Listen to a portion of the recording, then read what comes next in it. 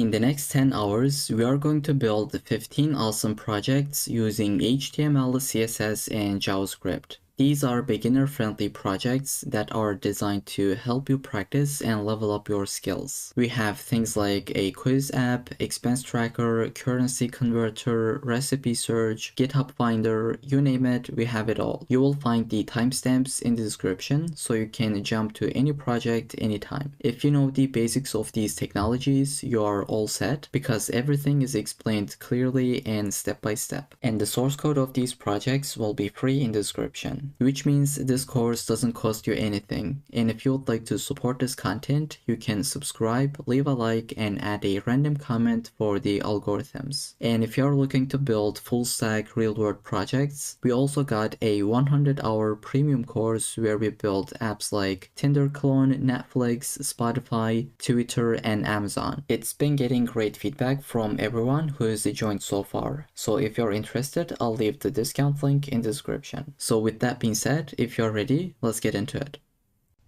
Okay, so just before we get started, I wanted to mention a couple of different things. So the first one is that I am using VS Code from start till the end. If you wanted to get the exact same thing, just head over to VS Code and install it. Super easy, super clean to work with. The other thing that I'd like to mention, for every single project, I will create an empty folder that you can call this anything, right? So I'll put the project name. This is just a like example name, but we will have 3 different files. That will be index.html, style.css file, and then the script.js file. So we're gonna have the HTML, CSS, and JavaScript in all these files. And then there is one extension that I'd like to mention. Now let's say h1 and let's say hey. How do we see this output? So you have to install the live server extension, which is something that I already have. So just go ahead and install it. Then you can press right click and then say open with live server.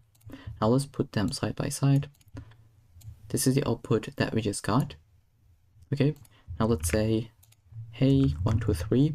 As soon as you update and you save, it is going to update the output. So this is a really important extension that you should install. And if you're wondering about my theme, I'd like to mention that one as well. It is called Houston. You know, just in case if you're wondering, you can install it. I really like this theme. Okay, so one last thing, which will be the diagrams that you can find the link in the description, completely free. So basically, whenever we build an application, first you can take a look at the screenshots. This is the output, this is the end result for the quiz application, right? And if you wanted to build it by yourself, you can take a look at these styles or these designs that I've just put right here. And then one more thing, time to time we'll be copying and pasting some really boring stuff. And this is a GitHub gist that I have created. The link will be in the description.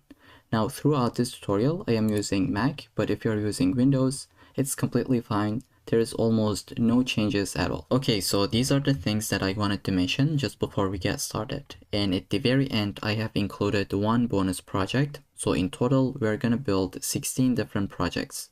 I hope you will enjoy every single one of them. If so, don't forget to subscribe and let's get started with the very first project.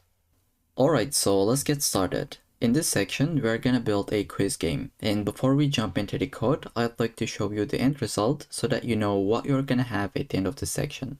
So this is the UI that you're gonna get when you first visit the application. We have a button where we can start the quiz. I'll just click to it, the UI will be updated. We got a question and how many questions we have in total and what is our score, as well as a progress bar. So let's go ahead and answer some of these questions correctly and some of them incorrectly. So here we go, we got different feedback depending on our answer, right? So let's try to complete it. Okay. Now once we are done with it, we are gonna get a feedback as well as how many correct answers we have. Depending on the answer, we will have a different feedback. So if this was 5 out of 5, we would get something like perfect, you're a genius, something like that. And if you got like 1 out of 5, it would say keep studying, you'll get better, and you can just restart the quiz. So this is the end result. This is what we're gonna have. Now let's just jump into the code. So I just have an empty folder in my VS Code. This is the name that I came up with, quiz-game. You can call this anything. Just go ahead and open this up. Now we're gonna have three different files. I'll say index.html. Let's create style.css as well as the script.js file.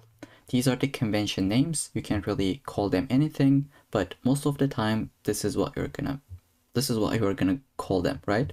All right, so the first thing we'll be doing, get started with HTML, then we're gonna put the styling, and finally we will put the JavaScript to make it functionally work, right? So let's go into the index.html, and I can just zoom in, shrink the left hand side, and just get the boilerplate code with this exclamation point with VS Code. All right, let's just put the title, let's say quiz game, and then we can link our CSS file, right? We can say link :CSS. Here we go. If your file name was something like styles, let me put styles.css, then you would come here and update it. But if you go with the style, this is the benefit in VS Code, right? If you just say link CSS, it is the correct name. Okay, so this is one thing that I'd like to mention at the beginning. Now we'll go ahead and build the HTML part, right? The markup. So I'll go ahead just right inside the body. I'll say I'll have a div that will be my container. So I'll say class container. And then the other thing we'd like to have is the start screen. Now let me display pretty quickly. When you refresh, this is the start screen, right? When you say start quiz, the start screen will just disappear. And this is what we call the quiz screen. So we're gonna build two different divs for them. I'll say one div, and let's duplicate this. Give a little bit space. This is gonna be the start screen. I'll say class. It will take the class name of screen, and initially this will be the active. And then let's put an ID so that we can select it in our JavaScript file. I'll say start-screen. You can call this anything, but I would say just follow along with me. Just do whatever I do, like at least until you complete the project. Once you're done with it, you can go ahead, update anything, just customize the project, make it your own. But if you're following along, just go with me so that we can have the exact same output and you don't really encounter any problems. All right, now the first thing we'd like to have is the H1. I'd like to just put them side by side. Let me take this, if I can take that correctly. Okay, for some reason I can't. Okay, here we go. And I'd like to run this demo application. So this is the end result, but the one that we have, I'll just say open with live server. It should be right here. Here we go. Now I got some warnings because I am already running the demo application, but that's fine. Now we don't have any content at the moment, but let's go ahead and get started with it. The first thing we'd like to put is this H1 that says quiz time. So right inside this start screen, I'll have an H1 where I'll say quiz time and exclamation point. Right after this, we'll say p tag, and we can put this text. Let me copy and paste. We can type this out, and this should be the output. We're going to add styling just to make it nice. And finally, we'll have a button. Let's say start quiz. And this will take an ID. Let's say start btn. Okay, now let's build the other screen, which is the quiz screen, right? I'd like to maybe just shrink this a little bit more. Okay, so this is the one that we're gonna build for the quiz screen. Let's say class of screen, and we'll say ID will be quiz-screen. Let's put the markup. So I'll have a div. This will be the quiz header that we have. I'll say class quiz-header, and we'll say it'll have an H2 that will have an ID. Let's say question text, and we'll say question goes here. So you can put really anything here because we will update this value whenever we got a next question, right? As you can tell, this will be updated with JavaScript. Here we can see every single time this will be something else. So I'll just say question goes here. And then we'll go ahead say div that will get the quiz info. So I'll say class quiz dash info. And then we can put something like p tag. And we'll say question. So this is the part that we are trying to build. We'll say question. And now, as you can imagine, this part is dynamic. So when you select something, it'll be updated. So we'd like to have this as a span so that we can have an ID. I'll say current dash question. And at the beginning, it'll be 1, but we will be updating it whenever we go to the next question, right? So for now, we'll just start with 1, and then we'll say of span. So once again, we'll have another span because we will say questions.length. Maybe in your code, you will add 10 different questions. So this will be dynamic depending on the length of the questions list, right? Depending on the array. So for now, just follow along with me. I promise everything will make sense once we just move forward with this project. All right, I can show you the entire screen. I'll just zoom out so that you can see everything in one line. Right after this p tag, we're gonna put our score, right? So I'll say give a little bit space, one more p tag, and I'll say score. Now this part once again will be dynamic, right? So we'll say span. Initially it'll be 0, and to be able to select it from our JavaScript code, we'll say ID of score. All right, so this is what we'll have for this span. So I would like to save my code. Right after the quiz header, I'd like to put an answer container. So this is that container. Here we can see we have a bunch of different answers, and we don't really know what are gonna be the answers, because if you take a look at it, whenever the question changes, we got different answers, right? So this will be dynamic coming from our JavaScript code. That's why we're gonna leave the content empty. So let's see what I mean. We'll have a div. Let me zoom in. So we have the div, we'll say ID of, let's say, answers container, and this will take the class name of the exact same thing. Let's say answers container. So we'll use the class to give some styling, and we'll use the ID to be able to select that query selector, right? Now I'll just put a comment here. I'll say answer buttons will be inserted here from our JavaScript code later at some point. Okay, so this is what we're gonna have for the answers container, just an empty div. Then we can put the progress bar. I'll say div, let's say class of progress dash bar, and we'll go within this div. We'll have one more div with the, let's say, ID of progress and class of progress, just like that. The content will be empty. We will calculate it depending on where we are, right? Okay, now let's save. This is what we'll have. And finally, we're gonna have the result screen, right? Let me just pretty quickly complete this. Okay, so this is the result screen that we're gonna have. Right after the progress bar, as well as this div, which is our container for the quiz screen, right? We'll have one more screen. Let's say div, this is the very last one, and we'll say ID will be result dash screen. And at the beginning of this tutorial, I said we're gonna have 2 screens, but my bad. Turns out we are gonna have 3 different screens: the quiz screen, result screen, as well as the start screen, right? Okay, once again, my bad. Let me just zoom in. This will have the class name of screen as well. And if you say active on this one, which is what we're gonna be doing once we complete the project, this is what you would see. But initially, this will not be the active. Then we can have an H1, let's say quiz results. Then we're gonna have this text, this one, and then the button. I'll just say div, class name of result dash info.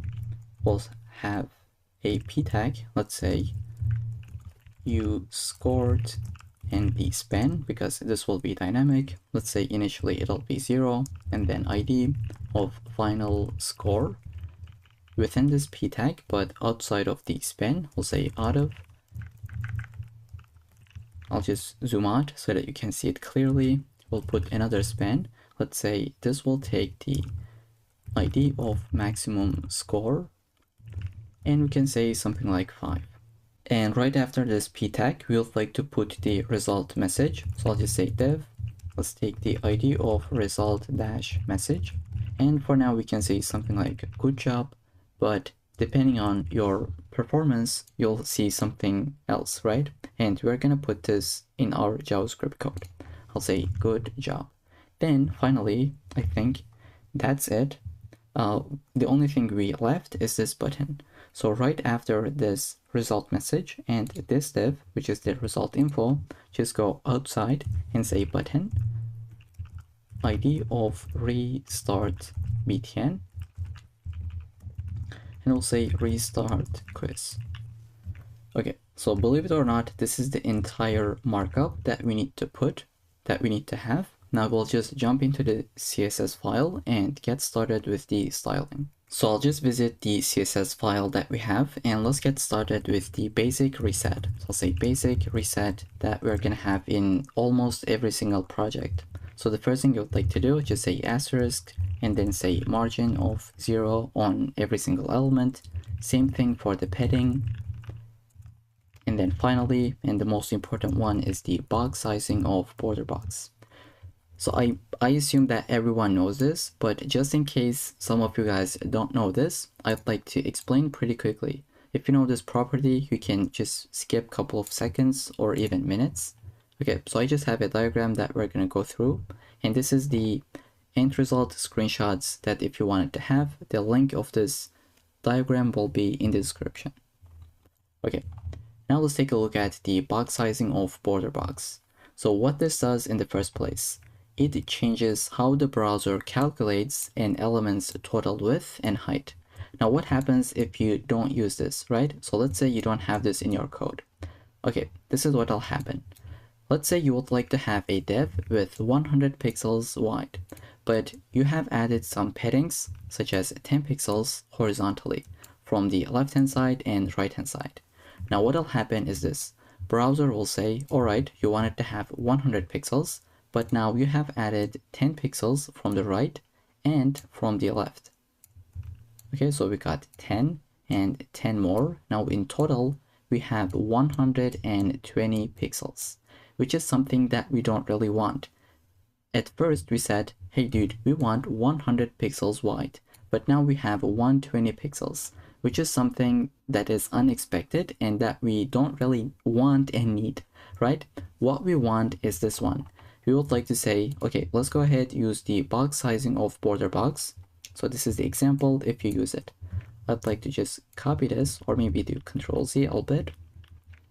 Okay, so this is what will happen.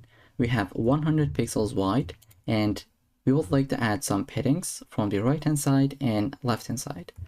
They will be added, so we got padding from the right and left, they're equal to 10 pixels. Now the rest is going to be 80 pixels, because in total we have 100 pixels. And now if you take a look at this, at the end of the day, you still have 100 pixels wide div. And this is something that you would like to have 99% of the time. Trust me, you don't really ever want to have the other case where width changes, because just imagine you came here in your code, right? You said, I want this div to be width of 100 pixels, and you write some more CSS properties, and then you said, all right, padding is going to be, let's say, 20 pixels. And then now the width has changed because you didn't use this property. And this is something really common. If you have ever got unexpected results, you would know that it is because of this property. I hope that makes sense. At the beginning, it kind of feels complicated, but at the end of the day, it just changes how the browser calculates an element's total width and height. Alright, so I'll just leave the example here. You can watch this again if you don't really understand it, or you can do some quick research. Just try to play around with it until it makes sense. Okay, now with this in mind, let's move on with our styling. this is something that I wanted to explain just before we continue, because this is the most important thing, I think. Let's say body, we're gonna put the background color. This will be a custom color like F5EFE6, just like this one. And then we can say display of flex. We'll say justify content center. And notice how I am using shortcuts. So I'll just say JCC and it should be completed. Same for the item. Let's say align item centers, or center I should say, AIC. Then we can say minimum height of 100 VH, and we can put the end result just next to it. Okay, so this is what we have at the moment. Let's say we would like to add padding from all directions of 1 rem, and then let's change the font family to be sans serif. Let's save. This is what we got. Now we would like to update our container. I'll go ahead, select this one, and I'll say background color of, let's say, white. This is gonna be for the container. We can add some border radiuses, let's say 1 rem, and then we can give some box shadow. I'll say 0, I'll say 10 pixels, 30 pixels, and then we can add an RGBA color. Let's say 0, and it'll be basically black, but we're gonna change the alpha value. So I'll just say 0.1, which stands for 0.1. If you wanted to, you can change this, let's say like 0.7. It is a lot more dark, but I think it doesn't really look nice. This one is a lot better. It is just subtle, but if you wanted to, you can update it. Then we can say something like width of 100%, but the maximum width will be 600 pixels, just like that. And then we'll say overflow of hidden. Finally, we'll say position relative. All right, now we'll go ahead and just build our screens. We'll put some comments. Let's say screens. We'll have the screen class. That will be display of none for all of them, because we will add the active just in a second. Let's say padding of 2 rem, and then text align of center.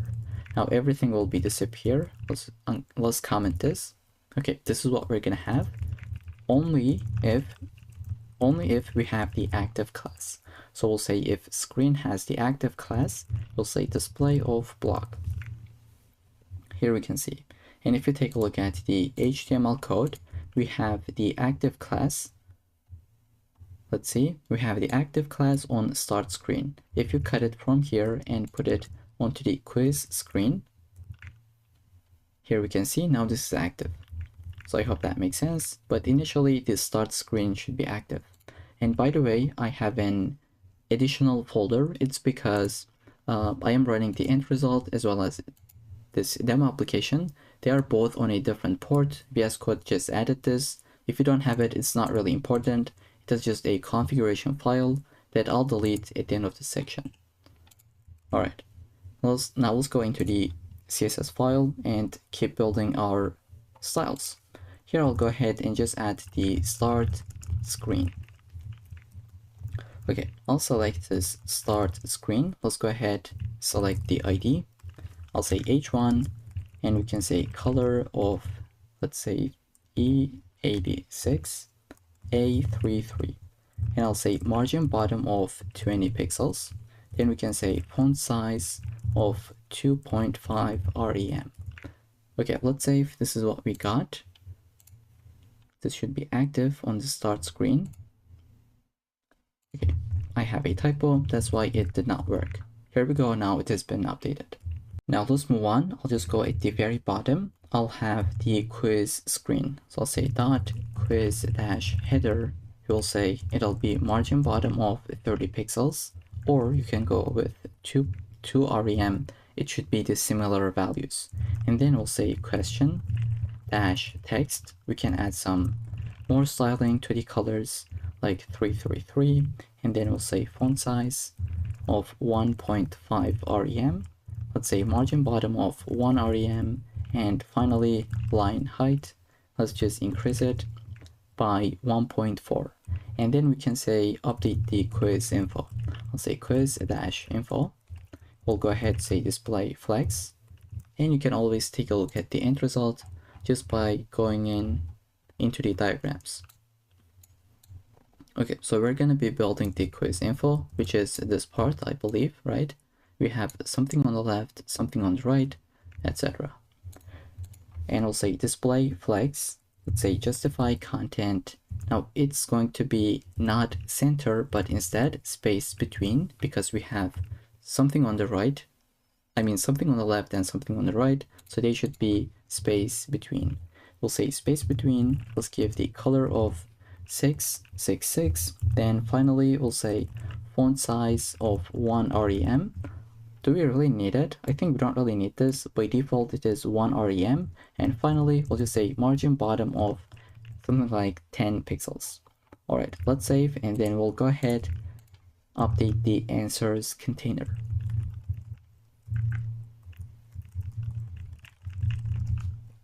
Okay, so right here I'll have display of flags, but this time it'll be flags direction of column, because as you can see we have something at the top, right? And then it is just going in the column direction. Then we'll go ahead, say gap of 10 pixels. Finally, margin bottom of 25 pixels, let's say. Then we can put the answer button. So every single one of these that you see, let me change the color pretty quickly. So this is an answer button. This is an answer button, right? Every one of them is an answer button. So let's go ahead and build it. I'll say dot answer dash btn. This is the class that we had. Now we'll just say background color of this custom color F8, F0, and E5. Then we'll go ahead, update the color itself. Let's say it'll be 333. Then let's update the border. I'll say 2 pixels in the solid, and color of EAD BC8. Alright, we'll go ahead, say border radius. Here we can see they have some rounded corners, so we can say 10 pixels, and then we'll give some padding, let's say just 1 rem, and then font size, let's say cursor will be pointer. Then we can say something like text align of left. And when we hover over this, we want the color change. So I'll go ahead to say restart the quiz. Here we can see the background changes. So we can say something like answer btn hover, and we'll say let's say background color will be updated to this value. I'll say EAD BC, but it'll be 8 this time. And then we'll say border color will also be updated. We can say border color. This will be DAC0AE. And let's actually take a look at what we have. So currently we cannot see that part because we don't really have the answers, right? We don't really have anything in the markup. This would be inserted. So we cannot really test it out, but we can take a look at the end result. And I want this transition to be like smooth, as you can tell right here. It just slowly fades in. So we can go ahead and add it right here. I'll say transition will be on everything. Let's say all, and it'll be 0.3 seconds, and we can say the ease function. Okay, then we can change the correct and incorrect styles. I'll go ahead and say answer button dot correct. So if it is correct, we're gonna get this green feedback. I'll say background color, it'll be this one, E6, FFF, and 0. So it is kind of like greenish color. And then we'll have border color, it'll be something different, like A3F0C4. Finally, the color itself, it'll be 28A745. Now let's duplicate this basically. I'll select everything, duplicate this, but this time it'll be incorrect. And for the colors, please feel free to go ahead, pause the video, type this out.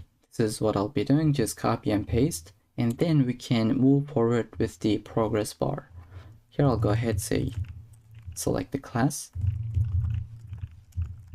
and we can give it a height like 10 pixels. Then we can say background color of, let's say F8, F0, and E5. And this should have the hash at the beginning. Then we'll say border radius of 5 pixels. It is just a little bit subtle, as you can tell. Then we'll say overflow of hidden. Finally, we can give some margin top of something like, let's say 20 pixels. And then we'll just get the progress itself.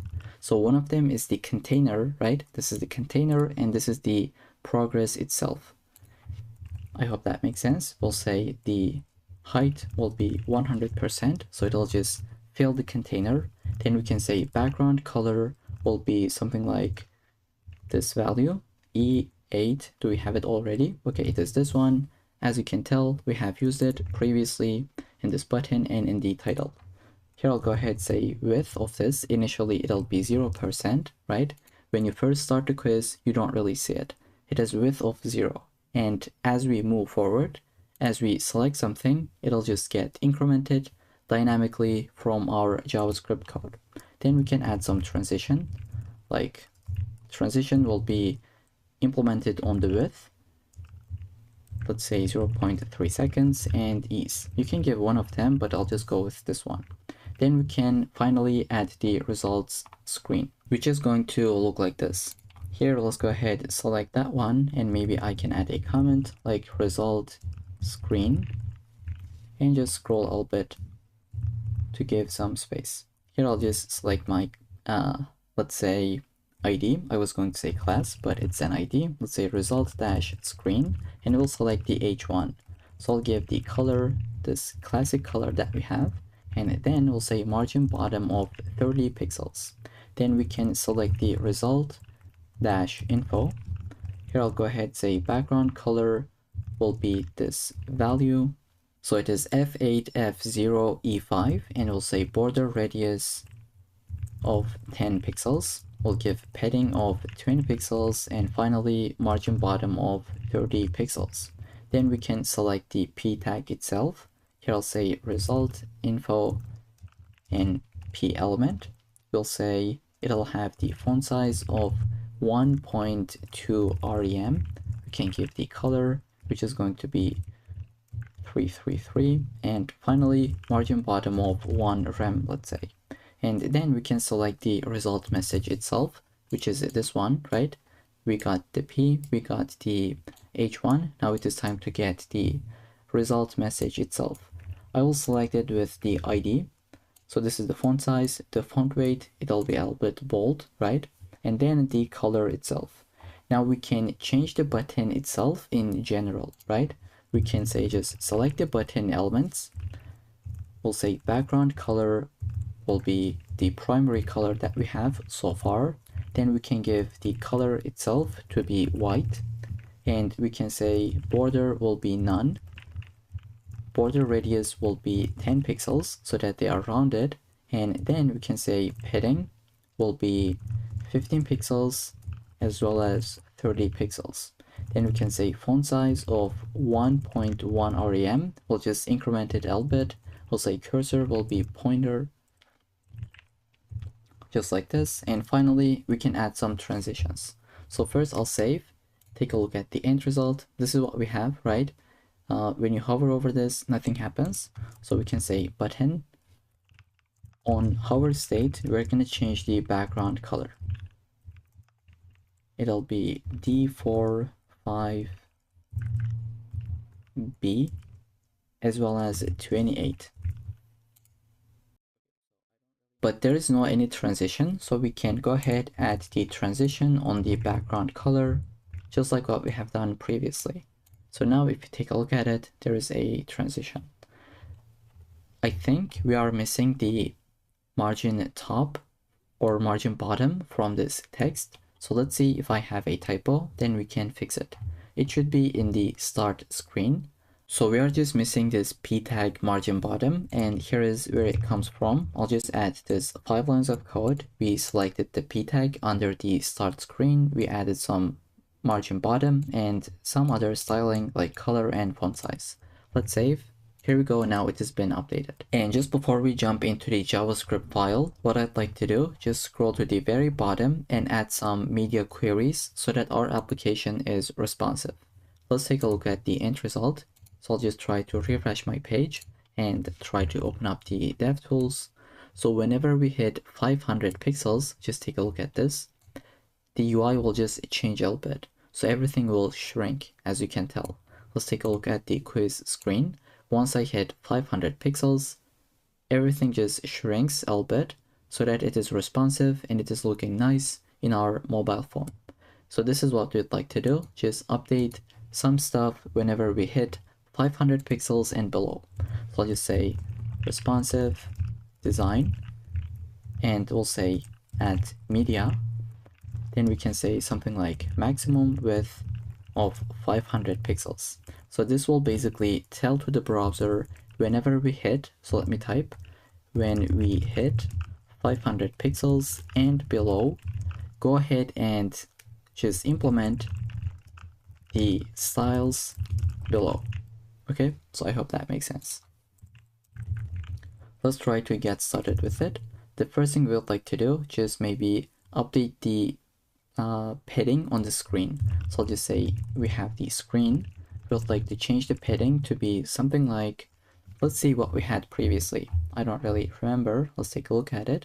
Okay, so padding is 2 rem. By default, it is equal to 32 pixels. So we can basically shrink this to half. So I'll just say 1 rem, right?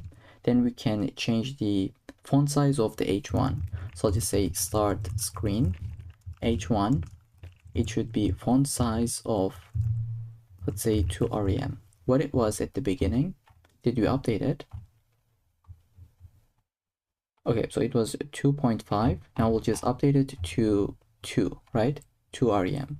And then I'll add a couple of more things that is not really hard. That's just super simple. This is what I have added.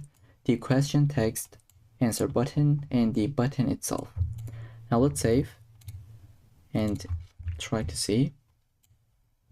So this is our application.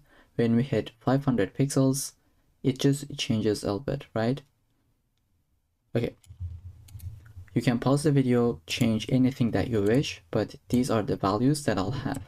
Now that we have the styling as well as the markup, we are ready to get started with the JavaScript file. Now, before we write anything here, we would like to link this file from our index.html file. So just right above the body, I'll say script and select this source option. We'll just say script.js. Okay, now this file is linked to our website, and that means we can go ahead and get started with it.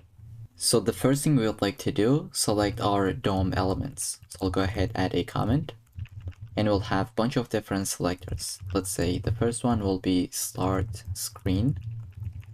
That will be document dot get element by ID, and then the ID was start dash screen. I'll duplicate this. We'll have another one. This will be for quiz screen. I'll basically select this part, press Command D or Control D. Let's say this is the quiz screen. Now we'll have a bunch of different elements, and if you don't want to type them out, I have prepared a GitHub gist that you can find. The link will be in the description, completely free. Okay, so this is what we have. Just find the quiz project.md, and you can copy this entire selectors. So I'll get into this just in a second. For now, this is what you need to copy and paste. I'll basically delete everything and paste this in. So we selected everything. This will save us a lot of time. We basically have the screens. Let's say we have the button, the question text, answer container, and all the elements that we'll be using. And then we're going to create an array of quiz questions. So as you can tell, like I can copy and paste. No need to type this out from scratch. Okay, let's just paste this in and I'll walk you through it. And also let's take a look at the end result.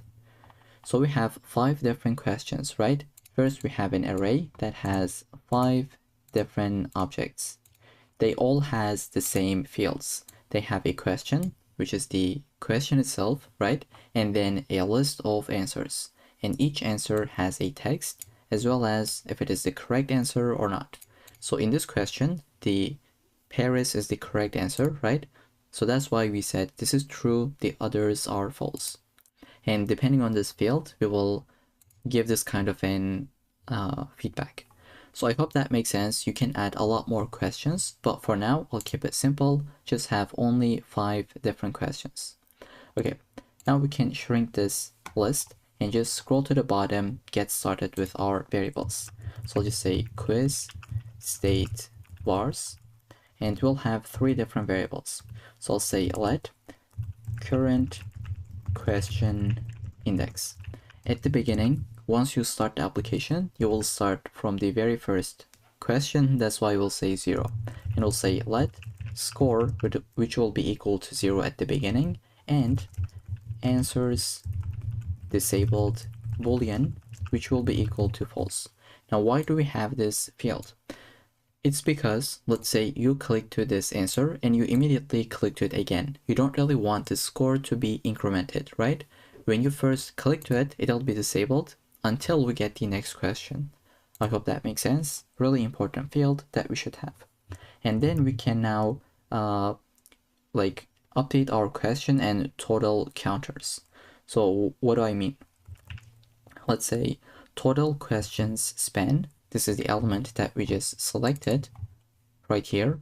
We will go ahead, select this, and we'll say the text content will be equal to quiz questions dot length. So this is what I have explained previously. Let me go ahead and save. And if we say start quiz, nothing happens, but we will just see this in a second.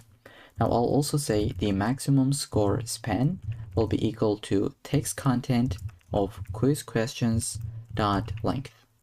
Okay, we'll just see these 2 different lines, what they do in a second. Then we can add our event listeners. Let's say start button dot add event listener, right? Once we click to it, we would like to do something, which will be the start quiz method. Let's go ahead and create it. I'll say function called start quiz. For now, we'll just leave it empty. Or you know what? Let's actually say console log quiz started. And let's duplicate this one. And this time it'll be for the restart button. Sorry. We'll say click restart the quiz. And this will be another function that we'll just build. So we can duplicate this one and say restart quiz. Okay, now let's open up the terminal. I'll just click to this one. Okay, what do we have? It says text content. Where do we have? Do we have a typo? Let's see. So I think we have some kind of typo because one of these is equal to undefined. So let's take a look at this. It is called total questions. I'd like to open up my index.html file. Do I have any typo? Let's say total questions. And it looks like I don't even have this field. Now let's see what are we missing. So right here, when we said one of, it should be 5, but we'll add this ID that says total questions. Okay, just go ahead, add this field. We forgot to add that, but now we should be good to go. I'll click to this button. It'll say quiz started, right? Okay, now that we have the methods, we can, I think, just start building them. So the first thing we would like to do, let me first zoom in. Once we start the quiz, we would like to just reset our variables. So here I'll say reset vars, and we'll say the current question index will be equal to 0 because we are just starting the quiz. Score will be equal to 0, and we will just update that span. Let's say score span dot text content will be equal to the score variable, which is equal to 0. You can also put 0 like this, but I think this is, yes, let's actually do it. Here I'll just say 0. Okay, now let's move on. We will say start screen dot class list dot remove the active class, because we just started the quiz. We would like to make the quiz screen to be active. Here I'll say go ahead, select the quiz screen and add a class list of active. So I'll just save and test this out. I'll click to this one. Here we can see now this is active. The other one is not active. Okay, then we would like to say something like show question.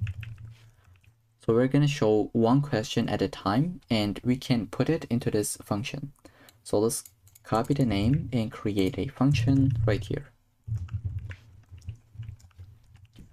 Okay, once again, we are going to reset the state. That will be answers disabled of false. Because if we are going to show the question, we would like to not disable the answers, right? Here I'll go ahead, get the current question. So I'll say const current question. And we can say something like quiz questions.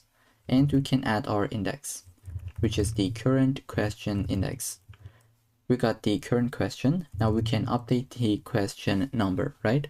Which is going to be this part.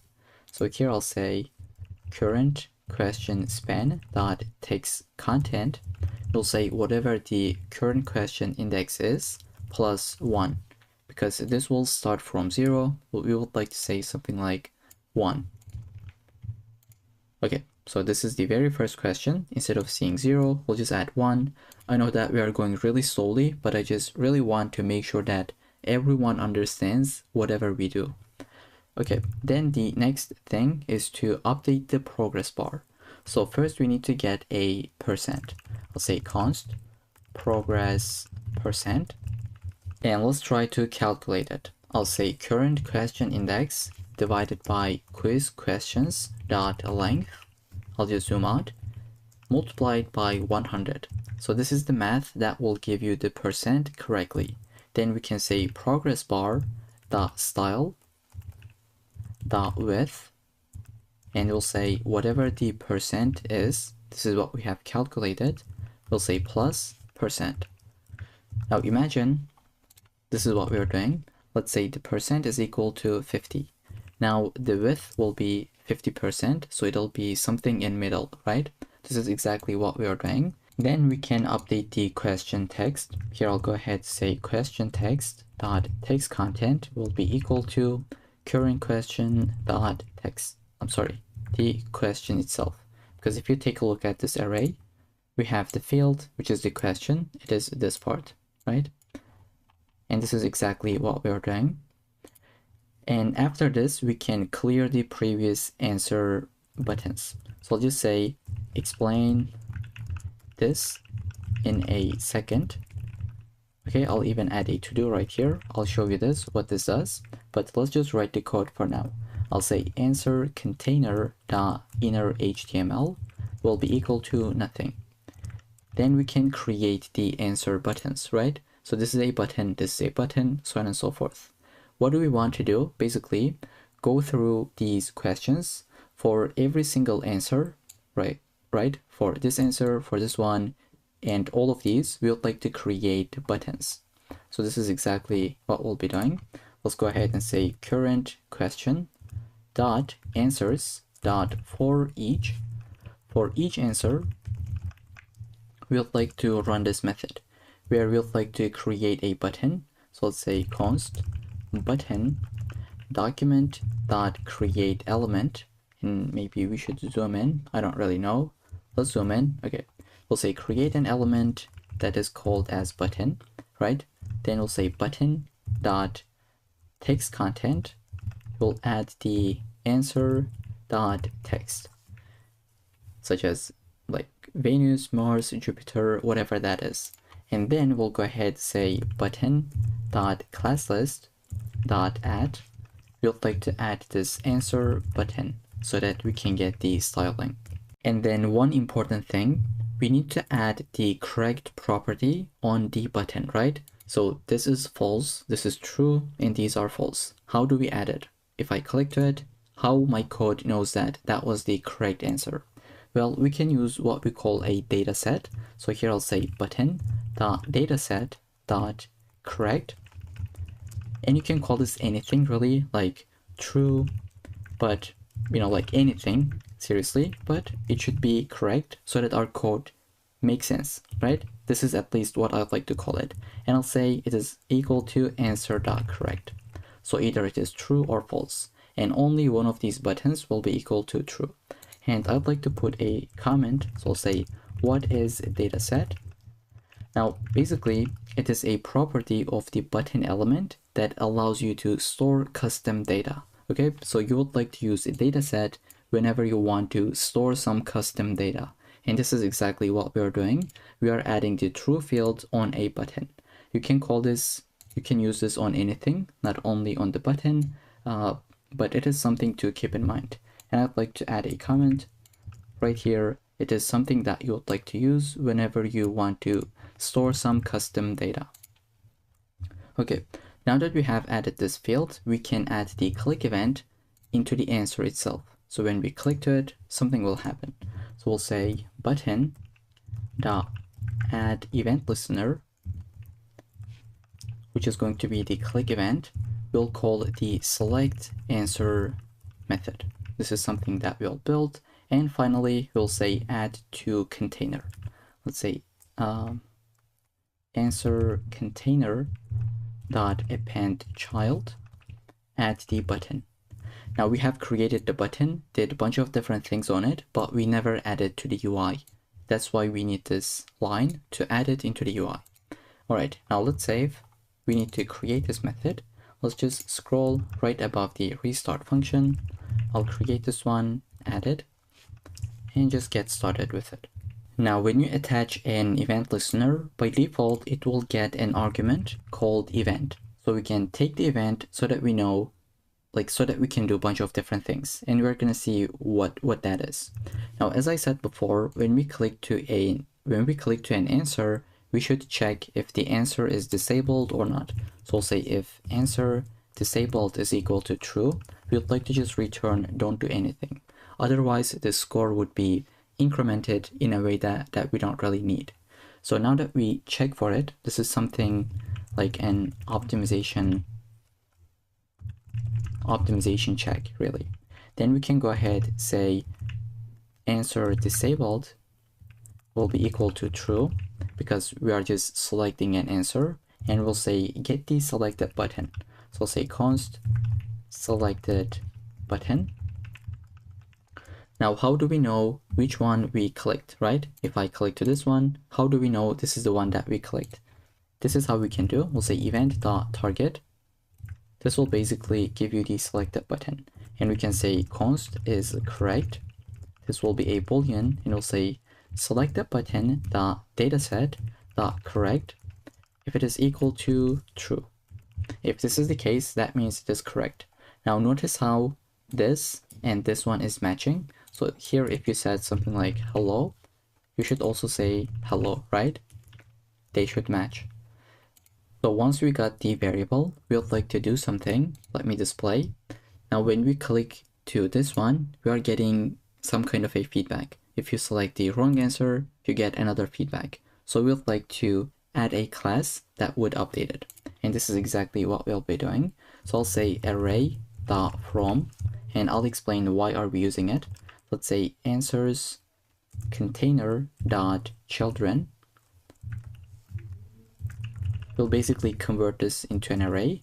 I'll add a to-do, explain this in a second.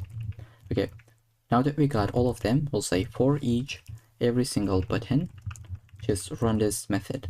We'll say if button.dataset.correct, if it is equal to true.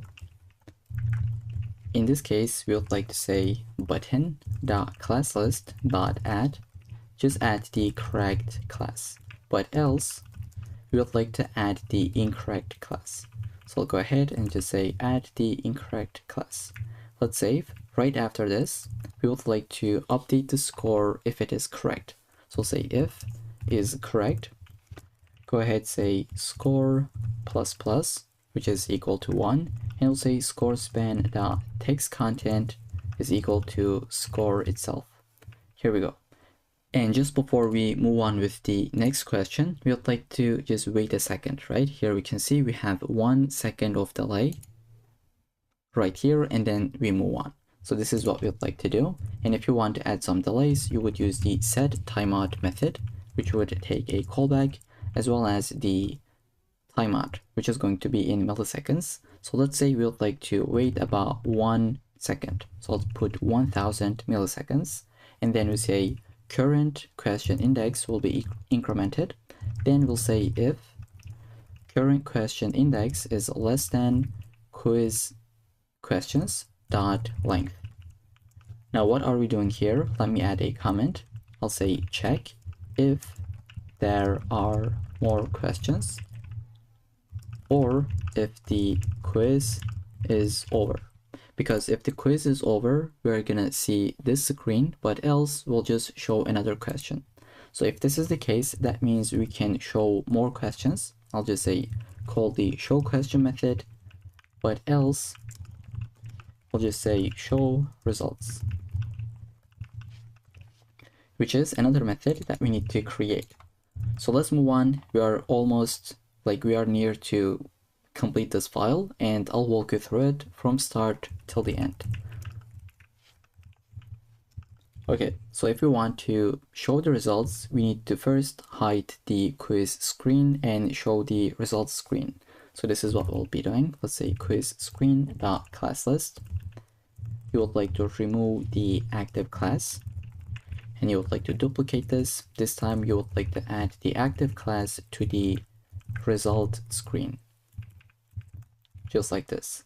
Then we would like to update the final score text content to be the score itself. Then we'll go ahead and say, so we will say something like good effort, or you're genius, or you're really bad, depending on the percentage, right? So here I'd like to say get the percentage. That will be equal to score divided by quiz questions dot length multiplied by 100, and I'll say if this is equal to 100, then we can say something like perfect, you're a genius. But we'll add a bunch of different else cases. So I'll say else if, and instead of typing them out, I just paste it. Here we can see we have else if of 80% and above, great job. Here 60 and above, good effort, all the way down to 40 and below. We'll just say keep studying. So this is really basic, that's why I didn't want to type this out. Let's leave the restart quiz functionality, or let's just build it. It's really simple. Then we'll just test out our application. Here I'll go ahead and say something like result screen dot classlist dot remove.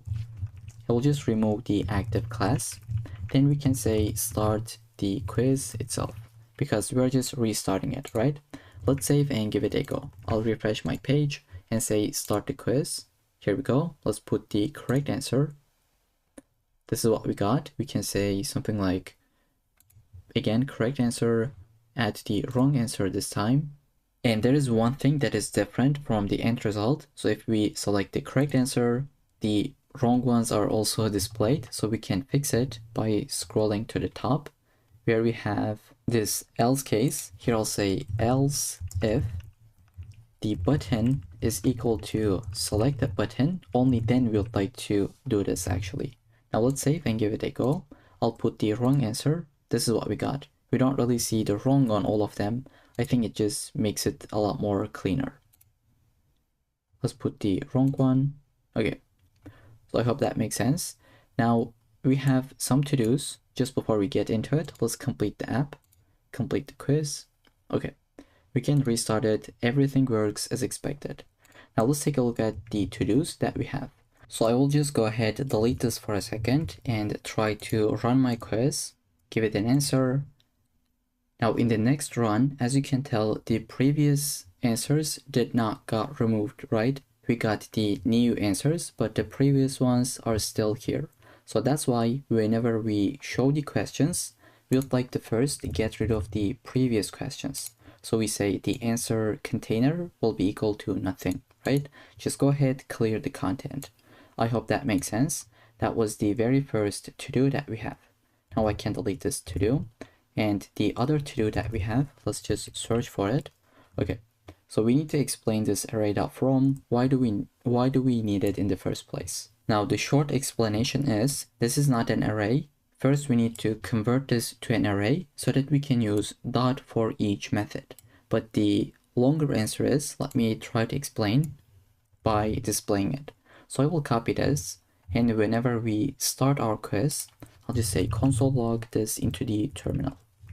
Okay, let's open up our terminal and just try to see this in action. I'll say start the quiz. Now, as you can tell, this is an HTML collection, and you cannot really say something like children dot for each. So I'll try to do it. I'll say, get the element and say console log the element itself, right? Now, if you take a look at it, we should get some errors because you cannot really use the for each method on it. But if you wrap this with array.from, just like this, now this entire thing is an array. You can use for each on it. Let's save and take a look at it. Here we can see, even though we got undefined, but we didn't got any errors. That means it is working. And this is exactly what we are doing. So I'd like to put a comment right here on this to do. So I just deleted that to do comment, and this is what you're gonna have instead in the source code.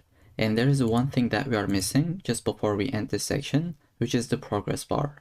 It's because I am missing, I am having a typo. This should be double S, so progress, just like this. Now if we save, hopefully it should be right here working properly. And the other thing that we have that is missing is the score variable. Now it is working correctly, but once we restart the game, it is going to crash. So notice how we have 3 in this game, and if I say restart quiz and go with this one, now it is 4. Well, the reason is when we said reset the variables, here I just said we are gonna add the score that will be equal to 0. And then for some reason I have deleted that.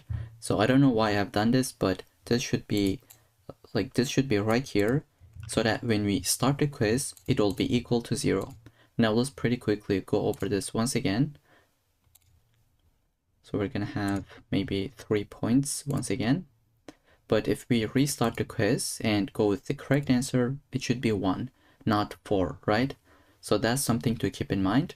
And with this, I think we just completed the entire project. Everything is working as expected. So with that, I'll see you in the next project. In this section, we're gonna build a color palette generator. And this is the end result. Let's take a look at it, how that works. And then we'll just jump into the code and build the actual application. So when you first refresh the page, you will get a different color palette that you can copy either from the box itself or with the copy button. And then you can generate a new palette as much as you want. Every time you will get different colors. So with this in mind, let's go ahead and build our actual application. Okay, so once again, I have an empty folder called color palette generator, and I have 3 empty files, right? 3 empty files. So let's get started with the HTML. I'll get my boilerplate and let's say color palette generator as our title, and then we can link our CSS file as well as the JavaScript file at the very end of the body. Maybe we can say source will be the script.js file. Okay, now we'll go ahead and just get started with it. So the first thing I'd like to have is this container, right? Let's say container, which will be this white box that we can see. And then we'll just put the generate button. So we'll say button, let's give it an ID like generate -btn, and then we'll say generate palette. Okay, now I'd like to have this icon, right? This tab icon on the left hand side. And how can we put this? So we're gonna say something like, let's have an I element that will have the class name of FAS. FA will say sync alt. But if you save and try to see the output, let's say open with live server, we cannot see anything. It's because we didn't import the tab icon, right? So let's go ahead and get the URL. I'll say cdn.js. From this website, we can search for font awesome. Okay, just go ahead, copy the link tag. and then we can paste it right here below to the title, and we should be able to get this button, as you can tell. Okay, now that we have the generate button, we'll like to go below to it, and we'll have another container. So I'll say class palette dash container. And I think we forgot to add the h1 that will be above the button, but still inside the container. I'll go ahead and just say h1 that will have the, actually no class names, we'll just say color palette generator. All right, then we'll go into the palette container. We will just build our boxes. So as we can tell, we have 5 different boxes, right? So let's try to build them. I'll say color box 1. We'll have a div with the class name of color dash box. Then we'll go within this div, create another div with the class name of color. This will not have any content, but we'll say style will be something like this. Background color of, we can give the value, so you can choose any value that you wish. I'll just go with this default value. Let's say E1F5FE. Okay, so this is what we're gonna have for the very first color, but we will be updating this whenever we say generate a new palette. So this will be a little bit later in the video. And then we'll say, let's create another div that will have the class of, let's say, color-info. Then we'll go ahead, create a span that will hold the hex value, and then an icon for the copy button. So this span will say this exact same value, but uppercase. So we'll say E1F5FE. Then let's give it a class. I'll say hex-value. And now let's try to put this button, which is going to be an I element, class of FAR, FA copy, and we'll say just class name of copy button. Let's say copy btn. Okay, now let's save, take a look at the output. This is what we got. This is the actual icon that we just used, right? Okay, and we can even add a title. So when you hover over this, let's say title, it'll say copy to clipboard. So this title will give something like this. Let me hover over that. Okay, so this is the title. This is that property that allows us to see that text. Now basically we're going to do the same thing 4 times, right? At the end of the day, we will have 5 different color boxes. So this is the very first one.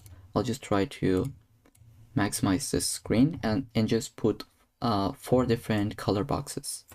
So here is what I have just added, the exact same thing, but we have just changed the background color as well as the color itself in the hex value. So this is the second one that you can copy from the source code or just type this out.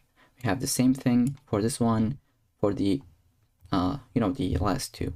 And now we can go into the CSS file and try to build the UI, because currently this looks disgusting and feels like I have a typo right here in this span, especially for the color box of 1. Okay, this should be okay, just like that. Now we just get rid of that span text.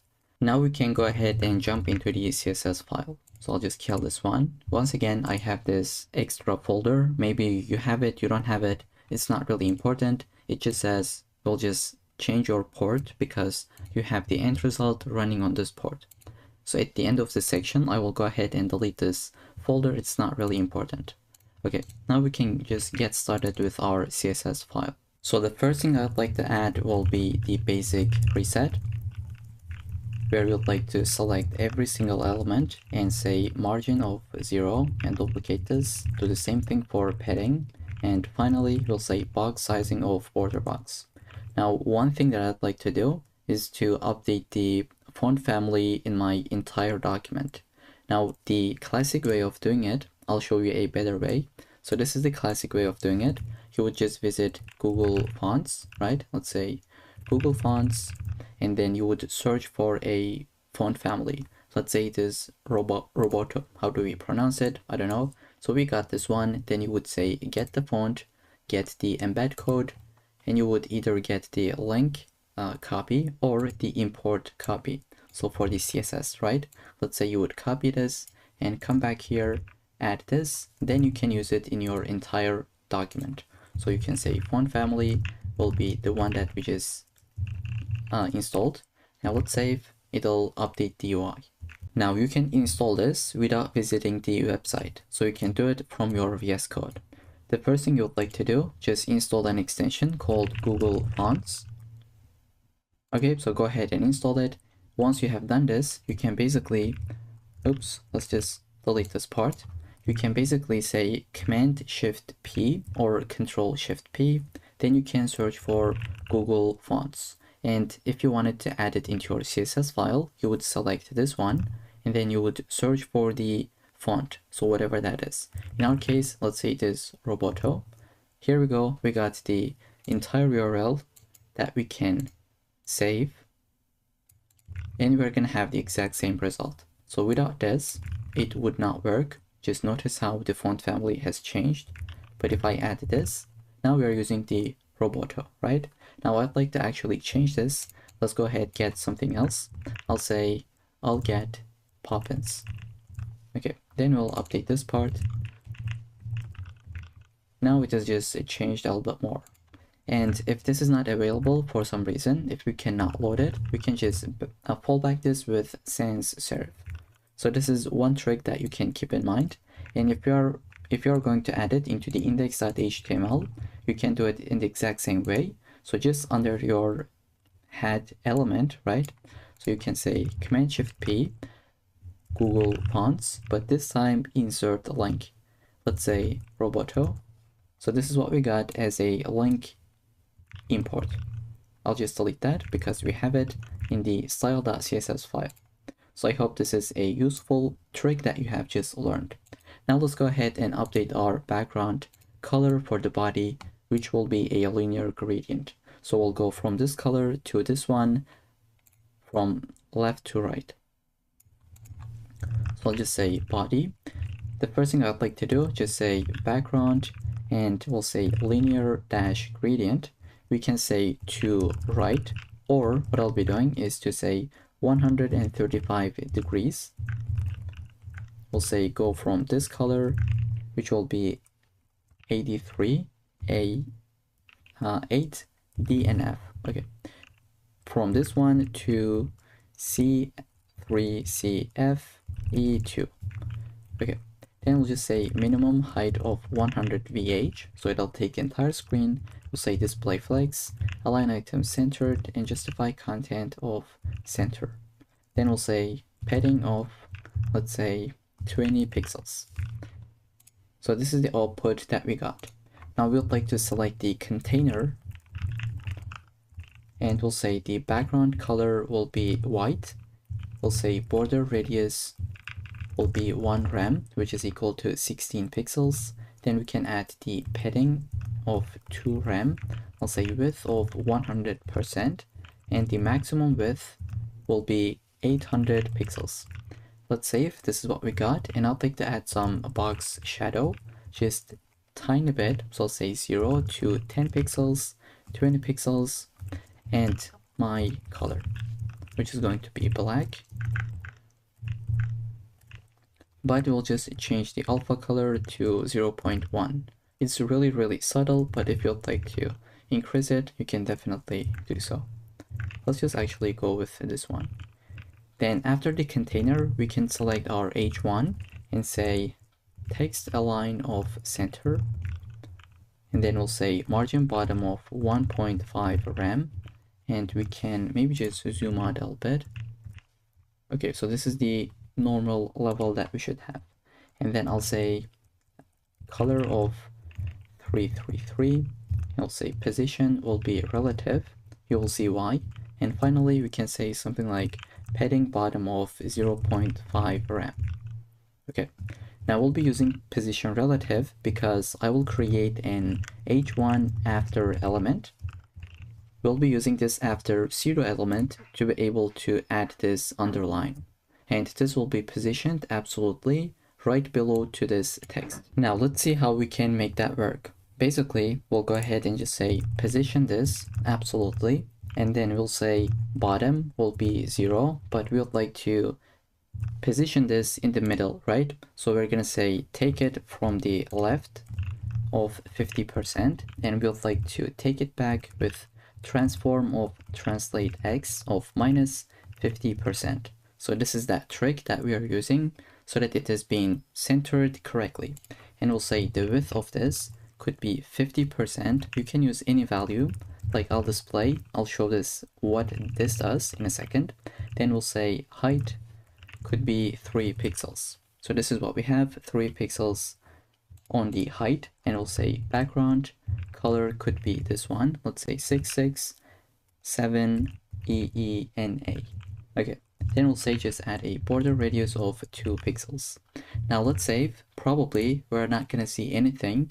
It's because if you're using the pseudo element, you have to have the content property, right? I'll just add the content.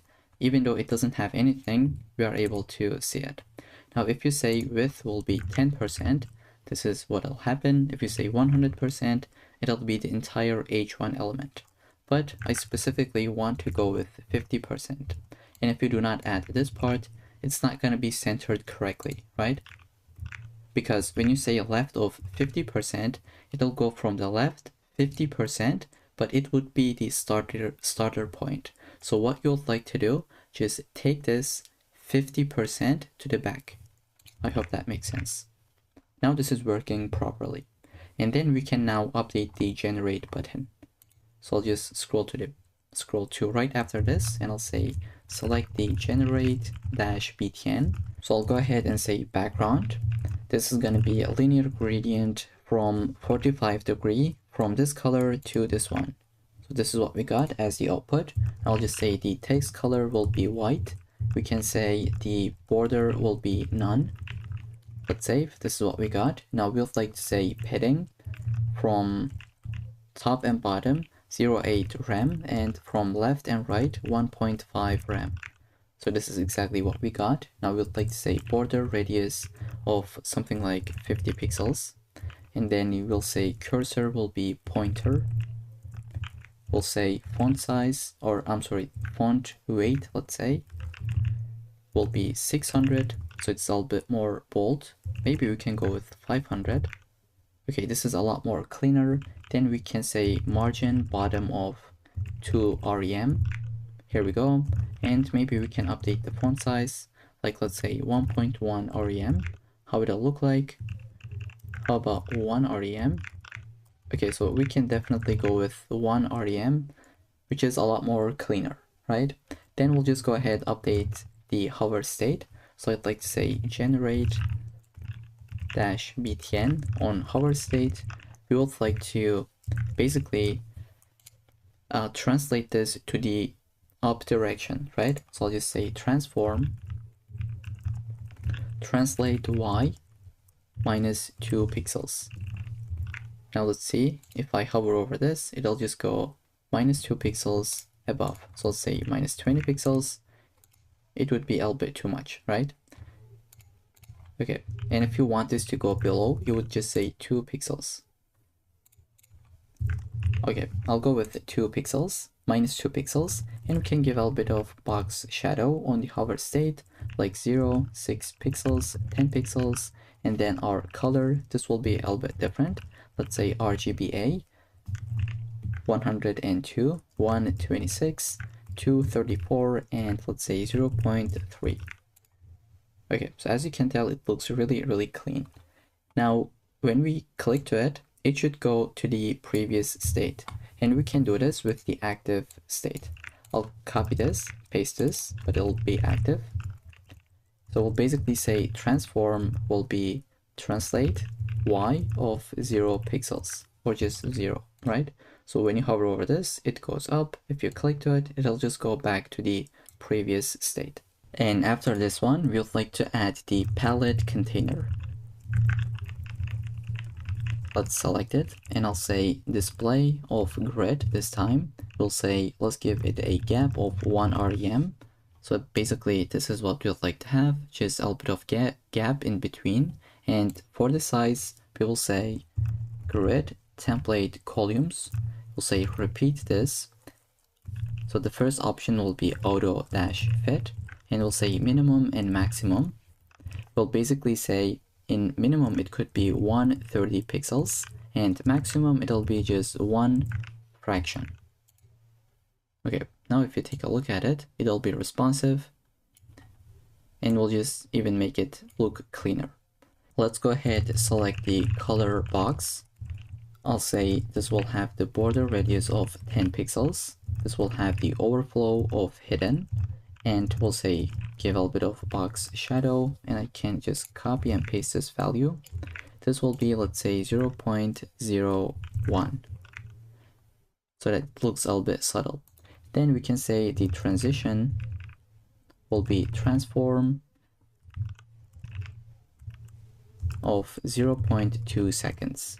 Then we can select the color box hover state. And let's go ahead and say on the transform, we'll say translate y of -5 pixels, so that we could have this exact same output, right? When you hover over this, it goes 5 pixels above. Okay. Right after this color box, we'll just say the color itself. This is another element that we have. Let's say height will be 120 pixels. Here we go. And we can say the cursor will be pointer. Okay. Now we can go ahead and select the color-info element. And it'll say background color will be white. We can go ahead and add some paddings. Let's say 0.7 rem. Save. Here we go. We'll say display of flex, so that we can say align items of centered and justify content space between, so they would be spaced out. And maybe we can say font size of 0.9 rem. I'll also go ahead and select the hex value, and I'll say font weight will be 500, and the letter spacing could be 0.5 pixels, so that it looks a little bit more clean. And then we can get the copy button. So I'll just say dot copy dash btn. Let's say cursor will be pointer, just like every single button. We can say color will be this specific one. I'll go with 64748B. Okay, this is what we got. Now we'd like to just add a little bit of transition, because in the copy button hover state, let's first add this one. We'll say color will change a little bit. That's going to be equal to this one, let's say. Now, if you hover over this, it'll just happen instantly. So we can say transition the color property with 0.2 seconds. Okay, so it's just a little bit more subtle. And then finally, we can make this a little bit more, let's say, responsive. I'll go ahead and add my media query. I'll say max width of 768 pixels. We would like to say palette container, and we'll just update the grid template columns. Let's say repeat. Here we'll say auto-fit, but we would like to change the min-max function with 100 pixels to one fraction. Here we can see once you hit 600, let's just take a look at it. Once you hit this breakpoint, which is 786 pixels, notice how from here, once you hit that, so it is right here, once you hit that, it'll just change a little bit, so that it is responsive and it's working correctly in the mobile phones as well. Okay, so with that, that's gonna be it for the CSS styling. Now we can go ahead and jump into the JavaScript file, where we can generate the palette and copy the values. So let's go ahead, close this file and open up the script.js. And the very first thing we would like to do, select our DOM elements. So I'll say const, let's get the generate button, and I'll say document get element by ID, and let's put the ID, which was a generate -btn. Now I'd like to duplicate this, I was going to say, but let's actually type this out. I'll say palette container. We're going to select this one as well, that will be document.querySelector this time, because we're going to select it with the class. So say palette-container. This is what we have in our code. Now we'll go ahead and just add an event listener, right? I'll say generate button dot add event listener of click event. In this case, we'd like to call our method called generate palette. And let's create this method for the function, right? Let's say function generate palette and just leave it as an empty function for now. Now the other thing that we would like to do, whenever we refresh our page, we would like to have another palette, right? So I'll just go ahead and say, as soon as we visit this page, just go ahead, call this method. Now if you don't want to, you can delete this part. Really, it's not needed because by default we have a palette. Okay, so just in case if you want to get a different palette on refresh, you can basically add this one. Okay, for now I'll just keep this right here, and then we can move on with this method called generate palette. So in this method we'll have a colors array that will be empty initially. Then we'll go ahead create 5 random colors, and then we'll just push it into this array. So say for let I starts from 0 all the way up to 5, so that we can just run this 5 times. And then in this case we'd like to say colors dot push, and we'll say generate a random color, which is going to be the method that we're gonna build right now. Generate random color. Now in this function we're gonna have a constant called letters, and this will start from 0 all the way up to 16. So we'll go like from 1 to 9, but then we'll say A, B, C, D, E, F. So this is up until 9, and then 10, 11, because this is how it works if you want to create colors with hex values, right? As you can tell, we have letters from A to F. Okay, so once you have this in mind, we can say let will create a color basically. The first value always will be this hash, and on top of it we'll add some random values such as this one or any kind of value that you can imagine. So I'll say for let I is equal to 0, and we're gonna run this 6 times, because if you have realized, we have 6 letters every single time, right? Just take a look at that. This is what we have, and we'll say while I is less than 6, we'll just go ahead and increment it by 1. And now we'll say go ahead add on top of the color variable, we'll say letters, and we'd like to basically select one of them randomly, right? So we'd like to add an index, and I'll say math.floor math.random, and we're going to multiply this by 16. Okay, now I'd like to show you what this does. Let's copy it, open up the terminal. I'll basically paste this every single time. So now we got 1, 6. As you can tell, we are getting random values from 0 all the way up to 15. Now 16 is not included because we only have 16 elements, but indexes are starting from 0, right? So if we have to put the indices, okay, this is kind of annoying, but this is the index of 0, 1, okay, why do I even type? So 0, 1, all the way up to 15. So that's why this will never give you the value of 16. At maximum, this could be 15. So this is something I wanted to highlight. And after this for loop, we would like to basically say return the color. So it would be returned, right? And then this would be pushed into the array. Now if you would like to test this out, you can copy this function, put it into your terminal, and just call that method, which is called the generate random color. Just go ahead, call that. So every single time you'll get a different randomly generated color, as you can tell. Now we got the color. What do we want to do? So we got 5 different colors. We would like to take them and update the UI with it. So we'll say update palette display, and this is going to be a method where we'll just pass the colors. right? So we have generated some colors and we will pass it into this method so that it can update the UI with them. Now let's go ahead and create this method. I'll say function, we'll get the colors and we'll do something with it. So the first thing we would like to do, just select all the color boxes. I'll go ahead and say const color boxes and say document the query selector all, where we have this class name color dash box, and we would like to loop through each color box and update it with a color from our array. So I'll say color boxes dot for each method, and we're gonna get every single box.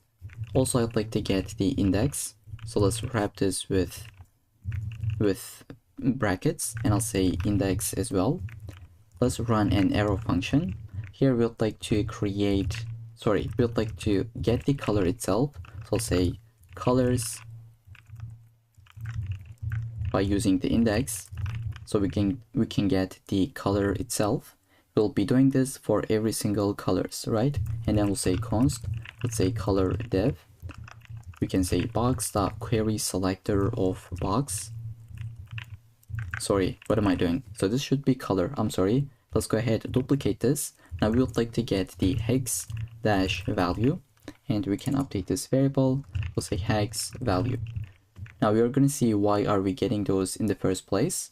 The first thing we would like to do is set the background color of the div. I'll say color div dot style,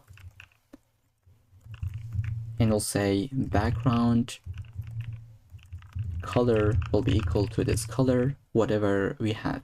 And then we would like to update the text to show the hex value. I'll say hex value dot text content will be equal to color. Okay, let's save. Hopefully it should be working out. I'll say generate palette. As you can tell, we are just creating the values, right? We are creating all these colors, and then we are updating our palette, which is going to get every single colors, right? Then it will just loop through it so that it can update the UI. So I'll just click to it. These colors have been generated and we have updated the UI, both the background color as well as the text itself. Okay, now let's see what happens if we refresh the page. So every single time we're gonna get a different palette, because whenever we visit our page, we are running this method. But if you delete it, every single time, if you refresh, you're gonna get the exact same color palette. Maybe this is the behavior that you would like to have, so you can delete this line, or if you would like to get some random colors, you could add this one. I'll just go ahead and comment this out so that you can have this on every single refresh. Now the other thing that we need to add is the copy functionality. When I click to the box or into this icon, into this button, it should copy it.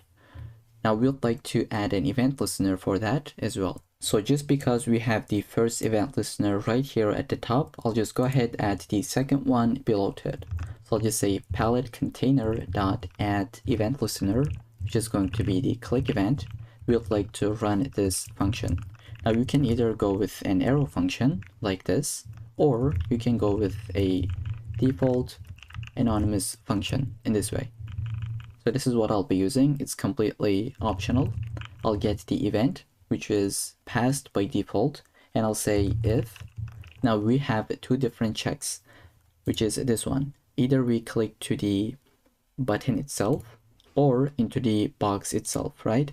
Both of them will copy the value. So let's handle the first case where the user clicked to the copy button. So I'll say if e.target.classList, this is how we can type this out, ClassList.contains the copy-btn. In this case, we would like to go ahead and do something, which is to first get the hex value. I'll say get the hex value, and how can we get this? So we'll say e.target.previous element sibling dot text content. Now that we got the hex value, we can copy it to the clipboard. Now why are we saying previous element sibling? Let's see why this is the case. Now if we click to the copy button, let's take a look at the index.html, where do we have the copy button? Let's search for it, copy-btn. Okay, now when we click to this element, we would like to go to the previous sibling, which is this one, and we would like to get the text content. So this is exactly what we are doing. We just got the text content, this is the value, and we would like to copy this to our clipboard. And how can we do so? Well, you can say navigator.clipboard.write text. Then you can basically put the hex value. Now let's save and take a look at it. If I click to this button, now it has been copied, but that was the end result, sorry. Let's go ahead and copy this one. Now it's been copied. If you paste it right here, as you can tell, it is this value that has just been copied. Now, once the value is copied, we would like to show some success feedback, just like this one. And this is working asynchronously. So what does that mean? We can add a method like .then at the end, and we'll say, once you have copied this to the clipboard, go ahead and run this method, which is to show copy success. Okay, but if you got some errors, we can handle it with .catch. So right after this, just chain .catch. We're gonna run this method where we get the error itself. Let's say error, and you can say something like alert the error. Or you can just put a console log if you really wanted to, just like this one. Okay, now we don't have this method. We're gonna be building it right now. I'll maybe just shrink every single one of these and create this method called show copy success. So this will be relatively simpler than you think. What do we want to do? Just basically display something and hide something else, right? Let's take a look at the end result. We're going to display this icon and hide it, then show this one once again. Just before we get into this function, I'd like to scroll to the top and get the copy button with this query selector, because we'll be using it in this method. So the first thing I'd like to do, just say copy button.classList.remove this one, let's say FAR and FA-copy. Then we'd like to add another one, so that will be FAS and FA check. And this should be add. Then we would like to change the color as well. So I'll say copy button.style.color will be this green one. So I'll say hash 48 BB7 and it should be 8. Let's save, take a look at it in this one. Okay, so for some reason this has been updated. Why this is the case? I'll refresh. I'm clicking to this one or this one, but the very first one has been updated. So it is strange that we're gonna take a look at it. I think it's because we didn't completed the else if case. We'll get into it just in a second. For now, let's move on with this method.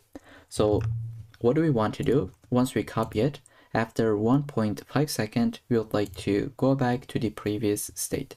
And if you want to add some delays, you can use set timeout method with the callback as well as your timeout. So I'll go with this value, which is equal to 1.5 seconds.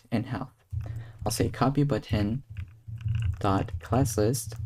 Now we'll be doing remove, but this time we're gonna remove this one. And I'll duplicate this.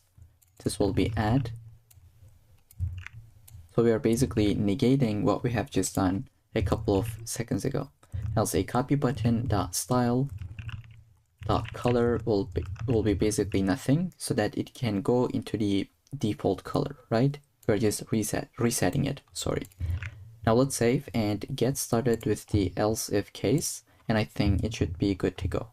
I'll say else if e.target.classList.contains the color, and this means if user clicked directly on a color box, right?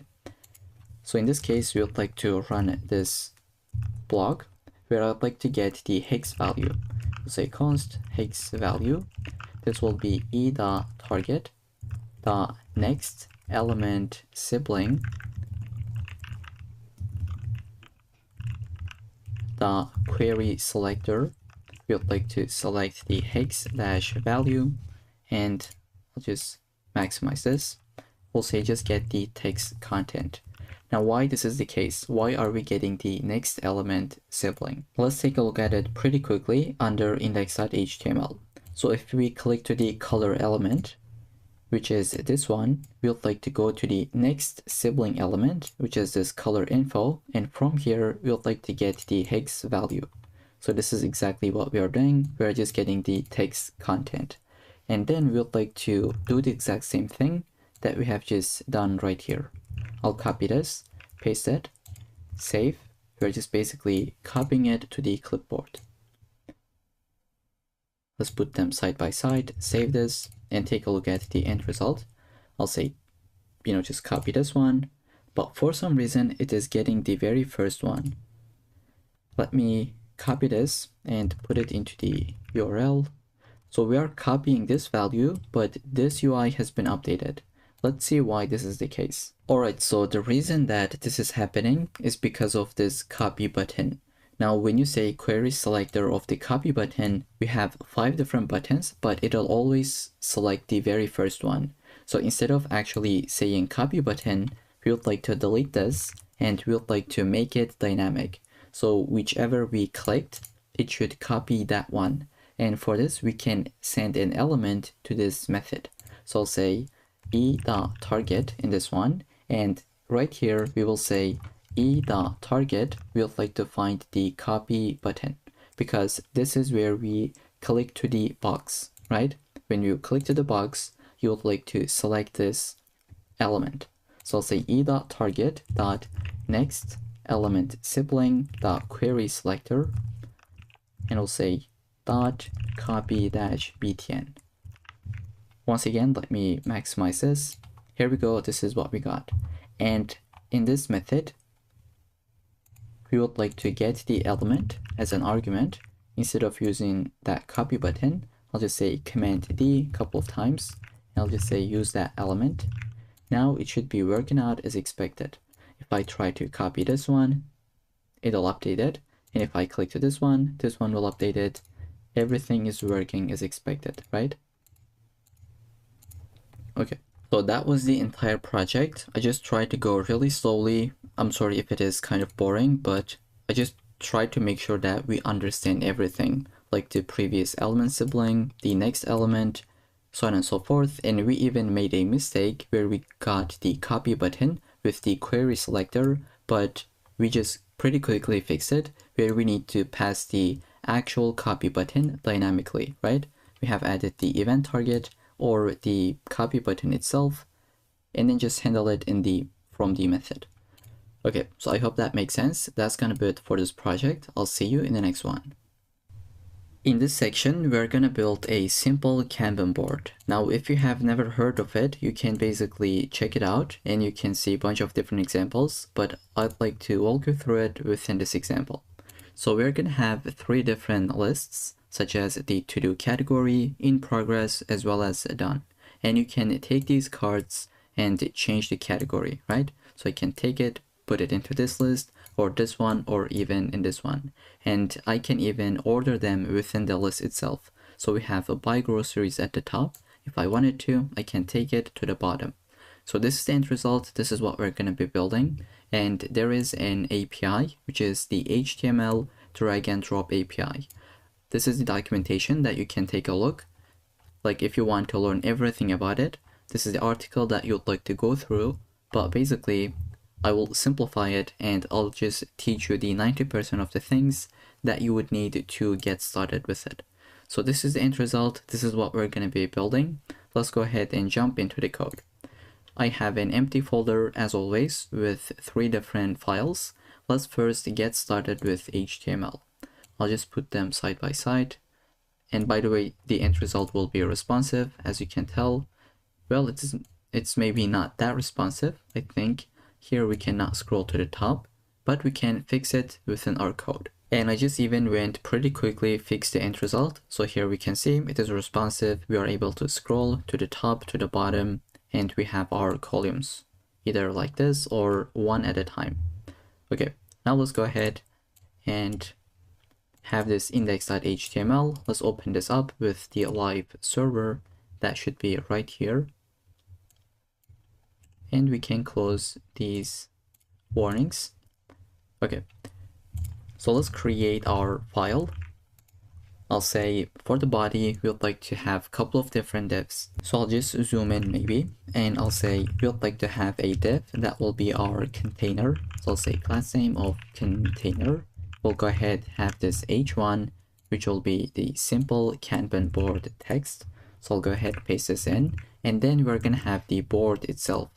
So it'll be this container that you can see. Oops, okay, so it is this one that we have. So we'll just call this as the board. Let's say board, just like that. And we'll go ahead, have some lists. So I'll just say create a div with the list class, and this will take the ID of list 1. And we are going to duplicate this twice, but for now, let's say this is the list 1. And this will take the h2, which will be to do. So this is what we have just built, and we're going to put two different cards. So I'll say card class that will have the wash dishes. Now the most important thing, here it comes, it'll be draggable of true. Now let's see what this does. If I save, can I see anything on this file? No, I cannot. Okay, I just refreshed. Now we should be able to see it. Let's say dishes with double S. Okay, now it is working in live mode. Now what happens if you say draggable of true? Well, first let's delete it and try to see what happens if I try to drag this and drop it. I cannot, right? It is selectable. I'll just zoom in. So we can select it, but we cannot drag and drop it. But if you say draggable of true, now you can basically drag this and drop it any places, but we don't really have the functionality, so it is not going to work. But we're gonna make that work just in a second. So this is that thing that we need, and you can take a look at it. From the documentation, it should be somewhere right here. Okay. So now that we have the draggable of true, now that we know what this does, we'll go ahead, add an ID. I'll say this will be our very first card. I'll say card 1. And we can basically duplicate this one. This will be buy groceries, right? Let's type this out. So it'll be draggable of true, but card of 2, right? We'll just update the ID. So that's gonna be it for our very first list. Now we'd like to add the other ones, such as in progress and done. So I have just zoomed out. Right after the list 1, we'll go ahead, add our list 2, which has the in progress, because this is what you have when you refresh the page. You have one item here and nothing on the done list. So this is exactly what we have done. We have one card in progress and nothing in the list of 3, which is done. Okay, so that's gonna be it for the HTML file. Now we would like to link our CSS file. I'll just say link CSS, which is the style.css file, and let's say Kanban board, because why not? And then we'd like to add the script source of script.js file. And the very first thing we would like to do is just build the style.css file. So as always, we're gonna add our basic reset, and this is the end result that we have at the moment. So I'll just say select everything, and we'll say padding of 0. Let's duplicate that. This will be margin of 0, and finally box sizing of border box. We'll go ahead and select the body. The first thing I'd like to do, update the font family. So I'll say font family will be equal to, let's say, sans serif. Now everything has been updated. Then we'll say, let's update the background color. Instead of using white, I'll go with a kind of like a gray color. I'll say F8, F9, and FC. Then we'd like to say display of flex, justify content of center, and then align items of center. Now we'd like to say minimum height of 100 VH, and it'll put everything into the middle of the screen. Then we would like to select our container, and we would like to say text align of centered. Then we would like to say width of 100%, and finally let's give some paddings like 1.2 rem. Okay, now this is what we have. Let's go ahead and select H1. We'd like to say color of the classic one that we use. We'll say margin bottom of 20 pixels and font size of 2 rem. Okay, then we'd like to change the board class, right? I'll go ahead, select the board. Let's say display, display of flex, justify content. Now this will be space around, and let me display it in the end result so that they are spaced out, let's say spaced out evenly, right? Well, actually there is something called space evenly, but this is kind of similar, not exactly, but it'll do this similar thing, right? Okay.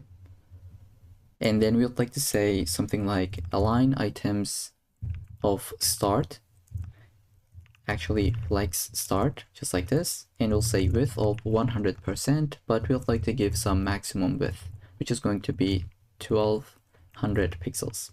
And then we can say margin of 0 as well as auto, and finally we'll just give some gap like 20 pixels.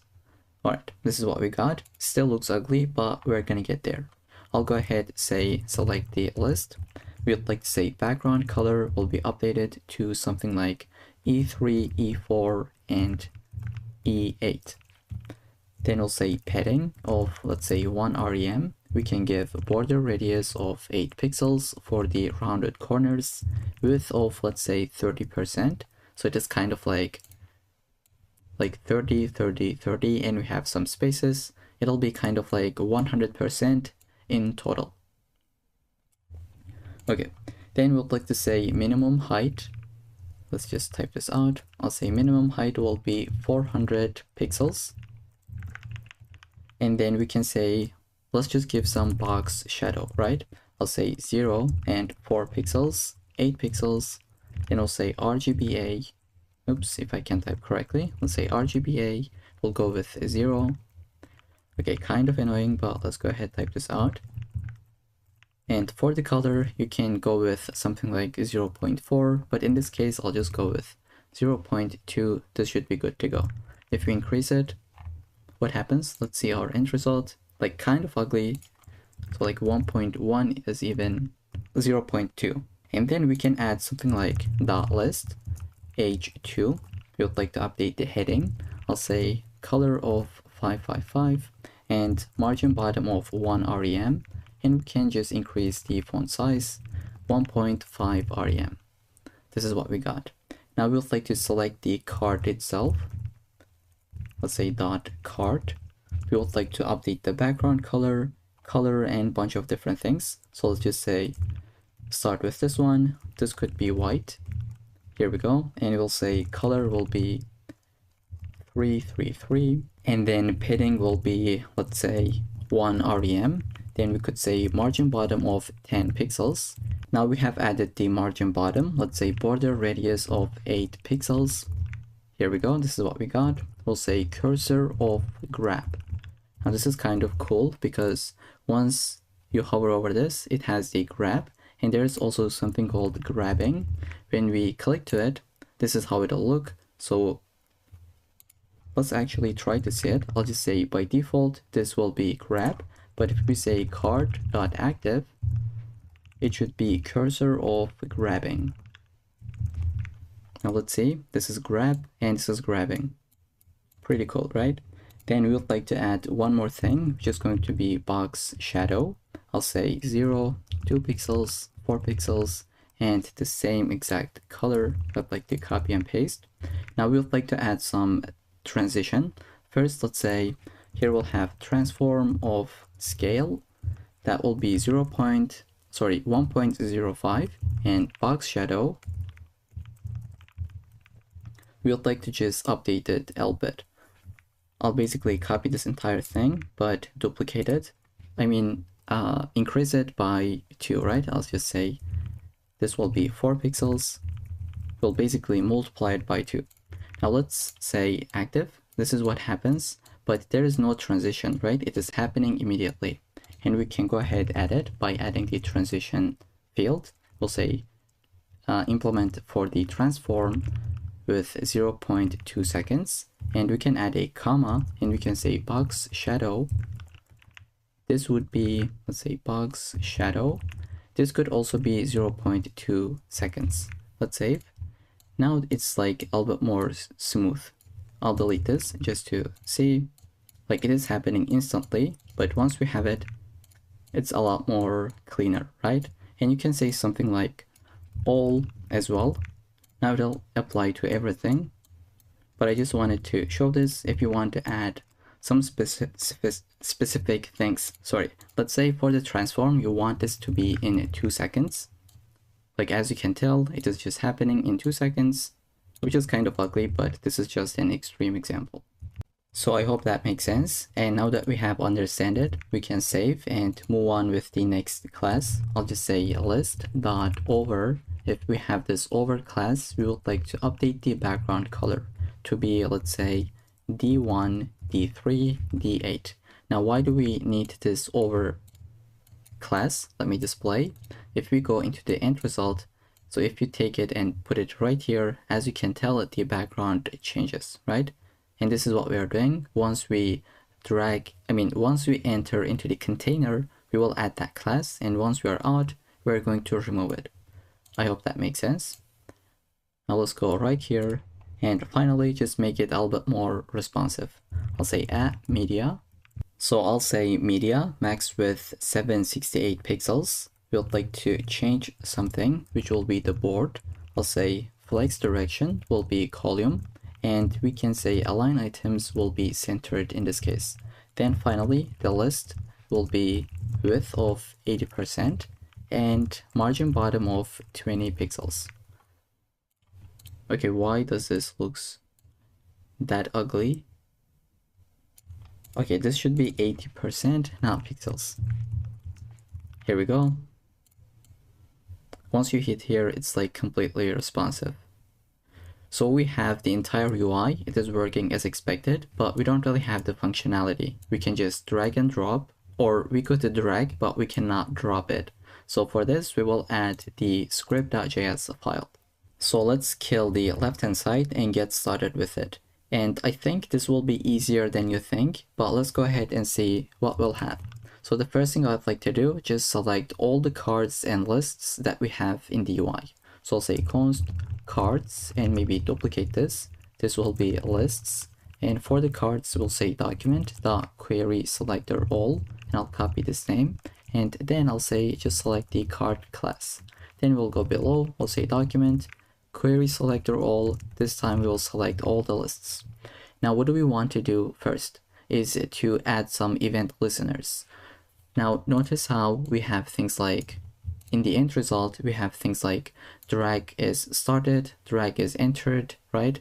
So like drag is entered, drag is leave, so on and so forth. So we'll add all kinds of events that we would need for this project.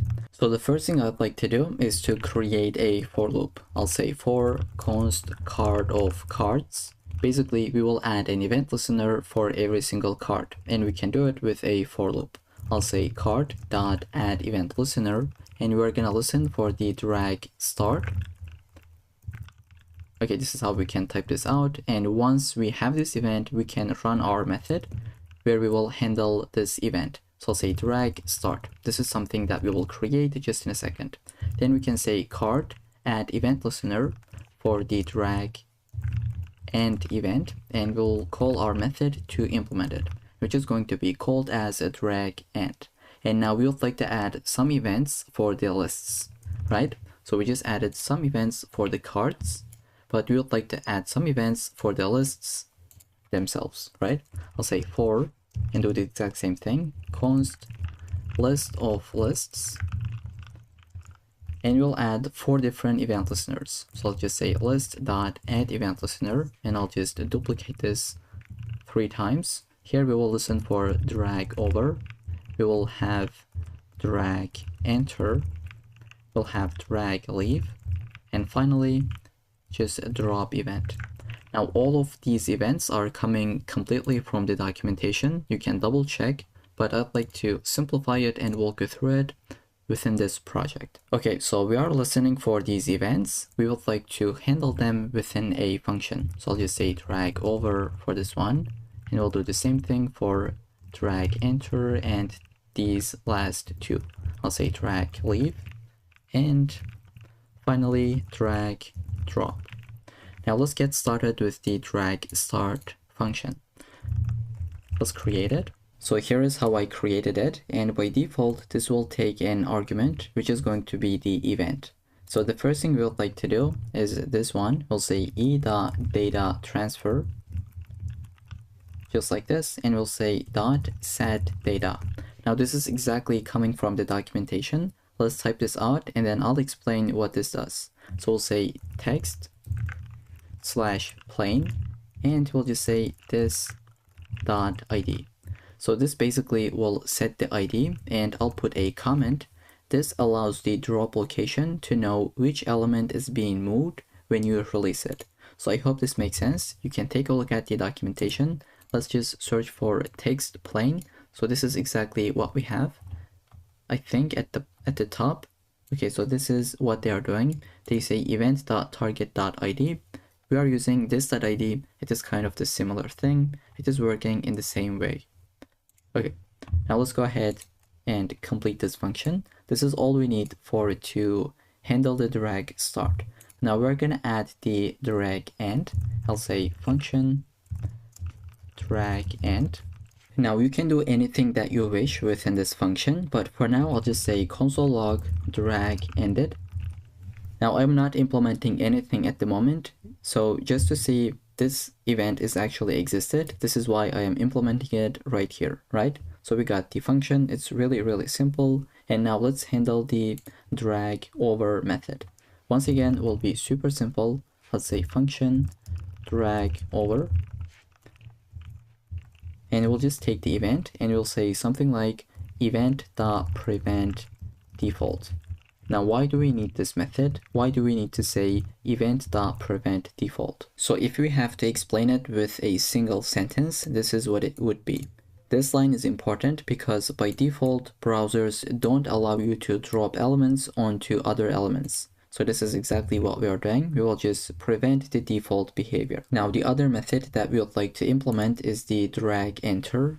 If we take a look at the end result, as I said previously, when we enter into something, we will just see this different background color with the help of this over class.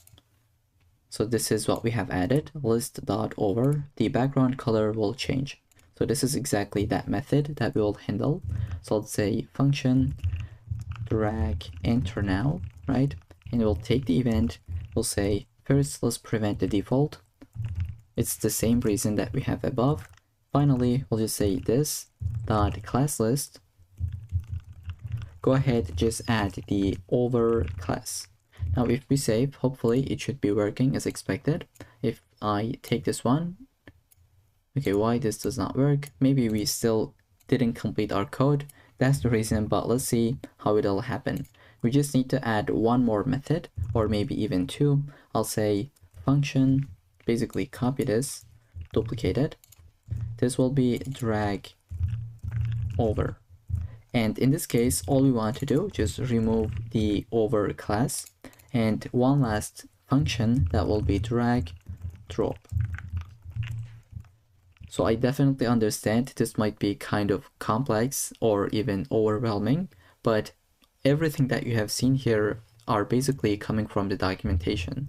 And personally, I didn't really memorize any of them. So if you delete this entire line, or if you delete this entire file and ask me to do it tomorrow again, maybe I'll just forget some part, which is completely fine, right? You don't need to memorize any of them, but just know like this is something that has existed. You can build your own version, or you can use even some built-in packages. So this is the point of this project in the first place, just to make you aware that something like this existed within HTML, and this is how we can build it pretty simply and quickly. Okay, with this explanation out of the way, let's go into the drag and drop method and say, give me the ID of the ID of the element, right? I'll just say const ID. We'll say event the exact same thing actually that we have done above. I'll copy this part, event data transfer, but this time we'll say get data, and this part will be the same. which is text/plain. Then we would like to go ahead, just find the card. I'll say const card. We can say document.getElementById and just pass the ID within that. And we'll say this.append child, because we are appending something, right? If I take this one and drop it, I just append this child into this parent. So that's why we need to call this method with the card itself. And finally, we'll just say this.classList.remove the over class. So that should be it. Hopefully everything should be working as expected. Let's go ahead and test this out. I'll refresh, take this, put it right here. Looks like it doesn't. Maybe we are missing something. Let's see why this is the case. So if we take a look at our terminal, we have an error that says a drag leave is not defined. That's true because I forgot to call this as a drag leave. Okay, that should be it. Now it should be working out as expected. I'll take this one, put it right here. This is what we got, and we can put it on this one, this one. Everything is working as expected. So that's gonna be it for this entire project. I hope you enjoyed it. Once again, the point of this project was to actually teach you that there is something called HTML drag and drop API. This has existed. This is something that you can use whenever you need it. Everything is coming from the documentation. It is kind of complicated, but you don't really need to memorize the entire syntax. All you have to do, just come up to the documentation, learn it, or try to copy and paste into your code. As long as it is working, I think that's completely fine. So with that, I'll see you in the next project. In this section, we're gonna build an expense tracker. Now this is the end result. Let's take a look at it, and then we'll just jump into the code. So we have a form where we can add a description like AirPods and then the amount. If it is an expense, we should put minus in front, and then we would say something like $250.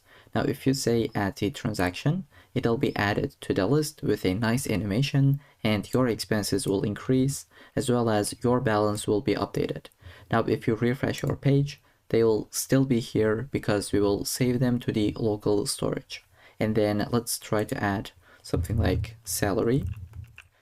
That will be an income, so we don't really want to put minus, just put the amount itself. So let's say 2,000. I'll add this. Here we go. Now it is in the salary list. Everything has been updated. I mean, it is in the transactions list. And if we wanted to, we can delete it. The UI will be updated immediately. As we can tell, and we could refresh, everything would stay here right there. And let's try to add something. Now, as you can tell, once we have a couple of different items, at some point, this will be scrollable. So this is something that we will learn as well. And if you wanted to have these screenshots, you can find the link in the description for the diagrams, just like any other project that we have so far, right? Okay, now with this in mind, let's go ahead, jump into the code and try to build this end result. So the first thing we would like to do, just get started with the HTML file. As always, I'll put them side by side and we'll just take a look at the end result as we go. And here we can see it is responsive as well. So even if you're in the smaller screens, it'll just work properly. Here we have a little bit of flaw, but I think that's fine. We could fix it in this, like in this project. Okay, so let's go ahead, get started with the HTML file. Let's put the title. I'll just say expense tracker, and we will link our CSS file. And let's go ahead, use a font family, just like we have done previously. I'll say Command-Shift-P. I'll say Google Fonts, and I'll just select the insert link. And for the font family, you can choose anything. I'll go with Poppins. Here we go, we got the import, and we can go into the body, create our container class. So I just fixed my typo. Let's say we'll have an H1, which will be this one. Let's say expense tracker, and we can save. Let's say open with live server. We'll get some warnings. That's fine. Here we go. Now it is working as expected. Now the other thing we would like to add is the balance container, right? So it is this one that we see. I'll go ahead and say something like balance container, and we'll have some items. like h2 of your balance, we can put the h1. This will be, let's say, ID, and this could even be h3. You can change it. I'll say balance. This will be the ID. When we first get started with it, it could be $0. So this is what I'll have. And then we can basically have the summary as well, which is going to be the income as well as the expenses, right? I'll say summary class. This will have the income as well as the expenses. Let's first get started with the income div. This will be in h3. Let's say income, this is the text, and then the p tag. Initially, it'll be 0, but we will update it within our JavaScript code. And for the p tag, we can say something like ID income-amount. Let's do the exact same thing for this one. This will be h3 of expenses. And we can basically duplicate this, put it right here. This will be expense amount. Initially, it'll be 0 as well. So outside of the summary, right, go ahead, find this one. And then outside of the balance container as well, we'll go ahead, put the main container, right? So this is what we have.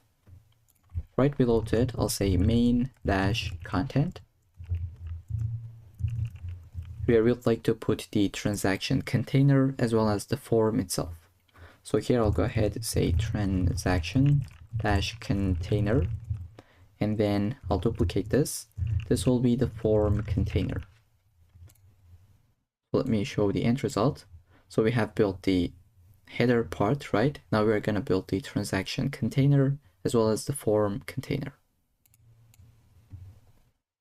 Okay, so let's get started with the very first one.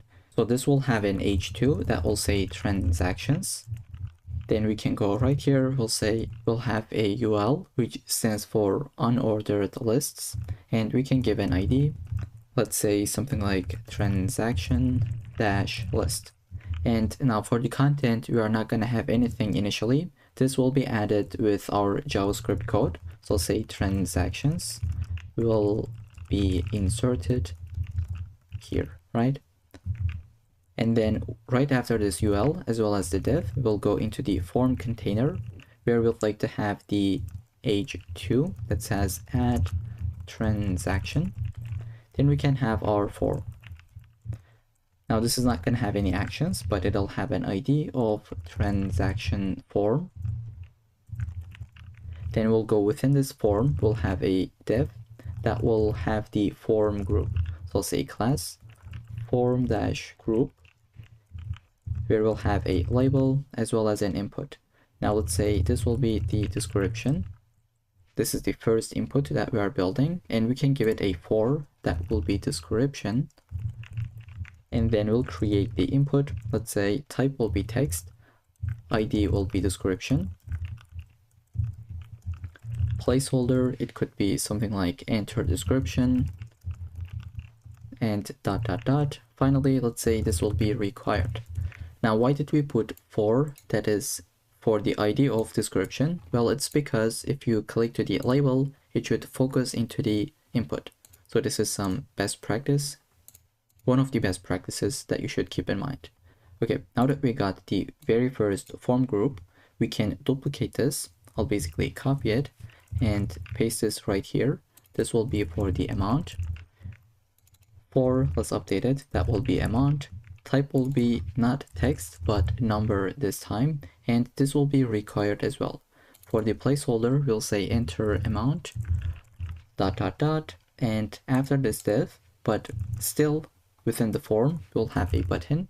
Let's say type will be submit. And we can say add transaction.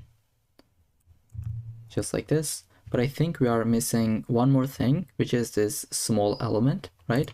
Right below to the input, I'll say small, and we can say use negative for expenses.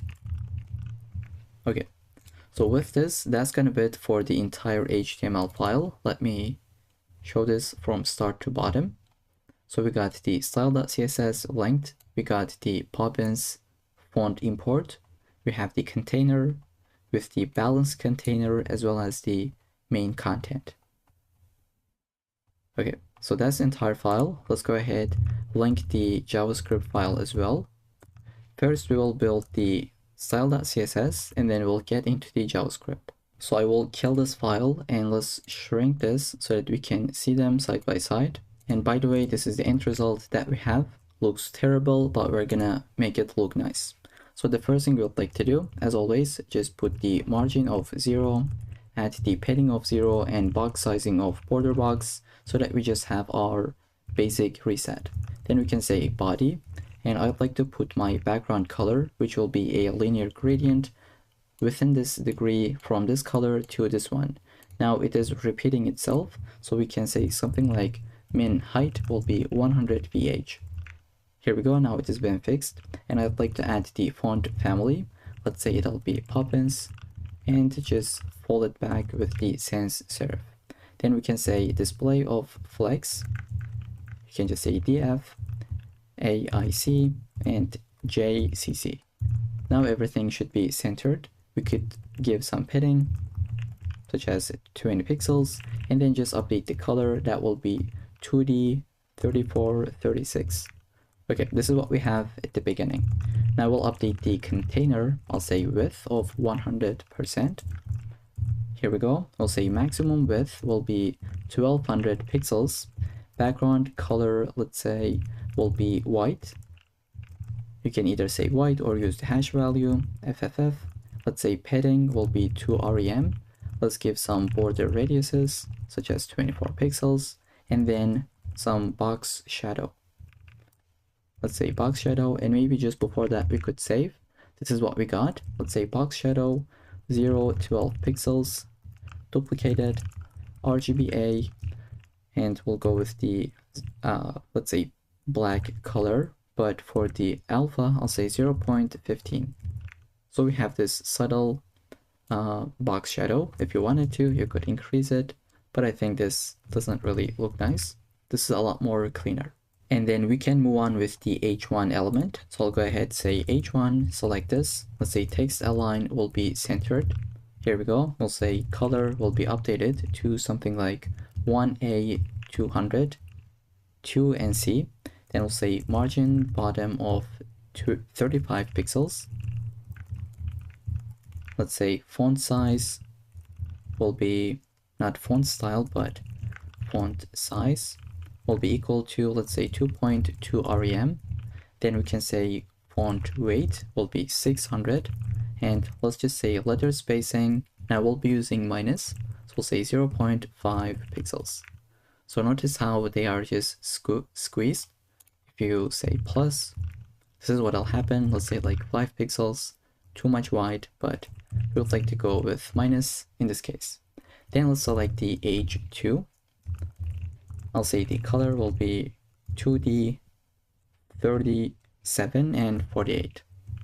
Here we go. We'll say margin bottom of 1 rem.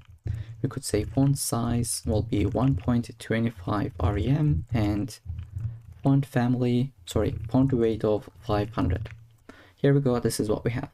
Now we would like to select the balance container.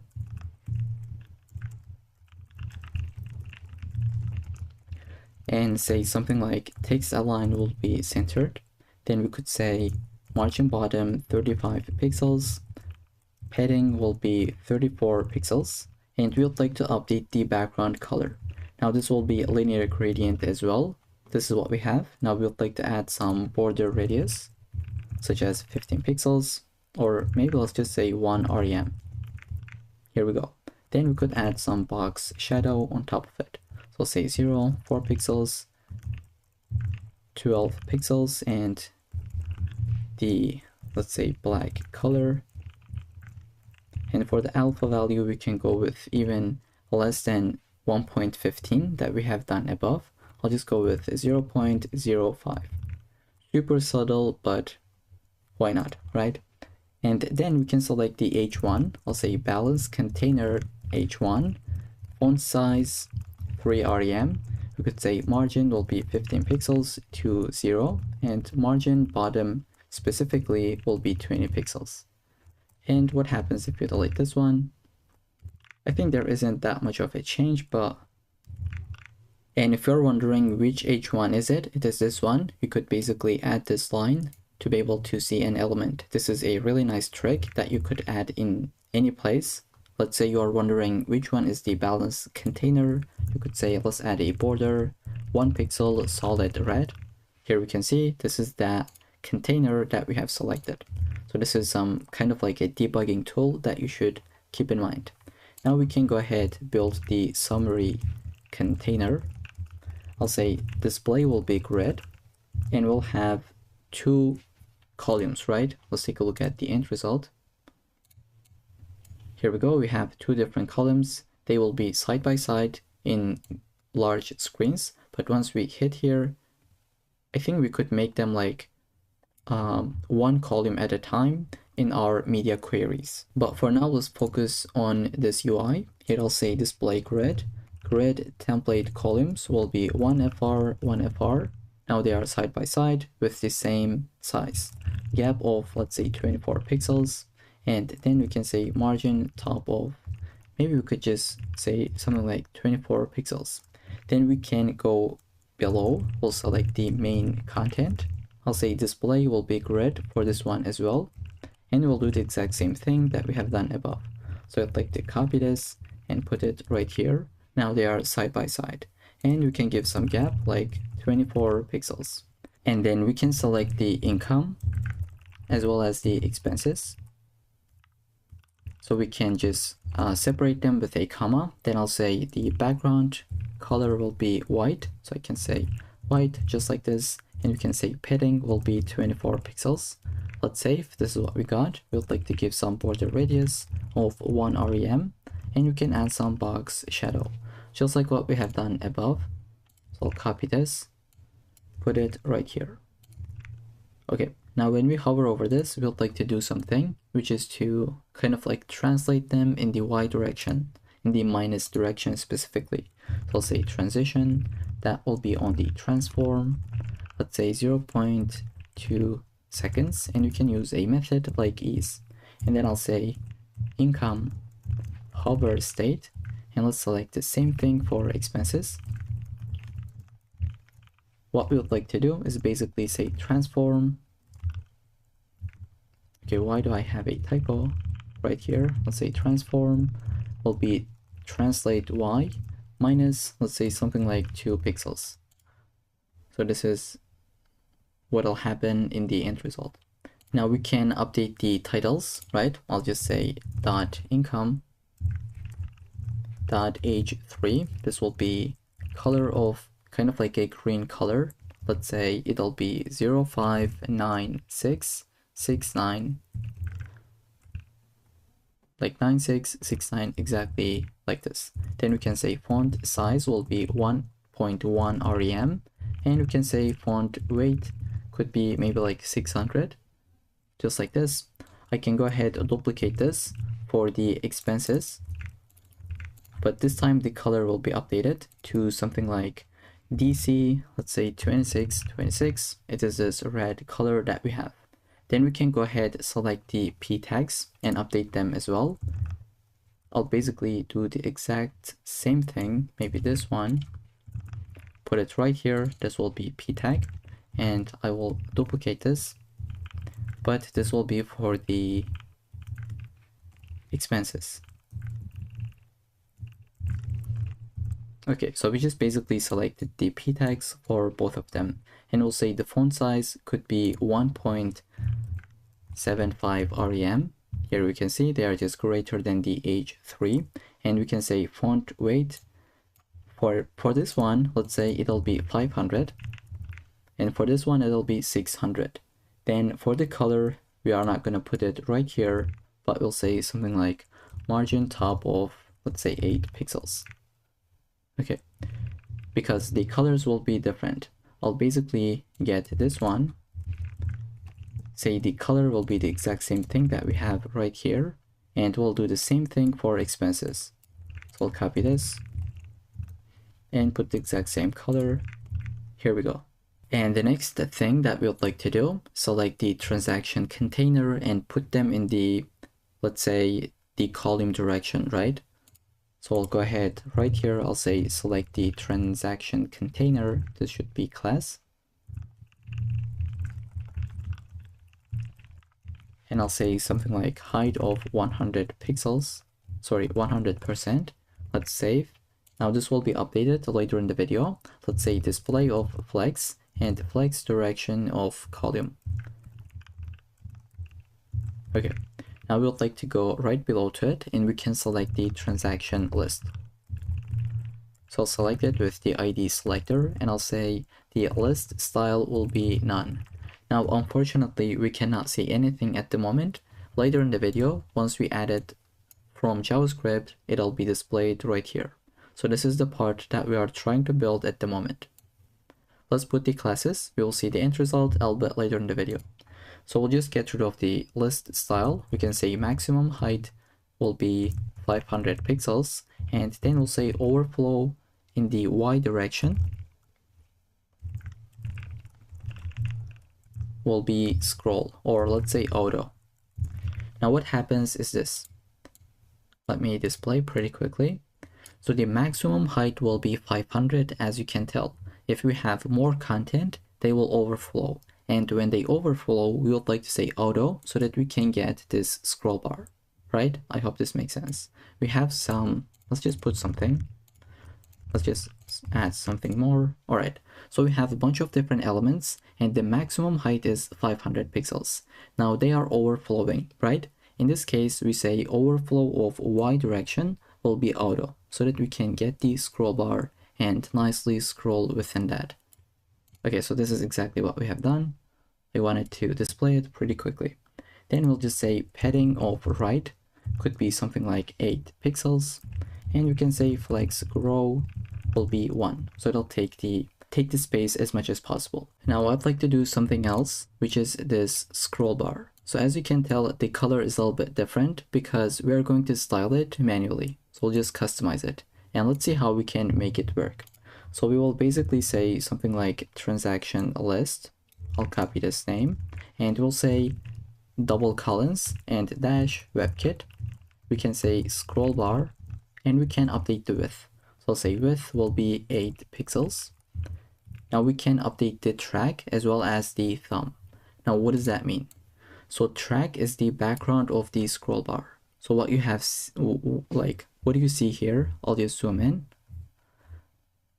Okay, so this is the track and this is the thumb. Now we would like to select them and we'll say something like, when we hover over the thumb, just go ahead and change the color. Now we'll see this in a second. Let's be patient and type this out, right? I'll copy this entire thing.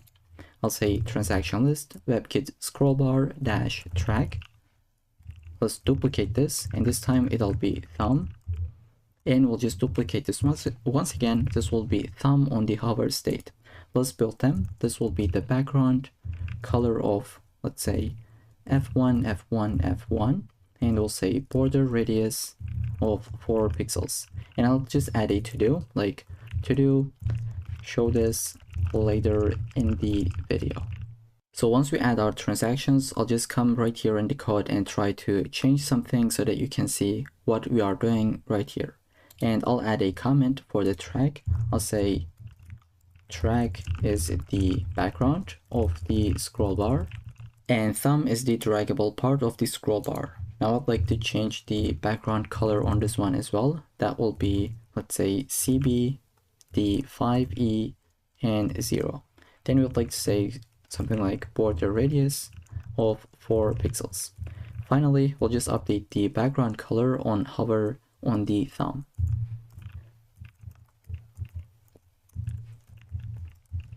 Okay, so this is the color that I'll be going with. Now that's gonna be it for the scroll bar styles. I'd like to put this to do right here. We'll just come back to it later in the video. Now the other thing that we would like to style will be the transaction itself. As you can tell, it looks really clean, and I'd like to just show you something. Now I'll add an element, and once I say add transaction, notice how it'll be animated from the left hand side, right? So I'll just slide in. Let's say add transaction. Here you can see it just slides in. And for this, we'll be using an animation with keyframes. So let's go ahead and build the .transaction class. I'll say display of flex. We'll say justify content of space between. We'll go ahead and say align items of center, and we can give some padding such as 1 rem and 1.1, or let's say 1.2 rem.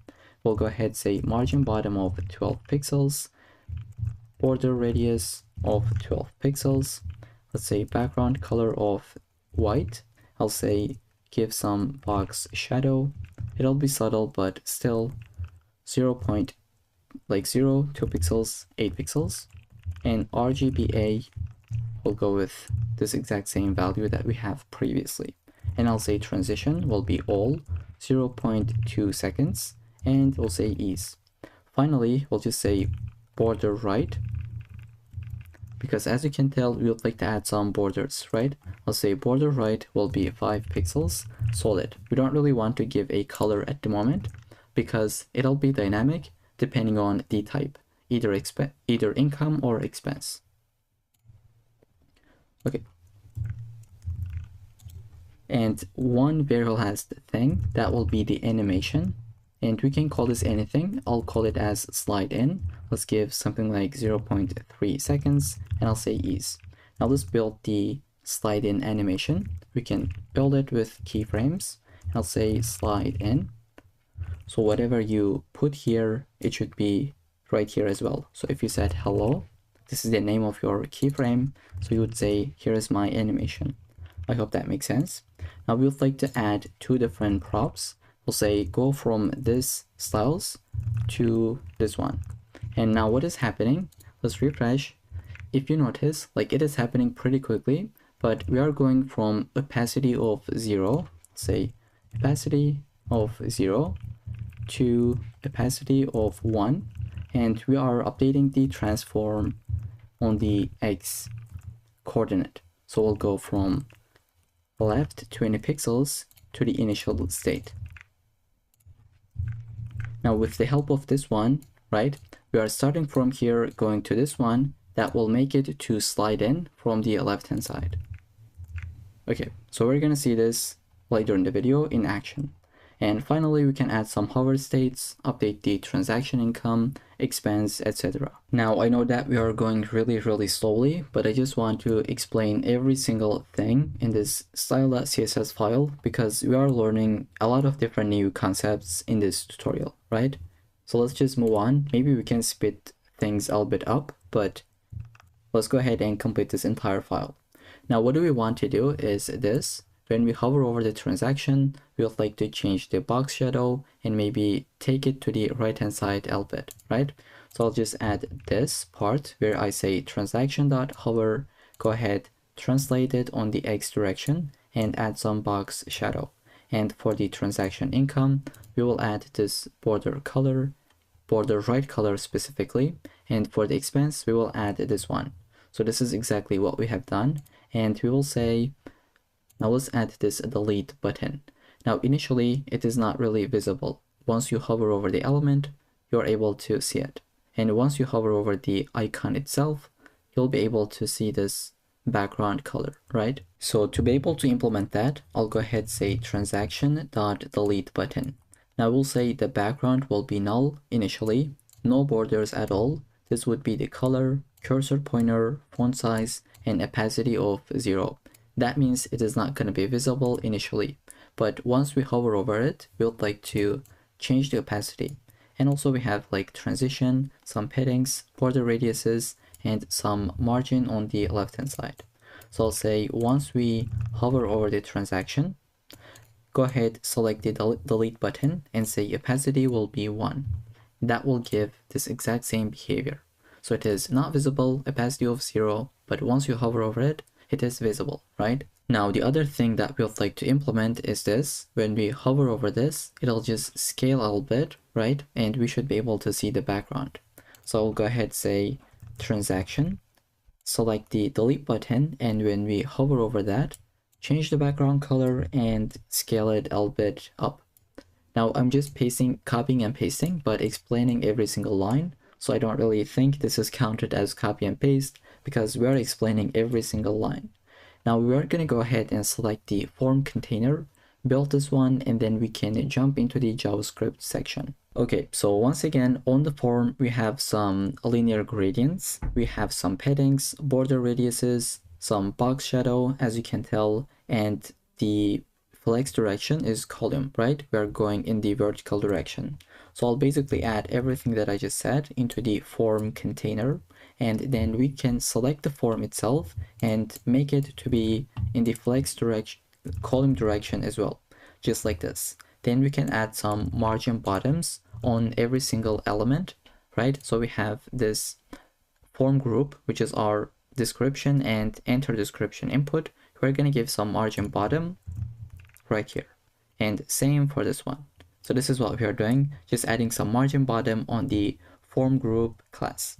Now we can select the label itself, just change the color, add some margin bottom, display of block, and font weight of 500. So at this point, we are just repeating ourselves, right? We are just adding the same thing here in this file. That's why I'd like to copy and paste for the next items and just walk you through it. You can type this out or get it from the source code.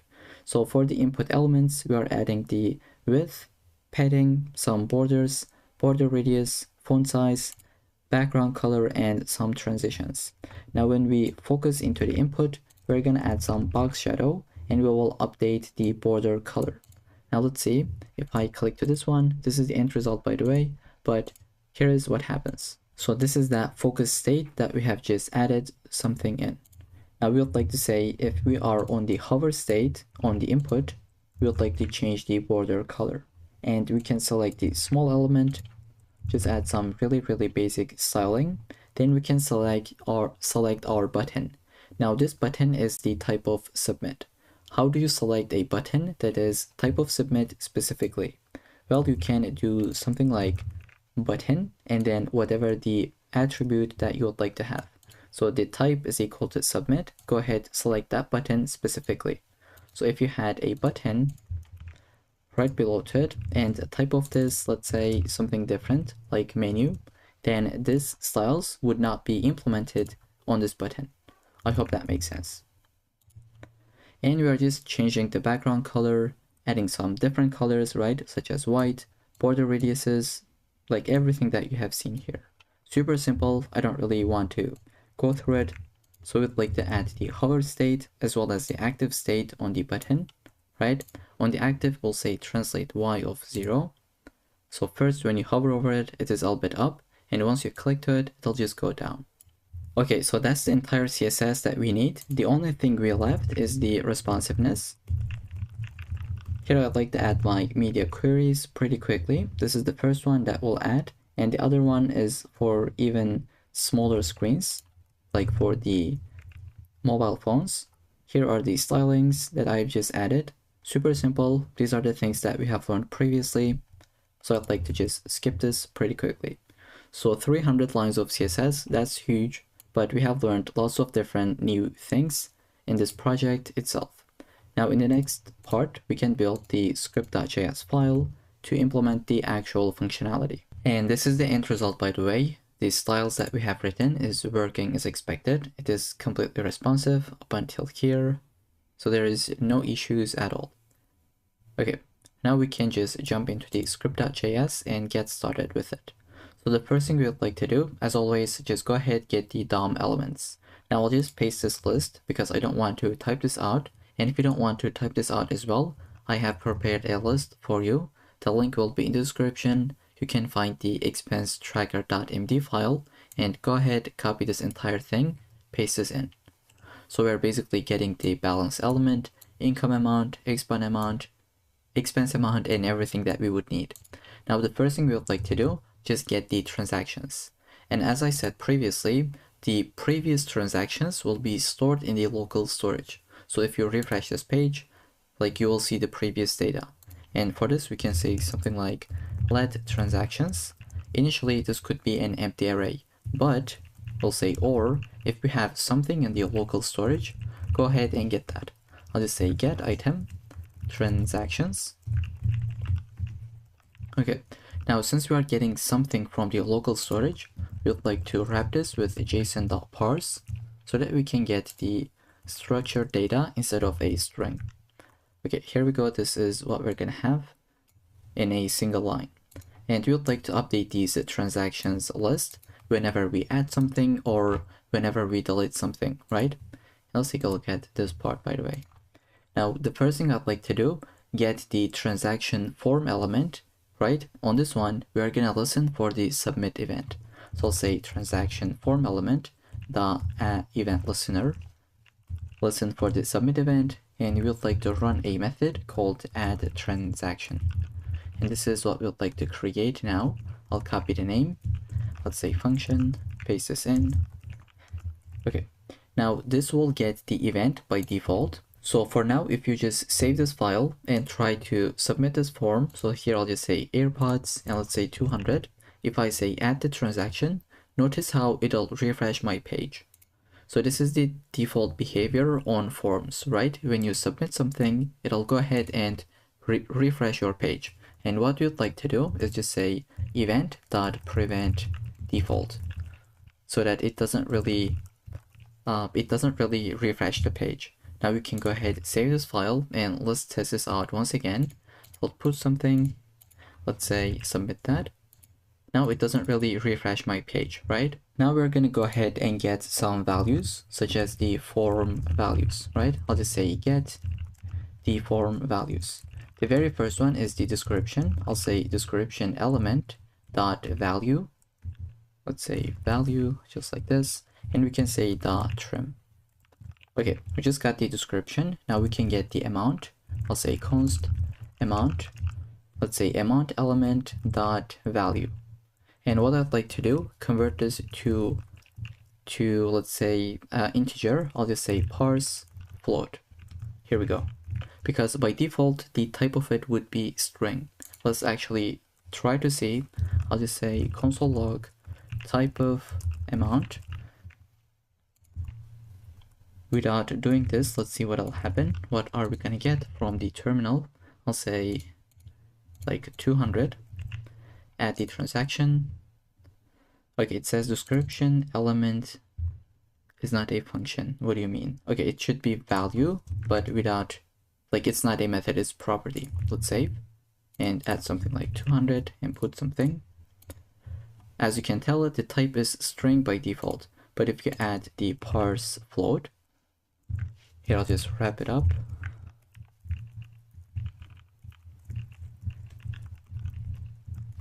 Now let's try to submit the same thing. Okay, type is number now, as we can tell. So this is what I'd like to do. And now we would like to create a transaction. I'll say transactions.push. We're going to basically push an object into that list, right? I'll say ID could be date.now because we're going to sort them, right? Let's take a look at the end result. If you add something new, let's say 100, it will be added at the very top. So notice how it is right here, and this is how we can sort them depending on the type, or we can reverse them. That's another thing, but I'd like to just add a unique ID, and this is what we can use. Then we can say description, just add that. So you can say description, this is the key, and the value will be this one, but since it is the same thing on both sides, you can delete it and shorten this. And let's do the same thing for the amount. Okay, now we have updated the transactions list. We would like to save this to the local storage as well. I'll say local storage.set item, set it into the transactions, and we would like to say json.stringify. Whenever you want to add something to the local storage, you would like to stringify it first, and then whatever that is. In our case, it is the transactions array. Now that we have saved to the local storage, we can update the UI. So just say update transaction list, call the method. This is something that we're gonna build, and then let's say update summary as well. So this is another method that we're gonna build.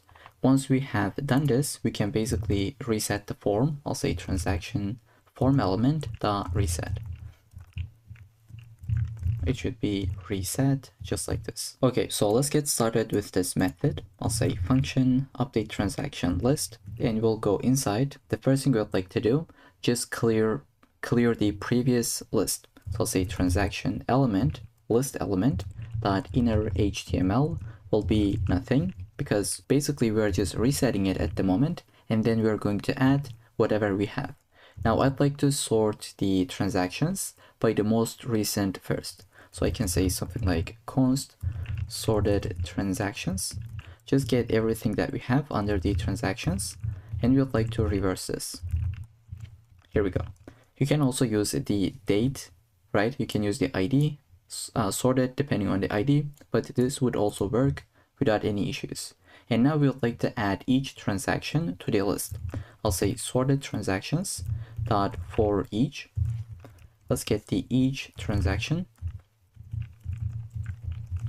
and run this method where we'd like to say create transaction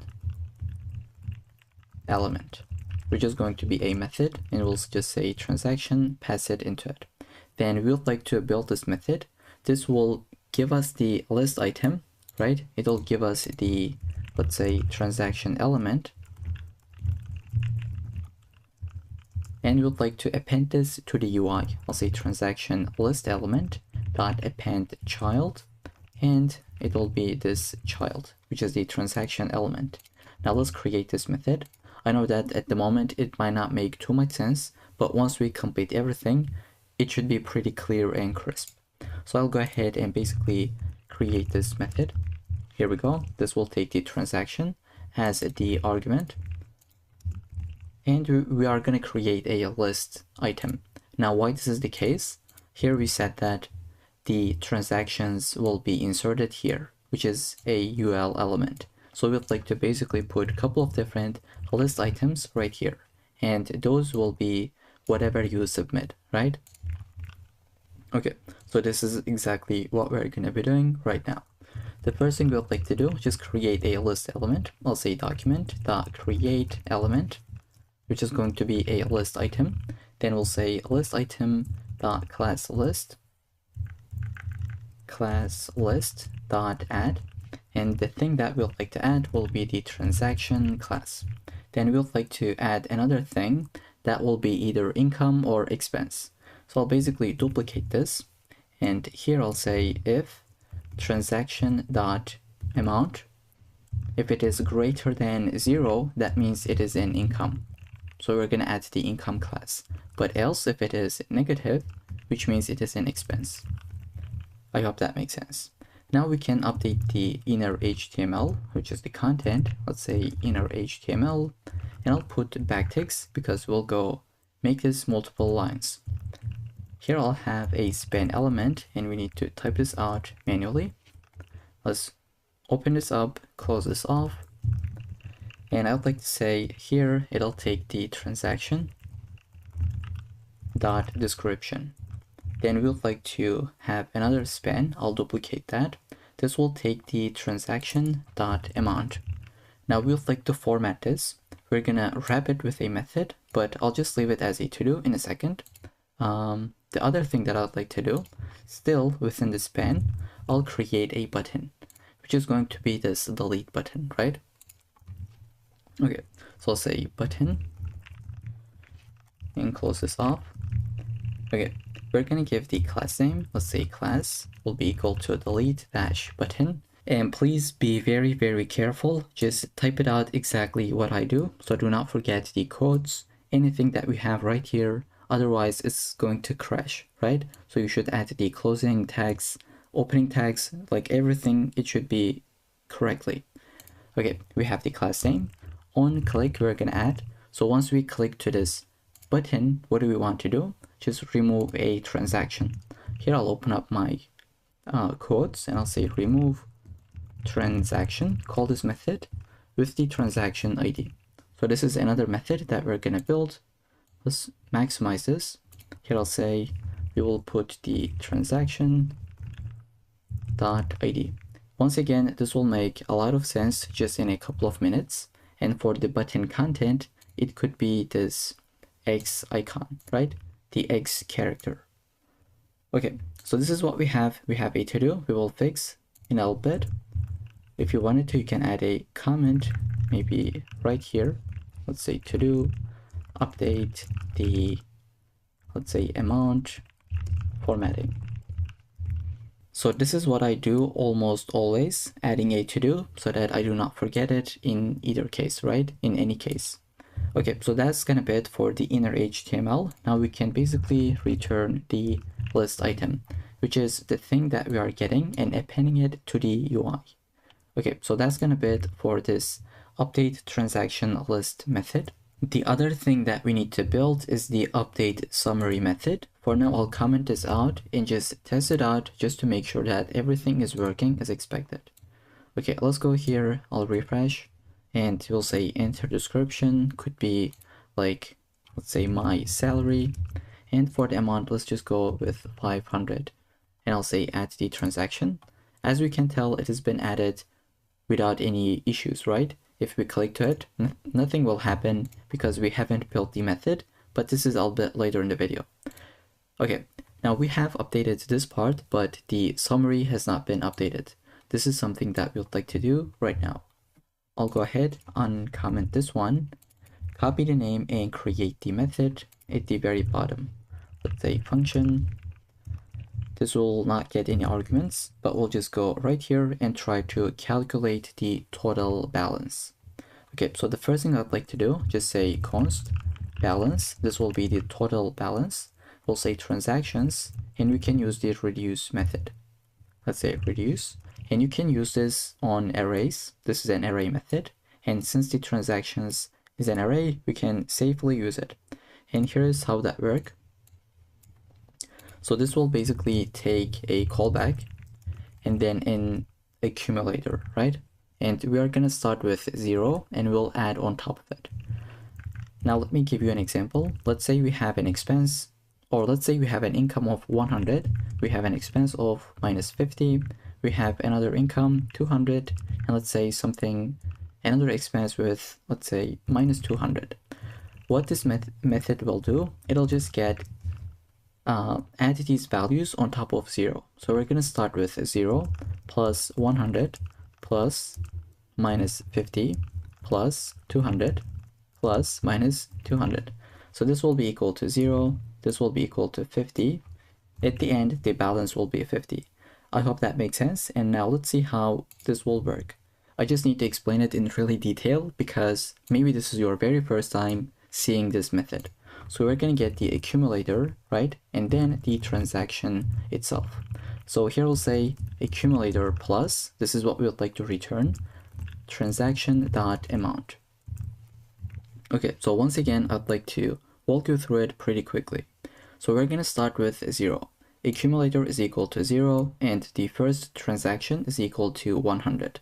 So 0 plus 100, this will be equal to 100, right? Now this will be the new accumulator. So we have 100 at the moment as our accumulator.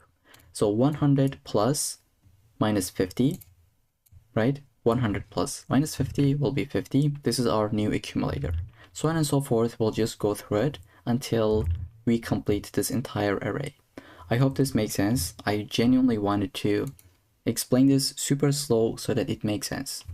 Now we got the total balance. Let's try to calculate the income. So I'll say const income transactions. Now this is an array. We'd like to first filter out the, let's say, first we'd like to get the incomes, right? The positive numbers. So we'll say get every single transaction where the transaction dot amount is greater than 0. And then we'll do the same thing that we have done above. We'll like to reduce it to a value. So we'll copy the entire thing, paste this in, dot reduce, we'll get accumulator, the transaction, and we will add it on top of 0. But this will be the positive values only. We can do the exact same thing for the expenses. And we'll say if the amount is less than 0, just grab them, and finally reduce it into a one single value. Now that we got all the values, we can update the UI. We'll say update UI. let's say balance element dot text content will be equal to the balance, and we'll basically do the same thing for income amount element as well as the expense amount. So here I'll just say income, let's duplicate it, this will be expenses, and then we'll like to say expense amount element. Now I'll add another to do right here. I'll say to do fix the formatting. Again, we're going to create a method and wrap them with these arguments, but it'll just be in a couple of minutes. For now, let's save and actually test this out. So here I'll go ahead, take a look at the end result. This is what we have. I'll just refresh. We get rid of the previous state, but it'll just come back once we use the local storage. So for now, let's say my salary to this time, I'll add 500. Add the transaction. Here we can see the balance has been updated, right? And we can say now something like AirPods. It is expense, I'll say minus 200. Add the transaction, everything is being updated. Now, as you can tell, this is not really formatted. We would like to see something like this. And it is really easy to build thanks to the internalization method or the API. Basically, I will create a method called format the currency. Let's say function format currency.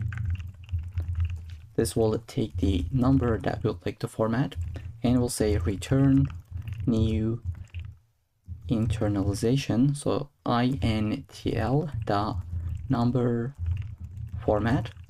So we would like to use nus, and then an object where we can say the style will be equal to currency, and the currency itself will be, let's say, US dollars. And we'll just say dot format this number. Okay, now we can go ahead, wrap them with the format currency method, just like this. Now we are able to see them, but this is actually coming from HTML, right? This is the previous state. It is not coming from here, but if we were to get the previous items, so I'll just go ahead and add something else. Let's say something, and I'll say 1000. Add the transactions. Here we can see like it's been updated with the format currency method. Now the thing is, if we refresh this page, all the data is gone. It is actually in the local storage. So how can we get that? Well, basically in the initial render, we would like to call it the update summary as well as the update transaction list method.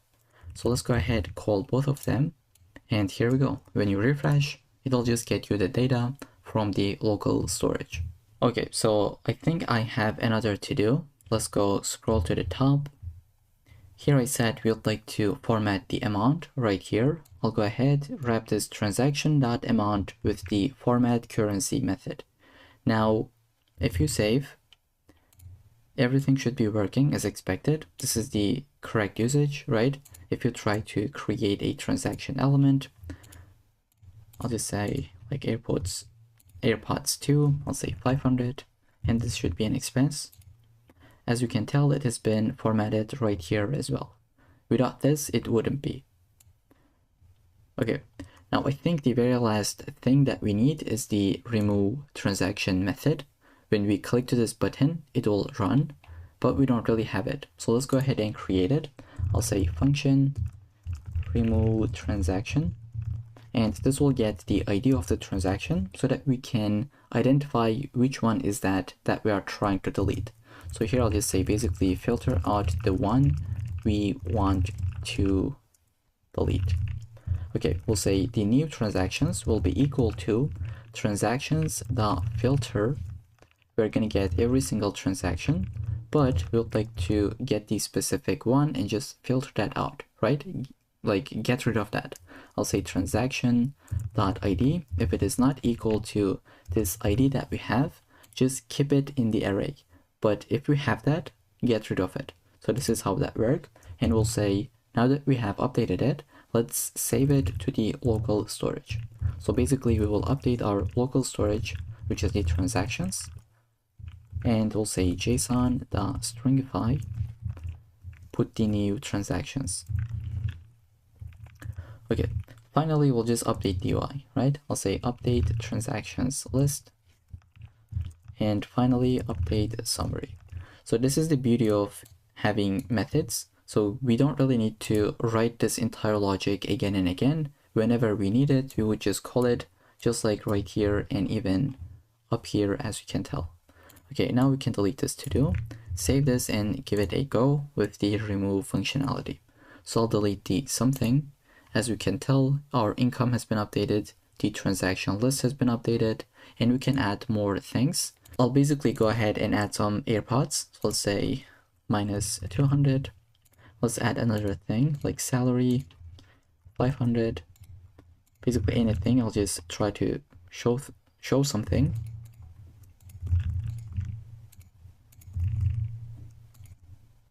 Let's say, some text.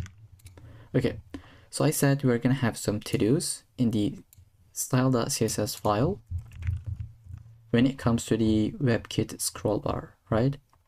Okay, now let's try to go over it once again. So I just said that the scroll bar track would be the background. Let's say the background color will be red. As you can tell, the background of the scroll bar is red at the moment. So this is something that you can play around with. I'll bring this back, and the scroll bar thumb is the scrollable element itself. So let's say the background will be blue. As you can tell, it's been updated, right? When we hover over this, it changes thanks to this line. Okay, so these are the some values that you could play, and I wanted to add a to-do so that we can just go over it pretty quickly. Let's say you want to update the width. So this is how it'll look like. I think that this is a bit too much, so we can go with 8. Okay, so with that, that's gonna be it for this entire project, where we have learned about a bunch of different things when it comes to the CSS. And for the very first time, we have worked with the local storage in this series. So I hope you enjoyed the entire project. I'll see you in the next one. So in this section, we are gonna build a bookmark saver application. So here's how that works. We can add a name as well as a URL. So let's go ahead and add something like, I'll say Twitter, and I can say HTTPS, and I can zoom in. Let's say twitter.com. Add the bookmark. Now it's been added. If we click to it, this is the page that we will be redirected. And if we wanted to, we can delete it. And everything that we have here will be saved to the local storage. So if you refresh the page, they'll still be here. Alright, so you can see the screenshot within our diagrams. Now let's get into the application. The very first thing I'd like to do, just build the HTML, then we're gonna get into the CSS and then the JavaScript file. Okay, so I'll maybe zoom in, just like this, and this is the end result, by the way. Let me update the title for that. I'll say end result, and we're gonna build our own document now. Let's say bookmark saver. Okay, let's open this up within a new tab. Okay, here we go. This is what we have. Now the very first thing I'd like to do is link my CSS file. Here we go. And then we can get started with the UI. So I'll just have an app container. Then we will have a h1 element that will be this title that says bookmark saver. Okay, then right below to it, we'll have an input container, right? I'll say input dash container. Here we go. And we're going to put 2 different inputs, both of these, and then a button. So I'll say the very first one will be input, which is a type of text. We can give it an ID like bookmark dash name, and then a placeholder, which can be bookmark name, just like this one. Okay, then I'll go ahead and duplicate this one. The type for this will be URL. Let's say ID will be bookmark URL, and update the placeholder.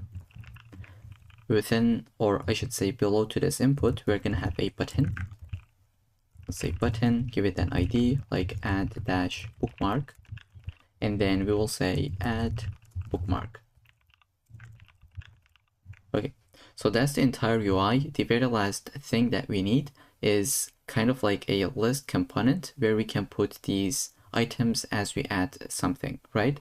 Right after this button and after this div, so outside of the input container, we will have a UL with the ID that will be bookmark-list. For the content, we will not have anything. It'll be coming from the local storage, or whenever we add something, it'll just be updated. Okay, so that's the entire HTML file. Let's go ahead. Let's go ahead and add the script file. So we just linked our JavaScript file as well. Now it is time to move on with the CSS file. And by the way, this is what we have without any styling. Now let's go ahead and get started with the basic reset that we do every single time. So say margin of 0, padding of 0, and box sizing of border box. Now we can select the body. Let's say font family will be sans serif. We can change the background color. Instead of the white value, I'll just go kind of like grayish, which will be this value. And then let's say color will be like 3 couple of times, and display of flex, justify content center,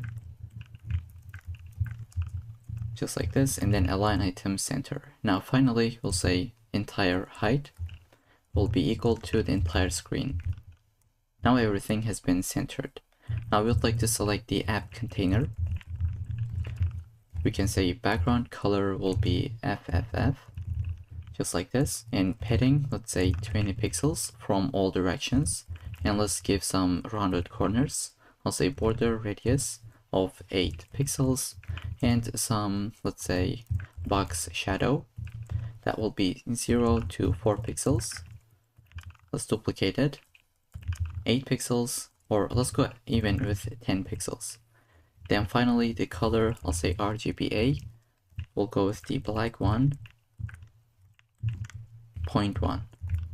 Okay, this is what we have. Now we'd like to say maximum width will be 400 pixels, and then the width will be 100%.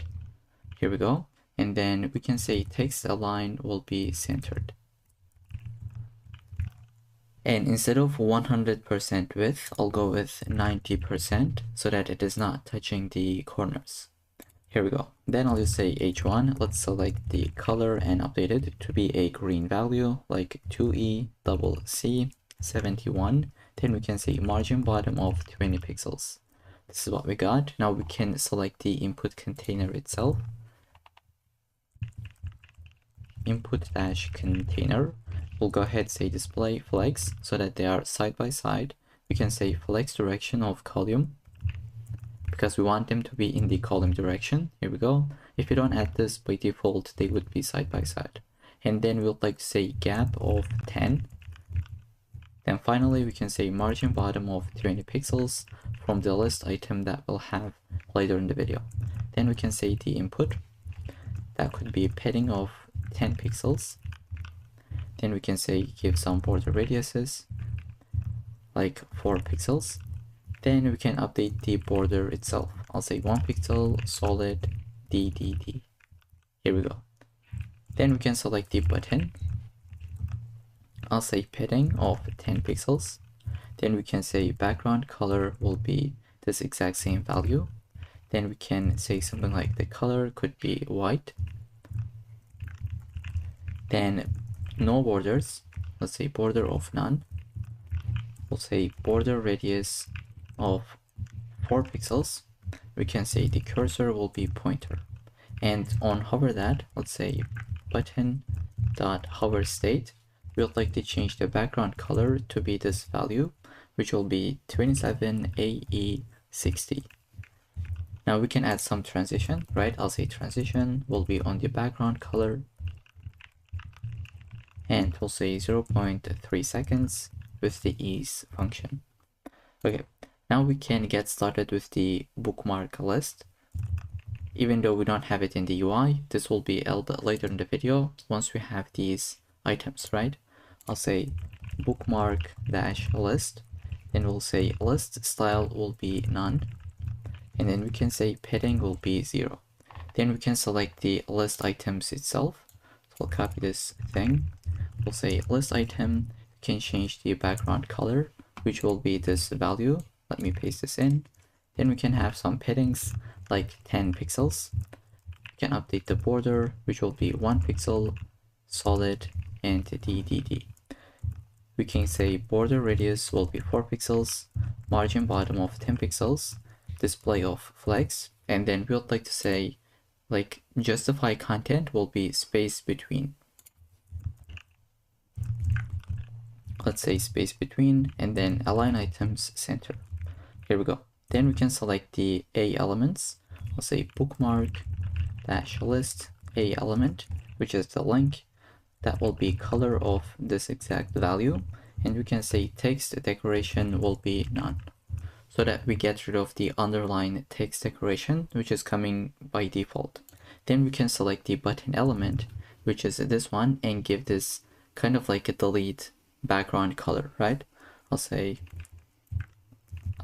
bookmark dash list, select the button.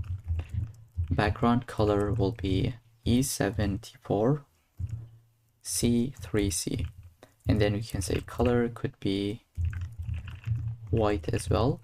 We'll go ahead, say no borders, some border radiuses like 4 pixels, padding of 5 pixels to 10 pixels from top and left, like top, bottom, and left and right, and then cursor will be pointer. Then we can finally say give some transition of, let's say, background color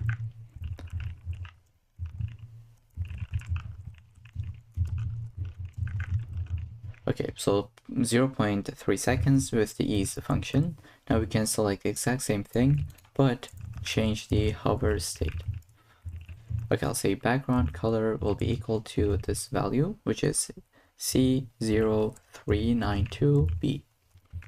Okay, so that's gonna be it for the entire styling. Now we can jump into the JavaScript code. And just before we jump into the JavaScript, you might be asking, what we have here is almost the exact same thing that we have on the button. So why do we need to add all of them? You're absolutely right. So we can go ahead and delete the parts that we don't really need.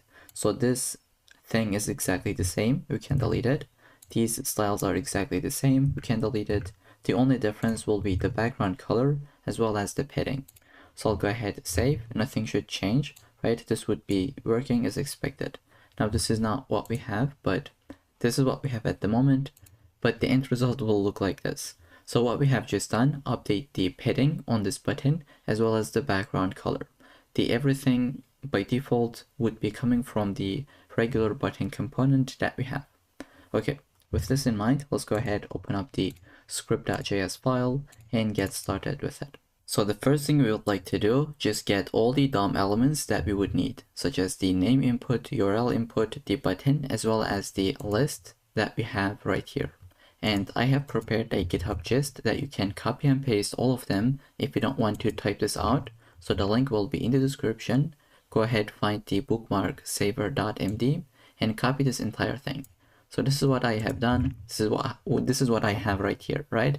So we are basically selecting every single element with their IDs and assigning them into some variables. So the first thing we would like to do, whenever we visit this application, we want the bookmarks that we have in the local storage to be loaded immediately, right? So they are going to be coming from the local storage.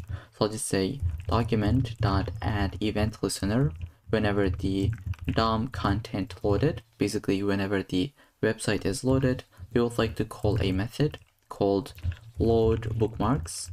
And this is something that we're going to build in a couple of minutes. For now, let's just leave it as an empty function. Okay, so that's the first thing. The other thing we would like to say is the add bookmark button event listener, right? We are going to add an event listener, which is going to be click, and we're going to call this anonymous function. So let's go ahead, create it, and just try to get started with it. So when you want to add something, the first thing we would like to do is get the name as well as the URL. So this is what I'll be doing. I'll just say const name bookmark name input dot value and we can just trim that down. Let's duplicate this. This time this will be for the bookmark URL input. So we're going to get that value and assign it to URL. Okay, we got both of these values, but now if one of them is not provided, it'll say please enter both of them. I'll just put something here and try to add. As you can tell, it just crashes, right? So I'll say if there is no name, or if there is no URL, we would like to alert something. I'll say please enter both name and URL. And we would like to just return out of it. So we don't really want to do anything else because they just failed. But in the else case, that means that they have provided both of them. We can go through a quick validation check. Now, what does that mean?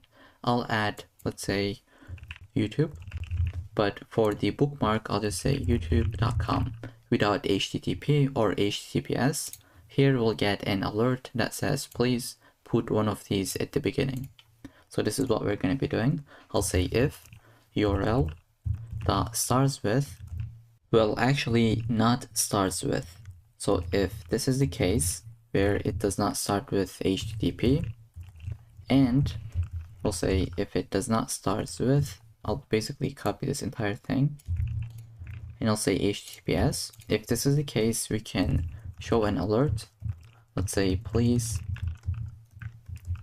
enter a valid URL starting with HTTP or HTTPS.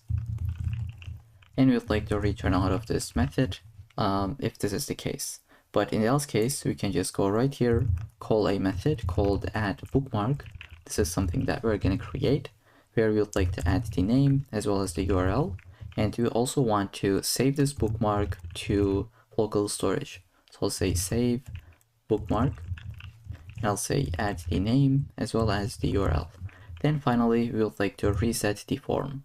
Once we add something, it should update the UI, right? Let's take a look at the end result.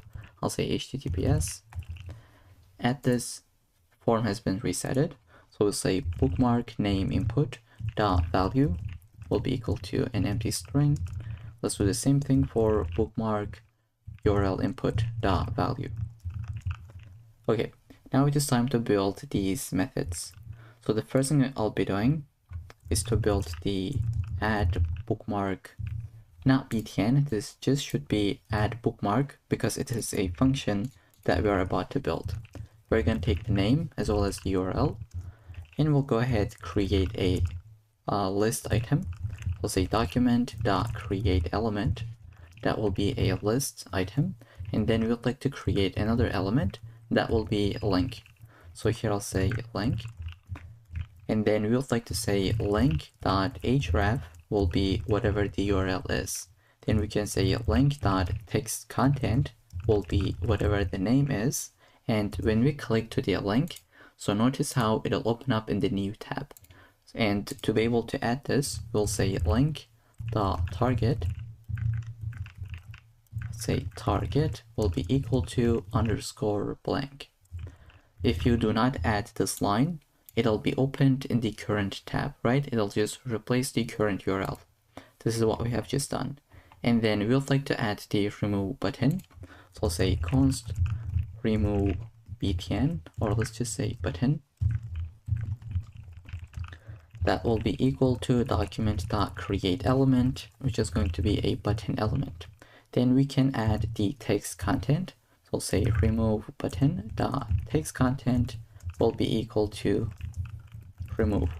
And then we can say remove button dot add event listener.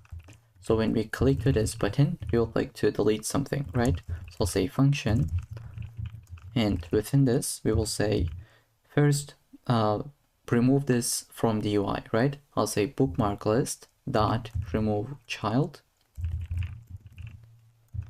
which is this list item that we just clicked. So we add the list item itself. It's because both of them are linked, right? So if you click to this button, it'll delete the li that you have just created, which is this one, that right here, right?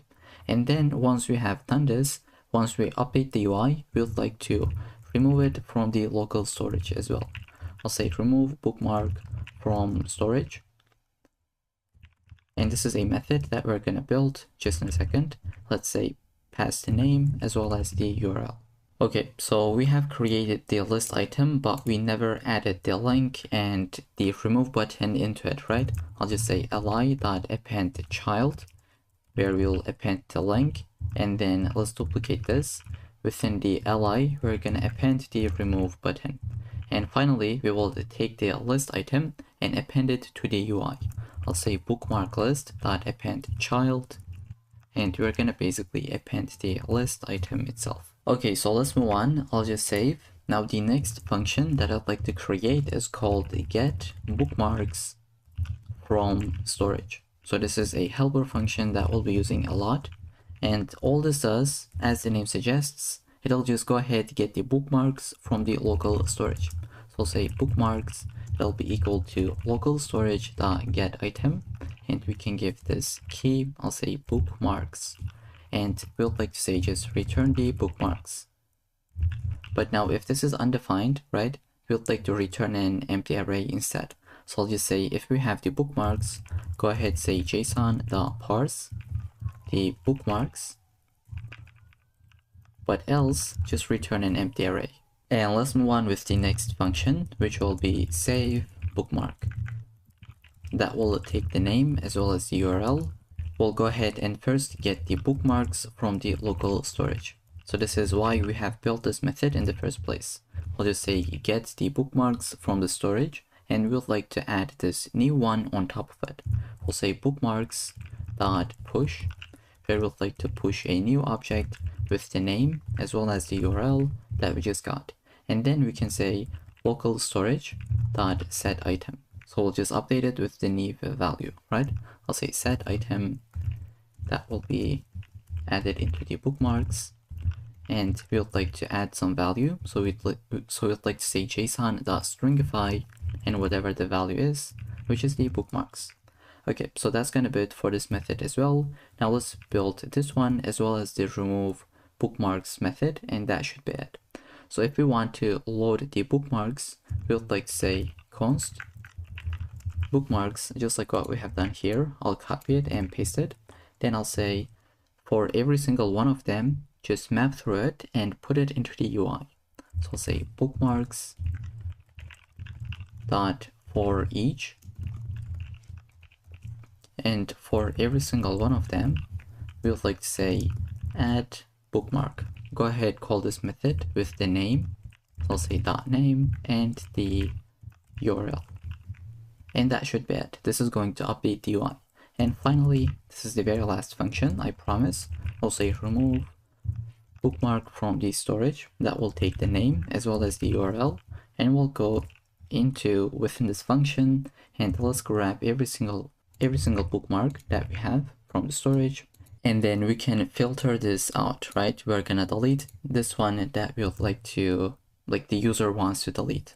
I'll say the new bookmarks will be equal to bookmarks.filter, and we're gonna get the bookmark itself, right? Every single one of them, but we'd like to filter out only one of those. I'll say bookmark.name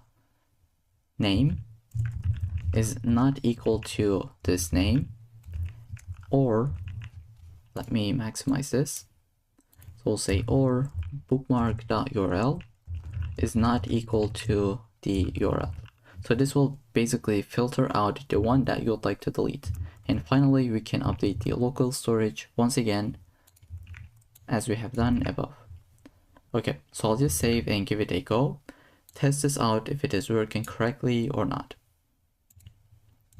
So I'll just refresh. Now let's try to add a bookmark name. I'll say my GitHub profile. Let's add it. I'll say github.com and my username. Now if I don't really add this field, I'll get an alert. If I don't add it with HTTP or HTTPS, I'll get an alert. But if I put it correctly, it should be added. And I'll refresh. It is still here. I can delete it. Here we go. And I can refresh it. Okay, it's still here. Why this is the case? So this is the case, it's because we say constant and we try to reassign it. If you take a look at the terminal, you're going to see that we have some errors. I'll try to say remove. Here we can see we are just getting some errors, our application breaks. So instead of const, we should say let. Now let's test this out. I'll go ahead, delete this, refresh. It is not there because it has been deleted. Okay, with this in mind, that's gonna be it for this entire project, where we have built a bookmark saver. And I'll see you in the next project. In this section, we're gonna build a simple registration form where we have some form validations. So let me walk you through it in the end result, and then we'll just jump into the code. So if I do not fill anything and I say register, I'll get a bunch of different errors. Let's go ahead and fill them in. I'll say this is the username, such as a John Doe. Let's give it an email at gmail.com, and I'll say password from 123 and 123. Now here we can see it says these are valid, but password must be at least 6 characters. So I'll go ahead and say 456. Now it says they do not match. And if I put everything correctly, but if I don't have a valid email, then it's going to crash as well. Email is not valid. Let's put this back and put something like just JO and run this. It says username must be at least 3 characters. And let's bring this back. Finally, let's say register. It says the registration is successful, and here we go, form has been resetted. So this is the entire project that we're gonna build, and you can find the screenshots within the diagram that we have the link in the description completely for free. Okay, now let's jump into VS Code. I have 3 different files, HTML, CSS, and JavaScript. Let's put them side by side. And first get started with HTML file. So I'll get my boilerplate, and then I'll just add a title. Let's say form validator. I'll say link my CSS file, and at the very bottom of the body, I'll say script source script.js.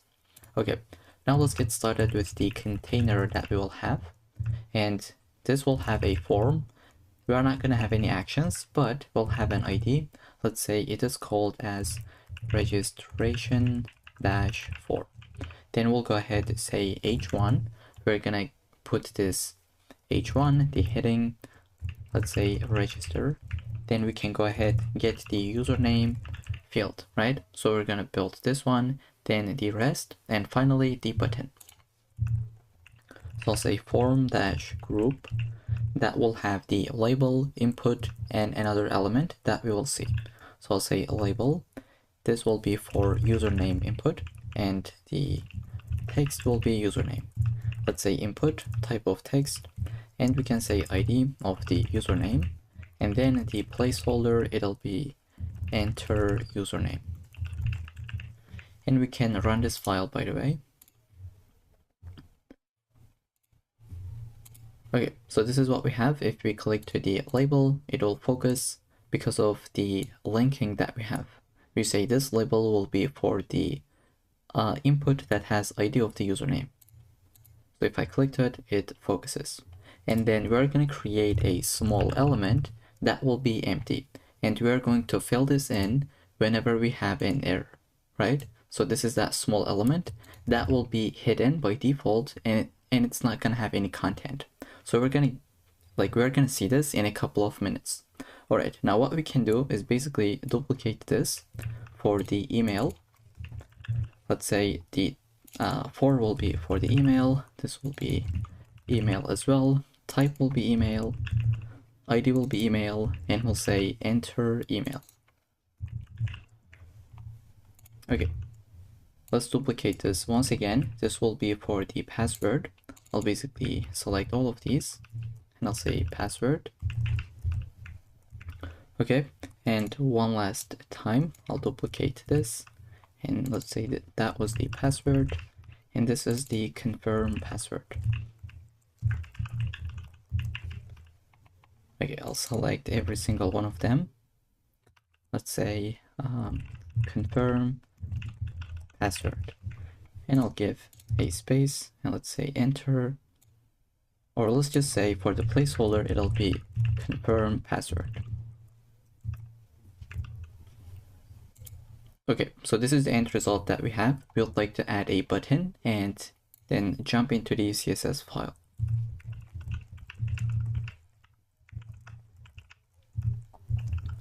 Let's say type will be submit, and then the content will be register, just like this.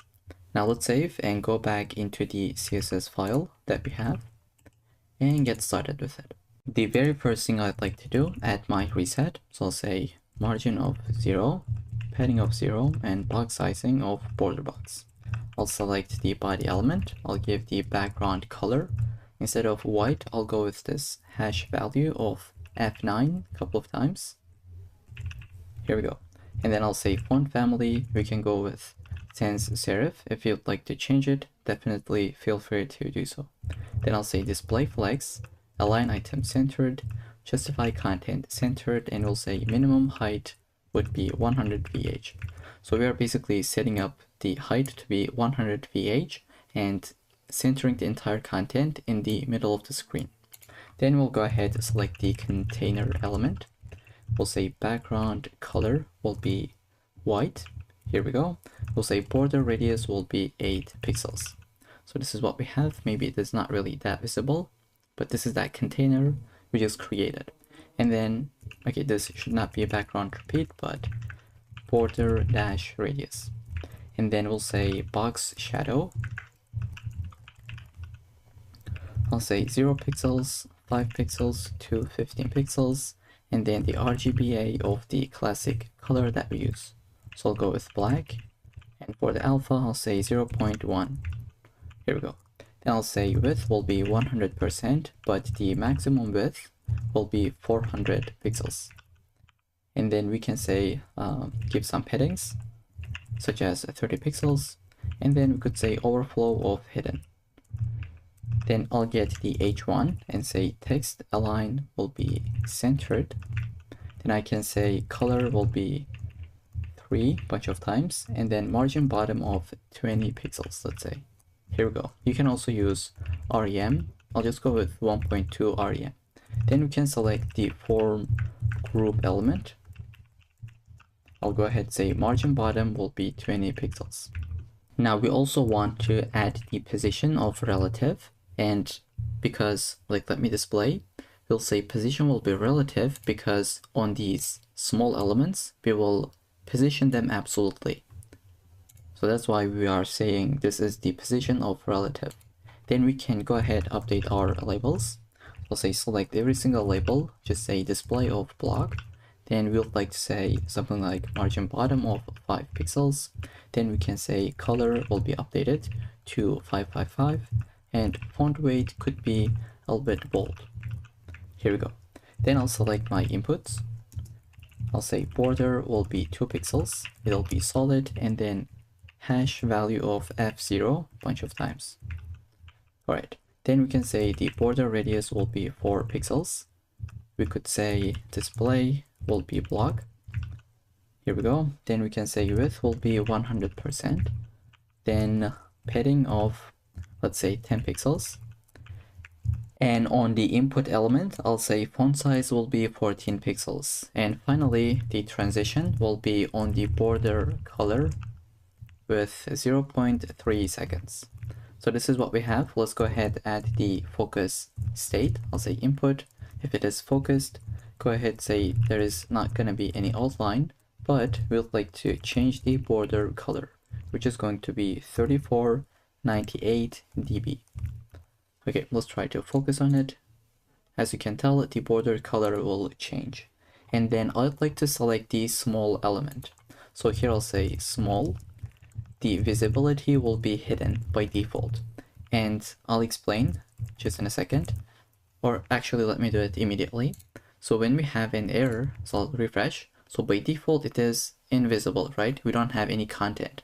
But if we cut something, if we have some errors, it'll be visible. So this is exactly what we're doing. By default, it'll be not visible, but then in a couple of minutes, we will say visibility will be visible. I hope that makes sense. Then we can position this absolutely to, let's say bottom minus 80 pixels or 18 pixels and left of 0. Then finally, we can decrement the font size to be 12 pixels. Now I'll just save this file. Let's take a look at the end result. I'll try to visit the index.html, and here on the very first input, I'll say on the first small element, I'll say username is required. Let's save. Now it is not really visible because of this line. Let's delete it. It's right here, as you can tell. Okay, and these errors will be added dynamically from our JavaScript code. And after the small element, we can select our button and style it. I'll say select the button. I'll say cursor will be pointer. Then we could say background color is going to be this exact same value that we had above, the primary blue button. We don't really want any borders, so I'll say border of none. Color could be white. Let's save. This is what we have. Now we're going to give the display of block, and then we'll say font size could be, let's say font size will be 1 rem. Then we can give some margin top of, let's say 20 pixels, and most importantly the padding of 12 pixels from all directions. And let's say border radius, border dash radius will be, let's say 4 pixels. If you wanted to, you can increment it. And I'll say width will be 100%. It'll take the entire width. And finally, the transition will be added on the background dash color with 0.3 seconds. Let's go ahead and say button. If it is on the hover state, we'll update the background color to be this value, which is going to be 2980 B9. Okay, it is this dark blue value. So the only thing we left is the error and success states. And let me once again demonstrate this pretty quickly. If we have an error on username, the error class will be added right here, right? If we have an error on email, it'll be added right here. So just keep this in mind. But if it is successful, it would be success. Okay, with this in mind, let's see how we can update our states. I'll just say form group dot error without any spaces because it'll be in the same element. And then I'll say select the input element, go ahead, update the border color to be this error color, which is E74C3C. Okay, and maybe we can just duplicate this and update this to be form group but success case. We're gonna give a green color like 2ECC71. And then finally on the error case, so I'll say form group dot error. We're gonna select the small element and we'll say visibility will be visible, and we would like to update the color to the exact same error color. Okay, so that's the entire CSS file that we would need. Now we're gonna jump into the JavaScript file and get started with the functionalities. So the first thing we would like to do is get our DOM elements. And for this, I have prepared a GitHub gist that you can find the link in the description. So go ahead, find the form validator.md and basically copy this entire elements that you have seen. We're gonna get into this in a second. For now, just ignore that. All right. So we got the form, we got the username, email, password, as well as the confirm password inputs. The first thing we would like to do is add an event listener on the form. So I'll say add event listener, which will be listening for the submit event. And we'll say once we got that, go ahead and handle it within this function. So we're going to take the event as we have talked about it in a previous project. The very first thing you would like to do is say e.prevent default, right? So we don't really want this page to be refreshed. So if you don't add this, and if you say like submit this form, it is going to refresh the page. So just notice how it's going to refresh it. But if you add this line, it's not going to refresh that, right? And then the very first thing you would like to check if all the fields have been filled in, right? So when you just say register, the very first check will be just to check if any of these fields are empty, right? So let's say const is required valid. You can call this anything, but this is the name that I'll have. And we're going to call a method called check required. And this is a method that we're going to create. Let's say function check required. Now this will take an array. Let's say we're gonna put the username, email, basically all of our inputs, password, as well as the confirm password. So we're going to pass this as an array so that it's a lot more comfortable to handle it. Can we just minimize this? It's already minimized. Oops. Okay, I'll just leave it here. Alright, so we just sent this array that we're gonna check within the method in a really easy array. So I'll just say get the input array, and we'll basically run a for each on this input, on the input array. So first I'll say let is valid, that will be equal to true. So by default we will think that it is valid, but we will update it. Let's say input array dot for each. For every single input, we're gonna run this method. So I'll say if input dot value dot trim. So we're going to trim this down, and if it is equal to an empty string, that means it is invalid. We would like to throw an error. So I'll say show error, and this is a method. Once again, we are going to build, and this will take two different arguments. So the first one is the input itself. So we need to say which input has an error. Let's say you filled this in, but you did not fill these, right? Okay, so the show error will be run on these inputs, and this is exactly what we are passing. I'll say the input so that it knows which input to show the error, and then we will say like the message. Here I'll say something like is required. But what is required, right? Is it password? Is it confirm password? For this, we can say the input itself. But now if you put it like this will look kind of not formatted. So it will say something like password is required. But what we want to do is take the very first letter and capitalize it. So this is what we would like to have. So for this, I will create a method that will format the input. I'll cut this for a second. I'll say get field name. Let's say input. This will basically format it. Let's create that method, and let's actually call this as a format field name so that our code is a lot more readable. And I'll paste this method. It's super simple, and I even added some comments. So if the input ID is equal to username, it'll take that and capitalize the very first letter. So this is how we do it. We'll say input.id, get the first character and uppercase it, and then put the rest as it is. I hope this makes sense. Now this is working properly. Now that we got an error, we'll say is valid is equal to false. But in the else case, we can show a success message.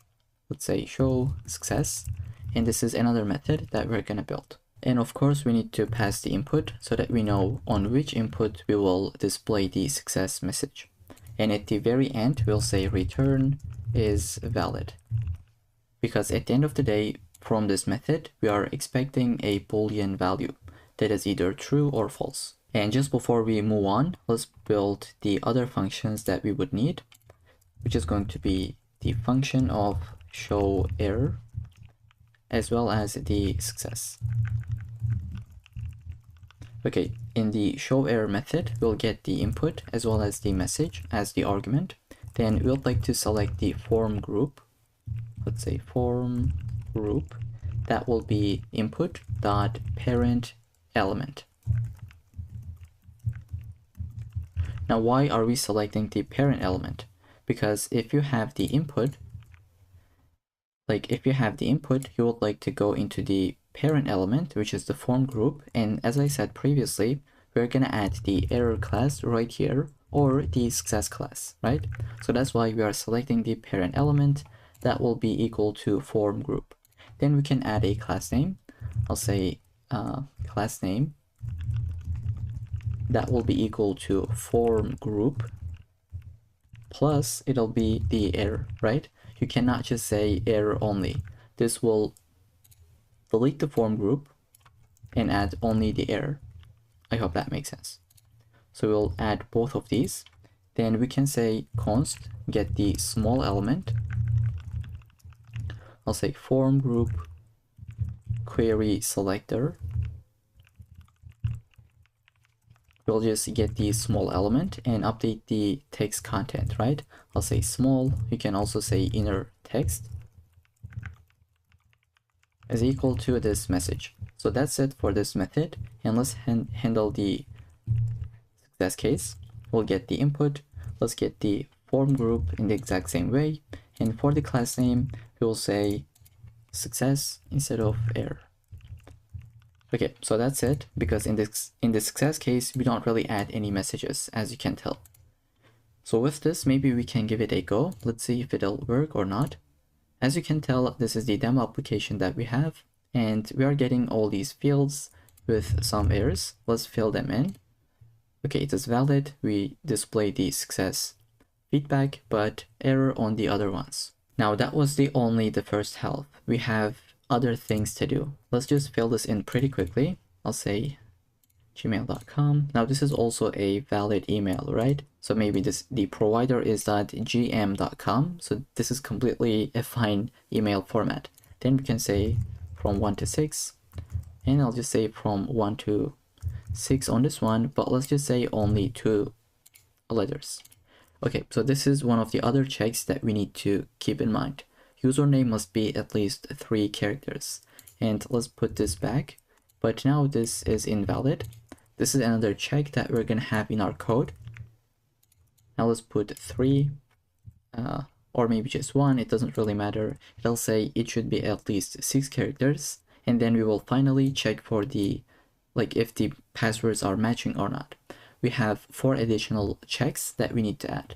I'll scroll to the top. So that was for the required fields. We would like to create a variable for isFormValid. This will be equal to isRequiredValid initially, but we will update this in a second. I'll say if isRequiredValid, we would like to check for the other things. I'll say const isUsernameValid. And we're going to call a method to check the length. So we'll say check the username, the minimum value could be 3 and the maximum could be 15. So if you try to add something more than 15 characters, here we can see this is another error that we have. And then we will have another check, let's say const is email valid, and we're going to call it the check email function, where we'd like to check for the email that user just typed in. And then let's duplicate this one. It'll be is password valid. We will check for the length. Let's say check for the password, minimum could be 6 and the maximum could be 25. Okay, finally we will duplicate this and we'll say check passwords match. And we will check, we will compare both of these values, which is the password as well as the confirm password. And for the variable name, we could say is passwords match. Okay, now we need to create all these methods one by one. So let's scroll to the bottom and try to build it. First, I'll shrink every single function that we have so that it's easier to build. I'll say function check length, where we'll take the input as well as the minimum and maximum values. So the very first if check will be this one, if input dot value dot length, if it is less than the minimum value. In this case, we would like to show an error. Let's say show error, call the method on this input, whatever that is, and then we'll say something like must be at least minimum characters. And let's put the money sign, and finally whatever the input is, but we would like to format it just like what we have done previously. So we'll say format field name, and we're gonna pass the input as the argument. Okay, and we're just gonna return false from this method, from this call. Now this will be equal to false if we hit this if check, and then else if we have the maximum case, input the value the length, if it is greater than the maximum value, I'll basically get the exact same thing. but we'll say it must be, let's say, less than maximum characters, and then return false. But else, that means everything went successfully, so we can say show success on this input and return true. Okay, so that's the very first method that we would need. The other one will be to check email.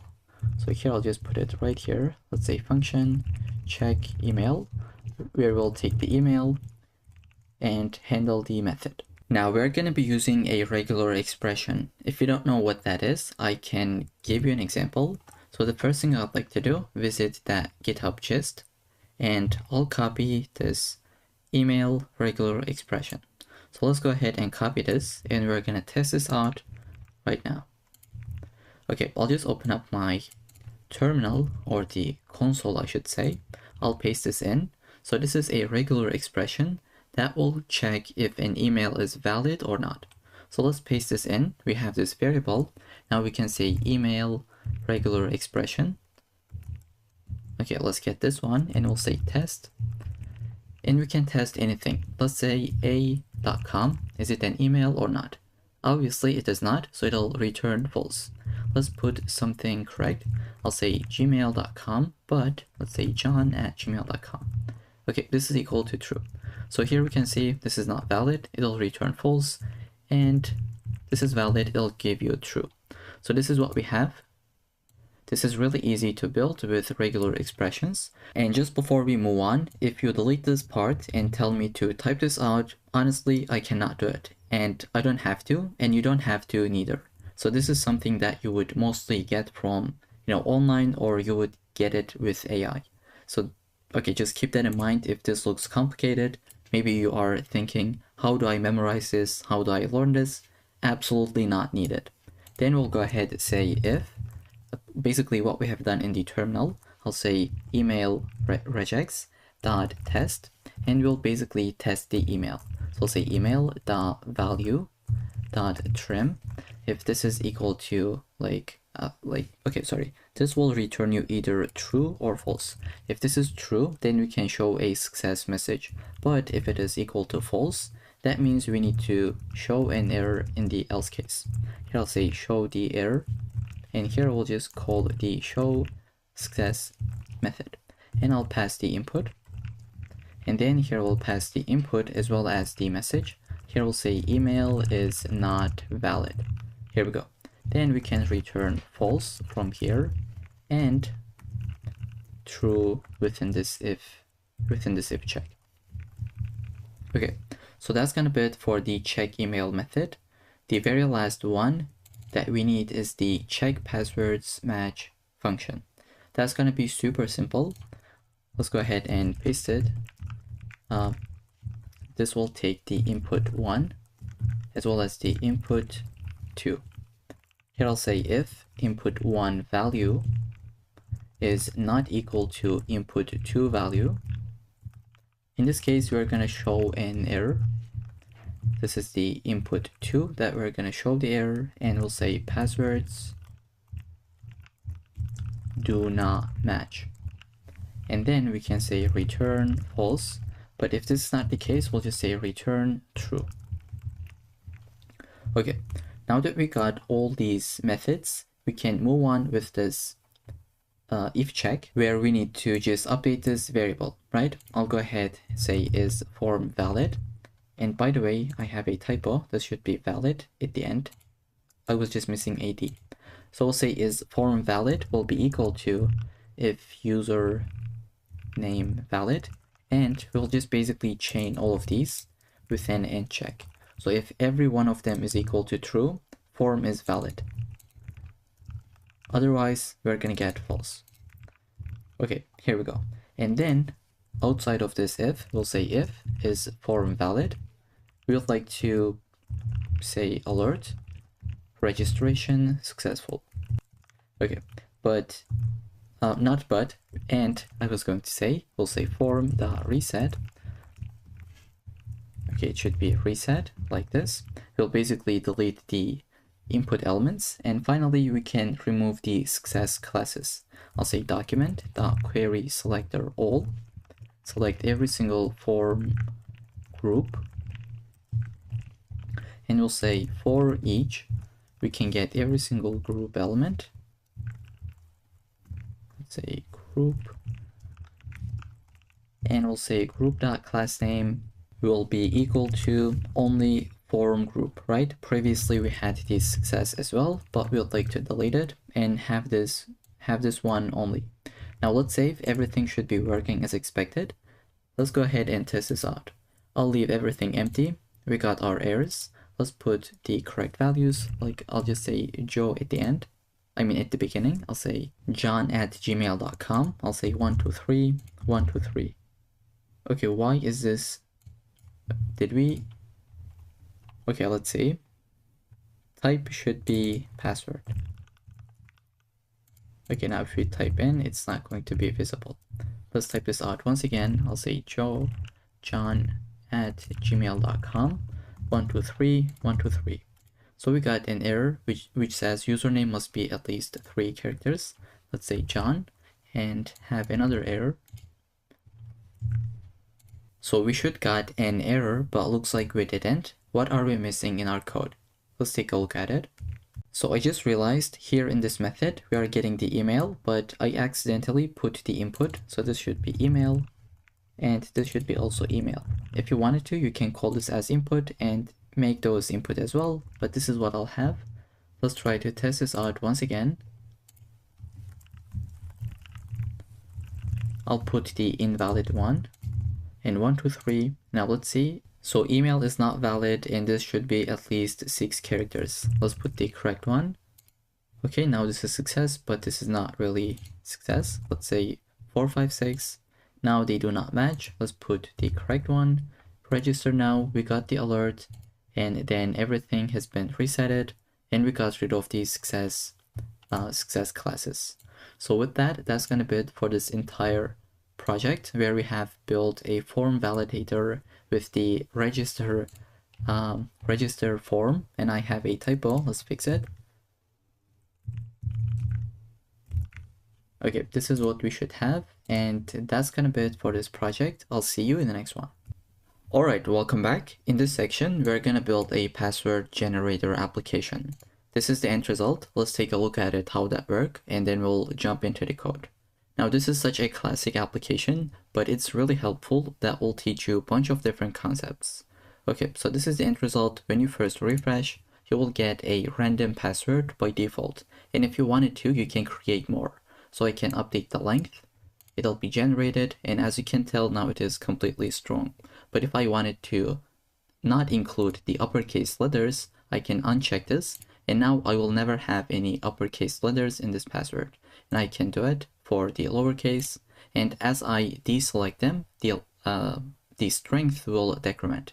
Now let's go with medium. As you can tell, now this is still medium, but it says you should select at least one of those, right? So let's go with this one, and I'll take the length to be 6. So at minimum we can go with 6, and maximum could be 24. Now this is weak. Okay, and finally let's generate another one. I'll say copy this. It has been copied. Let's try to paste it. As you can tell, this is the exact same value that we have. So this is the end result. If you wanted to have these screenshots, you can find the link in the description for these diagrams. It's completely free. If you wanted to just challenge yourself and build it by yourself, these are the screenshots that you can take a look. Alright, so I'll try to shrink this window. And as always, I have my second window, which is VS Code, with an empty folder. We have 3 different empty files. First, we'll get started with the HTML file. Okay, let's go ahead and generate the boilerplate. I'll say, put the title, password generator, and then I'd like to link my CSS file. And finally, I would like to get the fav icon, font awesome for these icons. So I'll go ahead and say cdn.js font awesome. Let's search for it and get the link. I think this would work. Let's copy it. And then we will put it as the link tag under the head. Okay. Right here now we should be able to use the icons, the yeah, icons coming from Font Awesome. The very first thing I'd like to do, create my container. And then within this, we are going to put the h1, let's say password generator. Okay, right after this h1, we would like to put the container, which will be this one, where we have the password itself and then the button. So I'll go ahead, create a container called password-container. So we're going to make this to be flex, and then we will say justify content will be space between, right? Okay, here I'll say create an input that is type of text, but this is only read only, okay? So you cannot really type anything in, it is read only value. And we can give it an ID like password. And finally, we will have the icon. I'll say I, and we can say class. Class will be FA copy, which is coming from Font Awesome. Okay, then we can give it a title, let's say copy-btn, and then a title itself, so that when you hover over this, you would be able to see this title that says copy to clipboard.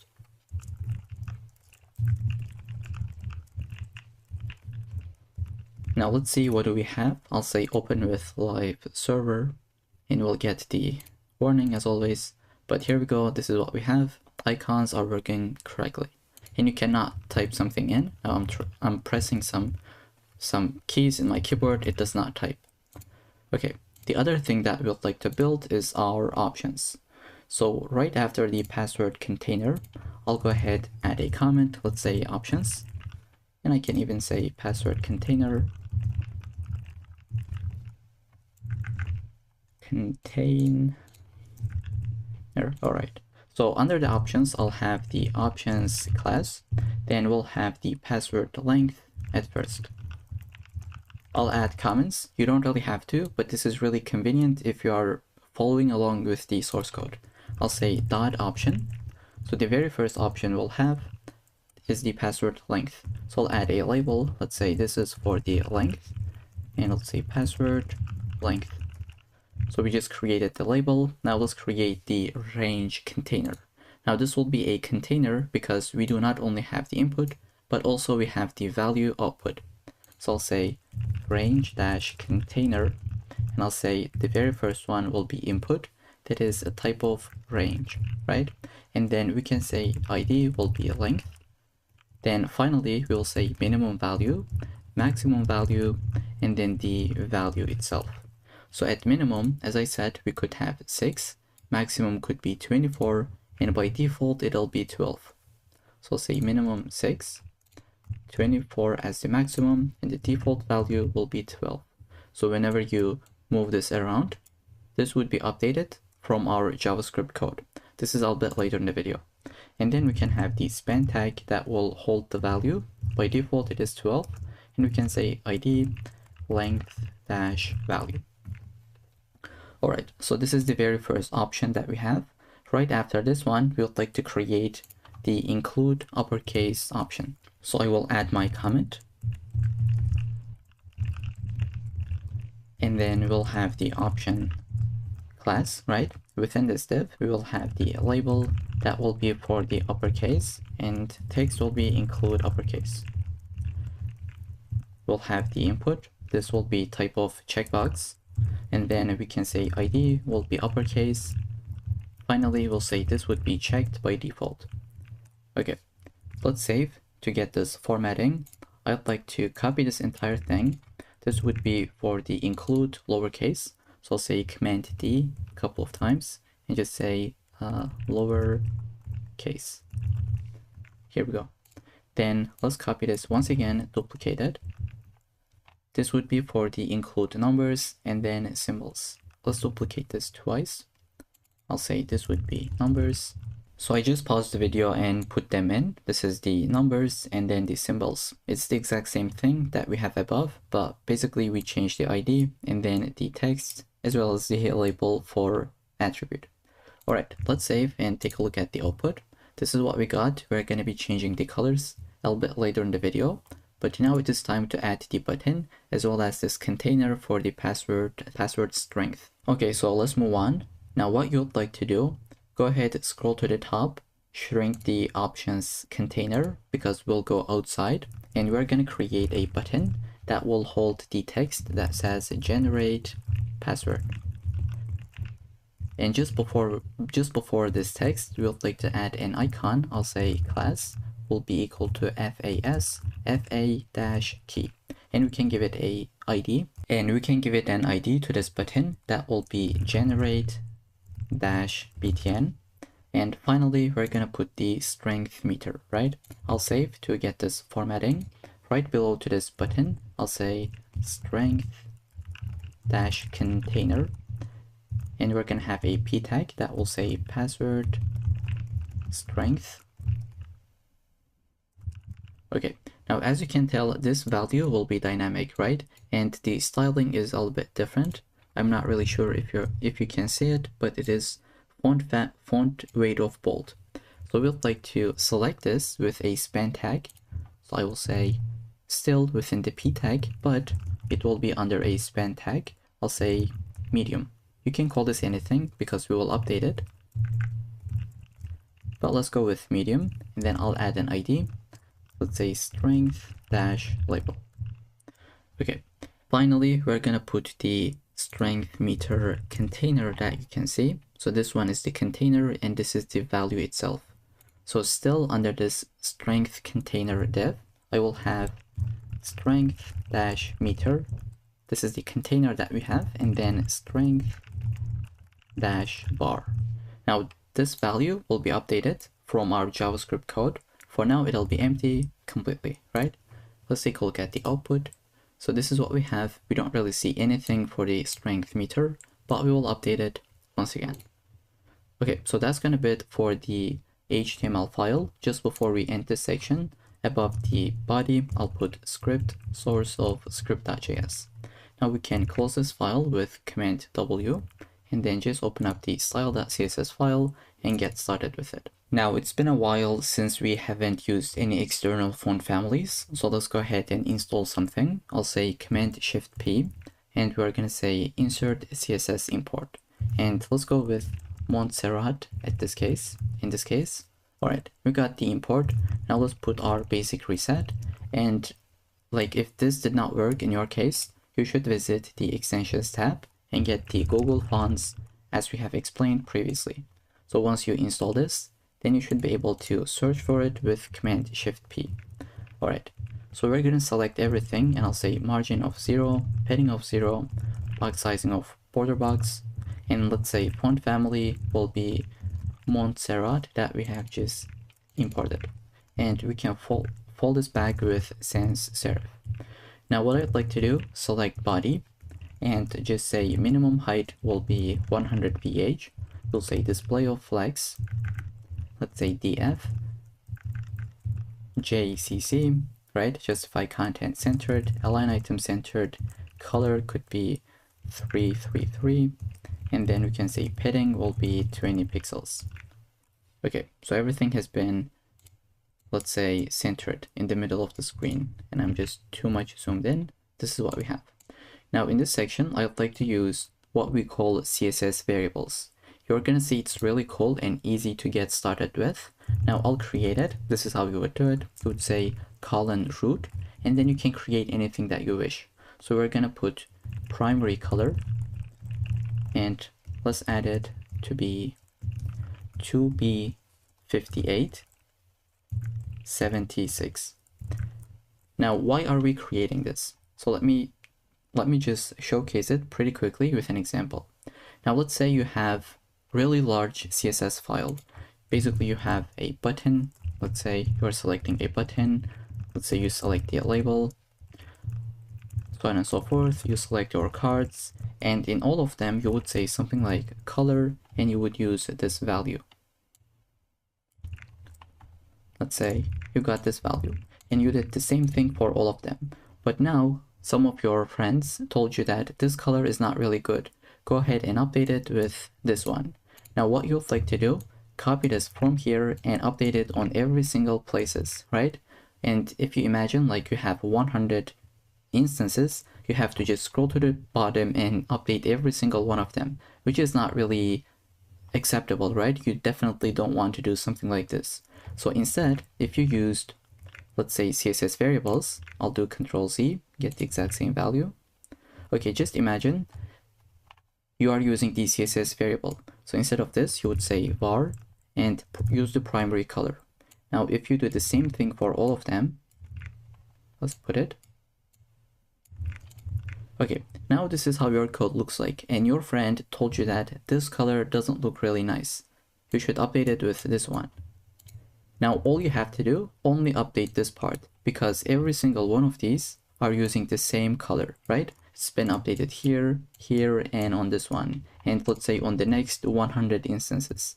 I hope this makes sense. This is why most of the time you would like to use CSS variables. It is really useful. All right. Now the first primary color that we'll have is this one, as we just had. Now I'll put a couple of different colors, such as the secondary one. Let's say the weak color, that's gonna be this one. Okay, and like basically this is the primary color, the secondary color, weak, and we'd like to add the medium as well as the strong colors. So I'll go ahead, copy and paste. You can pause the video, type this out. Here we go. We got 5 different colors, and we'll be using them a lot within this CSS file. So what I'd like to do, just say background color will be linear gradient. And just a quick correction, if you're going to be using linear gradient, it has to be background. So if you put background dash color, it's not going to work. So this is something to keep in mind. And then we're going to put the degree, let's say 45 degrees. You can update it. This is the one that I'll be using. And then we'll be using our primary and secondary colors. So just like we have used a couple of minutes ago, I'll say var get the primary color. We'll go from this one to the secondary one.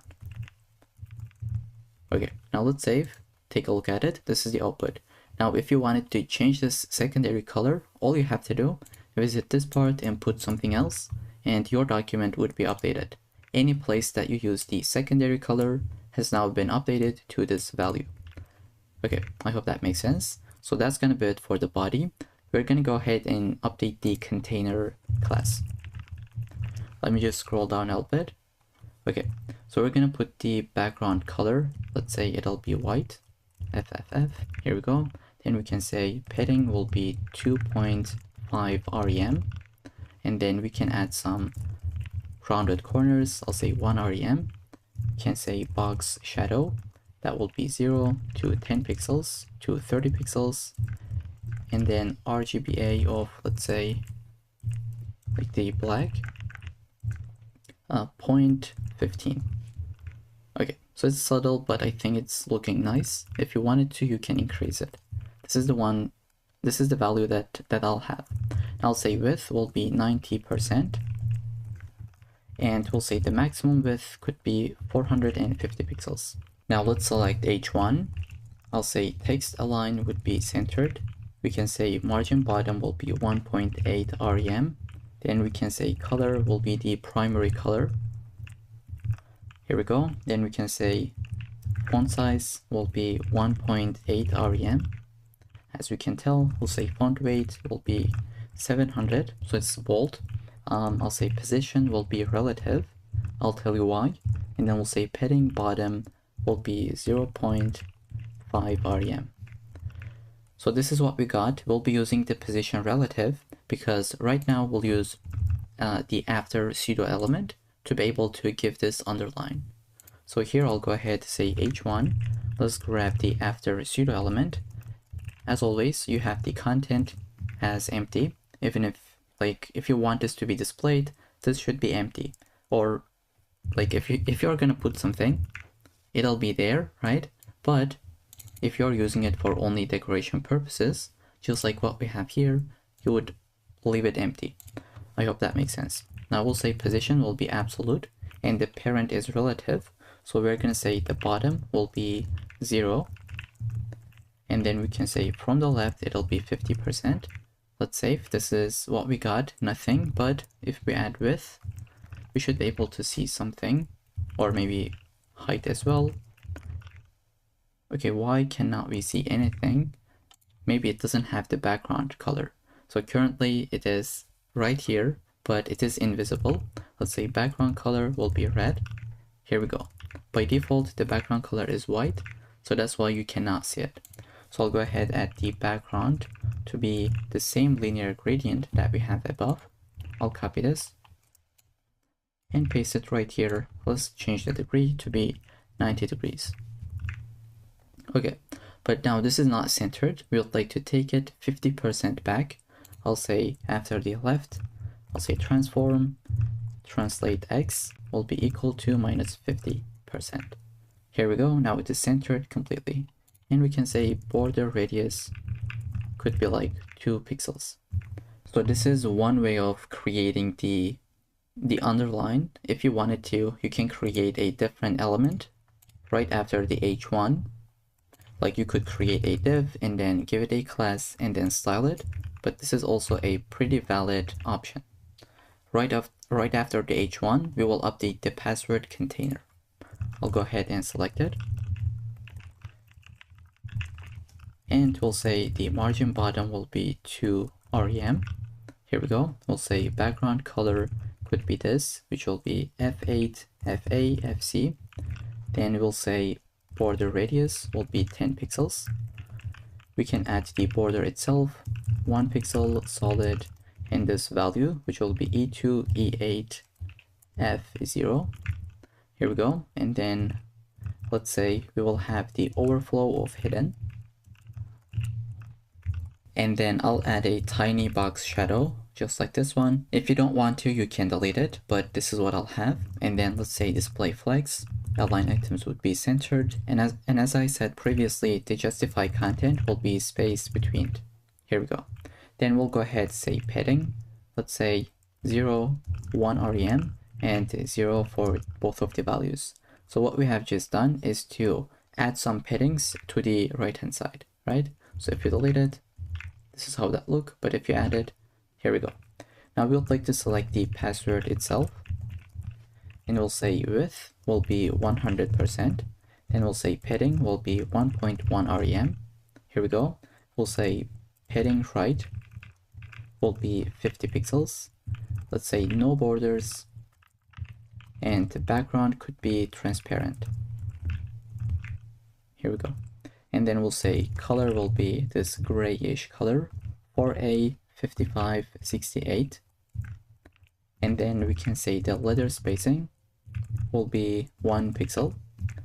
And then finally, outline of none, as well as the border radius of 10 pixels. 10 pixels, here we go. Now we don't have anything inside, that's why we cannot see it. But if we got the index.html, let's try to add something in, like it is the input. Let's say value will be hello. Okay, this is how that look. Now we can move on with the copy button itself. Let's say select the copy button. It was copy-btn, and we'll say cursor will be pointer. Then we'll say the color will be this one, 718096. Now, if you wanted to, you can create those as the CSS variables, but since this is a value that we don't really use too much, I'll leave it as a hard-coded color. But definitely it is your choice if you wanted to add it right here or not. Okay, right after the color, I'll have my font size to be 1.1 rem. Then we'll go ahead, say background, or for now, let's say width to be 35 pixels. I'll duplicate this. Height will be 35 pixels as well. This is what we got. Now we can say display flex. Oops, let's try to fix it. Okay, I'll say display flex, align item centered, and let's say justify content centered as well. Here we go. And then I'll say border radius will be 50%. Then we can add the hover state. I'll say copy button. On the hover state, we could say color will be equal to the primary variable, the primary color. As you can tell, it has been updated. Now we could also get into the options. I'll just scroll a little bit and then have the options selected. So I just selected the options. Now we'll say margin bottom will be 2 rem. Here we go. We'll say background will be updated to be F8, FA, FC to this grayish color, and then we'll say padding could be 1.5 rem from all directions. Border radius will be, let's say border radius will be 10 pixels. Here we go. And then we'll say box shadow, it'll be really tiny, but still I'd like to add it. Here we go. Like, it's really tiny. Maybe it is not visible from the video, but I can definitely see it. Then we'll go ahead and select every single option. So we'll say display will be flex, justify content, space between. Let's save. Here we go. We'll say align items centered. And finally, margin bottom of 1 rem. Okay, now the problem here is that the very last one also got some margin bottom. We don't really want to have it, right? It is not needed because there is no element right after this one. So we can remove that by saying option colon last child. So we're gonna select the last child and we'll say margin bottom will be 0. Here we can see it's been updated. So this is another trick that you can keep in mind for these situations. And then I'll say dot option, where we'll get the label itself, and we're gonna say font size could be something like 0.9 rem. It's been updated. We can say color will be, let's say 4A this value. So once again, if you wanted to, you can take this and make it a CSS variable. I'll just skip that. Let's say font weight will be 500. Here we go. Then we can select the range container itself. And then we're gonna say display of flex, align items would be centered, and gap of 10 pixels. Let's save. Like, I think we cannot see the difference for now because it is in the smaller screens. But now let's try to put it. I'll just put that, and I think I should put them side by side to be able to see it. Now I will save. Okay, so as you can tell, there are some differences if we delete the gap or if we add it. This is now a lot more visible. Now let's go ahead and change the width itself. I'll say this will be width of 60%. Here we go. Now let's say I'd like to select this input specifically, which is the type of range. How can I do it? I'll say input, where the type is equal to range, right? And then I'd like to change this color, which is called the accent color. I'll say this will be the primary color that we have. Here we go. And then I can say the height could be something like 5 pixels. It's been updated. If you wanted to, you can change it to be 50. I don't know what is the maximum value, but let's go with 1 pixels. It's really tiny. I'll go with 5 pixels. Then you can say something like cursor will be pointer as well. And finally, I'll just say flex of 1. Okay. Now what I'll be doing is to select the checkbox itself. So it's the exact same thing, but type will be different. Let's say checkbox. And on the checkbox, I'll say width will be 20 pixels and same for the height. Let's save. Here we go. It's been incremented a little bit. Now I'll say border will be 2 pixels, solid, and I'd like to give the variable of primary color. Now it's not been updated, right? And for this, we can say appearance will be none. Now, as you can tell, it got updated. If you delete that, it will not, but this is the style that make it work. Then we'll say border radius will be 4 pixels. Here we go. And I'll say cursor will be pointer. And I'll say outline will be none. So for now, that's gonna be it for the checkbox. We will update it just in a second. For now, I'd like to select the exact same element and we're gonna update the checked state.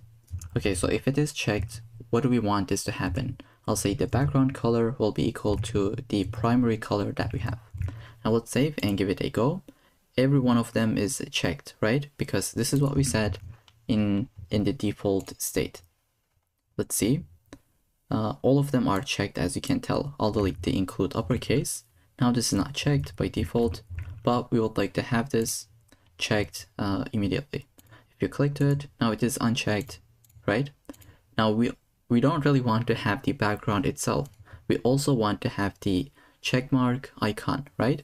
For this, we'll go into the checked state and we will update the after pseudo element. So I'll say checked and get the after pseudo element where we'd like to add the content. Now we'll be using a Unicode character that will be backslash, put it into a string, backslash 2714. Now let's save. What are we gonna get? As you can tell, this is what we have, but it is not really centered. So I'll say position will be absolute, but for this to work, we should say the checkbox itself will be position relative. And then I can say color will be white. And then we can now center this correctly. I'll say from the left, let's go 50%. From the top, let's go 50%. And if you think this will center it, I'm sorry, it would not. You have to use this trick where you would say transform, where the translate, the X direction will be -50. And then from the, let's say, in the Y direction, we'll also do 50%, -50% it should be. So we basically updated the X and Y values. Now it has been centered correctly. Then I can update the font size. Let's say it'll be 12 pixels. Here we go. Now one more thing that I'd like to do, which is there is no animation, like no transition at all. It happens immediately. For this, we can go right here under the checkbox. I'll say transition. Let's go a little bit extreme. I'll say 1 second. Like it's happening really slowly, but most of the time you'd like to go with a value like 0.3 seconds. I think this looks a lot more cleaner. Alright, so that's gonna be it for the after element itself. Now we can get the length value. So I will select the length value. Let's go ahead, say font weight will be 600. We can get the color, that will be primary color. Here we go. And then we will say width will be 30 pixels. Then we would like to say the text align would be centered. Then we can update the background color, that will be equal to this value, as you can tell. Then I'll just say border radius will be 4 pixels. Here we go, it's a little bit rounded. Now I'd like to add some paddings, finally. We'll say padding 2 pixels to 5 pixels. Alright, now we're gonna go ahead and select our button that we would like to update. So I'll say width will be 100%. Then we would like to say padding will be 1 rem from all directions. And then I'll add a background that will be linear gradient, just like what we have done above. It's the exact same thing. Let's save, here we go. I'll say color will be equal to white. We can say border will be none. Border radius will be 10 pixels. Then we can say font size will be updated to 1 rem. Then we can say font weight will be 600. Here we go, it's a little bit more bold. Then we'll say cursor will be pointer. Now I'll give some transitions. So I'll just say all 0.3 seconds so that we can have the hover state happening a little bit more smoothly. Then margin bottom of 1.5 rem. Finally, I'll just give some box shadow that is tiny, but it'll just give this kind of effect. I think it looks a lot more cleaner if we have the box shadow. Now we're going to go ahead and update the hover state. I'll say button. On hover, we would like to basically have a transform field. I'll say translate of y will be -2 pixels. And then I think that could be it for the hover state. Alright. So this is the output that we have. And then after the hover state, we will add the active state where we will update the translate y to be resetted. Alright. Now we would like to get the strength container. And I'll say margin top will be 0.8 rem. Then we would like to select the p tag within this strength container. So I will update the font size to be 0.9 rem. And then we can update the color to be this value that you see on the screen. And then we'll say margin bottom of 0.6 rem. Here we go. And then I'll say display of flex. Then finally we'll say justify content space between. Just like this, so that they have some spacing between them. And lastly, I'd like to say font weight to be 500, so it's a little bit more bold. All right, now we're gonna go ahead and get the strength dash label, and I have a typo. Let's say strength label. I'd like to say the color will be primary color, so it'll say variable. Here we go. Now there isn't that much of a change, but it is this element. So if you say red, so this is the one that we have actually updated. And then I'll say font weight will be 600. Now it's a little bit more even bolder than this one. Now I'll select the strength meter. Then we'll say height will be 10 pixels. Then I'd like to say the background color will be updated to EDF2F7. It should be like this. Then I'll say border radius is going to be 5 pixels. Then we'd like to say margin bottom will be, margin top actually, will be 0.5 rem. And I'll say overflow would be hidden. Finally, we can give some box shadows. I'd like to copy and paste. Here we go. Now we just said inset, and as you can tell, it is like inwards, right? It is inset. If you delete that, it would be outside, but now it is set into the container itself. Now we will get the strength bar itself. So say bar, and height could be 100%. It'll take the entire container. We'll say width will be 0 initially, right? And then we can say minimum width will be 5%. Now we can add a background color. I'll say variable. You can use any color. I'll go with the weak one. I'll say weak color. Here we go. And then we'll say transition is going to be all 0.3 seconds. And we'll say ease. Now transition is needed to have this effect. Now this will be strong. Notice how it'll transition smoothly. Here we go. Just take a look at it now. Okay, so this is happening thanks to this transition that we have. And we can add some border radiuses. So I'll say border radius that will be equal to 5 pixels. Okay, now it is rounded. And at the very end of this file, I'll have my media query. That's around 10 lines of code. We will update the container, h1, and option label when we hit this pixels and below. Okay, let's save. Now it's been updated, right? So there's like a subtle change once you hit that breakpoint. Okay, so that's gonna be it for the entire CSS file that we have. Next, we're gonna build the JavaScript. So the very first thing we would like to do is get all the DOM elements, such as these checkboxes, the button, the copy button, the strength meter, so on and so forth. Now we could type them out like const password input. We would get the document dot get element by ID, and then we put the ID. But instead of typing them out, I have prepared a file. You can find the GitHub gist link in the description. Just find the password generator file. Go ahead, copy everything that you have seen here. This is what I'll be doing. And I'll just delete this, paste this in. Now these are all the elements that we'll be using. And then we have the character sets that we're going to be using to be able to include the uppercase letters, lowercase, numbers, and symbols.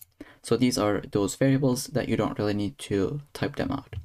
All right, so the first thing I'd like to do is this.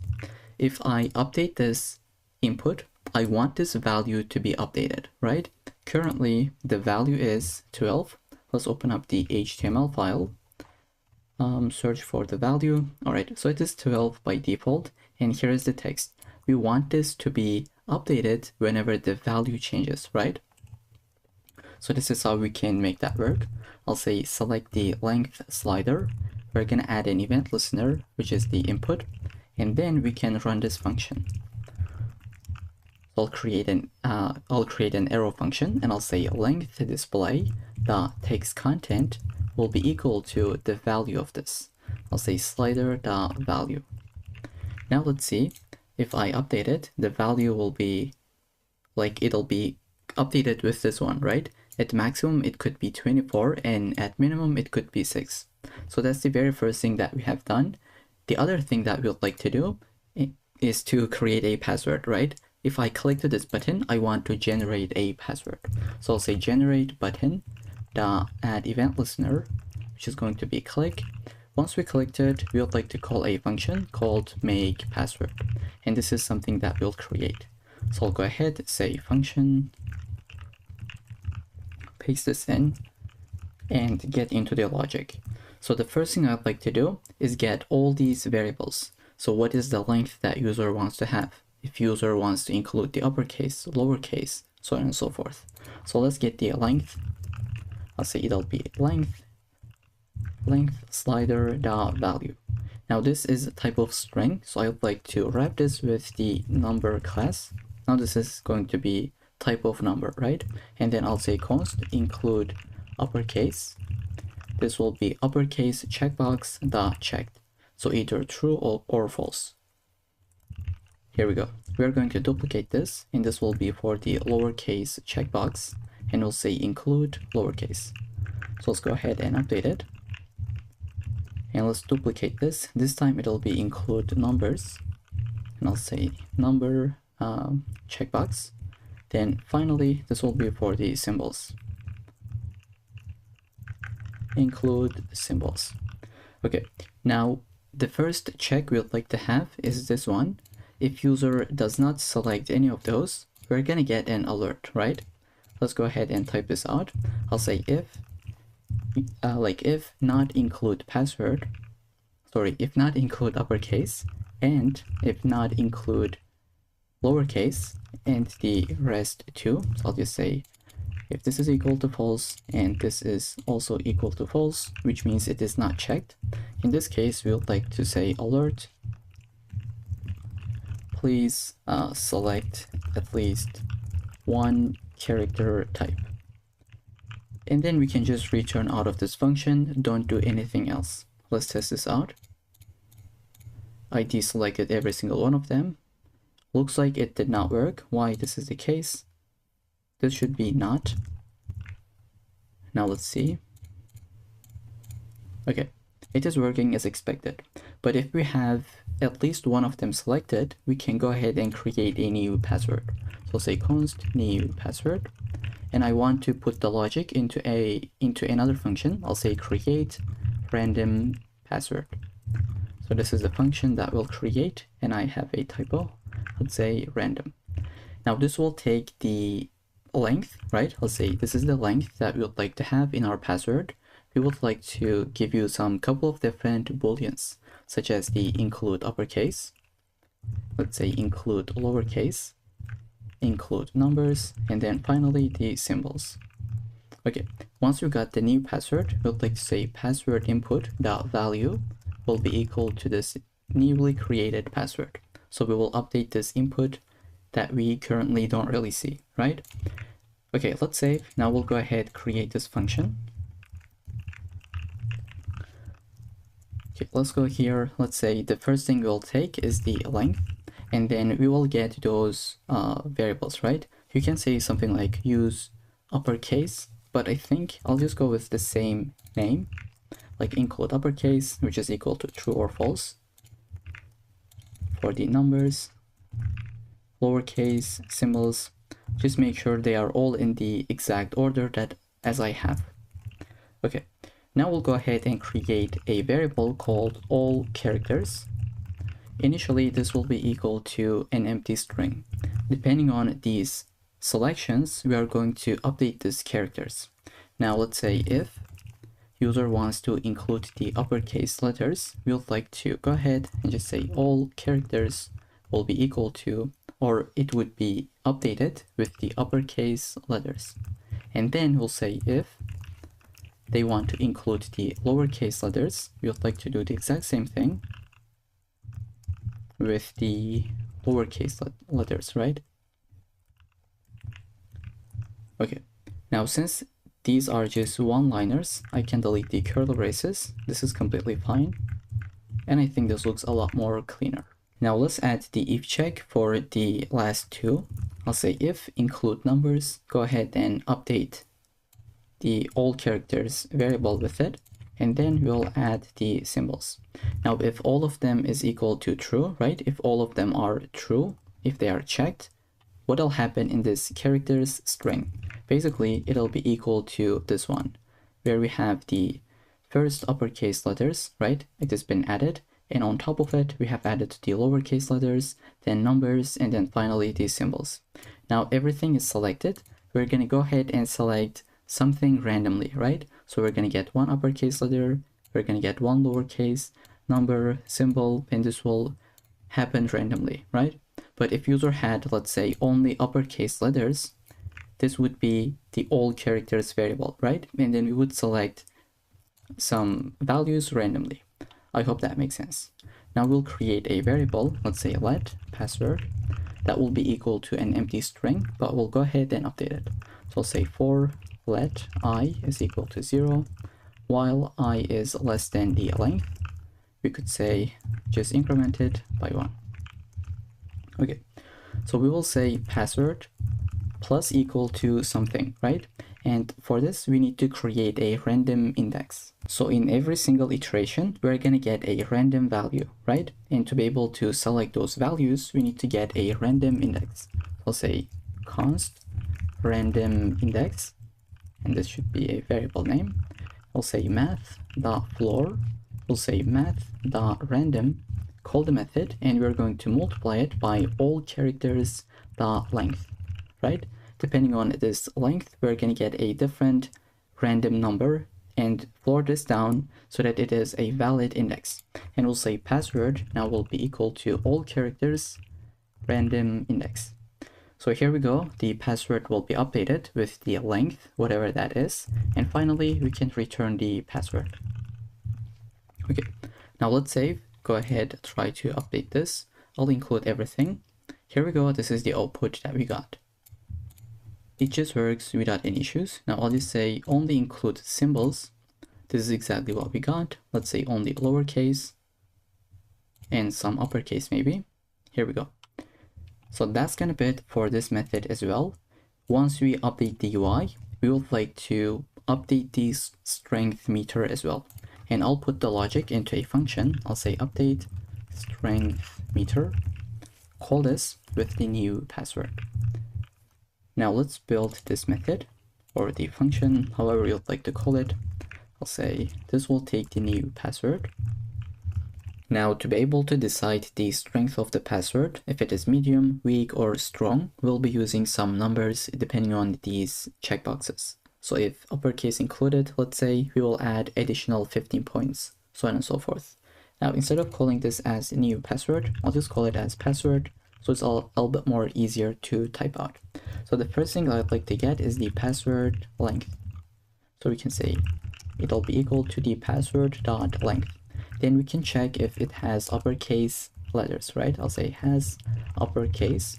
We are gonna say we would like to use a regular expression. So this is how we can do it. We'll say if it has any of these characters from uppercase A all the way up to Z.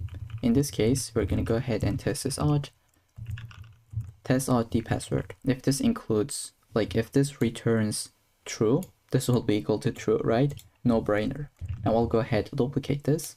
This will be equal to has lowercase. We'll just say A to Z, but lowercase. And then let's duplicate it. This time it'll be numbers, let's say from 0 all the way up to 9. And we can say has numbers. Duplicate it, and I'll say has symbols. And instead of typing every single symbol, I think I can just scroll to the top, copy this entire string, and paste this in. Okay, so we got all of these. It should be like this. Now we'll say, let's calculate a score for the password strength, right? I'll say let strength score.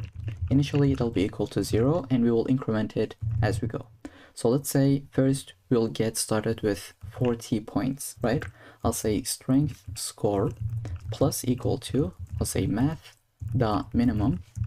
We'll say password length times 2 and 40. So basically we are going to have two different values. Let's say this is equal to 30. We're going to get the minimum of them. Now if this is equal to 300, we are going to get 40, right? So at maximum, it could be 40, right? It doesn't really matter if this is like 3 million. We are gonna always get the minimum value, which is 40. So that's why I say at maximum, it'll be 40, right? So this is something to keep in mind, not only to specific to this project, but if you want to get a value that is like at maximum, right? Here at maximum, we would like to get 40. That's why we use the minimum method. So maybe this is kind of like a quick note that you can take. If you want to get a maximum value, you would use the dot minimum, right? So I can feel like it sounds a little bit complicated. That's why I just put a comment that you can have in the source code. Here, the dot min method will get the minimum value from these, right? But this will make sure that at maximum you would get 40. I hope this really makes sense. And then we'll go ahead, just add a couple of different if checks. I'll say if has uppercase. We would like to increment this strength score. Let's say strength score plus equal to 15. I'll duplicate this 3 times. And I'll say if we have some symbols, if has numbers, I think this should be numbers. Okay, and then I'll say has lowercase. So we'll just add additional 15 points for every single one of these options. And then we can enforce the minimum score for very short passwords.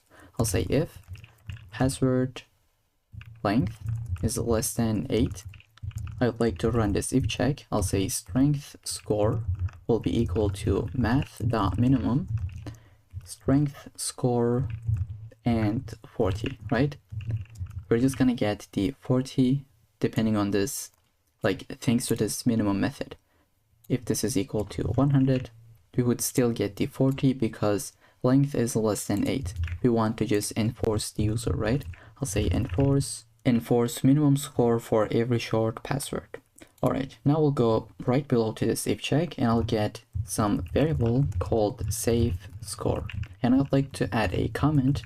Now, why do we need this? So basically, I would like to ensure the width of the strength bar is a valid percentage. So we don't really want to have something like -50 or 1000, right? It doesn't really matter what that is. I'd like to just make sure it is valid, right? So I'll say math.maximum. We'll add either 5 or we'll say math.minimum. That will be 100 and strength score. Now let's say this is equal to 1000, right? We are going to get the minimum value. So this part will be equal to 100. Now as you can tell, the save score will be either 5 or 100, right? It will be always within this spectrum. Now here we are using maximum, so we're going to get 100. I hope that makes sense. Okay, now that we have this variable, we can say strength bar. Let's select it. We'll say style. And finally, we'll just update the width. So I'll say style.width will be equal to save score, whatever that is. And we'll just add the % at the end. Because this is some CSS, we'd like to calculate the width as a percentage.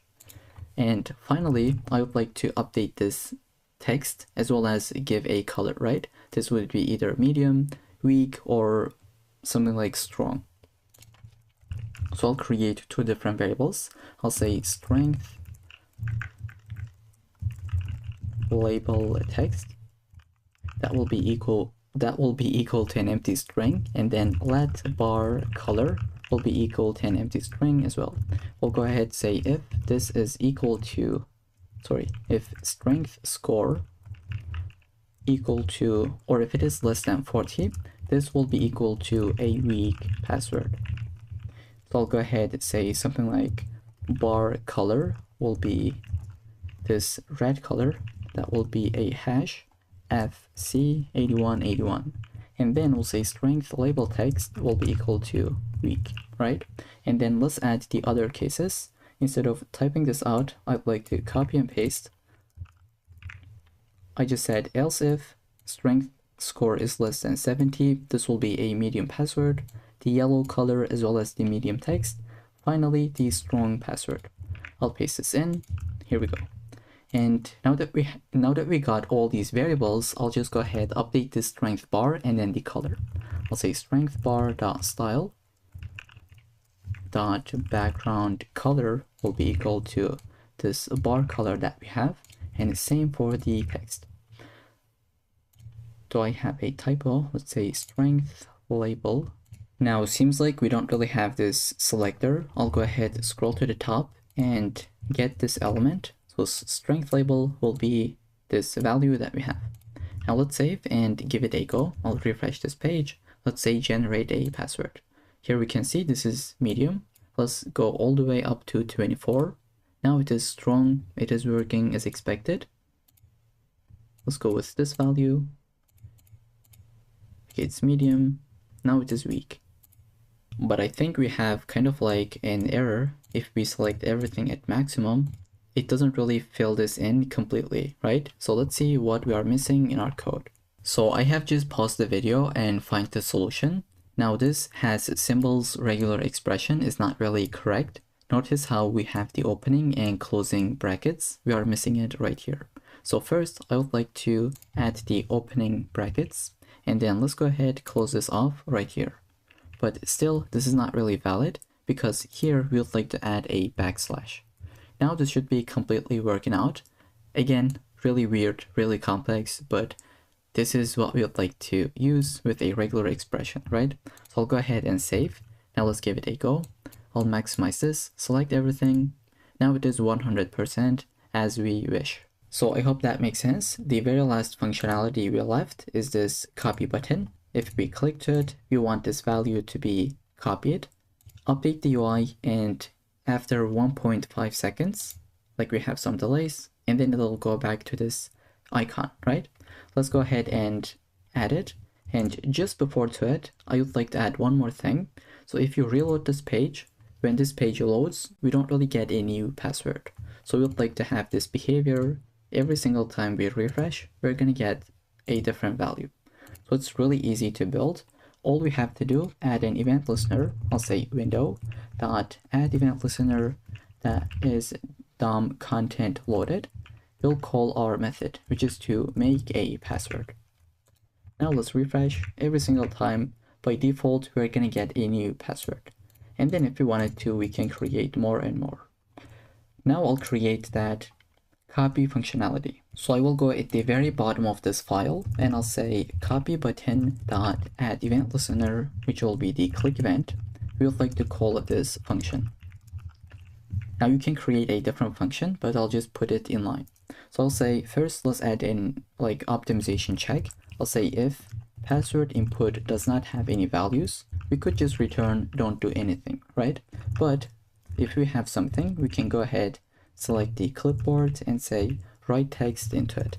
And the text that we would like to copy will be password input dot value. Now this will take some time, right? This is asynchronous, so we can say dot then. Once this is completed successfully, we would like to show copy success. Let's call this method. We are going to create it in a second. And if we got any errors, we're going to catch it with the catch block. So I'll say catch. You can do anything like displaying an alert. I'll go with a console log. Let's say could not copy. And then we can put the error message into the terminal. Okay, let's save and now create this function. I'll go ahead, create that. It'll be really simple, really basic. All we have to do, just change the icon first. I'll say copy button dot class list dot remove. We're gonna remove the classes coming from font awesome, which is this one, as well as fa copy. Now I'll duplicate this and we would like to add another one. So we just remove this, right? We are gonna remove this and add this check mark, which will be FAS and FA check. Also, I'd like to change the color to be this green one. So I'll say copy button dot style dot color will be equal to this hash value, which will be 48BB78. Okay, now let's save and give it a go. I'll click to it, but now this will stay just like this forever. Instead, we would like to update it after some time. And if you want to add some delays, you should remember the set timeout method. So we got our callback as well as the timeout. Let's say after 1.5 seconds, we'll say copy button class list. Now remove the check mark, right? And then I'll duplicate this. Instead, we would like to add the copy button itself, this icon. And then let's update the color. This will be the default color. I'll just leave it as an empty string. Okay, let's save and try to see. I'll click to it. It's been updated, and let's see if we got this value. I'll just paste. Here we go. This is what we got. Let's generate another thing. Copy it. Okay, so it's the exact same value. Alright, so that's gonna be it for this entire project. I hope you enjoyed it and learned something new from it. I'll see you in the next one. So in this section, we are gonna build a to-do app. This is the end result. Let's take a look at it, how that works, and we'll jump into the code, build it from scratch. So we have an input element where we can add things, right? I'll say learn Python. I can either add this by pressing enter or clicking into this button. It should be added to the list. I can delete them and check them as completed. And we can have some filters. So I'll just say only show me the ones that are active and completed ones. If I say clear the completed, it'll go ahead to delete all of them. And now we only have these active ones, right? And the best thing about this app is that this data will be saved to the local storage. So if you go ahead and refresh this page, it'll still be there no matter what, right? All right, and you can have these screenshots from the diagrams. The link will be in the description, just like any other application that we have. Okay, so this is the end result. Now let's go ahead, create an empty folder called to-do app and have our 3 different files. They are empty at the moment, but we're gonna build them one by one. So let's put them side by side. So grab this and put it just like this. Let's get an empty HTML file. I'll say this is the to-do app. And let's put the link CSS, which will be style.css, and let's link the script file. I'll say script.js. And we can put a div that, let's say, class name of app. You can call this anything. This is the name that I'll be going with. Now we're gonna have the header section, which will be this, my tasks as well as today's date. Now this is correct. This is not something hard-coded, and I'll show you how we can build it to be dynamic, right? So if I open this up tomorrow, this will say May 6th. And also it'll say Tuesday. So with this in mind, let's go ahead and put h1. We'll say my tasks. Now the other thing that we need to add is this icon. For this, we'll be using font awesome. So first, I'd like to say just open this up with live server. We got some warnings, but that's fine. Here we go. And let's grab the CDN link. So I'll say cdnjs, cdnjs.com, libraries, and font awesome. Go ahead, copy the very first one, and then put the link right here. Now we should be able to use those icons. So I'll put the I element. Let's say class will be FAS, FA check dash circle. And then I'll save. Here we go, we got that circle. And after this H1, we'll say P. Now this content will be empty for now. We'll say ID will be date. Later in the video, once we get into the JavaScript part, we will make this text to be inside, right, within this p tag, but it'll be dynamic. All right, after the header component, we'll say div that will take the class name of to-do-input. We'll go within this div, we'll say create an input that is type of text, and we can add an ID like task-input, and then placeholder, so this should be task input, and then placeholder, it'll be what do you need to do, just like this. And then right after this input, I'll put a button that will be ID of, let's say, add dash task, and I'll put the I element, the I tag, let's say class FAS FA plus. Okay, so this is the end result that we have at the moment. Right after this div, which is the to-do input, we'll go ahead and add our filters. So these three filters, I'll say dot filters, and we're going to create a span. Let's say the class will be filter, and this will be active initially, which is going to be the all filter, right? And I'd like to add a data-filter attribute. I'll say this will be all. Now we'll be using these later in the video. For now, just go ahead, duplicate this twice. This will be filter but not active. This will not be active as well. This will be for the active one.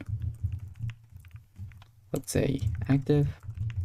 And this will be for the completed.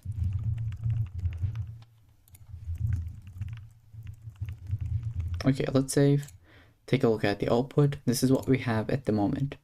Right after this div, after the filters, we will add the to-dos container. Okay, so the first thing I'd like to have is a UL that will have the ID of to-dos list, and content will be empty. As we add more and more things, we're going to add it right here within this UL, right? So you can add a comment such as the list items will be inserted right here later in the video. Okay, after this UL, I'd like to put a div. Now this will be the case if we don't have anything. We're gonna get this icon and then no tasks here yet. So I'll say this div will have the class name of empty dash state, and this will be hidden by default. Let's go ahead, say I, this will be the icon, FAS, FA dash clipboard list. Then we can say something like no tasks yet, but this will be within a p tag. So I'm too lazy to type this out. I'll copy and paste. Here we go. So currently this is visible, but we're gonna make it to be hidden unless we have nothing, right? If we have something, we're gonna see the input or the list item, but else this is going to be the output. And then after this to-dos container, so I'll just delete this comment, shrink this. Right after the to-dos container, I'll have a footer element, which is going to be this part, right? I'll say get a p tag.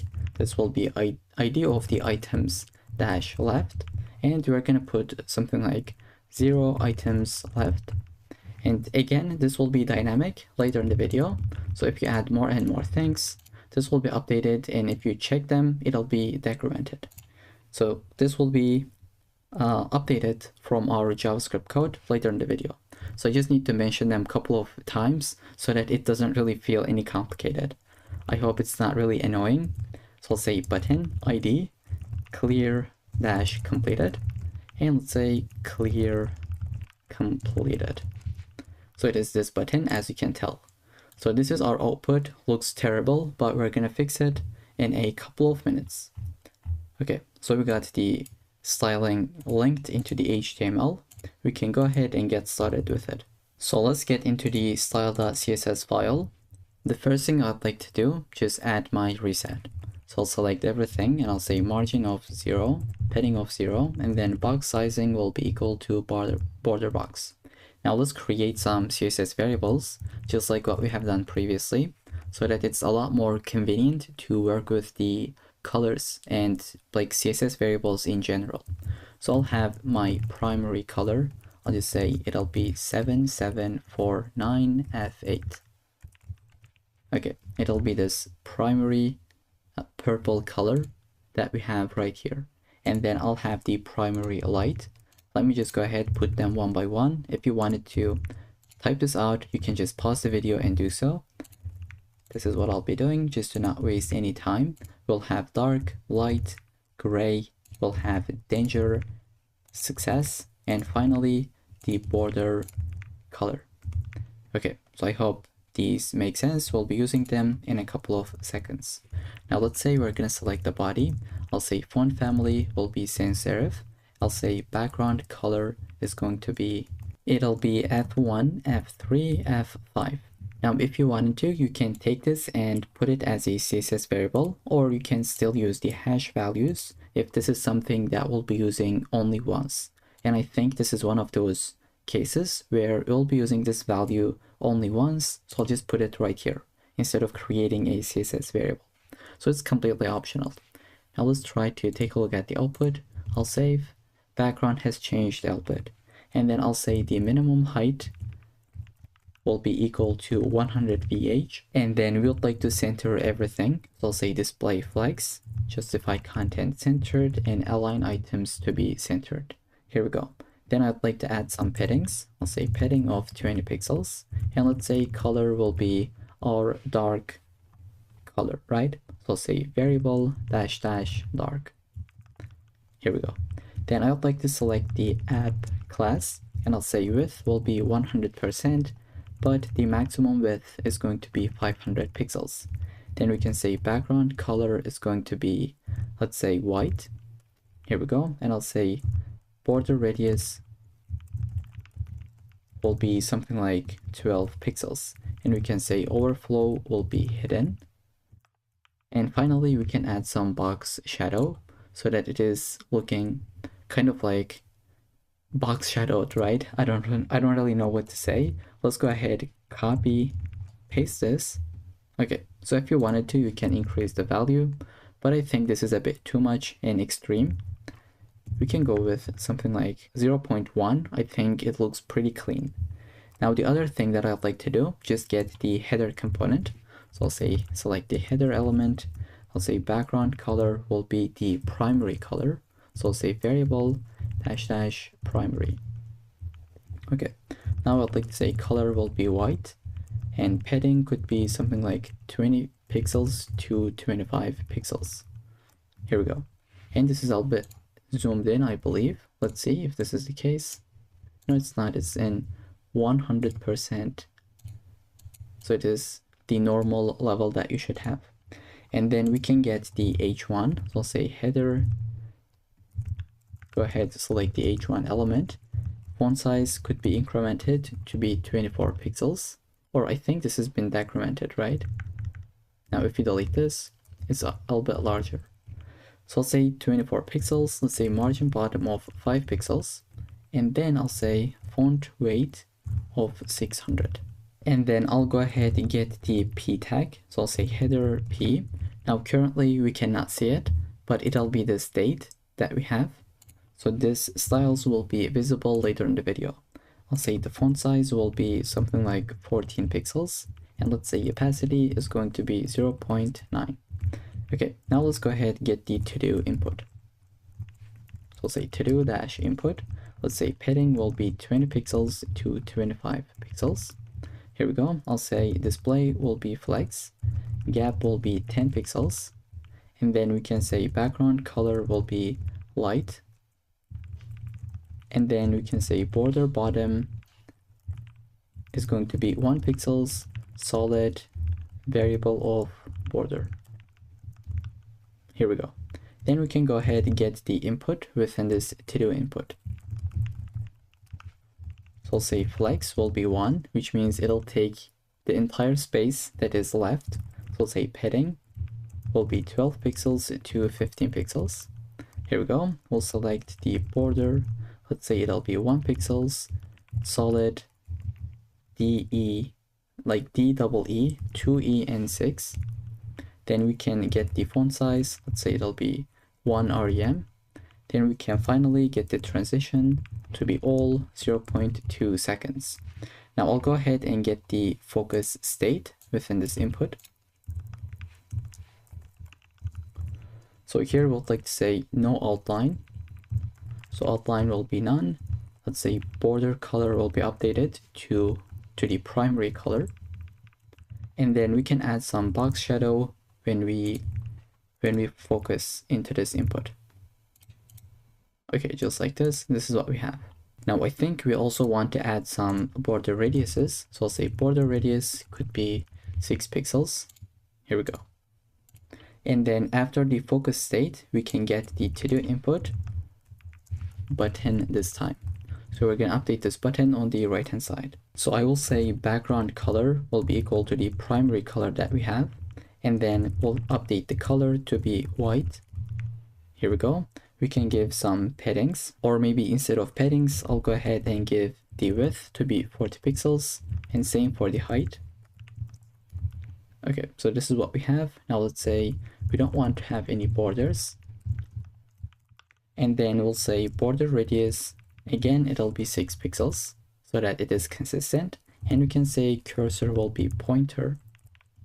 And finally, I'll say transition will be all 0.2 seconds. Let's update the hover state. I'll say Todo input. We're gonna get the, let's say get the button, hover state.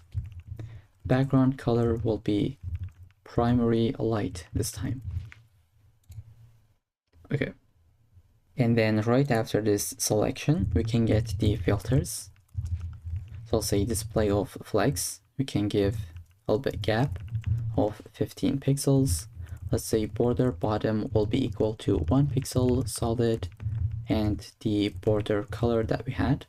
Finally, I'll say padding will be 15 pixels to 25 pixels.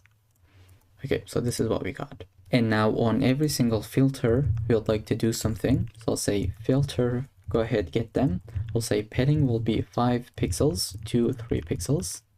And then we would like to say cursor will be pointer so that it feels like as a button. I'll say color will be gray, but it should be wrapped with variable. I'll say gray, here we go.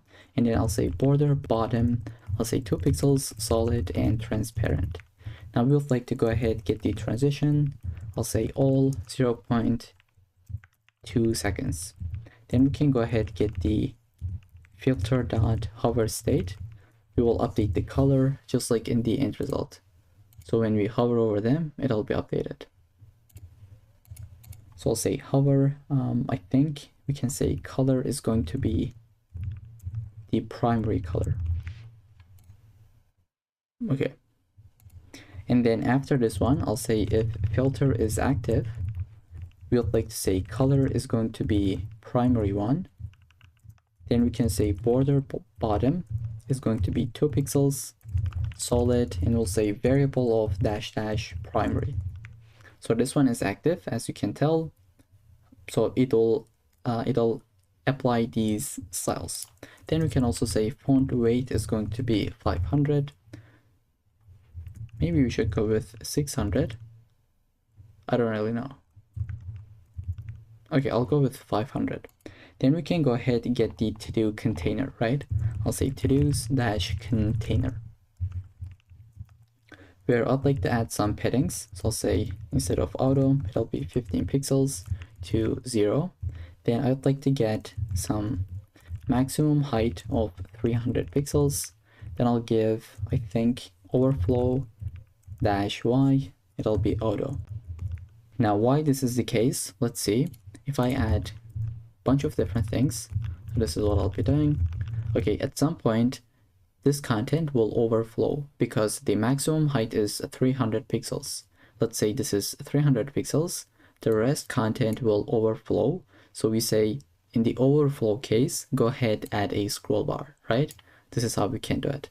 Just give a maximum height, but also add the overflow of auto, and specifically in the y direction, right? Because it is in the vertical direction in this case. I hope that makes sense.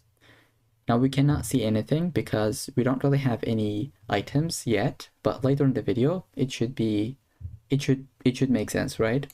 So after the to-dos container, I'll go ahead and get the to-dos list. This is going to be a selector with the ID. I'll say a list style type is going to be none because this is an unordered list. I mean, it's an unordered list and we don't really want to see those kind of like bullet points, right? I'll say to-do dash item.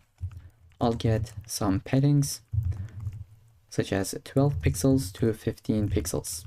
Again, we cannot see the styling yet. This will be a little bit later in the video once we have those. So this is basically what we are building at the moment. So I'll move on and I'll say display will be flex, align items will be centered, and let's give the transition on the background color. And then I'll say it'll be 0.2 seconds. Now we can say if to-do item is hovered, what'll happen? Let's see. So the background changes, right? We'll say background color is going to be the light color that we have. Okay, now we can say the checkbox container dash container. Now you might be asking, we don't really have this class in index.html, right? If you take a look at it, we don't really have it, but it will be added once we add some list items. Okay, for now, let's add the styling. I'll say the checkbox container will have the margin right of 15 pixels, as you can tell, and then we'll say the to-do checkbox will have the opacity of 0 and position will be absolute. Let's save. Again, we cannot see anything. We don't really have any items, but we'll get there. Then we can go ahead and get the checkmark itself. So at this point, I'd like to copy and paste and walk you through it line by line. So we'll say display of inline block, width and height of 20 pixels, some borders, border radiuses, position will be relative, cursor pointer, and some transitions. And just before we move on, I'd like to update the index.html file with some hard-coded data so that we can see something on the UI as we go, right? So I'll go ahead and add a list item that has the class name of to-do item and just make sure that this is under the UL element. So we have a label with the input as well as the span. Then we have another span that says buy groceries and then a button with this icon. Now let's save. This is the output. Now we're going to add some classes to make that look nice. So without this, let's see what would happen. You cannot really see the check mark, right? So this class is updating check mark. Let's see which one is this. Okay, it is the span that we have. Now let's move on. I'll say right after this, I'll say to-do dash checkbox. If this is checked, we would like to say plus dot check mark. Now what does that mean? So we just said if to-do checkbox is checked, right? If this input is checked, go ahead, select the very next span that has the checkmark class. So I hope that makes sense. Now we are going to select this one and we will update the background color. That will be, let's say, variable of success. And then we'll say border color will also be success. And let's see this in output right here. Okay, so the background is success as well as the border color. Let's see if we can see this in action. Here we go. Now, if we don't add the border color, let's see what would happen. So only the content itself is green. I hope that makes sense. So this is the check mark that we just updated. But now I'd like to draw this check kind of div, right? So here I'll go ahead and say to do checkbox. If it is checked, we would like to select the check mark and we are going to add the after element. So I'll say content will be nothing. It'll be position of absolute. Let's say position will be absolute. Then we'll say left will be 6 pixels. Top will be 2 pixels. Width will be 5 pixels. Height could be 10 pixels. Now let's save. This is what we have at the moment. Basically nothing, but let's go ahead and move on. I think on the check mark, I was going to say, did we forget the position of relative? No, we don't. So that's great. We'll go ahead and say border will be solid and white. Okay, now this is what we have. We can update it and make it look like a check mark. So I'll say border width is going to be 0, 2 pixels, 2 pixels, and 0. Here we go. This is what we got. Now we're going to just rotate it. I'll say transform will be rotated with 45 degrees. And now this is a check mark. So this is kind of like an advanced CSS, or I wouldn't really say advanced CSS, but this is something that you should be a bit clever, right? We just draw a rectangular and then we deleted some borders. such as these left and top border, and then we rotated it. And this is the output. Okay, now we'll go ahead and add the to-do item text, which is going to be this one. So to-do item dash text. Let's say flex will be 1, so it'll take the entire space, or as much as possible. We'll say font size could be 1 rem, and then transition is going to be all 0.2 seconds. Then we can go and say to-do item. If it is completed, we'll select the to-do item text, and then we'll say text decoration will be line through, and then the color is going to be variable of gray.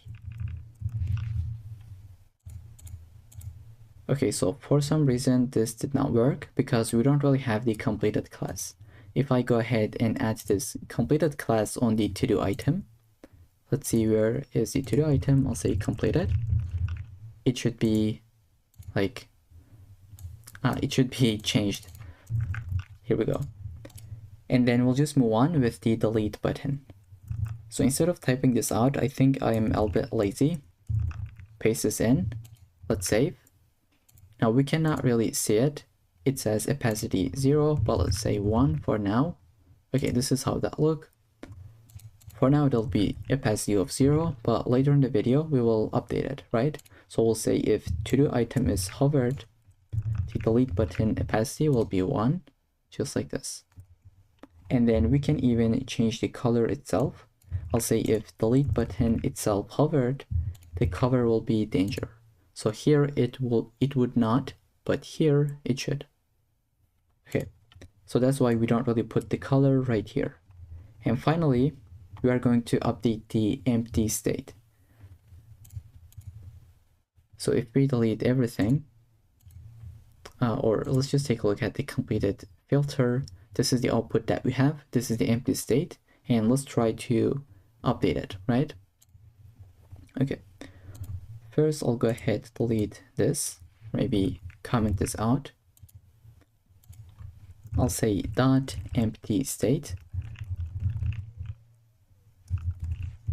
Let's say display will be flex, flex direction will be column. I'll say align items would be centered, justify content would be centered as well. Here we go. I'll say padding is going to be 40 pixels to 0.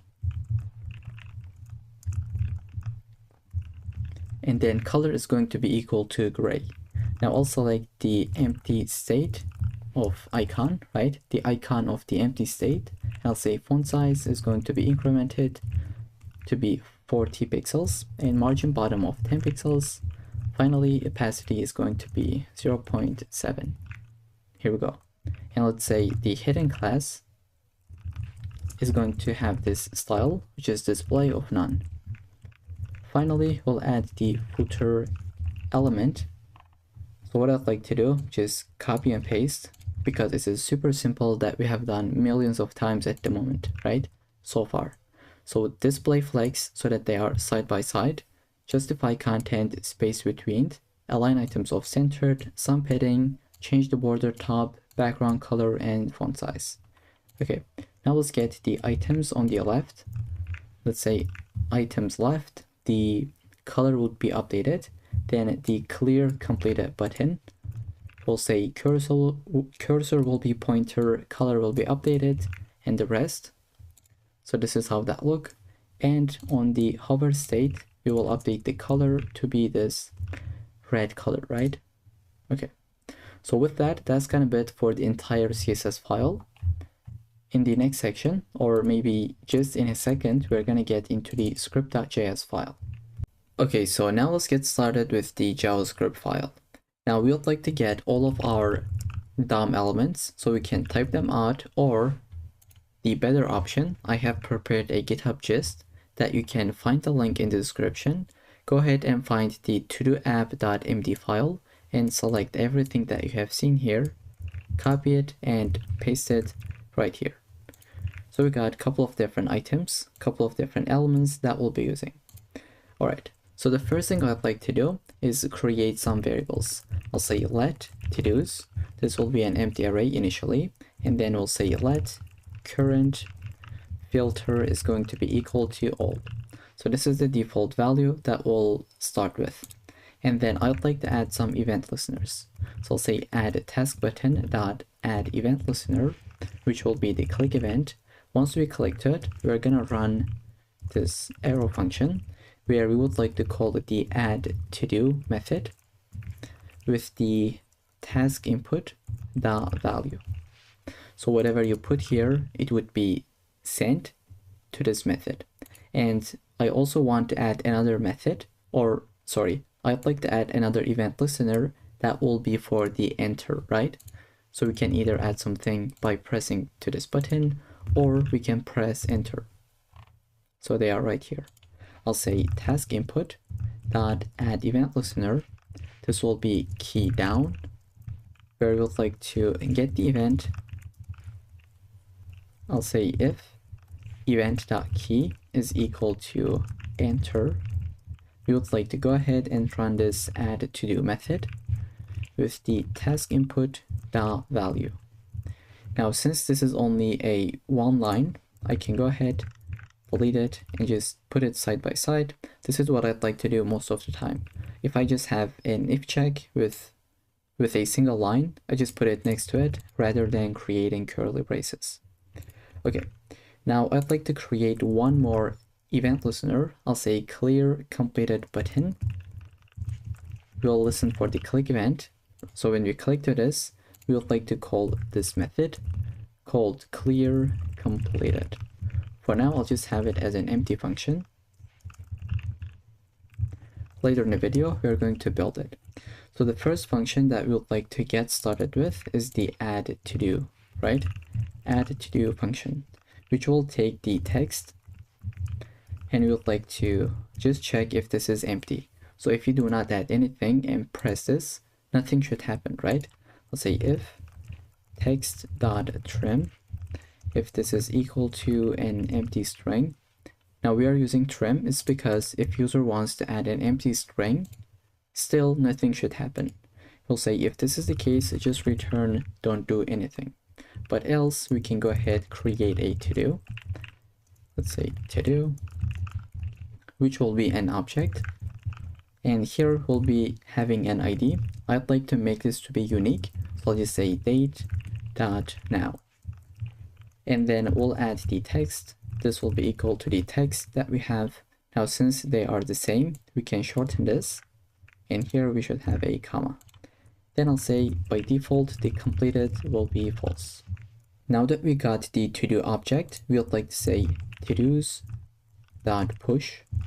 So we're going to push this to-do into this array that we have above, right?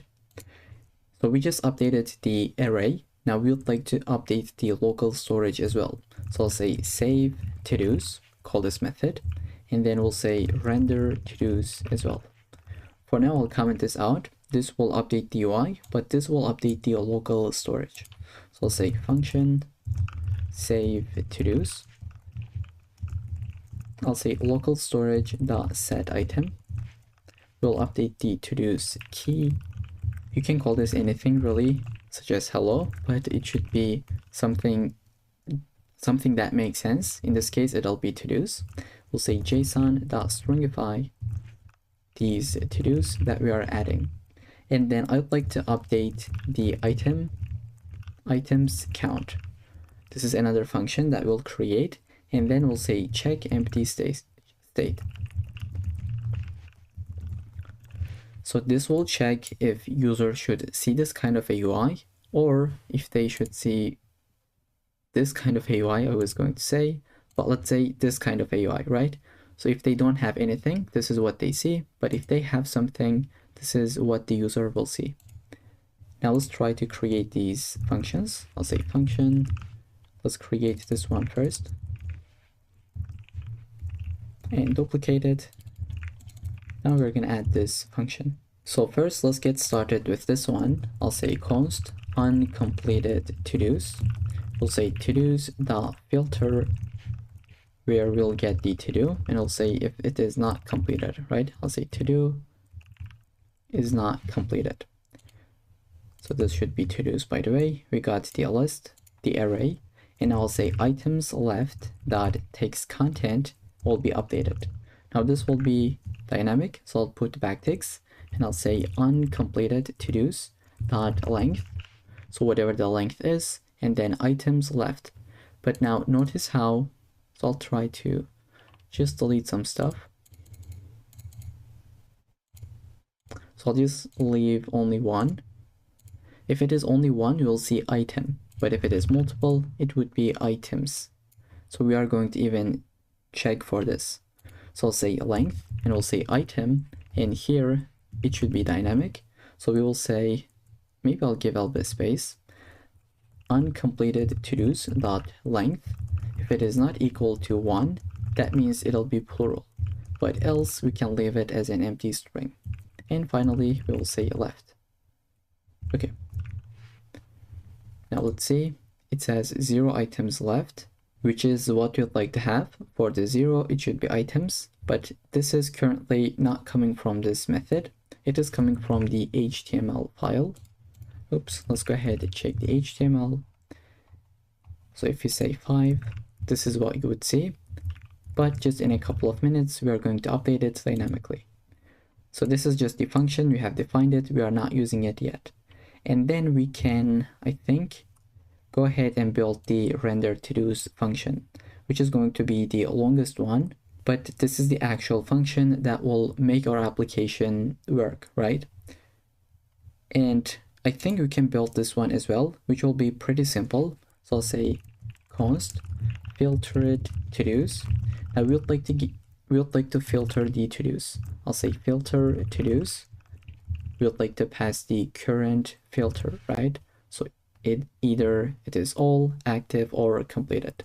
Let's create this function. So I know that this might look a little bit complicated at the moment, but this is really how we can move forward. We'll just build one function at a time, and at the end it should work and it should all make sense.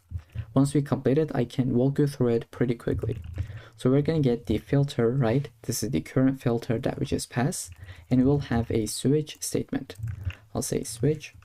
We'll say add the filter. We'll say if case is equal to active. We'll like to say return the active to-dos. So I'll say to-dos dot filter where the to-do is not completed. So I'll say to-do dot completed is equal to false. And then we're going to go ahead and say if case is equal to completed. In this case, I'll duplicate this. I'll say where the to-do is completed. But in the else case, so here I'll say in the default case, we'll just return all the to-dos without filtering anything. Okay, so we got those to-dos. I'll say if filter to-dos dot length is equal to 0, we can say empty state dot class list dot remove hidden. And if you just read this line, it should make sense, right? If we don't have any to-dos, we are gonna see this on the UI. We're going to remove the hidden class so that it is visible. But in the else case, so here I'll say else empty state dot class list, we're going to add the hidden class. And I just realized this should be filtered to-dos, right? Not filter. This is a method. This is the variable that we have. Okay, now I think we can go ahead and get started with the render to-dos. So I'll say function render to-dos. This is not going to take any arguments, so we can just get started with it. So first, what I'd like to do, just get rid of the entire UI. I'll say to-dos list dot inner HTML will be equal to nothing because we're going to update it, right? This is kind of like a reset. I'll say const filtered to-dos. We're going to say filter to-dos, call it with the current filter. Okay, then we would like to say filter to-dos dot for each. We'll get every single to-do, and I will run this function. So the first thing we would like to do is create a list item, and that list item is going to be looking like this that we have. So we're going to create the list item that's going to have this class name. It'll have a label with the input, span, another span, and a button, right? So this will be a little bit long, but we're going to go step by step. Let's say const to-do item. I'll say document.create element, create a list element, and then I'll say to-do item dot class list dot add. It'll be equal to to-do dash item. Then we'll say if to-do is completed. In this case, we would like to say to-do item dot class list add the completed class. Okay, we would like to go below to it, right? I'll say let's create a custom checkbox. I'll say const checkbox container. Let's create it. I'll say document dot create element. This will be equal to a label element, and then we'll say add a let's say class list, add a class that called the checkbox dash container. So we just created the container. Now it's time to create the checkbox itself. I'll say this will be equal to document.create element, which is going to be an input, and the type of this input, type of this checkbox, is going to be equal to checkbox. Let's say checkbox. Here we go. And then I'll add a class list.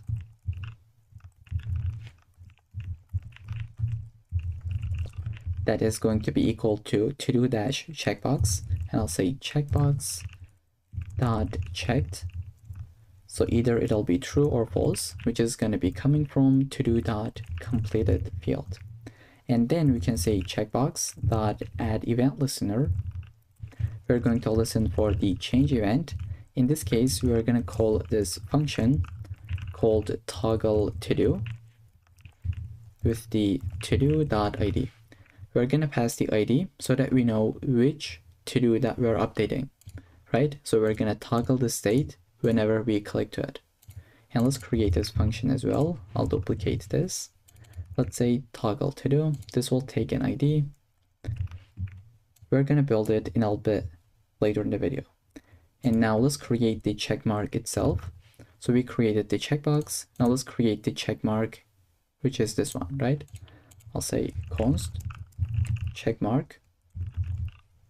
That will be equal to document.create element of span. We'll go ahead to say let's add a class list. So we are going to add a new class name that will be equal to check mark.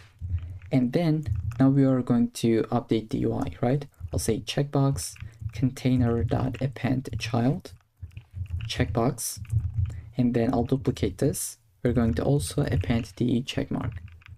Okay, now we would like to create a text element. I'll say const to do text. We are going to create a span element. I'll say to do text dot class list dot add to do item text. And then we would like to update the text content. I'll say text content will be equal to to-do.text, so whatever the value is.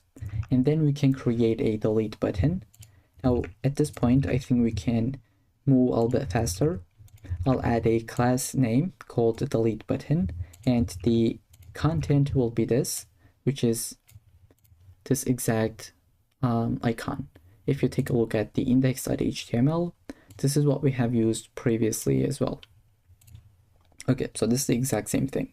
And then when we click to it, we would like to call a function, right? That is called delete to do. I'll duplicate this. Call the delete to do. We will implement it in a little bit later in the video. Okay, so we created everything. Now let's add this elements to the to-do item. We'll say to-do item dot append child checkbox container, duplicated. That will be the to-do text, duplicated, and then delete button. And then finally, we'll say to-dos list append child to-do item. So what we are doing here is this basically. So we created all these elements one by one, right? At the end of the day, we would like to take all of them, right? All of them and put it under the list item, and then take the list item, put it under the UL so that it is visible on the UI. Okay, so this is what we are doing. Now let's try to save this, which we already did, and give it a go. I'll say learn HTML and CSS. Let's add. Okay, something has been updated, not the UI. We'll take a look at it why, but definitely something is working. I'll go ahead and just say learn Python, add this. Now 2 items left. So it looks like something is working, right?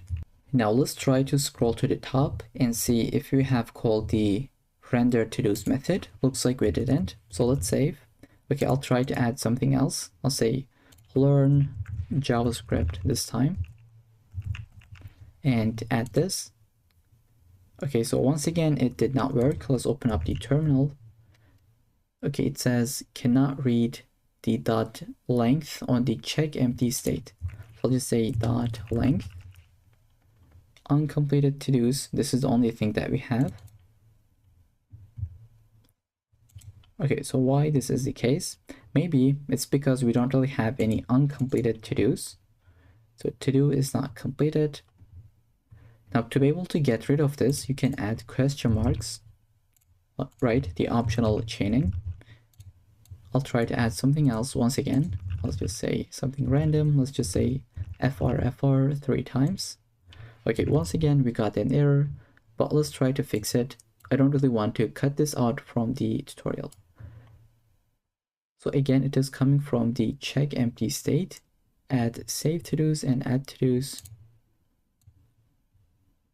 Now the dot length is causing this, right? I'll just search for dot length. We have another one right here. So whatever the current filter is, it is all. I'll add question mark right here as well. Okay, once again, let's give it a go. I'll say learn something else. And then it says we cannot read the for each method. Now let's see why this is the case. Why did we encounter this much of errors? I'll just search for each. So this function is not really working as expected. Okay, I think here we should say return to-dos instead of just to-dos, right? Okay, that was the issue. Now, if you don't say return, it doesn't return anything, and this is equal to undefined. So that was something that we have, and I didn't delete this part from the video so that you can see my entire thought process. Okay, let's save and try to add one last thing. Here we go. UI has been updated. We can see it right here, but what happened to the previous items? Now they are definitely in the local storage. I can open up my application local storage.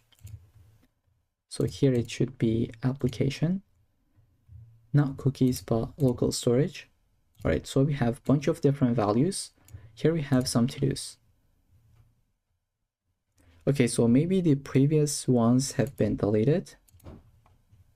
Why this is the case? If I refresh this page, so it is right here. Let's add something else.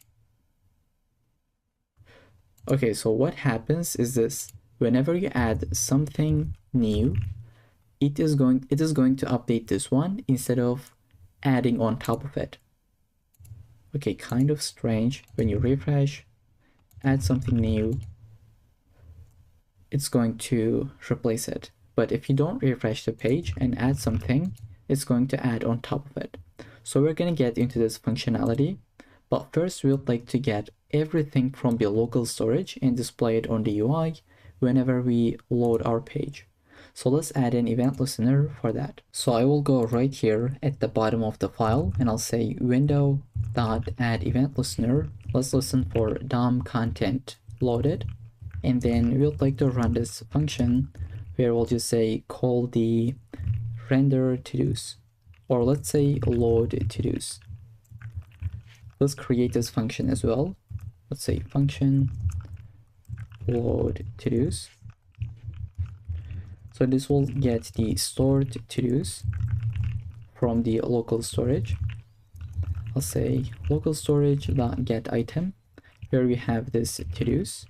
And then I'll say if we have some value, we would like to say to-dos array will be equal to that value. I'll say json.parse the stored to-dos, and then just go ahead and render it on the UI. Okay, now let's refresh. Looks like we don't really have anything. Okay, so of course it is not going to work if you don't call this function. Let's go ahead, call this and save. Here we go. These are the values that we are getting from the local storage, right? Let's try to delete them manually. Here I'll go ahead and get the application. Let's get the to-dos and I'll just delete them. I'll press delete. They are gone. Now if we refresh, they are not going to be there, right? Now let's add something like learn Python, add this, refresh, it should still be here. That means this is working as expected. Now let's scroll to the top. I'd like to add more things when we say add to do. So we're going to render the to-dos, but also we would like to reset the form, right? Currently, if I say learn JavaScript, it has been added, but this is not getting updated. So let's say task input.value will be equal to an empty string. Let's add something. It'll just reset itself without redoing anything. And now we can add the function where we would like to delete the to-do itself. So here we'll get the to-do ID. I'll go ahead and say this to-dos will be equal to to-dos.filter. So we're gonna filter out the one that has just been deleted. We'll say get every single to-do and check if to-do ID is not equal to this ID and include it, but else go ahead and delete that. Then we'll just save the to-dos to the local storage and I will say render the to-dos.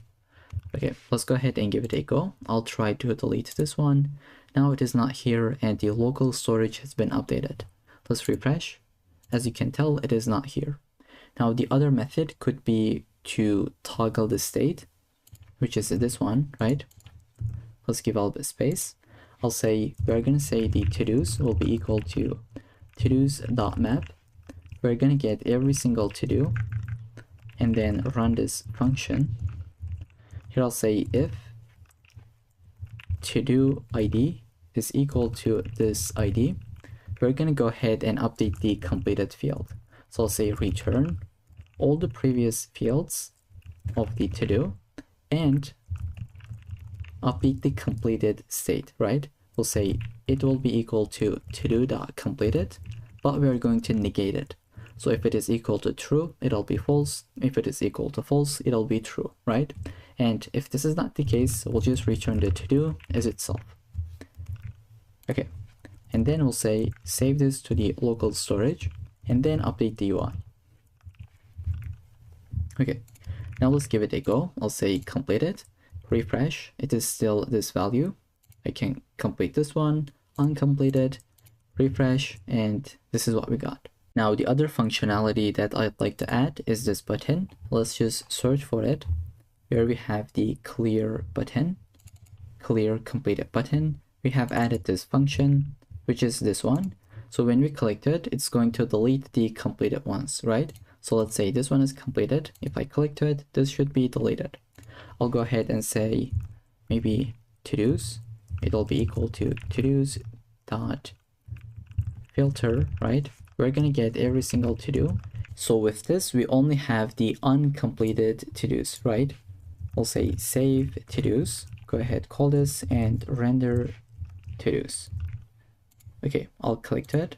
Now UI has been updated. And then we have one more thing. Let's try to refresh. Now when we refresh, it says 0 items left, but we actually 1 item left. So we'd like to fix this as well. And to be able to update it, once after we get the to-dos from the local storage, we'll just say update the UI with the update items count, right? Let's refresh. Here we go. We have 1 item left. When we refresh it, this is what we got. Let's add more things. Okay, now I'll just say this one and this one is completed. If we take a look at the active, looks like UI is not being updated. Okay, we're gonna take a look at it. These does not work. And to be able to make them work, we can add an event listener, which will be click, right? We're gonna add a click event listener to this one, this, and then the completed one. So let's go ahead and try to do so. I'll say get the filters for every single one of them. We would like to run this function where we'll say filter dot add event listener of click, and then we are going to run this function. So I'll say set active filter. And how do we get the filter on all of them, right? How do we know if this is the all, if this is active, and this is completed? So we have added some attributes like data-filter, right? And they have all these values. This should be a lowercase, by the way. I don't know why I put it as uppercase, but it should be a lowercase like this one. Here we go. So just update that. Now we'll say set active filter. We'll say get the filter, get the attribute, which is called as data-filter. So this will give you the value. And then we can build this method, which will be easier than you think. We'll say function, where we'll get the filter as the argument. And then we can say, first, let's grab the current filter, which is this one. And then you'll say filters. So filters for each, every single filter, we will run this method. And I'd like to maybe just call this as item so that it's not really confusing. I'll say if item.get attribute, get the attribute of data-filter. If this is equal to the filter that we have, in this case, we'll just say item.classList.add the active class. In the else case, we'll just say remove it. Okay, so this will just make sure that only one of them is active at a time. And then once we have done this, we would like to update the to-dos. And now it should be working out. I'll say active. So we only see the active ones. If I say completed, here we go. And then all of them. And one more thing that we are missing is to set our date, right? We would like to get the today's date and format it in this format. So I will create a function for this. I'll say function that is called as set date. And we would like to call this function whenever we load this page. We'll just say set date. Now let's get into it. So we'll say const today, which will be equal to the new date. And now we would like to create some options so that we can update it properly, so that we can format it properly, right? I'll say options, where the weekday will be in the long format, month will be short, let's say, and then day will be numeric. So we'll go ahead and just say date element dot text content. It'll be equal to today dot to local date string. We can use NUS and then put the options. Okay, so here we can see today's date is right here as expected. If you wanted to, you can change the options, which is going to update the formatting. But this is the one that I'd like to have in my code. So let's go ahead and save this file. And I think that's gonna be it for this entire project, right? Let's just try to test this out for the very last time. I'll try to add something else. Let's just say something else. We can add it with either enter key, or we can press to this button.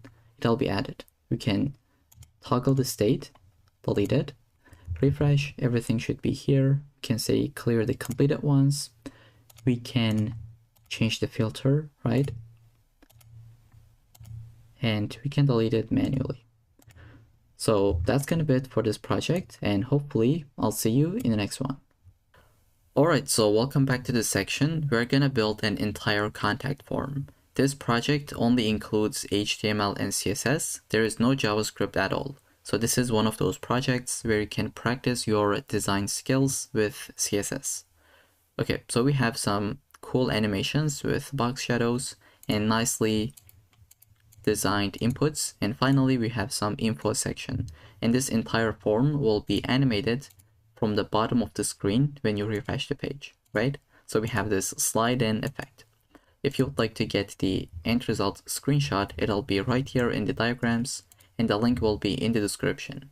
With this in mind, let's go ahead and get started with it. So for these icons, I'll be using Font Awesome. So I'll just visit cdnjs.com and then search for Font Awesome. Okay, so I'll click to it and I'll get the very first link that we have. Okay, now we have 3 empty files. First, let's get started with HTML. I'll get this boilerplate, let's say contact form, link our CSS file, and then paste the Font Awesome link. Now we can get started with the body element. So first I'd like to put those side by side. And this is completely responsive, by the way. As you can tell, once you hit a certain breakpoint, it's going to be in the column direction, right? Okay. So I'll say open with a live server. It should be right here, but we don't really have any content. Okay, so I'll go ahead and get started with it. So first I'll have a div with the class name of container. And then I'll have one more container, but this time it'll be called as form container. And then we'll have an h1 that will be this text that says get in touch. And then we can have a p tag. It's going to be this one. Let's say fill out the form below to contact us. And right after this p, we'll go ahead and create a form element. It's not going to have any actions, so let's delete it. We'll have a div that will be input group, input-group. Then we'll go ahead and create one more div that will be for the input field. So say class input-field, and then we'll have an I element where we will hold the icon. So it's going to be this icon. Let's say FAS FA-user, and then right below to it we'll have an input which is going to be type of text. We can give it a placeholder like name, and then we'll say this is going to be required. Okay, let's save. This is the end result that we have. And then we can duplicate this. I'll basically duplicate this and give one space. This will be FA, like FAS and FA envelope. Okay, for the type, this is going to be email, and placeholder will be equal to email. Okay, and now let's try to duplicate this once again. Here we go. The icon will be phone, type will be tel, and then let's say phone, we could say something like optional. Since this is optional, we can delete the required field, right? Okay, so this is exactly what we're building at the moment. We can duplicate this once again, and this time it'll be icon of FA tag, let's say type of text, and then this will be the subject and required. Okay, let's save. So this is the output. Now this time, instead of an input field, we will create a message field, because this is a little bit different, right? I'll say dot message dash field. We'll go ahead and get an icon. This time it'll be FA message, and we can delete this empty space. And then I'll have a text area component, or the element. So I'll delete the ID and then the name. Let's say placeholder will be your message. And then I'll say it'll be required. Okay, right after this div, I'll have a button. Let's say type will be submit. We'll go ahead have a div with the class name of btn-content. We can have a span that will be sent message. And then finally the icon.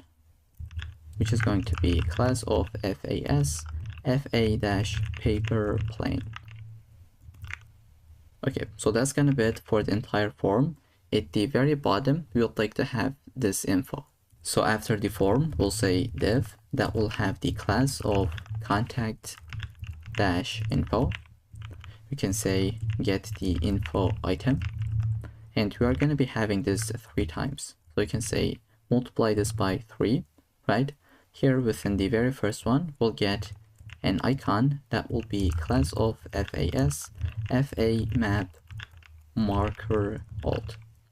Okay, so it is this icon that we just got. Then after this I'll say span and just get this content. You can put anything that you wish. Okay, right after this, I'll get a different icon that is called FAS, FA envelope.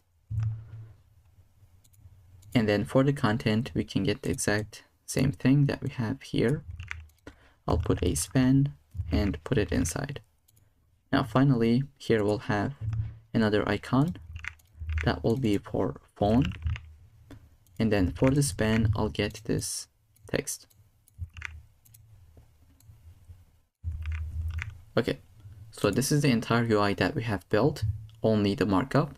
Now we'll go ahead and get started with the CSS file that we have already linked. And we are not going to have any JavaScript, so we can delete it. Okay, so let's get into the CSS file and get started with it. So the first thing that we always do is to add some basic resets, right? I'll say get the padding of 0 from all directions, margin of 0, and then box sizing will be border box.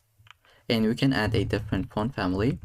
This is optional. You can put anything that you wish. I'll go with sans serif. Okay. And then I'd like to add some CSS variables. So I'll just get my root element and I'll say dash dash. The primary color will be equal to this one, which is going to be 4A DE80. I'll duplicate this. I'll have primary dark. And let's not forget to turn this off or add the semicolon at the end. Now this will be 22 C55 and E. I'll duplicate this. This is going to be BG dark and the value is going to be 1A 3 times. Let's duplicate this. This will be text light F3, F4, F6. Let's say text light and I'll have text gray. Let's say we will have card BG. Then we can have input BG as well. And finally, the border radius. Border radius. Okay, let's just put these values. This is going to be 10 pixels. We'll have the input BG as 333, and then we'll have card BG as 25 3 times, just like this. And then the text gray will be 9CA3AF. And then this value, I think this is something that we have already put correctly. Okay, so we'll be using these variables just in a second. We'll go ahead and get the body element. Now we'll say the background color is going to be equal to var dash dash BG dark. Okay, then we'll go ahead and change the color. That will be text light. Okay, then we'll say minimum height is going to be 100 VH. So we'll say display flex, justify content centered, and align items will be centered. Then we can say padding will be 30 pixels to 15 pixels. Then we'll go ahead and get the container itself. I'll say the width is going to be 100% and the maximum width will be 800 pixels. Here we go. Then we'll go ahead and select the form container and we'll update the background color. So I'll say background color will be card BG. Okay, and then we'll get the border radius value.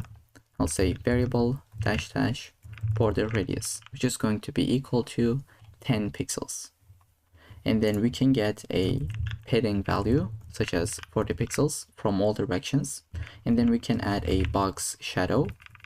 So I'll say box shadow will be equal to 0, 10 pixels, 30 pixels, and then RGBA, let's say it'll be 0.3. Okay, then we'll go ahead add an animation. Now this animation will be, let me demonstrate pretty quickly. It'll be this slide in effect from the bottom of the screen, right? So we will add this animation called fade in. Let's say 0.5 seconds, and it can be eased out. Now we don't have this fade in animation, right? We can create it with a keyframe. So I'll say keyframes, and the name should be fade in. We'll say go from these styles to this one. And here from will be opacity of 0, and then we'll say transform translate Y of, let's say, 20 pixels, because we'll be coming from the bottom, right? And now 2, which is the end result, will be opacity of 1 and transform of, let's say, just reset it, which is going to be 0 pixels in the Y direction, right? Now let's save and take a look at it. Okay, whenever I refresh, it'll be like fade in from the bottom of the screen. Now we can add more things, but I think this is already looking pretty nice, so I'll just leave it as it is. Then I'd like to select the H1. Let's give a little bit of space. I'll say the color is going to be primary color that we have. Here we go. And then I'll say font size will be 2.2 rem. Then we'll go ahead and say margin bottom will be 10 pixels. And then we can select the P tag. I'll say margin bottom will be 30 pixels. And then color is going to be text gray. Okay. Then we can get the input group class. If I can type correctly, here we go. We'll say display will be grid. Now hear me out. Let me demonstrate this pretty quickly. So it'll be display of grid, right? But once we hit a certain breakpoint, it's going to be in the column direction. So let's see how we can make that work. I'll say display will be grid, and then we'll have the grid template columns that will be a repeat of, let's say, auto-fit, and then min max 240 pixels to 1 fraction. Let's see the end result. Okay, so this is how that works at the moment. Now let's move on. Right after this, I'd like to add some gap, such as 20 pixels, and then we can say margin bottom will be 25 pixels. Now I'll get the input field. This will be position of relative, because we'll use position absolute on the on these icons. And let's select the message field as well. And it'll be also position of relative, so that we can nicely position this icon. Let's do it immediately. I'll say input field, and we'll say message field. Now we'd like to select the icon within the message field as well as the icon within the input field, right? So I'll select both of them, and I'll say position will be absolute. It'll be top of 50%. From the left, we can say 15 pixels. Transform on the translate Y is going to be minus 50%, so that it is centered vertically. Now let's save, and let's see what we're gonna get. Okay, so it is overflowed within this, and we'll say color is going to be primary color, and then finally font size of 1.1 rem. So this is what we have. Now currently it looks not really good, but once we format the input as well as the text area, it'll look nice. Okay, so here I'll go ahead and get the message field icon, and I'll change the top position to be 25 pixels. Okay, now we'll go ahead and get the input as well as the text area. So I'll say input as well as the text area. This will have the width of 100%. Here we go.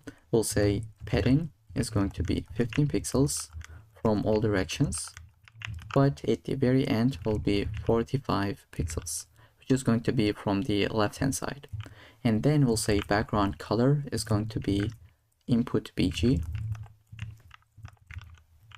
Okay, then we'll say border is going to be 2 pixels solid and transparent. Then we would like to add the border radius,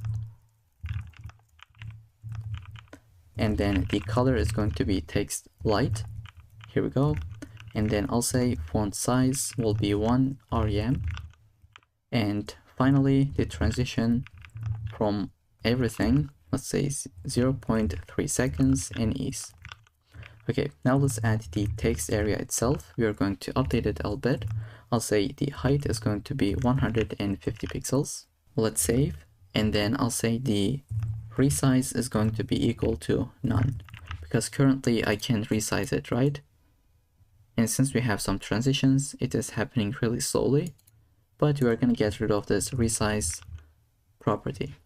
And I just realized this should be text area. I had a typo. Let's save. Now we don't really have this resize option.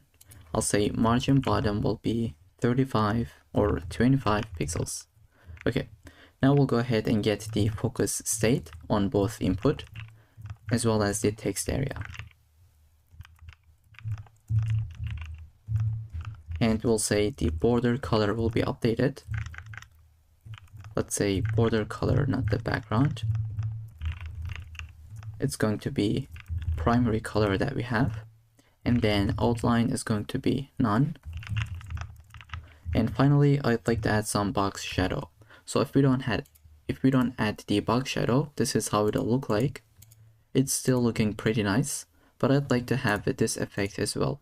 So I don't really know if it is visible from the video, but there is definitely a subtle change which is happening thanks to box shadow. So let's go ahead and add it. I'll say box shadow, and I'd like to just provide the value. Box shadow, everything 0, but then 3 pixels, and then we have this green color. Now let's see the end result. Okay, so this is what we have at the very outside layer. Then we can get the placeholder styling. I'll say input placeholder element and duplicate it. This will be for the text area. I'd like to change the color to be text gray. Alright, so it's been updated, a subtle change, but I think it's looking pretty nice. Then we'll go ahead and get the button itself and say the background color will be updated to primary color that we have. Then we can get the color itself. It's going to be black. And then I'll say font weight of 500. Or let's go even with 600. And then I'll say font size will be 1 rem. Here we go. We can give some border of none. We'll just get rid of that. And then border radius variable that we have. Headings will be 16 pixels to 30 pixels. Then we can say cursor is going to be pointer. And then I'll say width will be 100% no matter what happens. And then the transition will be for everything 0.3 seconds. And we can say ease. Okay, now on the hover state, let's try to update something, which is going to be the background color itself. It'll be primary dark. And then we'll update the transform. So I'd like to say translate y of -2 pixels so that it would go up a little bit. But then I'd like to add this box shadow, right? Kind of like neon effect. I think it looks pretty nice. And let's see how we can add it. I'll basically grab the same value. Okay, so it's the exact same color, I believe. Let's see. Okay, it's the same thing, but 0.3, and we update these values. Okay, so this is how that look. This is how we can give the hover effect with the box shadow. And then I'd like to add the active property. So I'll say button on the active state. We would like to take the transform of translate y and bring it to the previous state. Okay, so I'll hover over this and click to it. It just goes to the previous state. Now we can get the button content. So I'll say .btn content, and I'll say display of flex so that we can say gap of 10 pixels. But without display flex, I think it's not going to have any gap, right? it does not work really properly. So let's say 100 pixels of gap, but if you delete the display flex, you cannot really see it. And now let's say it'll be 10 pixels. Let's say justify content will be centered, otherwise it is on the left hand side. And then we can say align items will be centered as well. Here we go. Then I'll go ahead and get the contact info. Contact-info. I'd like to get the margin top of 40 pixels. I'll get padding top of 30 pixels. Border top, let's say, will be 1 pixels. Solid. RGBA of white, which is going to be 255 3 times. And then we'll say 0.1. Let's save. Here we go. And then I'll say display of flex, but in the vertical direction, right? I'll say flex direction is going to be column.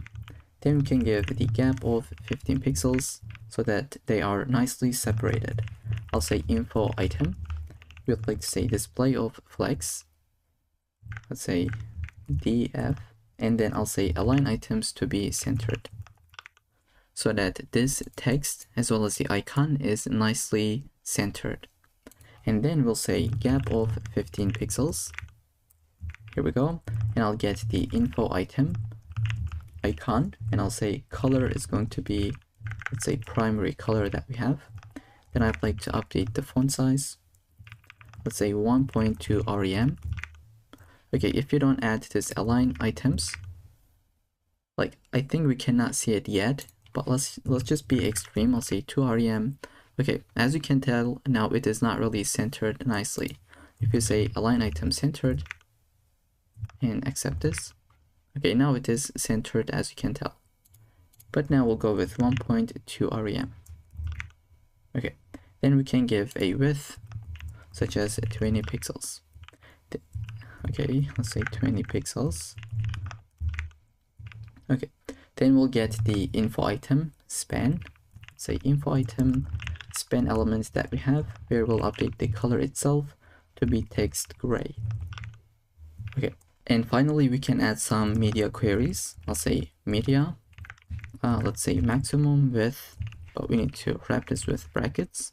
Let's say 600 pixels, and below we would like to add the form container to be padding of 25 pixels. Let's see now. Okay, what the hell? This button is not really looking correct. We're going to fix it.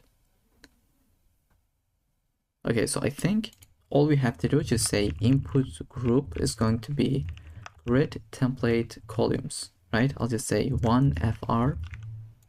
Let's see now. Okay, this doesn't really fix it. We're gonna take a look at it. But we can say something like h1 font size is going to be equal to 1.8 rem, right? Now let's see why this is causing it, right? I think, let's see, in the index.html, this button should be outside of this div. Okay, now it is working correctly, just like in the end result, but this is not width of 100. We can take a look at that. And to be able to make this text area 100% width, we can basically take this entire message field, so just cut it from here and put it right after this div. Now this should be working correctly. Okay. So with this, that's gonna be it for this entire project. We had two different small issues where we had to get this button, put it outside of this div, and then the same thing for the text area, which is this message field. Just go ahead, take it, and put it outside of this div. Previously, it was right here, but we took it and put it outside. So that's the entire project. We have learned a bunch of different things with the grid to, let's say, box shadow to animations. Now, if you want to change the entire theme, all you have to do, visit the style.css file. You don't really need to change anything here in these styles. Just change the root CSS variables. Let's say we would like to go with a blue theme. I'll go ahead, change them. Let's say we're gonna have this one, And if you save, now everything is in the blue theme. So this is the beauty of using CSS variables. So I just bring back the previous colors. I hope you enjoyed the entire project. I'll see you in the next one. Alright, so welcome back. In this section, we're gonna build these pricing cards that you can see on the screen. This is a really popular component that almost every single company uses nowadays. And if you ever wondered how to build one of those, this is what we're gonna be doing in this video.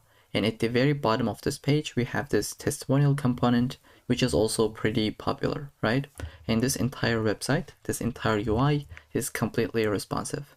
So once you hit a certain breakpoint, this is what you're gonna get. And then finally, one card at a time. And you can scroll to the bottom. Everything is working without breaking anything. Alright, so if you would like to get the screenshot, here I have it. The link will be in the description for this diagram. And then for the icons, we'll be using Font Awesome. So head over to cdnjs.com and search for Font Awesome. I'll copy the link, kill this website, and put them side by side. So I have the two different empty files. We're gonna get started with the HTML. So let's get the boilerplate. I'll say the title will be equal to something like pricing cards. And I'd like to link my CSS file and then just paste this link that we have just copied. Okay, we can go into the body and create a container. Let's say something like hello. I'll save and open this with the live server that we have. Okay, so this is the end result. Now let's go ahead and get started with it. So I'd like to show you the actual end result as we go so that I can reference it. And I said, currently we are building this. I can say something like we're currently building this button, so on and so forth. So under the container, we're gonna have a header component where we can put the title as well as the p tag. So I will say h1, choose your plan. And let's try to capitalize them. Okay, then we're gonna go ahead create a p tag where I'll say select the perfect. And you know what? I'll just copy and paste because why not? Here we go. I just got the p tag. Right after this header, I will create the pricing cards container. And then we're gonna have the basic plan. So this will be our card. And it'll have the card header initially, where we can store the icon, this rocket icon, the basic text, whatever the plan is, right? And then the price, and finally the description. Okay, so under the card header, I'll say plan-icon, where I'd like to put the I element with the class name of FA rocket. And then after this div, I'll create h3, I'll say basic. And then after the h3, I'll say price, because we're gonna have three different elements. So we're gonna have a span with the currency class, and then I'll duplicate this twice. This will be amount, and then the period. So either it is monthly or yearly, right? I'll just say /month. And then we're gonna put the amount for the basic plan, which is 9, and then the currency, which will be dollars. Okay, and then after this price, we'll put the p tag with the class name of description. Okay, I'll copy this entire thing, paste this in. This is what we have at the moment. So right after the p tag, as well as this div, which is for the card header, right? Just go ahead, shrink this. Right after this one, we'll have the card-body. And then this will get some features under the UL element. So I'll say features. Let's put all of them one by one. We'll have the list item with the icon that will be for the check mark. So I'll say class name of FA check. And next to it, we'll put, let's say, we'll put a space and I'll say 5 projects. Okay, let's save. So this is what we have at the moment. Now I will go ahead and duplicate this a couple of different times. So we're gonna have for the 20 gigabytes storage, basic support, email notifications, advanced analytics, and then finally the custom domain. But these two will have different icons. So I'll just say FA times for both of these, and they will be disabled. So I'll just say class name of disabled, Let's copy this and put it right here, right? Let's update the content. The very end one will be custom domain, and this one will be advanced analytics. Okay, now we're gonna build these three. So this will be 20 gigabytes, right? I'll say 20 gigabytes projects, sorry, storage. Here we go, if I can type it correctly. And then we'll say basic support. And finally, the email notifications. And let's capitalize this correctly. Okay, so that's gonna be it for the card body. I'll shrink this, and finally we'll have the card footer, which will get this button. So I'll go right below it, card dash footer, that will get the button. Let's say class name will be btn, and we can say get started. Okay, so that's gonna be it for the basic plan. Let's go ahead and shrink this entire card. And this is the end result, but we're gonna make that look a lot more better, right? So I'll have my pro plan. This is basically the same thing, but we'll have different content as well as different, let's say, class names. So I'll say it'll get the card as well as the popular class name, so that we can have different styles on it. And then we'll put the, let's say, popular dash badge, which is going to be this one. We can say most popular, right?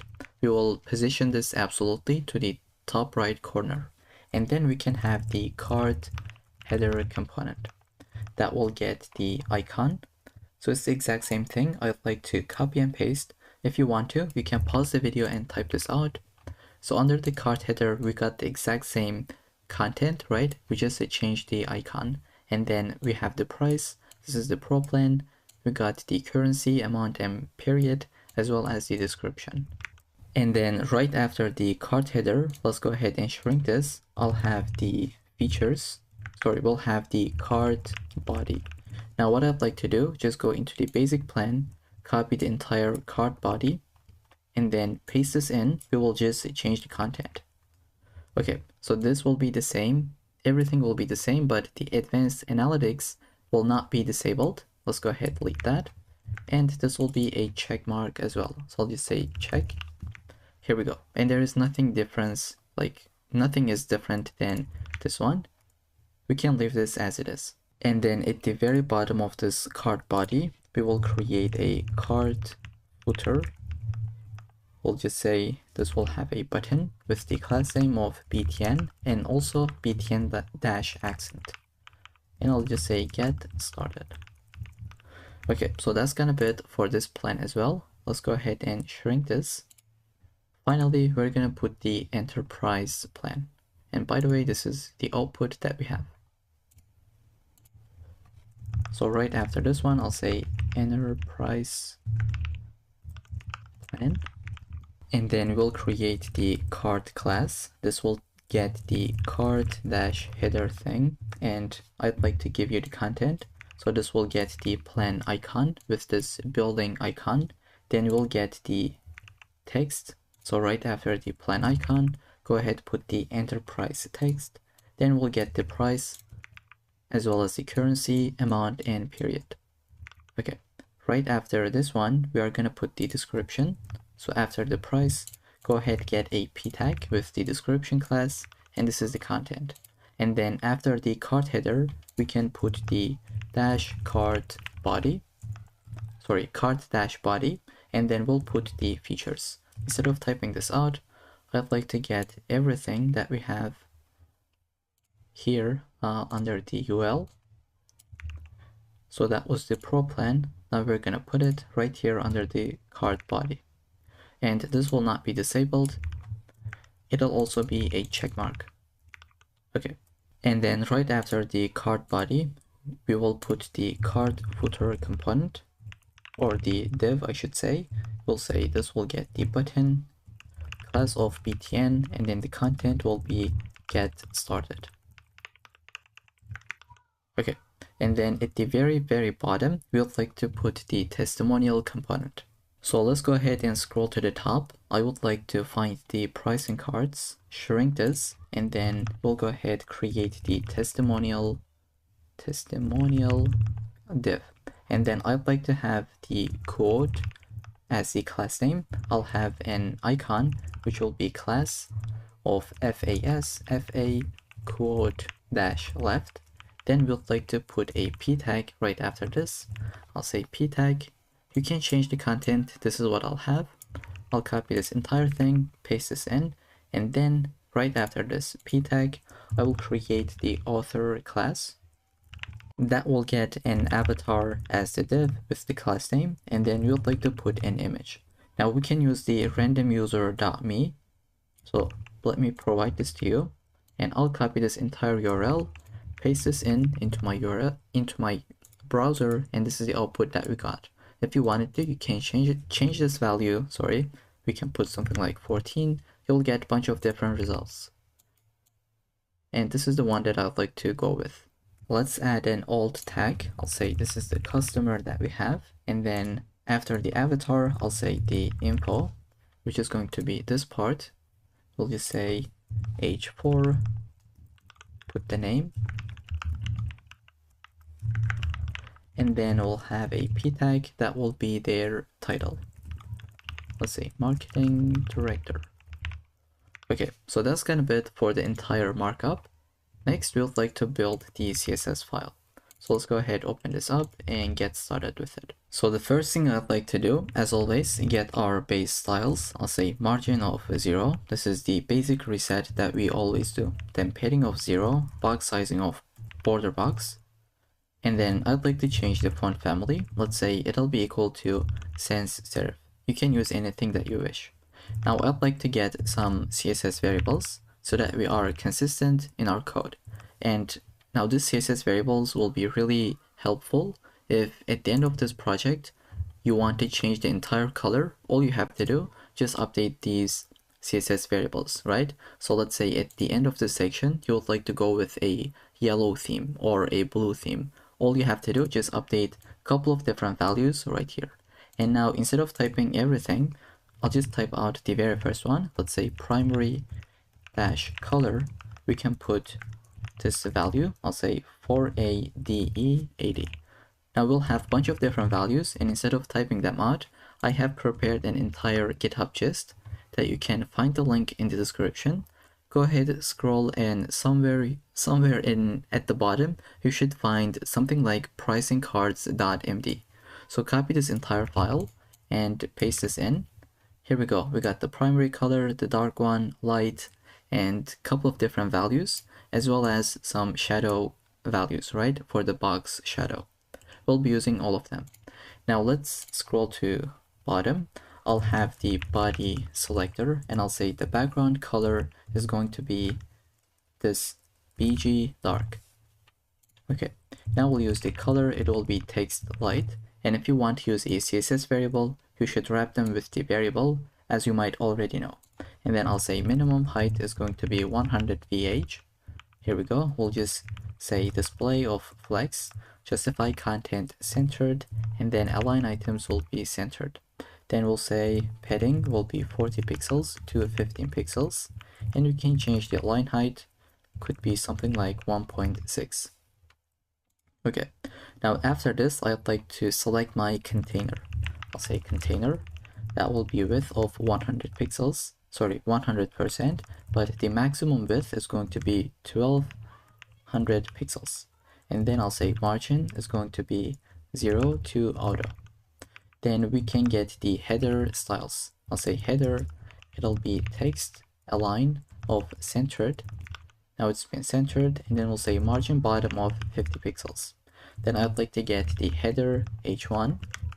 Now there is something different here. This is not just a regular color. I'm not really sure if it is visible from the video, but we have a linear gradient from left to right. So this color is a lot different than this one. Let's see how we can make something like this. So the first thing I'd like to do before we get into the colors, I'll say font size will be 2.5 rem, and then I'll say margin bottom will be 10 pixels. Okay, now we're gonna get into the colors. So I'll say background and not background color. Notice how it should be background because we'll be using linear gradient.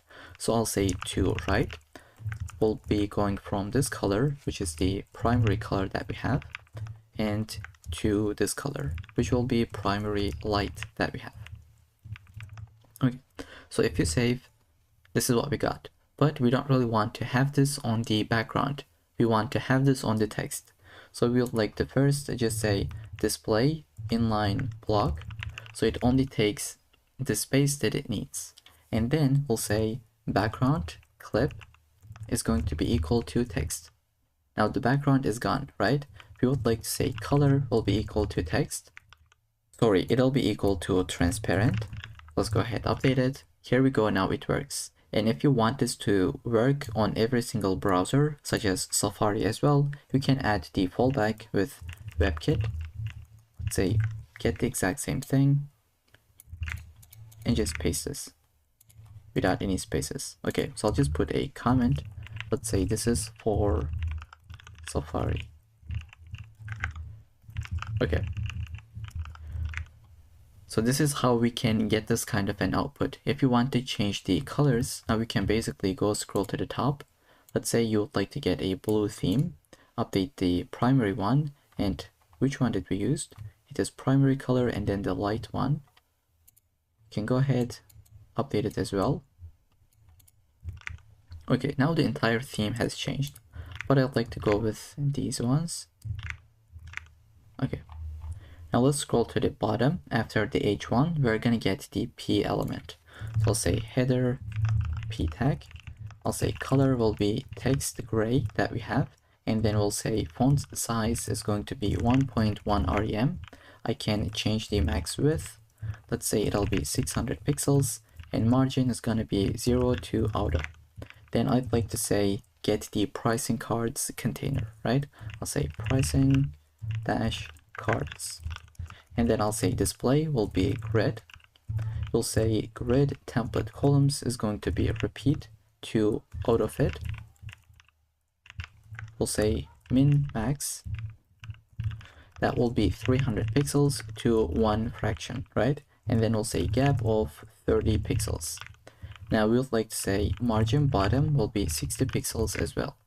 Now currently we cannot see the effect, but if you put it like this, it'll be responsive out of the box. Okay, after the pricing cards, I would like to get the card itself. I'll say the background color is going to be the card background color that we have. And then we'll say border radius is going to be the border radius variable that we have. I think it is 10 pixels. Okay, so it's 12 pixels that we're using. If you wanted to, you can update that value as you wish. Then I'll say overflow is going to be hidden. Then we can say position is going to be relative, and you're going to see why. We'll say box shadow will be this shadow medium that we have. And then I'll say, let's give some transitions on everything, 0.3 seconds as is. Okay, so that's it. Let's also add the height of 100%. Now we'll go ahead and get the card hover state. We will update the transform property. Let's say transform will be translate y of -10 pixels. And I'd like to get the box shadow. We'll say it'll be equal to the large box shadow that we have. And then finally, the background color can change to card hover state. Okay, let's take a look at it. As we hover, I think it is changing, but this should be background color. Okay, now the background color changes as we wish. Then I'd like to get the card header component. Let's say card dash header. I always say component is because I'm using React a lot, but this is basically a class. I should say I'd like to get the card header class, right?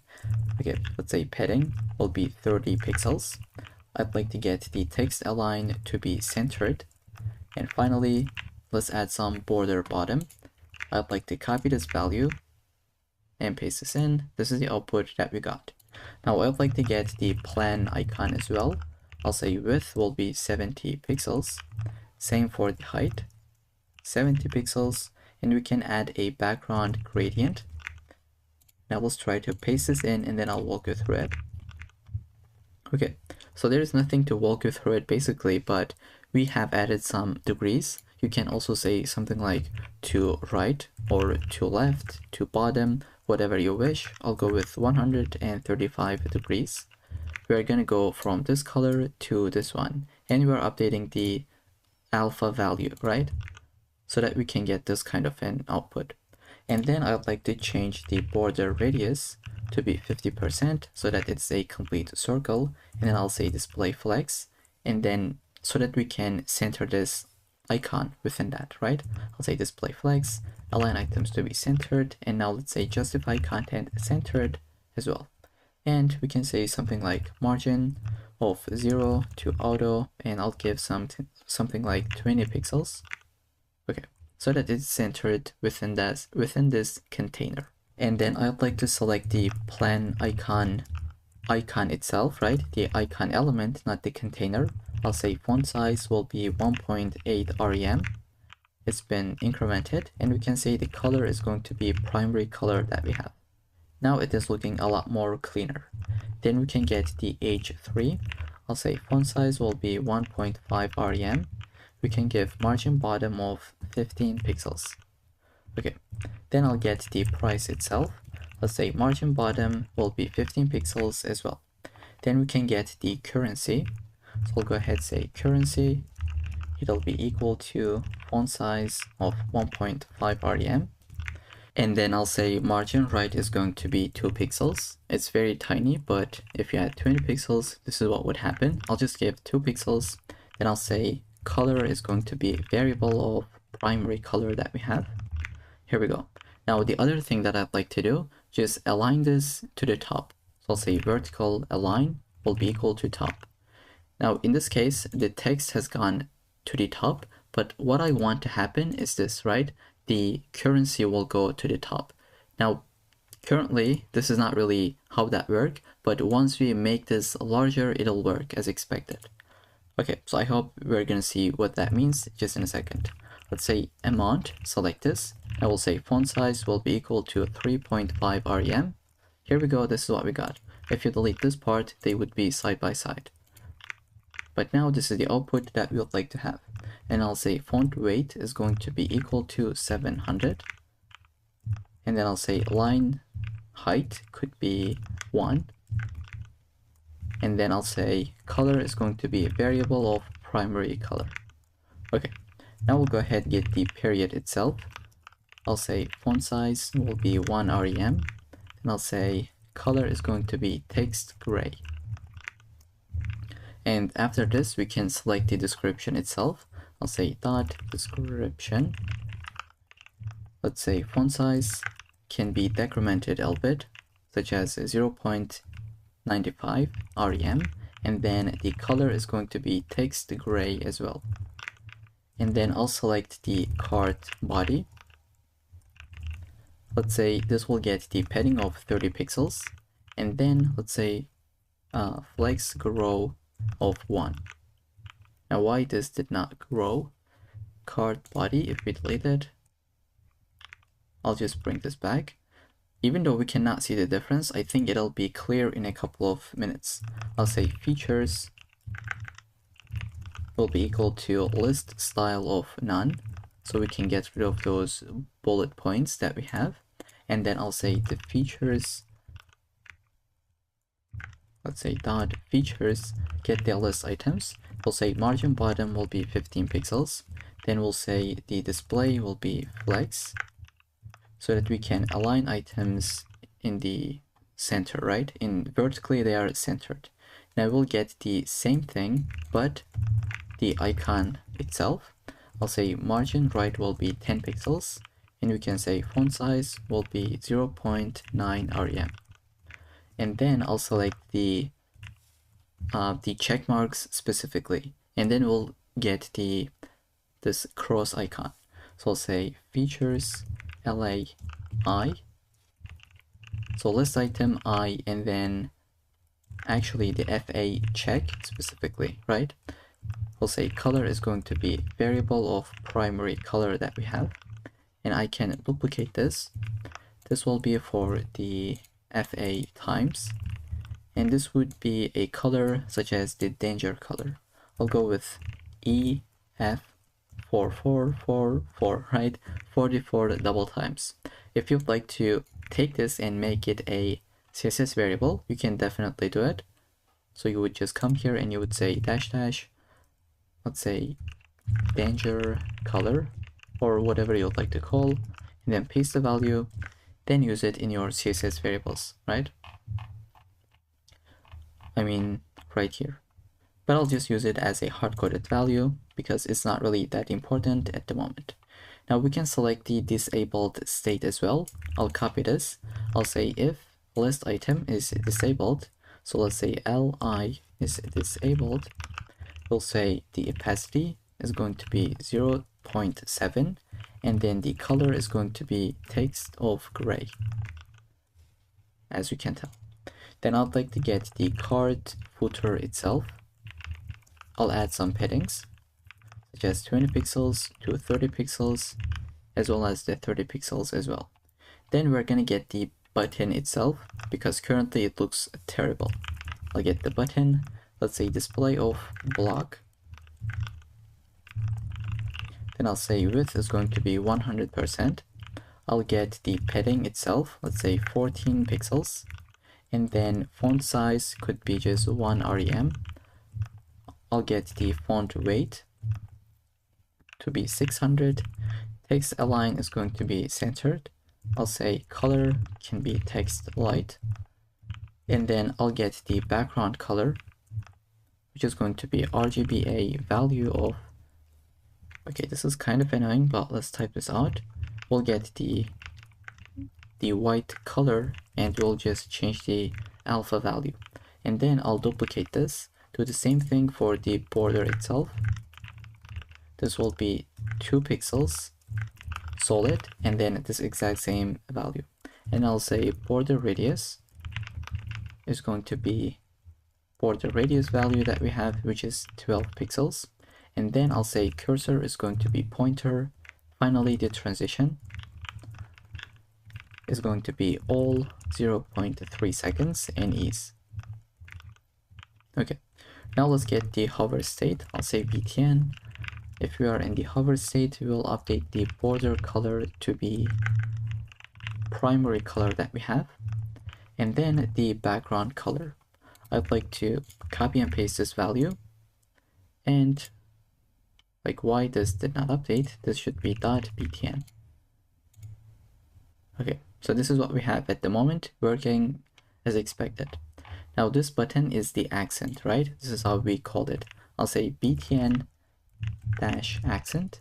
We'll select this and I'll say the background color is going to be variable of primary color that we have. And then the border color also gonna be the primary color. And finally the color itself will be black. Okay, so this is the output that we would like to have. Now on the hover state, I'll update some stuff. Let me copy and paste, super simple. We'll change the background color as well as the border color itself. Now the other thing we would like to do is take the popular card and scale it a little bit, right? It's larger than these two. So how can we make that work? I'll go ahead and just say get the popular card.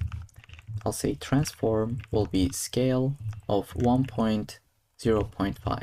So it is just tiny bit, but it definitely has the effect. I'll say border will be 2 pixels solid and the variable of primary color that we have.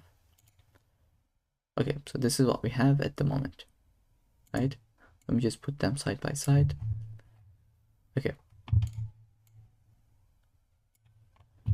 Now right after the border, I'll just say z index is going to be 2 so that it's always in front. Then I'd like to get the hover state. I'll say popular. If it is on the hover state, we can change the transform. I'll say translate y is going to be minus 10 pixels and scale could be still 1.0.5. Let's see this in action.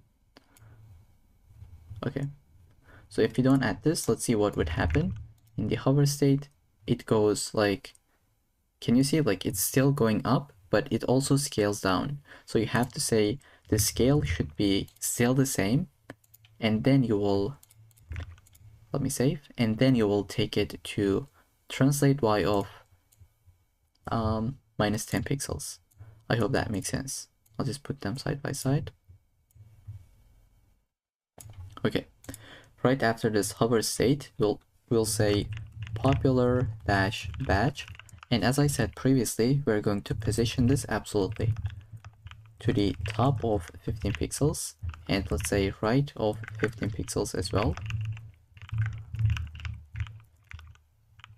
Now we'd like to say the background color is going to be the primary color that we have, and then I'll say, and it is this one by the way that we're building, the color is going to be black. We'll get the font size to be 0.8 rem, font weight, let's say 600. Let's say padding is going to be 5 pixels to 12 pixels, and then border radius will be 20 pixels. Okay, and if you want this to be always in front, just to make sure, you can add the z-index such as 3. So what we have done is to set the popular z-index to be 2, and then this is larger than this, right? If you don't add them, let's see what would happen. Maybe nothing would change, but you just want to make sure that this badge is in front of the card itself, right? You don't want this to be like back of this card because it would be invisible. So what you would like to do is just add this double check where you would put the z-index on the popular to be something like 2, and then this would be larger than this. Okay, so that's gonna be it for the cards. Now we can build the testimonial component itself. I'll go ahead, just get the testimonial. I'll say margin top is going to be 60 pixels. Does that work? Let's say 600 pixels. Okay, it's working. I'd like to get the display of flex and justify content to be centered. Now I'll go ahead and get the code. I'd like to say maximum width is going to be 700 pixels. Background color could be the card BG that we have. Let's save. Like, is it updating? I don't really see. Background color, let's say it'll be red. Okay, seems like we have a typo. Let's visit the code. Okay, so it's actually correct. That's strange. Now let's say the border color is going to be 1 pixel solid red. Okay, so it is not working because I have a typo. This should be code correctly. Now let's save. We can see the output, but this should be the variable of card background. Then right after this background color, I'll have the border radius value under the border dash radius. And I think I'm missing the semicolon. And also I am missing this variable at the, like in front, right? After the border radius, we'll add the padding of 40 pixels from all directions, and I'll say position is going to be relative. And finally, let's give some box shadow, which will be the shadow medium. Okay, this is what we have. Now let's go ahead and get the code icon. I'll say color is going to be the variable of dash dash primary color. Then we would like to get the font size to be 2 rem. I'll say opacity will be decremented. We'll say 0.3. This is looking a lot more cleaner, I think. If you wanted to, you can increase it or even delete the opacity itself. This is what I'll have. And then I'll say the position is going to be absolute to the, let's say, top of 20 pixels and left of 20 pixels. Okay, then I'll go ahead and get the code p tag. I'll say font size can be 1.1 rem. I'll say margin bottom 20 pixels, line height, and just make sure to put the semicolon. I'll say line height will be 1.7, and let's say position will be relative. I'll say the padding, left is going to be 15 pixels. Then we can get the author itself. So let's say dot author. This will be width of 50 pixels. Same for the height. Then we can get the border radius to be rounded, which is going to be 50 pixels. I mean, it's going to be 50%, but this did not work because this has to be the avatar itself, right? Also like the author, and just change it to be display of flex, and we'll say align items to be centered. Okay, now this is what we have, but still not working correctly. Let's go ahead and say overflow will be hidden. Now what is happening is this, the image overflows the container, so that's why it cannot wrap it. So we say if there is an overflow, just go ahead and hide it, right? Just hide that overflow.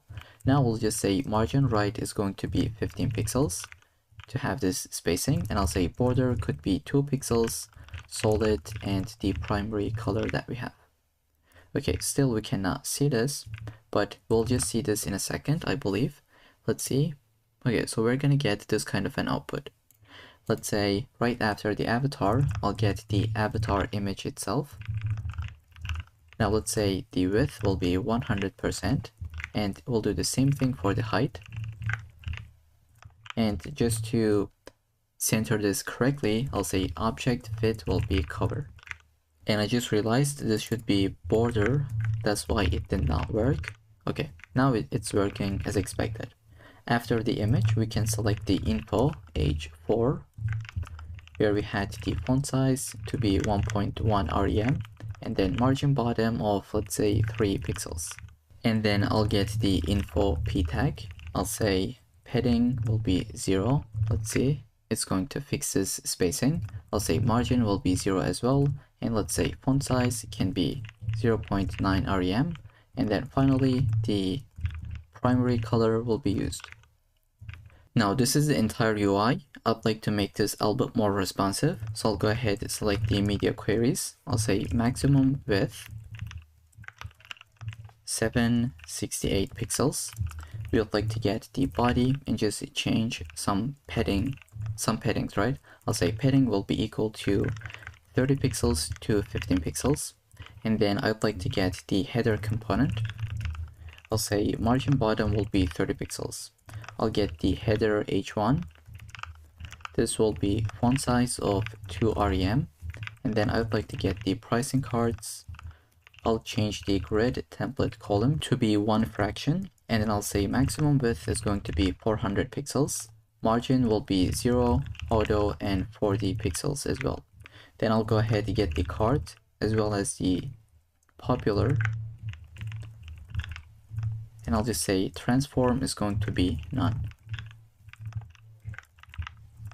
Okay, and then on the hover state, I'll just change the transform L bit to be -5 pixels instead of 10 pixels. That would be a bit too much for mobile devices. And then I'll get the testimonial. I'll say margin top will be 40 pixels. And finally, for the code, we'll say 30 pixels. Okay, so this is the entire application that we have built. We are just missing one thing, which is this animation that we have on the button, right? We want this to be infinitely working. So I'll go ahead, put them side by side, and get started with it. So we would like to create a keyframe, right? So that it is going infinitely. I'll just say add keyframes, and I'll say the name could be anything. I'll go with the pulse because this is what we call this animation, and we'll have 3 different states. So from the 0%, we'll add something. At 70%, we'll do something, and finally, we'll do something else, which is the 100%. Now, if we want to use them, we'll just select the button accent, and we'll say the animation is going to be pulse, and then 2 seconds, let's say infinite. Here, we'd like to change the box shadow. So I'll say box shadow will be 4 different times zeros, and then we'll say RGBA of this color. So instead of typing this out, let me please copy and paste, and you can pause the video, type this out. I have already done this. Now initially this will be the value, and then we are going to change this to 10 pixels. So it's the exact same value with a different opacity, and then finally at 100 %, we will add this value. Again, we don't really have any pixels, but also no opacity at all. Okay, now this is how that works. For a split second, we are able to see the box shadow, and then it's going to disappear. Okay, so with that, that's gonna be it for the entire project. Now, if you wanted to change the theme, all you have to do, just scroll to the top, find your primary color, right? Let's say I want to have kind of like a pink theme. I'll go ahead and select this value and change it to this one. And let's have one more. I'll go with this light theme. Now, as you can tell, the entire application has changed. All you have to do, maybe just update this background color, but you get the point. This is the beauty of using CSS variables. I'll do Control Z to go to the previous state. Okay. So that's the entire project. I hope you enjoyed it. I'll see you in the next one. Okay, so welcome back to this section. This is what we're gonna build. This is what we call the team members showcase, which is something really popular and really common where the companies put their team members on a separate section. And this is exactly what we're going to be building with the avatar, the full name, title, as well as the biography. And we can even add some social links. And this will be completely responsive. So we're going to have 3 different columns in large screens. And then medium will have 2 columns at a time, and then just 1 column at a time. And this section at the very bottom, this is what we call the CTA, which stands for call to action. So there is no JavaScript at all. It is HTML, CSS only. And I think this is a great project to practice your CSS skills. And if you want to get the screenshot and build it by yourself, here I have it. And the link will be in the description for completely free. Now, the first thing that I'd like to do, get the icons, and for this we'll be using Font Awesome. So I'll visit cdnjs.com. Let's search for Font Awesome. You can use any other alternatives, but this is the one that I'll be using, Font Awesome, right? I'll go ahead, get the link, let's copy it, and then paste it into our HTML file. Speaking of which, we'll create that, and then let's say style.css. First, let's get started with the markup. So I'll get the boilerplate code. Let's say this is the team members showcase. Link our CSS file. And then I'll put the link that we have just copied for Font Awesome. I'll just say hello, save, and let's say open with live server. And then we're going to put them side by side. Here we go. Now I'd like to open up the end result. This is what we have. Here you can see the title says end result, so that we can do some references. Here I'll just create a header component, and I'll get started with this h1 that says meet our team. And then I'll create a p tag. This will be the description, and I am too lazy to type this out. I'll copy and paste. If you wanted to, you can pause the video and type this out. Then we'll like to have this team grid. Now we'll have 6 different team members. Let's say team member 1. And the content will go into the card div. Now this will have card-top. Let's duplicate it, and it'll have card bottom. Let's first get started with the top section. Now what you have seen here, this is the background, and we will create this as a separate div. So I'll say profile-bg. It's not going to have any content, like it'll be empty, and we're going to position this and then give it a width and height. And then we'll have the profile-image. This will get the image component or the image element, and for the source we will be using the random users. I'd like to copy the URL, paste this in, so you can type this out, randomuser.me API portraits man32.jpg, and if you paste this in, you'll be able to see different results depending on the value. So I'll go with 12. This is what we have, so on and so forth. Okay, let's put them side by side once again. Let's save. This is what we have. Let's put an alt such as team member on this image. And after this image, and then after this div, I'll go ahead create the h3, which is going to hold the username. So I'll say Alex Morgan. Right after this h3, I'll put p, the p tag. I'll say class will be role. Let's say it's founder and CEO. Okay. right after this div, I think my mouse died, I was going to say. No, it is working. So right after the card top, we'll go under the card bottom, and I'll put a p tag. Let's say this will get the class name of bio. And I am too lazy to type this out as well. I'll paste this in. You can change this and put it anything that you wish. And then after the p tag, I will create a div with social links class. Now we'll have 3 different links. This is not going to take us to any website. I'll just leave it as a hashtag, right? A hash, and I'll say class name.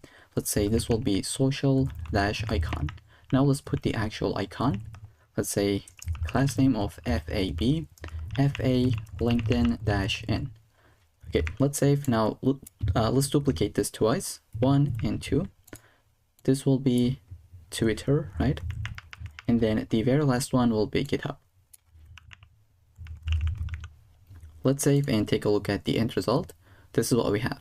Now we don't really want to type this out 6 different times, right? It's the exact same thing. All you have to do, copy it, paste it, and then change the value. Now there is no need to waste any time. So I have prepared an entire GitHub gist. Let me get this. Here we go. Okay, so you should be able to find this link in the description. Go ahead, find the team members showcase. So copy the entire markup. And we have some CSS code that we're going to get into in a little bit. But basically, this is the entire team grid that we have. Okay. So this has no logic at all, just pure markup. That's why I'd like to copy and paste. I'll delete this entire team grid and paste this in. Let's save and take a look at the output. Okay, so this is the exact same data that we have right here. And now we'd like to put the CTA section. So I'd like to scroll to the top. I'll shrink the team grid component. So we have this div, let's shrink this, and we'll create this team-CTA, which is going to take an h2 that says want to join our team, ? And then p tag. Let's say we are always, and copy and paste. We are always copying and pasting. Here we go. And then we'll just put a button or a link that will take us to nowhere, but the class name should be CTA button. And CTA stands for call to action. I'll say view open positions. Okay, so this is the entire markup. Next, we are going to build the CSS. So I'll go into this file, shrink the left-hand side, and get into this file. Okay, so the first thing we would like to do is to get our basic resets. Now, I know that this is kind of repetitive and it might sound a little bit annoying, but we have to do it if we want to get rid of all the default paddings, margins, and add this box sizing of border box. We have explained this in the previous sections, so I'll not go over it once again in this project. Let's save. This is what we got, and I'd like to update the font family to be, let's say, sans serif. As always, if you wanted to, you can change this and make something completely different if you wish. Now, I'd like to get some CSS variables. I'll get my root element, and instead of typing them out, I don't really want to waste any time, so that's why I have prepared this entire list. So just go ahead, find the team members showcase. This is the HTML that we have copied, but I have a complete CSS code, around 10 lines of code. Let's paste this in. So we have a bunch of different colors for primary, for the text, and we have some values for border radius. We have some box shadow values, and then a couple of different values as well. So we'll be using all of them in the incoming minutes. So we'll kill all these websites. Okay, now let's get started with the body element. I'll say body. Let's say background color will be equal to variable of bg dark. I'd like to get the color that will be text light, and I'll say min height is going to be 100 ph. And then I'd like to get the display flags. Let's say justify content centered, align items to be centered. Let's give some paddings. I'll say 50 pixels to 15 pixels. Finally, line height of 1.6. Okay, now we'd like to get the header element. I'll say text align will be centered. Then I'd like to say margin bottom of 60 pixels. Okay, so we'll go ahead and get the header h1. Let's say font size is going to be 2.7 rem, which is this one, h1. Now I can see that everything is side by side. I think we forgot to wrap everything with the container component. So I will visit index.html. Okay, right after the body, I'll create the container div. Let's copy this and just put it right before the body closing tag. Now I'd like to go into the style.css and I'll select the container itself. Let's say the width is going to be 100% and the maximum width could be something like 1200 pixels. Now if we go into the larger screens, this is the maximum width it'll take. So if you wanted to, you can inspect it. Let's find the container, right? So here we can see, just notice here at the top, just take a look at it. We have the 1200 pixels of width. So this is the maximum value that it can take. Okay, so with this in mind, let's put them side by side once again. And just move forward. And I'd like to add one more thing. I'll just say margin of 0 from top and bottom, but auto from left and right, so that it is centered. Then I'll get the h1 that we already have. It is this element. Let's say margin bottom will be 15 pixels. Okay, I'll say background. Now it should be background, not background color, because we will give this linear gradient. I am not really sure if it is visible from the video, but this color and this one is completely different. So we'll go to the right from this one to this color. Okay, let's see. I'll say background will be linear gradient. You can either say 90 degrees or you can say to right. And I'll say go with this color, like from the primary color to this one. Let's say variable of primary light. Okay. Now if you save, you're going to see that the background has been updated. So we can fix this. I'll say background clip is going to be text. That's the first thing. Now we'll just say color should be transparent. Okay, now this has been fixed. Now we would like to add the support for the Safari as well. I'll say WebKit and I'll just get this exact same value, paste this in. Let's say it'll be text. And I'll just add a comment. Let's say for Safari as well, right?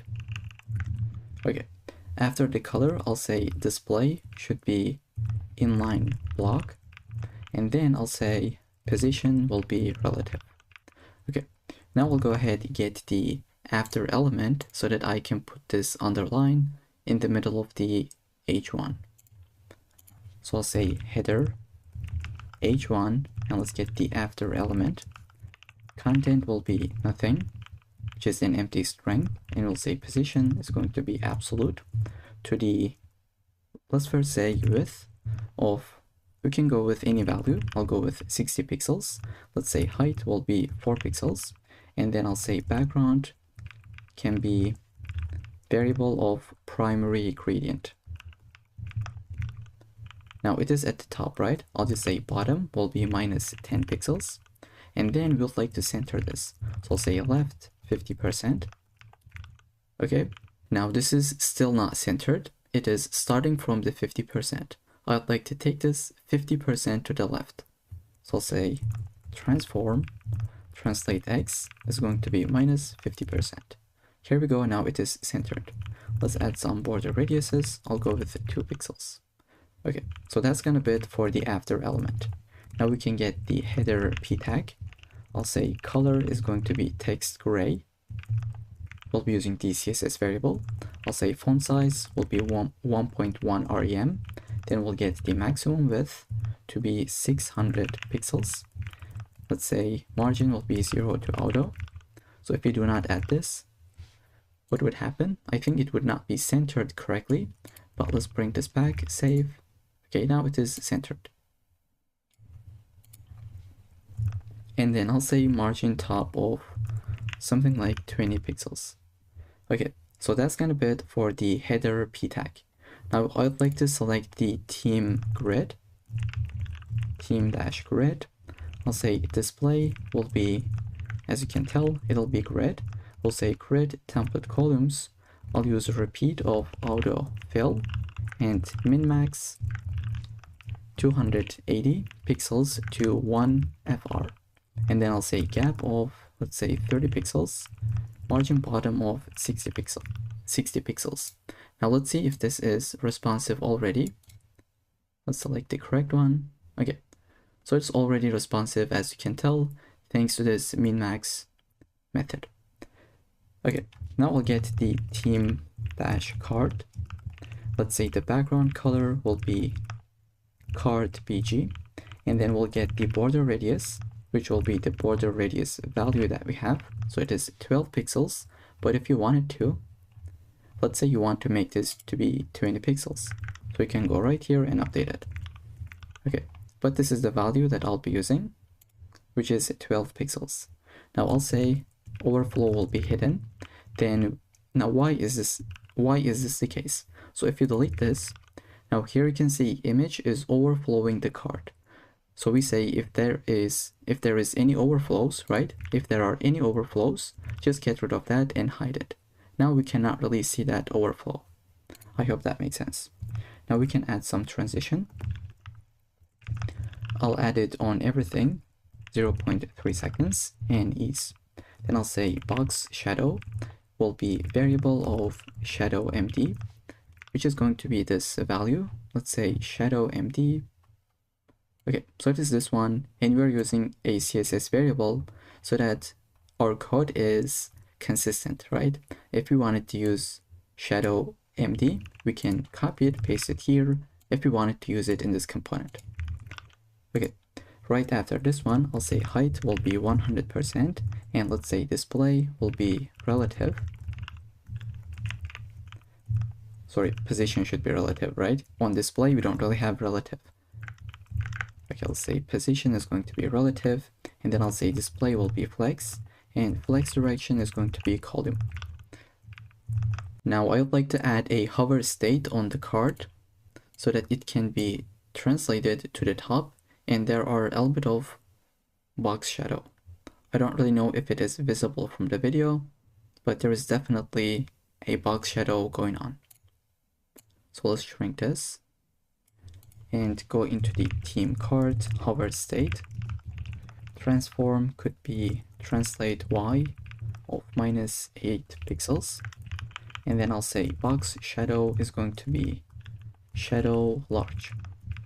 Okay, and then I'll get the theme card on hover state. We would like to get the profile background. I'll say profile dash bg, and we are going to scale this up. I'll say transform scale 1.1, because if you take a look at the end result, if you hover over this, background also scales.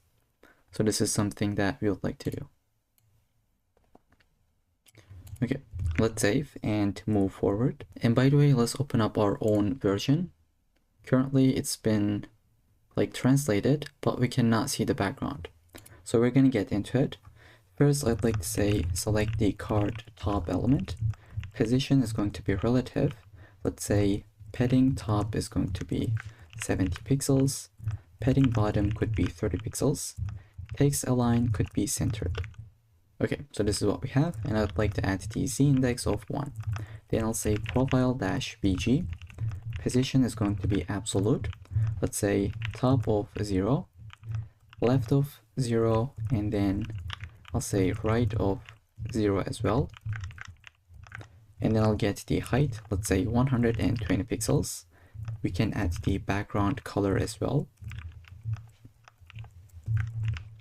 So I'll use the primary gradient. Let's save. We cannot see anything. Why this is the case? It is profile dash bg. Is it because maybe we don't have the z index yet? Let's test this out. I'll say -1 or maybe 10. Okay, so for some reason we cannot see this. Profile dash bg. let's see, do we have this element on team grid? We have profile-bg. So I think we are using a gradient and we are saying background color. That's why it doesn't work. Let's say just background. Here we go. It is working as expected. Now, if we wanted to take this back of the image, right? I'll say z index of -1. Okay. So if you do not add this, it will, how do we call it? Like it would overflow the image itself, but it will just take it to the one level behind. Okay. So we got the z index, and let's give the transition to be on the transform because we are scaling this up, right? I'll say transform 0.4 seconds and ease.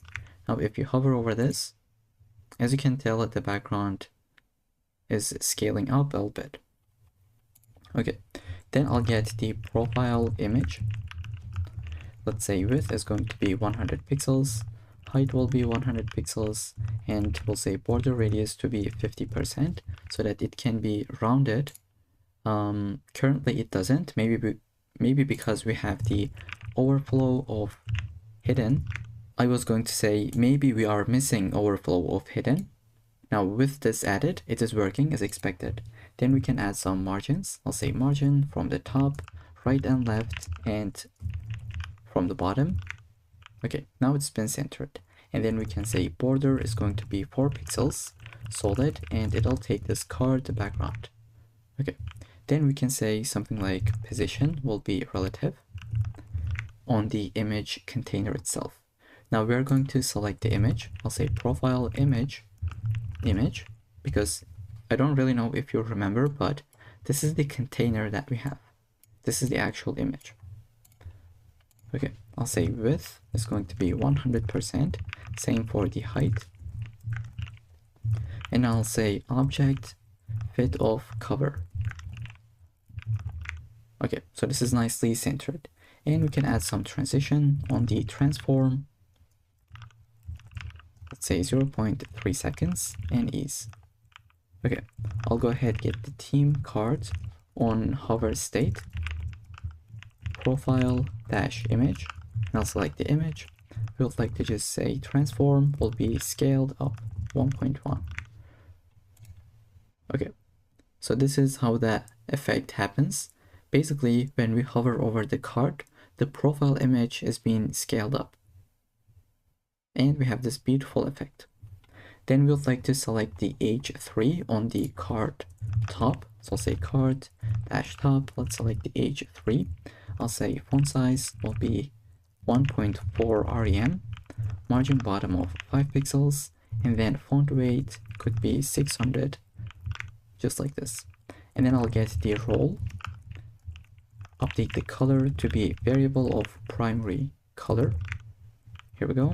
And I'll get the font size to be 0.95 rem, and then font weight could be 500.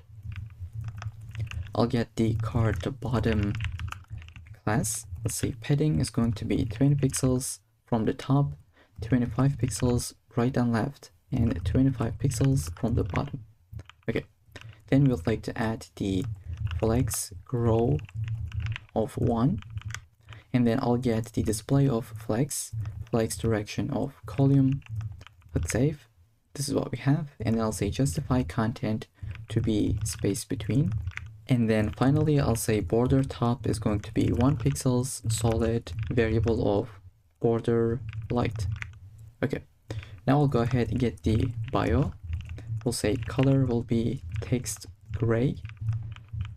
The font size, let's update it to be 0.95 rem. We can say the margin bottom will be 25 pixels. Flex grow is going to be 1. And finally, the line height could be 1.6. Okay, and then I'd like to scroll a little bit. I will select the social links. I'll say display of flex so that we can give some gap of 15 pixels. And I'll just say justify content will be centered. Okay, and then I'll select the social icon itself. Let's say display of flex justify content centered, align item centered. I'll say width will be 36 pixels, same for the height. And then we can get the border radius to be 50%. Okay, then I'll say text decoration is going to be none so that we can get rid of this underline. Okay, I'll update the, let's say, background color that will be equal to background overlay. Okay, so this is the background that we are building. That's why we said give some height and width and height. Otherwise, this is how it would look like. And if you do not add the border radius, it's going to be a square. Okay, after the background color, we can add the color to be text light, just like this one. And finally, I'll just add some transitions to be on everything, 0.3 seconds, and let's use ease. And then I'd like to update the hover state. So I'll say social icon on hover. We'd like to get the background color to be updated to the primary color that we have. Then I'll say the color is going to be text gray. And finally, we can give the transform of translate y. That's going to be minus 3 pixels. Let's save and give it a go. When we hover over this, this is what we got. Now I think color is not really visible, so we can update it on the hover state. Let's say this will be dark. Okay, now this is a lot more readable and accessible. Okay, now let's move on with the CTA section, because at the moment we have built all of our cards working properly. Okay, now we're gonna build this section. So I will select the team-CTA class and I'll say text align would be centered. And let's scroll to the bottom so that we can see it in action. I'll say margin top is going to be 30 pixels. Let's say padding will be 40 pixels as well, just like this. And then I'd like to update the background color to be variable of background overlay. Then I'll get the border radius value that I already have, just like this one. And finally, let's say, not finally, but a couple of different things. So we would like to say position will be relative, overflow is going to be hidden, and then box shadow will be shadow empty. Okay, now we are good to go. Then I'd like to add this kind of like UI where we have the, how do we call it? Like kind of like border top, but I'll be doing this with the after element. Or like we have used after element a lot, let's go ahead and use the before element. Let's say team.cta. Let's get the before pseudo element. We can add the content of nothing. If you add something, let's see what'll happen. It'll be added before to this component itself. Now we don't really want to have any content. This will have the position of absolute, top of 0, left of 0. We can add the background, not background color, but background, because we'll say variable of primary gradient. And then we can get the width of 100 pixels, sorry, 100%, height of, let's say, height will be 5 pixels. Okay, this is what we got. It's working as expected. I would like to get team CTA H2, update the font size to be 1.8 rem, and then I would like to get the margin bottom of 15 pixels. Let's say color is going to be variable of primary light. Okay, then I'll get the team CTA P tag, where I'd like to say color is going to be text gray. Here we go. I would like to get the maximum width. Let's say maximum width will be 500 pixels. And let's try to center this. I'll say margin 0, auto, and 25 pixels. Then I'd like to go into the CTA button. Let's say display is going to be inline block. I'd like to get the padding, that will be 12 pixels to 25 pixels. Pixels it should be. Okay, and we'll say the background will be updated. Again, background, not background color, because we'll use the primary gradient. Now I'd like to get rid of this text decoration of underline. I'll just say none. Let's update the color itself. This will be variable of text dark. This is what we have. Right after the color, I'll say font weight is going to be 600 so that it's bold. And I'll say font size could be 1 rem. Then I'll go ahead add the border radius of 30 pixels. And then let's say transition will be on everything 0.3 seconds. And let's use ease in and out this time, because why not? I'll add the box shadow to be 0 to 5 pixels, 15 pixels, and then variable of shadow color primary. Then I would like to add the hover state on this CTA button. Let's go ahead, select it. I'll say on the hover state. As always, I'll say transform of translate y of -3 pixels, and then box shadow will be updated. Let's say 0 to 8 pixels, 20 pixels. Variable will be shadow color primary hover. Okay, so this is how that look. I think pretty clean and sick.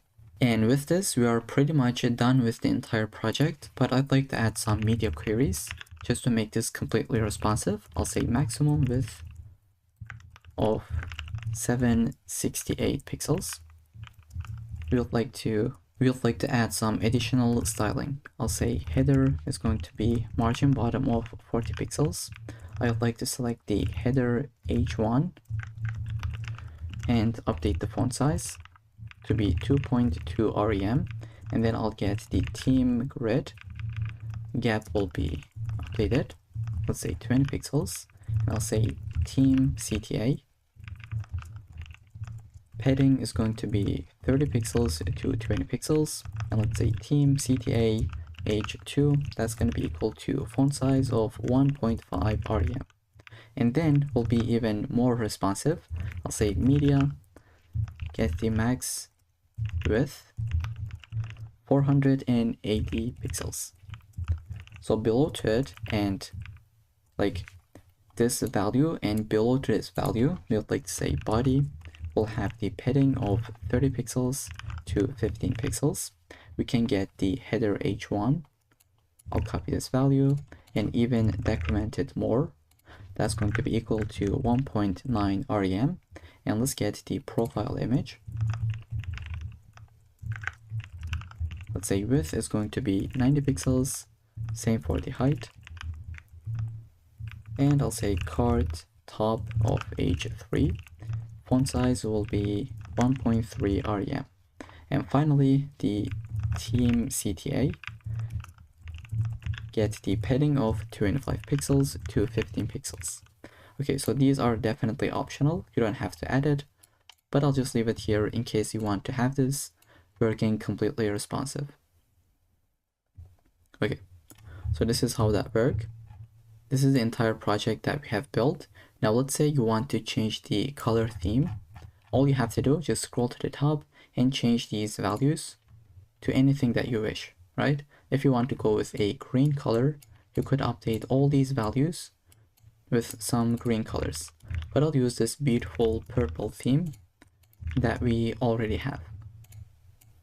Okay, so that's the entire project. I hope you enjoyed it. I'll see you in the next one. Okay, so welcome back. In this section, we're gonna build a recipe finder application. I'd like to give you a quick demo before we get started with it. So I'll say, let's search for chicken. We got different results. Here we can see. Let's click to one of them. We'll even get more details, such as the instructions, the ingredients, and even a YouTube video link. For a split second, I'll open this up. I think we'll get some ads.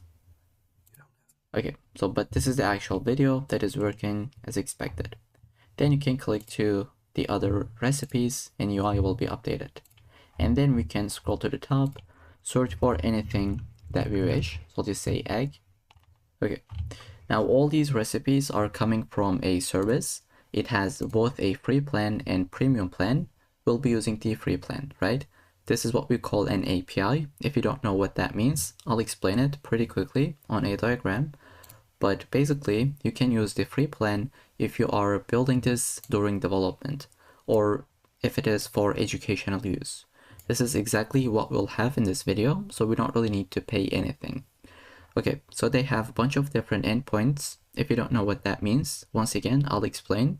But basically, when you put chicken and click to this button, we got some results, right? But what is actually happening behind the scenes? Let's see. So they have search meal by name. I'll copy this URL, copy this endpoint. Now when you say chicken, right, you are sending a request to this endpoint, but the search query is equal to chicken.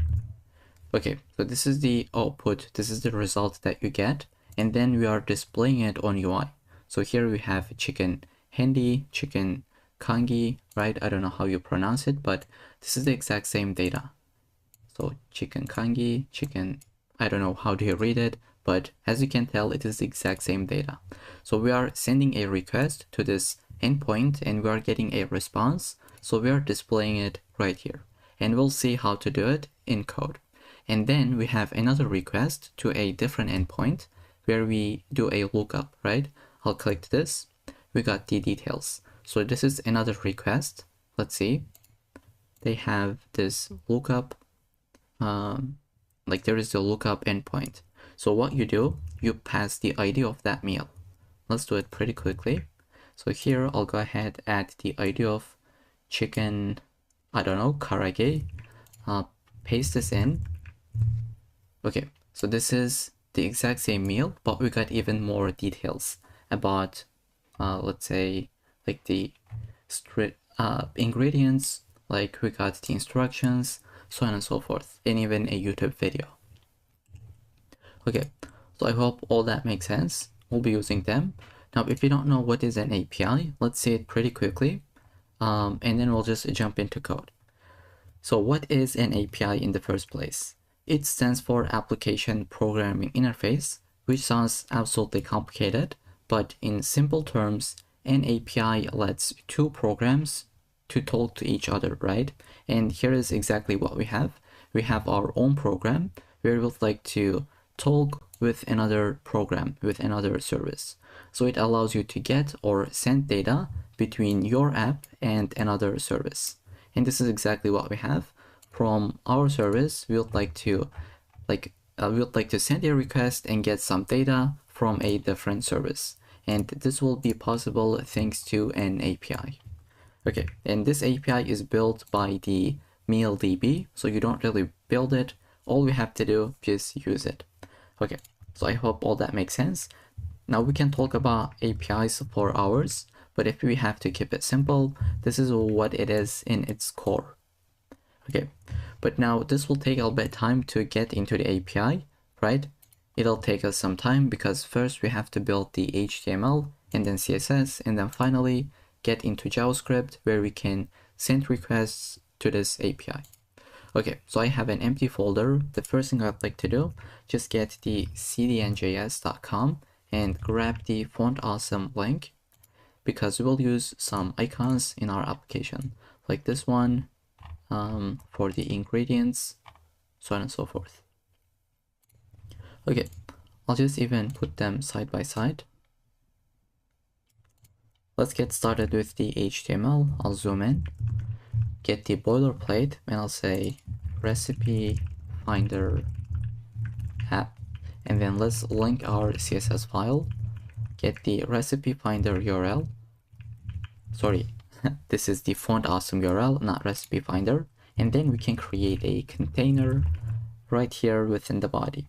And then I'll get my header component, which is going to be this part. And as you can tell, our application is completely responsive. So we'll even make this app to be completely responsive, right? So this is the part that we are building, which is the header component itself. So I'll have h1 and I'll say get an icon where we would like to say FAS, FA utensils. So this will give you this icon. And then right next to it, I'll give one space and I'll say recipe finder. Now let's try to run this. Let's try to run this with a live server. I think I'll get a warning, but it is working as expected. Okay.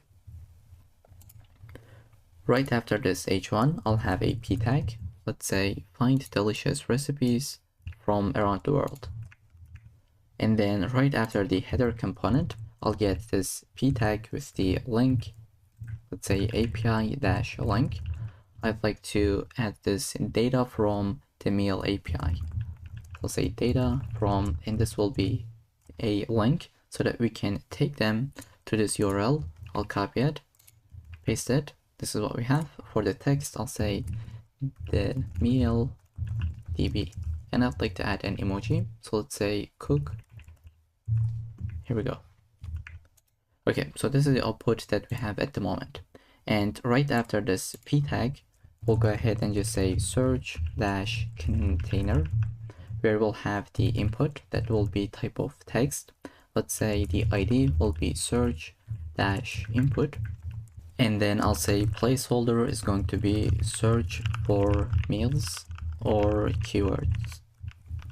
Okay, so after this input, I'll put a button where we can add the ID that will be search dash btn, and then let's say search will be the text. Right after this search container, we will put the error container itself. Now this will be hidden by default. Let's say class. Sorry, this should be ID, by the way, not class. This is going to be ID, and then the class will be hidden by default. Now we are gonna get errors if we search for something that does not exist, right? So we got an error, and by the way, let's say back to recipes. So I'll just refresh and search for something that does not exist. This is the output that we're gonna get, and this container will be hidden by default. Once we have an error, only then we will display it. So this is what we have. For the content, we can say p tag of this no meals found. Try another search term. Now we can actually like leave this content completely empty, but this is what I'll have by default. And then we can change this within our JavaScript code. Now finally, we can add another thing, which will be the result heading. So let's search for something like egg, which is existed. So we're gonna get this title, right? I'll say have a div with the ID of result dash heading, and the content will be empty at the moment. Then we'll have the meals ID, which is going to be the meals container. Okay, and then finally the details, right? If you click to one of them, it'll open this up where we have the details. So I'll say it'll be meal dash details. Let's give the class name. By default, it'll be hidden, but if we click to one of them, it'll be visible, right? And then I'll get a button. Let's say ID will be back dash btn, which is this button, and then we can give it a, let's say we'll give the icon, which will be class name of fa arrow dash left, and for the content, I'll say back to recipes. Okay, right after the button, we'll have the div with the class name of meal details content. Okay, this will be empty as well. So that's gonna be it for the entire markup. This is how that look at the moment. We'll just make it look a lot more cleaner. Just before we get into the CSS part, I'd like to get the script file linked. Let's say script.js. Okay, so now that we have this set it up, we can go into the style.css and get started with it. So the very first thing that I'd like to add is my basic reset. I'll go ahead, paste this in, and then I'd like to get my color palette. I'll put them under the root. That will be my CSS variables. Now, instead of typing them out, I have prepared an entire GitHub gist that you can find the link in the description. Just go ahead and scroll and find the recipe finder.md file and copy this color palette and paste this in right here. Okay, so we have a primary color, dark, light, and a couple of different values as well. Then I'll get the body element. I'd like to say font family will be updated to sans serif. you can use something else. Then we can get the background color, that will be background light, and then color is going to be text dark. And then I'll say the line height is going to be 1.6. Okay, so that's going to be it for the very first selector. And then we can get the container itself. Let's say the width is going to be 100%, and then the maximum width. Okay, let's try to put them correctly. Max width could be something like 1000 pixels. And then I'll say margin will be 0 to auto, and the padding is going to be 2 rem to 1 rem. Okay, then we'll go ahead and get the header itself. That will be text align of centered, and I'll say margin bottom of 2 rem. Then we can get the h1, that will be font size of 2.2 rem, and then the color is going to be primary color that we have. And then I'll say margin bottom will be 0.5 rem. Here we go. And I'll get the icon itself. I'll say margin right could be something like 10 pixels. Okay, then I'll get the header p tag. Let's say header, get the p tag. That will have the opacity of, let's say 0.7.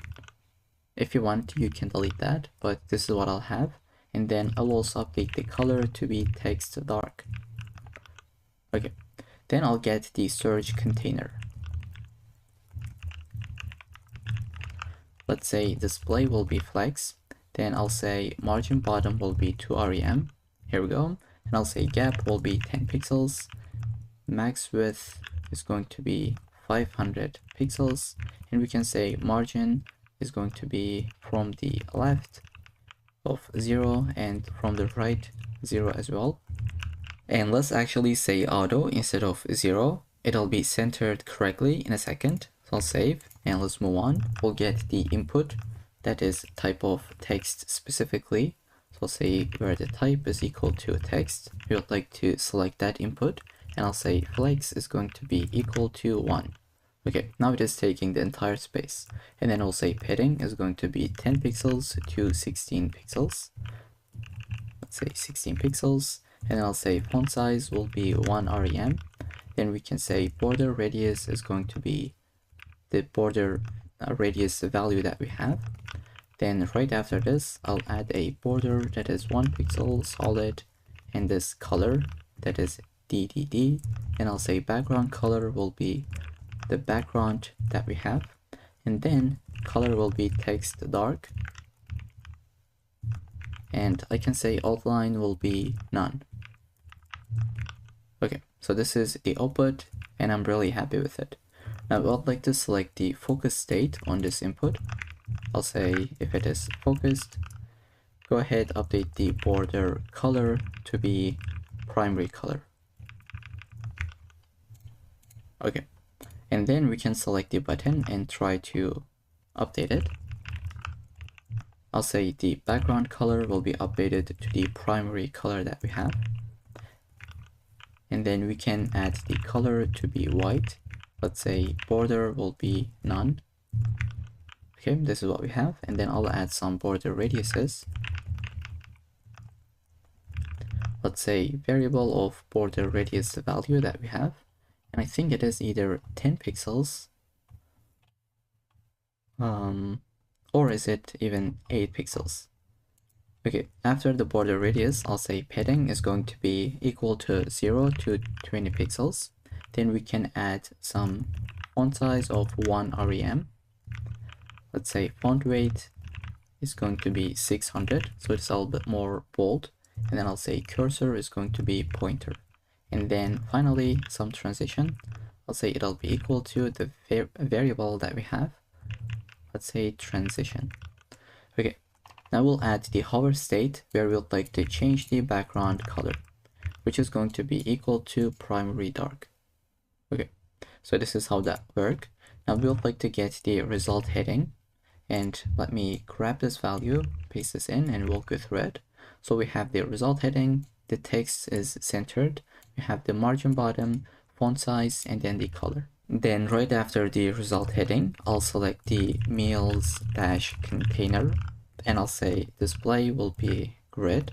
Let's say display grid, grid template columns will be repeat of, let's say auto-fill, and we'll say min max of 250 pixels to one fraction. And then let's give it a gap like 1.5 rem. And then we can get started with the meal itself. I'll say the background color will be equal to card bg, and then the border radius value, let's say box shadow, is going to be equal to shadow variable that we have, and then overflow will be hidden. Then we can get the transition. Cursor is going to be equal to pointer, and then the position will be equal to relative. Now on the hover state, I'd like to transform this. Now let's see the end result. When you hover over these items, they are just translating to the top by -5 pixels. And we have some box shadow going on as well. Right here you can see it on hover state. So this is exactly what we have just added. Then we can select the meal image. We'll say width is going to be 100%, the height is going to be 180 pixels, and then the object fit will be equal to cover. Okay, so we can save this, and then I'll say dot meal-info. That will be getting padding of 1 rem, and then we'll get the meal title. Let's say font size is going to be equal to 1.1 rem. I'll get the margin bottom of 0.5 rem, and then color is going to be text dark. So this is the meal title that we have just built, right? It is this component that we have in our code. And then after the meal title, we can get the meal category, which will be this one that you have seen. So I'll go ahead, paste this in. Instead of typing this out, it is super simple. We just have the display of inline block. We have a background color, which is this primary light. And then we have the color, some paddings, font size, border radius, so that it is rounded, and then some margin bottom.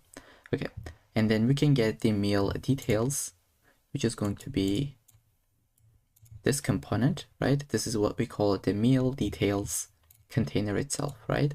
I'd like to select that one where we had the ID of meal details. So we'll give this background some border radiuses so that it is rounded, some box shadow, padding, and margin from top and bottom with 2 rem. And then we can update the back button. So I'll go ahead, paste this in, and walk you through it. We'll give some margin bottom. We'll add the background color so that it is transparent. We'll add the color itself, some borders, and then some paddings. Then on hover state, we are going to update the color as well as the background color. So this is exactly what we have. And then we can get the details content. Now we would like to center everything, right? But we want them to be in the column direction. So as you can tell, we have one at a time that is going on in the column direction. So I'd like to put this code. I'll say meal details content, flex direction will be column, and it'll be centered. Then we can get the image itself. So this will be maximum width of 400 pixels. Okay, I'll just paste this in, some border radiuses, and some margin bottom. Now let's get the title, which is this one. That will take the color of primary, some font size, margin bottom, and text align. So I am just copying and pasting these styles because they are super simple and we don't really want to waste that much of time, right? So I'd like to get the category as well. We'll say margin bottom and text would be centered. Now we can get the span itself. This is what we'll have. And if you remember, we had the span, or do we have it? Let's see the category. Okay, so I think we don't really have this span at the moment, but once we take this data from the API and once we display it within this div, we will just have the content within a span, right? So for the category specifically. So it'll make sense once we get into the JavaScript part. Okay, so these are just some basic styling, and let's get the class for the instructions as well. We'll get the h3, where we update the margin bottom only, and then we'll say the ingredients list, which is going to be this list that we have, and then we can get the list items as well as their icons. So you can pause the video, type them out. Really, there is nothing complex other than background colors, border radiuses, margin bottoms, paddings, so on and so forth. I don't really want to waste that much of time, where I'd like to give you these classes. And if you even want to, you can copy the entire style.css file from the source code and just jump into the JavaScript section. And then we'll like to get the YouTube link, which will have this background color of red. And then we will update the icon, where we'd like to give some margin right of 8 pixels. Okay, and then we can get the error container itself updated as well, right? Because let's take a look at it. If you put something that does not exist, this error container will be shown. And we would like to have these classes. And then I'd like to have the API link as well, which is this container, right? We'd like to style this. So I'll paste this in, let's save. This is how that look at the moment. Let's get the link within the API link, the A tag. Okay, so it's been updated. Now we would like to add the hidden class, which is going to be display of none, and some elements have the hidden class, such as this one. If you get rid of that, it'll be visible. But by default, we don't really want this to be visible, right?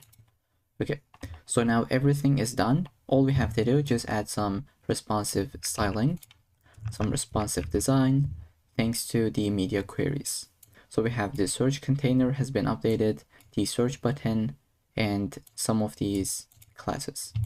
Okay, let's save. This is the entire CSS file that we had to build. Now we'll get into the JavaScript file and actually interact with this API. So the first thing we'd like to do is to get our DOM elements. So let's say search input, and we can say document the get element by ID, and then we'll pass the ID, which is going to be equal to search-input. Now instead of typing out every single element, I have prepared an entire list that you can find it from the GitHub gist. So just go ahead, copy these DOM elements under the recipe finder.md and then paste this in. Okay, now the other thing that we'd like to do is to create some variables. So I'll say const base underscore URL, and I'll explain what that means and why do we need this in the first place. So whenever we send a request, let's see the documentation. So whenever we send a request, as you can tell, this part is exactly the same, right? If you want to search something, if you want to list all the meals, if you want to, get a random meal, so on and so forth, every single time you need to type this part, which is our base URL. So let's create it under a variable. I think I'll go ahead, copy this, paste this in. Okay, this is what we have, and just notice how we have a slash at the very end. And then we will need two different URLs, which is going to be, let's say, search URL. And then we're going to need another one that will be lookup URL. So we are going to use this search URL whenever we need to search for something, let's say chicken. So we are just sending a search request, and then if you want to get the details, we are sending a lookup request.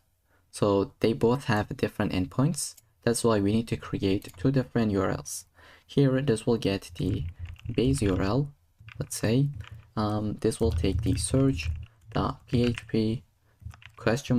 (s equal to), and that's it, right?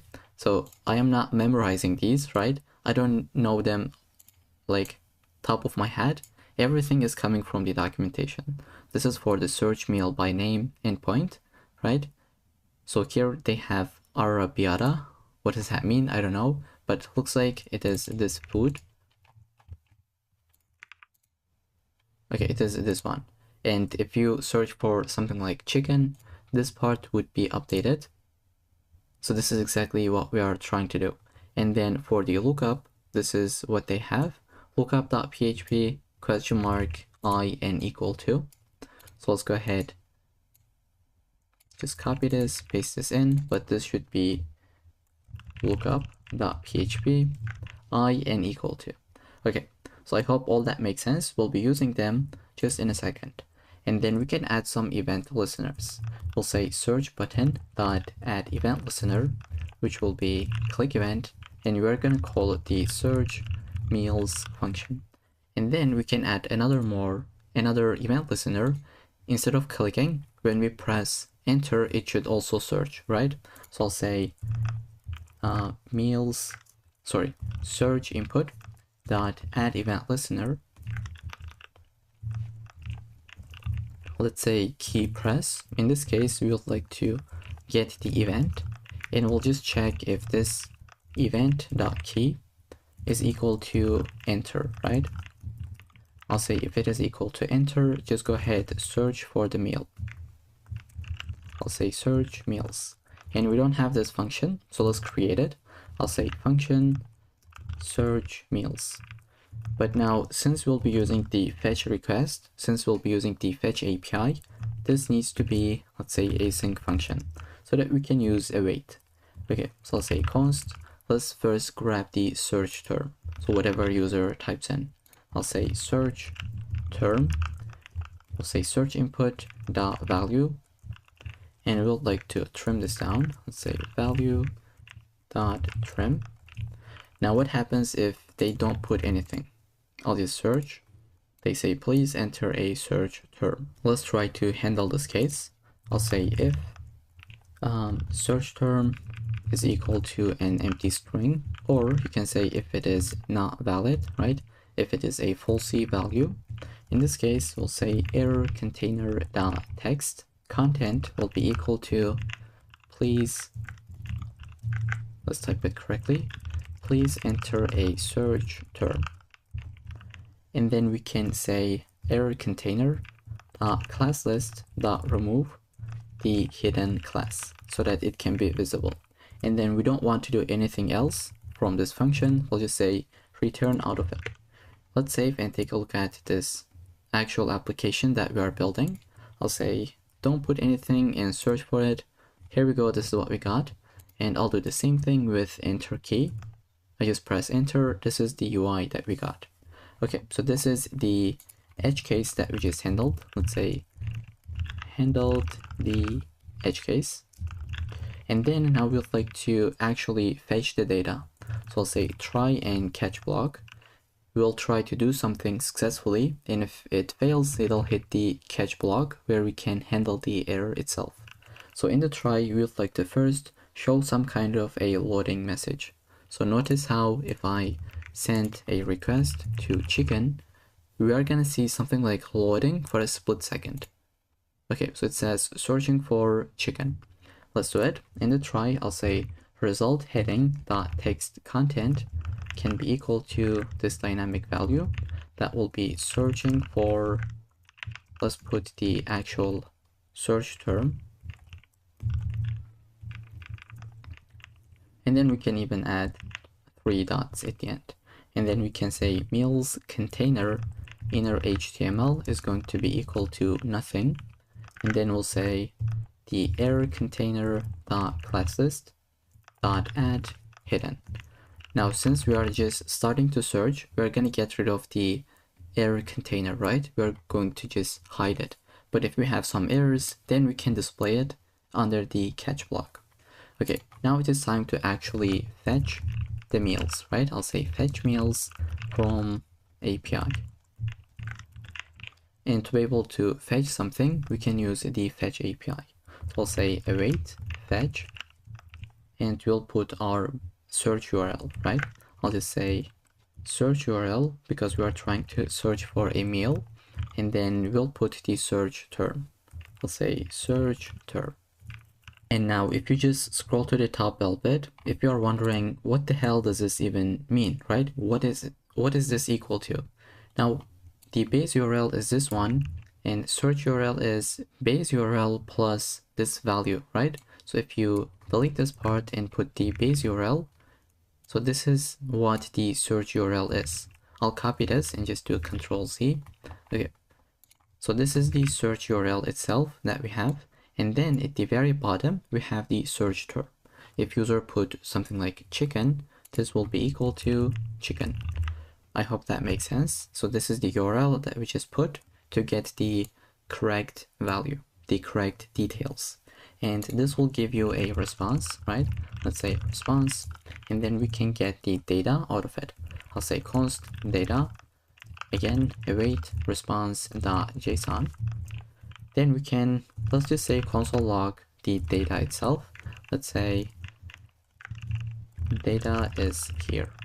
And also we can do something like if, okay, I'll just leave it so that it's not really confusing. I'll do it in a second. For now, let's go ahead, open the terminal, the console, and send a request to chicken. Okay, so it says this could not be found. Do I have a typo? Let's see why this is the case. For some reason, this is what they put in front. So I just paused the video and debug this a little bit. Just make sure to add HTTPS and double forward slashes. Now this should be working out. Let's go ahead to search for chicken. Okay, so we have this loading state, and then we got the data itself, and it is under an object called meals. So we'll say data.meals, and then we can get the actual results. So if we search for something that does not exist, the meals will be null. And let's handle this with the if check. So this is what I was going to add. I'll say if data.meals is equal to null, or we can say if it is not existed by doing this. This is the same thing. I'll just be a little bit more explicit, and I'll say if it is equal to null. In this case, I'd like to do something, right? I'll say the result heading text content for now is going to be nothing, and then we'll say the meals container inner HTML is going to be equal to nothing as well. We're just resetting it, and then we can say error container dot text content can be something like no recipes found for this search term, and I'll wrap this with quotes. Let's say search term itself, and then let's say try another search term. And then we would like to see this on the UI. That's why we're gonna say error container dot class list, remove the hidden class so that it is visible on the UI, right? But in the else case, that means we found something, right? So this is the case where we found no meals. I'll say no meals found. But here we found something. We'd like to update the UI. Okay, so I'll just say result heading is going to be equal to, the text content will be equal to search results. So I just said search results for the search term, and notice how this should be backticks so that we can put the actual dynamic value. And then we can display the meals. So I'll just say to do display the meals for a second. But for now, let's save and give it a go. Just test this out. I'll put something that does not exist. We are going to hit the if check where the meals is not found, and we're going to get this UI, right? No recipes found for this search term. Try another one. Let's try something else, such as chicken. We got the loading state, and then it says search results for chicken. But we don't have the function, so we need to go ahead and build it right here. So I'll say call the display meals method with the data.meals. So we'll basically take this meals object, right? We have the meals. We're going to send this array so that we can display all of them one by one. And every single one of them, let me demonstrate this. Now I'll just refresh for a second. I'll say chicken. So we got data.meals, which is an array of 25 items. So every single one of these objects has the ID meal, right? The ID of the meal, the name, let's see, we got the instructions, so on and so forth. And we'd like to grab this data, nicely display on the UI. Okay, so let's see how we can make that work. And once we search for it, once we display the results, maybe we can get rid of the search input, right? I'll just say once you display them, you can say search input dot value is going to be equal to nothing. And then in the catch case, let's handle that one as well, where we can say error container dot text content is going to be equal to something like something went wrong, right? Like anything can go wrong. So we're gonna hit the catch block and we'd like to put a general message.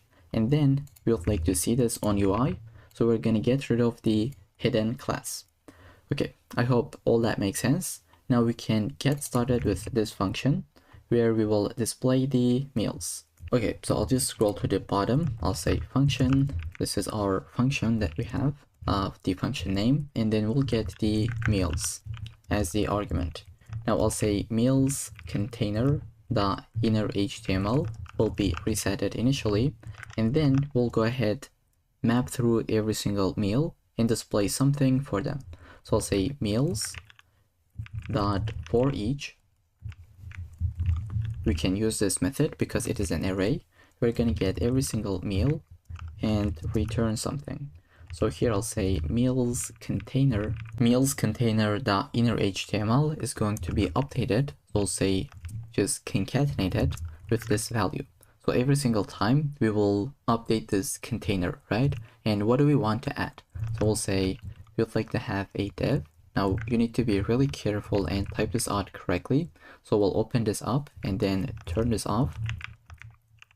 Now if you don't want to type this out, once again I have prepared the GitHub gist. I'll copy this entire thing, paste it, and I'll walk you through it. So we are basically looping through meals and creating a card for every single one of them. So we got the meal and we will put this div for every single one of them, which is this output that you have seen. So it has the class name of meal and we added this data meal ID.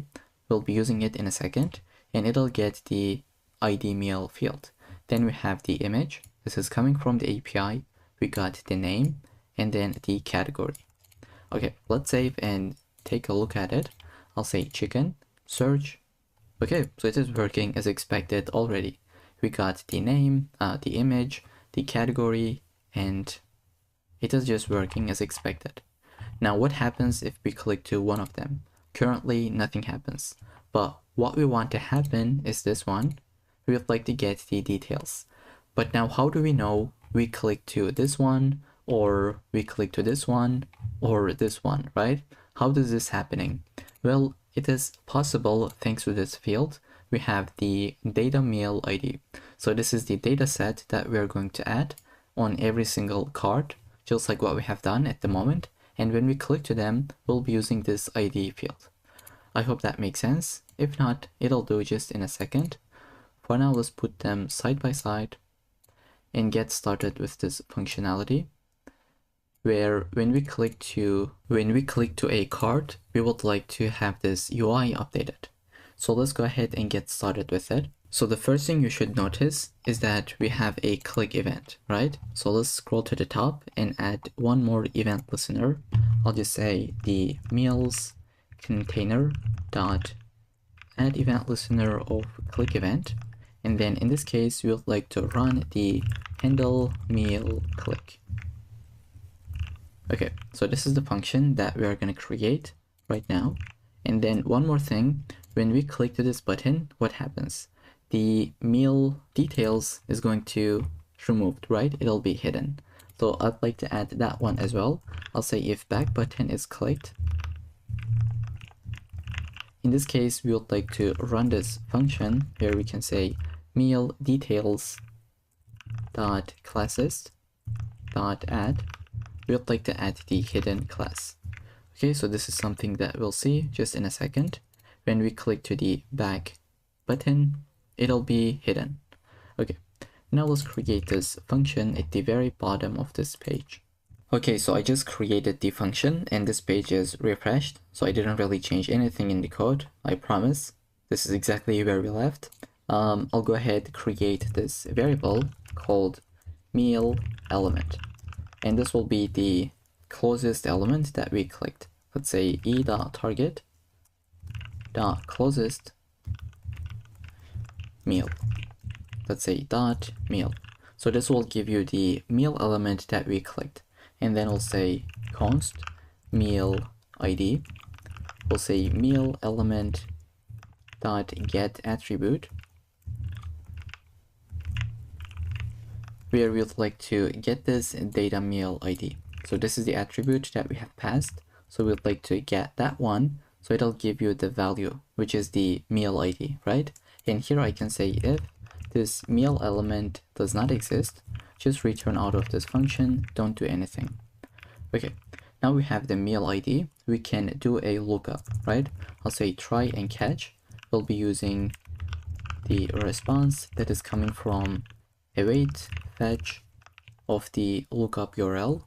Let's put this, I'll say lookup URL that we have created above, and then we'll add the meal id. Okay, so I just added the meal id, but we have an error. If you're using await, the function should be marked with async.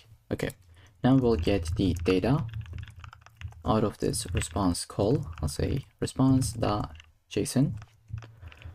Okay, now we can just console log the data just to see what are we getting as the data. I'll open the actual application that we are building. I'll say search for chicken and see the output. Okay, so we got the data is here. This is the previous console log. If we click to this one, it says E is not defined. Okay, this should be event. Let's take this as the argument and do it once again. I'll click to this one. Okay, now this console log is coming from here, right? It is the line 90, as you can tell. Now what do we have? We have an array with only one item. So we'd like to select that one specifically, all right? Because this is the one that we clicked. If you click to this one, still you would get this one object. We'll select this, and then it has the area, category, it has the instructions, and it has all the ingredients. Now it says the ingredient 1 is chicken, and here is the measure, 1.2 kilograms. And then onion, it's going to be 5 thinly sliced, and then tomatoes, 2 finely chopped, so on and so forth. So it is going in this order. But we don't really want to add any ingredients that is not existed, right? If it is an empty value, we don't really want to put it here on the UI. Let's just demonstrate this pretty quickly.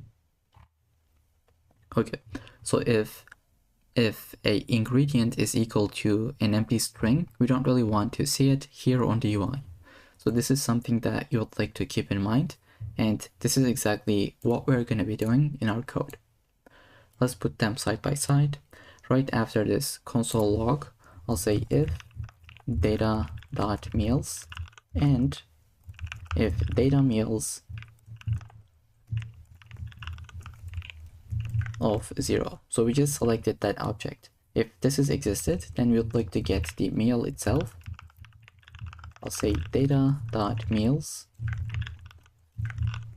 of that object, which has all the data that we need. Now I'll create an array called ingredients, and this array will take at most 20 different ingredients. Because if you take a look at the console log, let's open this up once again. I'll click to this one. Okay, so we have at most, let's say at most we have 20 different ingredients. That is starting from 1 all the way up to 20. And we would like to get rid of the empty ones, right? So this is what we're going to be doing. I'll say have a for loop that starts from 1 and it goes all the way up to 20 included, and we'll say just increment it one by one. Now I'll say if, and I'll paste this in. So we basically say if string ingredient 7 or 6 or 5, whatever the I is, if it is existed and if it is not equal to an empty string. So just read this please. We say if this is existed and if it is not equal to an empty string, only then go ahead select that. And in this case, we'll say ingredients.push we'll push an object with the ingredient itself. Let's say ingredient, and this will be meal. Okay, so we'll basically get the value itself, right? I'll copy this thing, and then we are going to put the index. I'll say meal, let's say this will be backticks, and then whatever the index is. Here I'll say put the I. So it'll be 1, 2, 3, all the way up to 20. Now, I feel like I have to explain this really slowly. If it is kind of annoying, please feel free to speed this up. But we're just gonna go ahead, put the measure now. So we'll have the ingredient as well as the measure itself. Once again, I'll say meal, backticks, and string measure or str measure value, and whatever the index is. We're going to select all of them, and if this is equal to an empty string, or if it is something like null, let's see, do we have any that kind of a value? We don't really have. For the measures itself, it is also an empty string. So what we can do is just fallback this with an empty string, or we can even leave it empty. Okay, so now that we got the ingredient and measure, all we want to do just display them on UI. Now I'll go ahead right after the for loop. I'll say meal details content dot inner HTML will be equal to this thing that we have. Now we'll do the same thing or a similar thing what we have done above. We'll just put some content, and instead of typing this out, it'll be really annoying. We'd like to copy it from the GitHub gist. So let me copy and paste, and I'll walk you through it. Okay, I just pasted. We got the meal itself, which we have copied or which we have grabbed previously. We are getting the thumbnail and put it under the image. We are getting the h2, put the name of it, put the category. If it is empty, we'll say uncategorized. Then we have the instructions, and we are getting the ingredients array. For every single one of them, we are putting the measure and then whatever the ingredient is. So if you take a look at the end result, we have the measure first and then the ingredient name. So we have like 5 thinly sliced onion, so on and so forth. And since this will be an array, we would like to convert this to a string. We use the .join method. So pretty basic JavaScript knowledge that you should have in mind. Whenever you use .map, this will be an array. You would like to take this and convert it to a string. And then we say if there is a YouTube video, just go ahead, put the link, otherwise leave it empty. Okay, so that's gonna be it for the markup. I'll shrink this and I'll say meal details dot class list. We'll say remove the hidden class so that we can see it on the UI. And one more thing, we would like to scroll into view. I'll say meal details dot scroll into view, and I'll just say the behavior is going to be smooth. Okay, now let's put them side by side and give it a go. Okay, let's just even like try it like this, not side by side. I'll say search for chicken and click to this one. Okay, we got the actual details and we are scrolled into it smoothly, right? It is not happening instantly. It is going smoothly all the way up to the bottom. We have the image, the instructions, ingredients, and the link itself. Let's try to open this up for a split second. Okay, so we actually have the UI, or the link I should say. And then let's handle the catch case, and that's going to be it for this project, I believe. So we'll say could not load the recipe details, try again, and now let's get rid of the hidden class so that we can see it on the UI. Okay, so let's try this out for one last time and see if it is working as expected. So I'll search for chicken. We got the loading state and then the title. We got the actual results. We can click to any of them. We got the details, and we can say back to recipes. It'll be hidden because we are adding the hidden class. And then let's try to search without putting anything. Okay, let's search for something that does not exist. Okay, so it looks like everything is working as expected, and this should be responsive as well. So this is what we have on large screens, smaller ones, and in the tiny screens. Okay, so I'd like to get rid of the console logs that we have. This is the first one, and this is the second one. Okay, so with that, that's gonna be it for the entire project. I hope you enjoyed it. I'll see you in the next one. Okay, so welcome back. In this section, we're gonna build a currency converter application. This is the end result. Let's see how that works, and we'll build it from scratch. So we can put any kind of amount, let's say 150, and we will convert US dollars to something like euros. And all these currencies are coming from an API, a free service that we'll see just in a second. Okay, let's say convert. This is the equation that we have, and we can even double check this with a different application. So in my Mac, I have Raycast, so I'll say $150 to euros. Okay, so this is more or less the same thing. Maybe this one is using a different API, that's why there is a slight difference, but basically it is the same thing and it is working correctly in real time. Okay, if you would like to get the screenshots, I'll leave the link in the description. So if you would like to maybe build it by yourself, this is the, let's say the starter point. Once you convert, this will be the output. And you have all kinds of currencies, and all of them are coming from an API. So you don't really need to type this out at all. Okay, now let's go and get started with the HTML. I'll say index.html, style.css, and a JavaScript file. So I'll say script.js. First, let's get started with the markup. I'll put them side by side. And let's say start this with the live server. Okay, so I just got a warning as always. This is something that I'll delete later in the video once we complete it, but this will basically update the port. So if this looks like something that you didn't get or kind of confusing, just ignore it completely. It has nothing to do with this project. Okay, so I'll say get the title as currency converter app, and let's put a title like h1 hey. Okay, just refresh. Now it should be working out in real time. As you save, it'll be updated. So the first thing I'd like to do, just link my CSS file as well as the JavaScript file. I'll say script source, that will be script.js file. And then the other thing that we would like to do is to create a container where we would like to put the h1. And let's actually take a look at the end result and go over it. So I'll say it'll take the currency converter as our title. And then right after this, I'll have the form. Let's say form, it'll get the ID of converter-form. Now we don't really need any actions, so I'll go ahead and delete this. We have the ID where we can get started with the very first form group element. Okay, so we're gonna have a label that will be this label amount, right?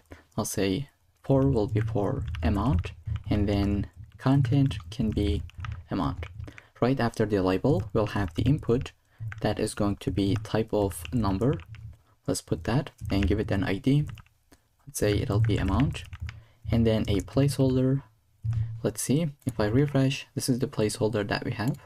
So I'll say enter amount, and let's say this will be required. So if we don't put an amount and try to convert this, we're gonna get a warning. Okay, right after this very first form group, we're gonna have another one.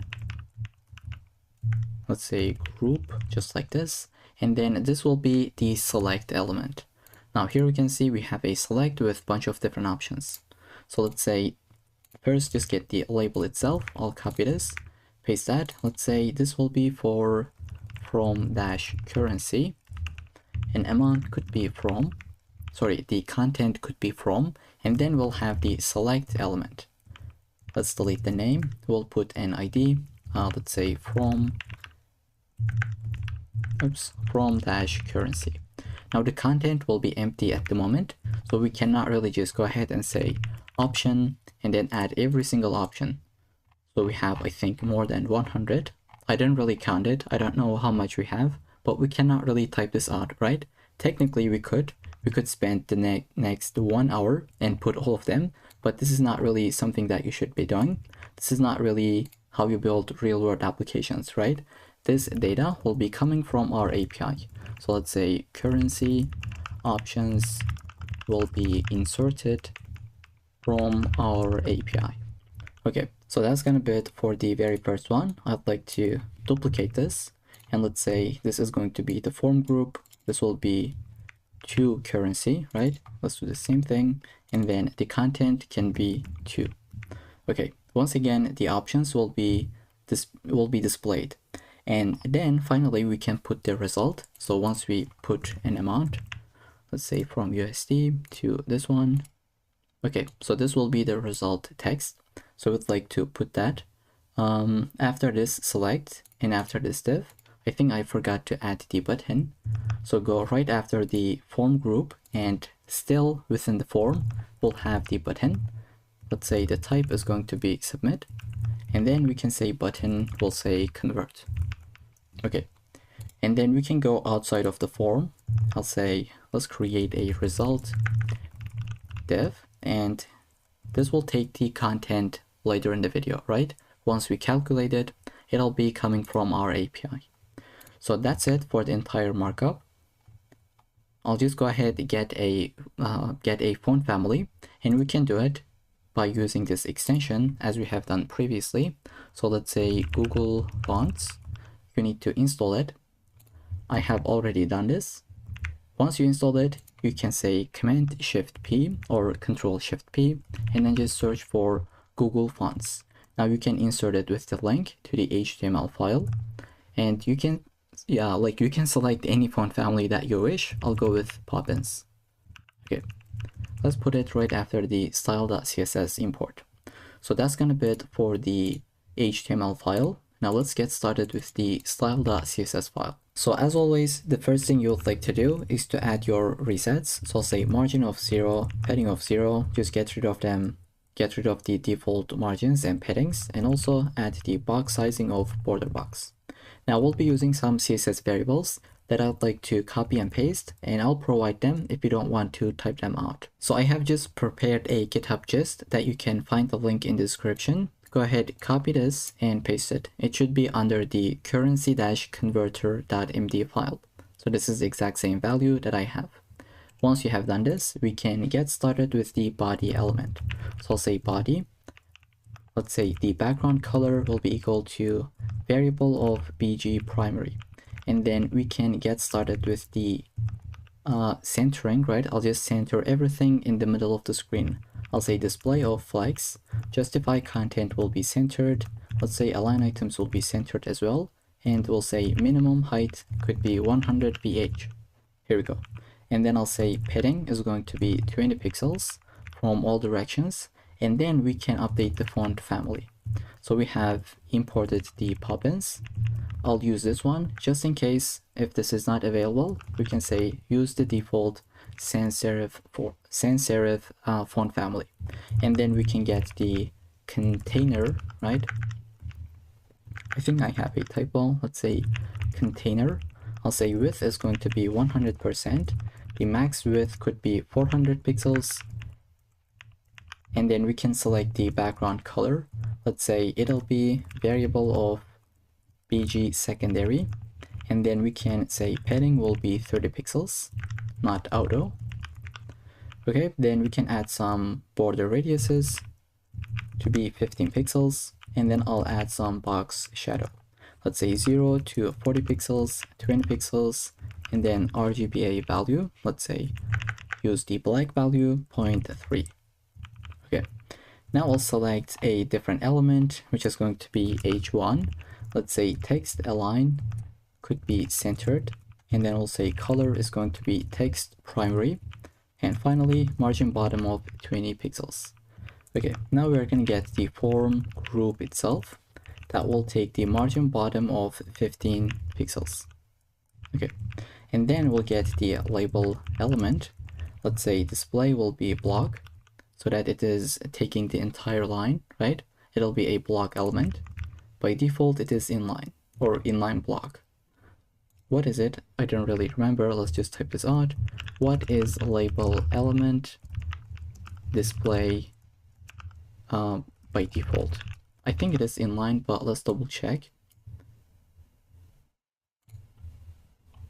I'll just search for something like inline. Okay, they are inline by default. Right after the label of display block, we'll say margin bottom of 5 pixels, and then color is going to be text secondary. Okay, then we can get the input element, let's say input, as well as the selector, right? I'll say width will be 100%, so it is taking the entire width. We can give some padding, such as 10 pixels, and then I'll say background color will be BG input. Then we can say border will be 1 pixel, solid, let's say border color. Okay, and if you wanted to update all these values, all you have to do is just scroll to the top and change them and make them whatever you wish. Right after the border, I'd like to say border radius is going to be 5 pixels, font size will be 1 rem, and then update the color to be text primary. Okay, I'll get the input focus state, and let's duplicate this. Say select focus. Let's say outline is going to be none. Border color could be updated to be, let's say, accent primary. And then finally, we can give some box shadow that I'd like to copy and paste instead of typing this out. Okay, so this is what we have as the output. Now we'll go ahead and get the button element so that we can style it. I'll say button is going to be width of 100%. Then we can say padding is going to be 12 pixels. I'll say background color is going to be accent primary. And then we can say color will be white. Let's say FFF. And then I'll say border is going to be none. We can say border radius 5 pixels. Here we go. And I'll add some font size of 1 rem.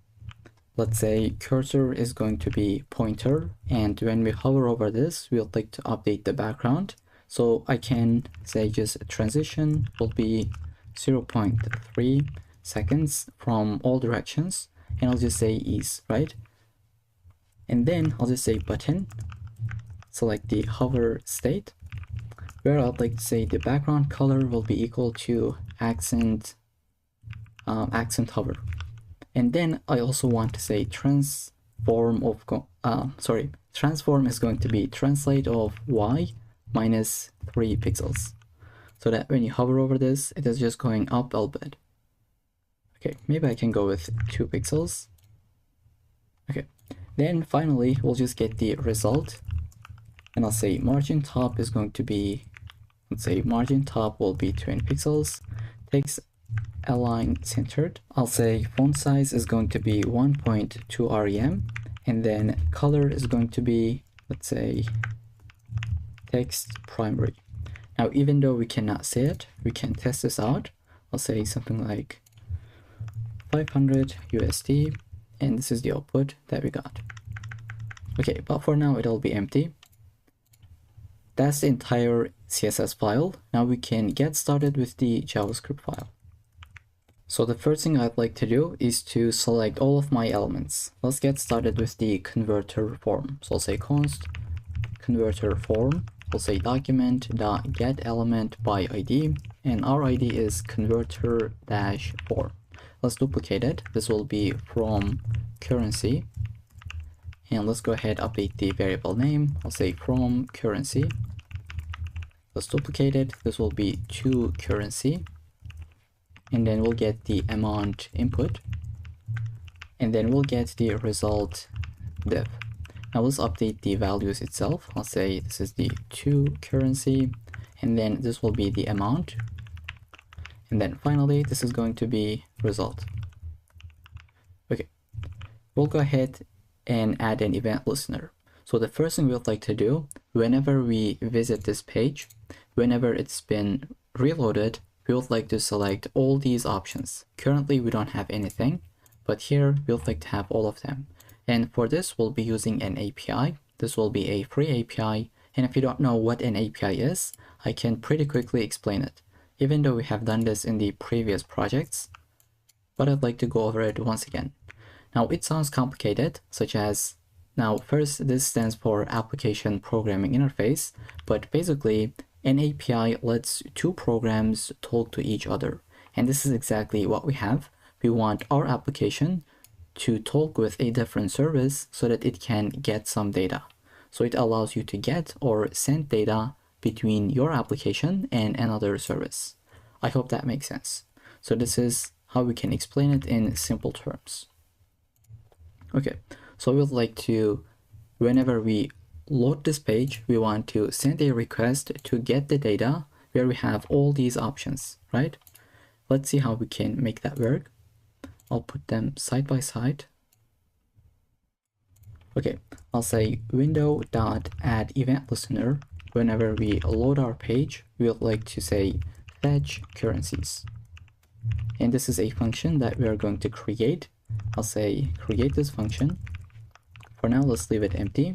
And then I'd like to add one more event listener. I'll say converter form, where we would like to listen for the submit event. Once this is happening, we would like to convert the currency. I'll say convert currency. And this is a function that we will create here at the bottom. I'll say function and leave it empty for now. First, let's get started with this one. So the API that we're going to use will be this one. So I'll just leave it as a comment. You can type this out. I'll copy this and paste it right here in my URL bar, right? Okay, so we are just sending a request to the latest version, and our base currency is USD, and it'll give you all the rates in real time. Okay, so here this is today's date. It has been just updated, and we have all kinds of currencies. So it is like $1 is equal to 1 AED, so on and so forth. It is equal to 138 Canadian dollars, and all the currencies. Now we would like to select all of them and display it in our UI. Okay, so I'll just leave it open and let's see how we can make that work. I'll copy this value. I'll say const response. When we send a request with the fetch API to this URL, to this endpoint, we'll get a response. And to be able to use await, we would like to mark this as async. And then we'll say const data await response.json. So if you have ever worked with fetch, this is how you would use it. First, you would get the data and then grab the, you would get the response and grab the data out of it. So this is how we can extract it. And then we'll say const currency options. Now, before we do so, I'd like to just say console log data, okay? Let's see what we're gonna get. If you open up the terminal, we should be able to get this data. Okay, so first they say you can upgrade this to version 6. I think this is the latest version, but this is also working. We can use it. And now under the rates, we have every single rate that this API providing, right? We would like to get the keys, right? On every single rate, we would like to get the key so that we can nicely display it. Okay, so this is exactly what we're going to be doing. We'll get every single key and display it as a currency option. So I'll say currency options will be equal to object.keys, where we would like to get the keys from data.rates. So data is the object. We went into the rates and get the keys. So if you now say console log the currency options, you will see an array of currencies. So since this is an array, we can use the for each method. I'll say currency options dot for each, get every single currency and do something with it, where we would like to create an option. So I'll say const option, and specifically option 1. I'll tell you why. It's a document.create element.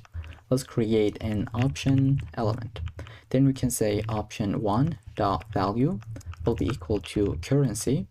and then we'll say option1 dot text content will be equal to currency as well. Then finally we'll append this to UI. So first we'd like to pass this value to the from element, and then we'd like to create the same option for the to element, right? For the to select. Here I'll say from currency dot append child, append the option 1, and then let's do the exact same thing for option 2. Oops, let's say duplicate it. This is going to be equal to option 2, option 2 dot value, and then append this one. Okay, so that's kind of it for this entire function. As you can tell, we got all these currencies as an option. I think this does not work because this should be to currency. Okay, now we got the exact same values here on this one. Now that we have this function is working properly, we can get started with this one. So first, if you put a value and try to submit it, notice how it'll refresh the page because this is inside a form, right? This is a form element. So we'd like to just say first get the event and say event.prevent default so that it doesn't really refresh the page. Once we have done this, we can grab the amount that user typed in.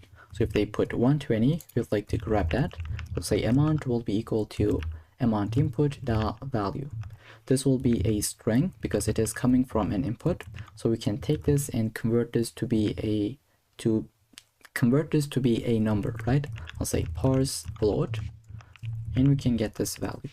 And then I'd like to get the currency that will be from. So if they selected this one, we would like to get this value and then get this value as well. So it is super easy to build. We'll say const from currency value that will be equal to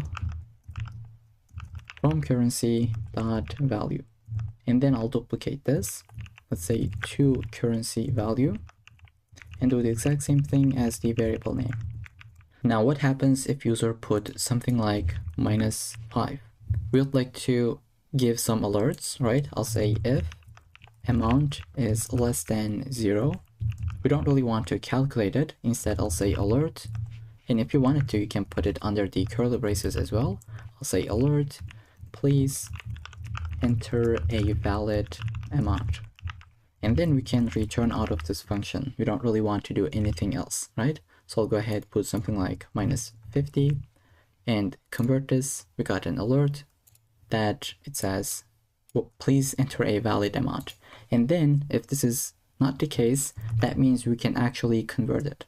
So we'll send a request to our endpoint, which is this one, but instead of typing out as USD, we will say something else. So we'll say fetch, make this to be a backticks, paste this in. Instead of USD, we will say whatever the from value is, right? I'll say from currency value, because we don't really know what user will select, right?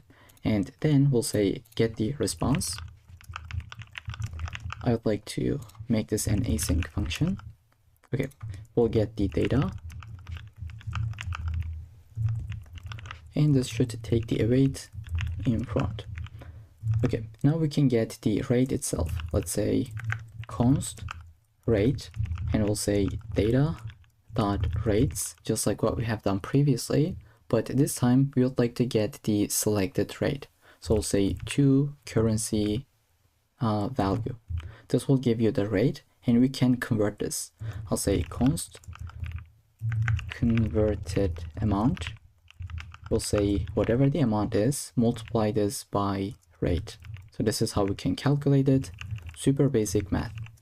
And then I'd like to get something. So what is that? It'll be this two floating numbers, right? If you don't add it, maybe it'll be longer than this. But I'd like to get this and just say to fixed to only 2 values, right? Only 2 floating numbers. And then we can finally update the result div.text content. Let's say this will be backticks, where we'll like to first put the amount, and then the from currency equal to to currency, and then the currency name. So say amount, one space, and then from currency value will be equal to, let's say, converted amount, and then whatever the to currency is. Okay, now let's save and take a look at the output. This is what we have built. I'll say 150 USD to, let's say, euros. I'll search for it. And let's say convert. This is the value that we got. Let's double check. Let's say $150 to euros.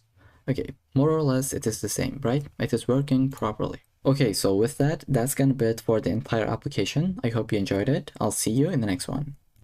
Okay, so in this section, we're gonna build a GitHub user finder. Now, by default, I put my own name. So when you refresh the page, it'll go ahead and get my own GitHub profile. But at the end of this video, I'll show you how you can put your own name. And then you can search for anyone. Let's put something like Brad. It'll go ahead and get this profile with the latest repositories. Okay, so this is the application. This is how that works. It is completely responsive, by the way. Let's go ahead, try to shrink the screen. So everything will be in the column direction without breaking anything. And to be able to build this application, we'll be using the GitHub API. So there is a free API where you can fetch GitHub profiles. So here's the entire link, api.github.com/users/ whatever your username is. In my case, this is what I have. You can put your own username and it should be able to fetch your profile. Now, this only gives you the profile. You cannot get the repos, right? But they have this repos URL. If you send a request, it'll give you the repositories that you have, right? So this is what we'll be doing. We'll send one request to fetch the profile and then another request to fetch the repositories. So I hope that makes sense. If not, we'll see it in action just in a second. And if you'd like to get the screenshot, maybe you'd like to build it without watching the video, here you can find the link in the description, completely free. So the first thing I'd like to do is get the, let's say, font awesome so that we can use these icons. Okay, so I'll visit cdnjs.com. Let's search for font awesome and I'll copy the link. Now let's get started with the HTML. So I have an empty folder and 3 empty files. Let's get started with the markup. So I'll put them side by side and let's say just have this title as a GitHub user finder, let's say. I'll put an H1 that says hey for now. Let's say open this up. Okay, so we have it. Now let's link our CSS file and then put the font awesome link. And at the very bottom, just before the body closing tag, I'll say script source. We'll go ahead link our script.js file. Okay, now let's get started with the actual content. So we'll have the container and I'd like to just take a look at the end result as we build it so that I can reference to this markup as we go. So let's say container and then we'll have the header component, the header element, which will have the H1. So the first thing I'd like to have is this GitHub icon. So I'll say use the I element. We'll say class of fa-GitHub. So this is coming from font awesome, as you might know already. And next to this icon, we'll put the text, which is GitHub, let's say user finder. And I'll capitalize the H as well, because why not? Okay, so right after the H1, I'll put the P tag, where we'll say search for any GitHub user profile. Okay, so I'll just put this P tag. Right after the header element, we would like to put the search container. Let's say create this div, and I'll have an input element, which is this one, and next to it, we'll put a button. So I'll say input, this will be type of text. Let's say it'll have the ID of search. It'll have the placeholder of, let's say, enter. So if you delete that, this is the placeholder that we have. Let's say enter a GitHub username. And then right after the placeholder, I'd like to say something like autocomplete will be off so that it doesn't really get annoying with the auto completions. And then I'd like to put the button. Let's say ID will be equal to search-btn, and then the content will be search. Okay, right after the search container, we'll go ahead and create the profile container itself. Let's say profile dash container, but I think this will be an ID. So let's say this will be a hash at the beginning. Okay, and then I'd like to put the class of hidden by default, because if you refresh this, when you first visit this page, it'll be invisible, right? We'll have a loading state. Once we fetch the profile, then this profile header will be visible. So we'll just have the hidden by default. And then we can get the profile header itself. Let's say profile dash header class that will have the image. Let's say source will be empty for now because we don't really know the user profile image, right? This will be updated later in the video. And then for the alt, we can say profile avatar. And then I'd like to put the ID, which will be avatar. Okay, right after the image, I'll have a div that will have the class name of profile-info. And within this div, we'll have the h2 that will store the username, right? The full name, and then the username. Then we'll have the bio, location, date, so on and so forth. So let's say h2 will get the ID of name. The content will be empty initially. Let's say p ID will be username.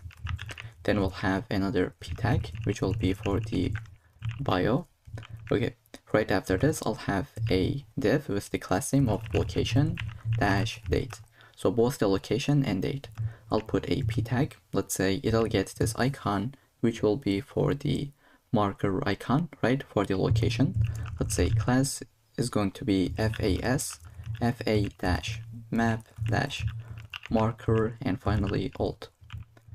Okay, right after this I element, let me give a little bit space. Right after this, I'll have a span, which will be ID of location. And you can leave the content empty, or you can put something like not specified by default. And if user has location, we are going to update that value with that actual location, right? So I'd like to duplicate this p tag. This will get another icon. Let's say FAR. I'll say FA. This will be calendar this time. Calendar alt.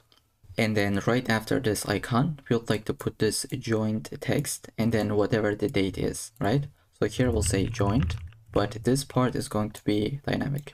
So for now, I'll leave it empty and I'll say this is not going to be a location, but instead a joint dash date. Okay, so that's going to be it for the second p tag as well. Let's go outside of this div, which is the location and date. I'll have an a. Oops, I think I have made a mistake. Okay, let's go outside of this location date, and then I'll put the a tag with the ID of, let's say, profile dash link. And href is going to be empty for now. We can even delete it because that href will be added once we fetch the profile. So this is going to be the ID. Let's say target is going to be underscore blank, so that when we click to it, it'll open up it'll open up with a new tab. And then after the target, we can say class name is going to be button. Here I'll say view profile. That's going to be it for the content. So right after the a tag, we're going to go outside of this div, which is the profile header, right? So just shrink this, go outside of it, and we'd like to create another one for the stats. So these are the stats elements that we have: the followers, following, and the repositories. But let's say we'll have 3 different stat. I'll duplicate this. Let's say stat times 3. The very first one is going to take this icon. Let's say class name of FAS, FA-users, which is this one. And next to it, we can put a span that will get the ID of followers, and like this content will be updated, but next to it we'll have the followers text. Okay, so we'll do the same thing for the following and repositories. What I'd like to do, copy this, paste this inside, and same for this one, but we will update the icon. Let's say this will be FAS, FA-user-friends, and let's say following. This will be repositories, and then the icon, and also this should be following, by the way. Let's fix it. The ID will be updated, and this ID will be repos, let's say, and then icon will be FAS FA code dash branch. Now if you save, you should be able to see the output. We are going correctly, right? All we have to do is just build the entire markup, then we'll jump into the CSS. Okay, so right after the stats, let's shrink this. We'll go outside of it and we'll create the additional info, such as these ones, right? I'll say dot additional dash info, and I think I have a typo. Let's say it'll be additional, just like this.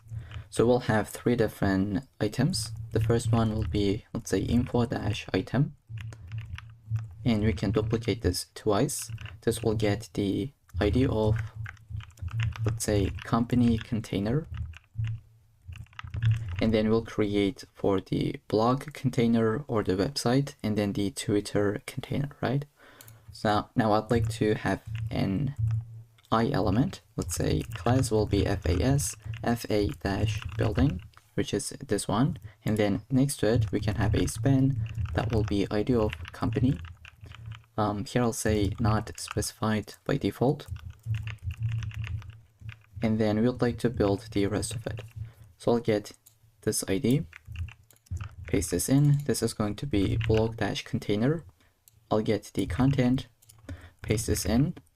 The icon will be FA link, and then let's say ID. So the ID is going to be blog, but this is going to be a link. So I'll say a element, right? When we clicked it, it'll take us to that website, whatever that is. And then we'll say, open this up with a new tab. So we'll say target underscore blank. And we can say something like no website by default.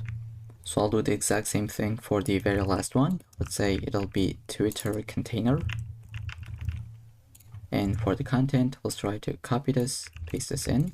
We'll update the icon. That will be FA Twitter. And this should be FAB, by the way, not FAS. And then we'll still have the link. ID will be Twitter as well.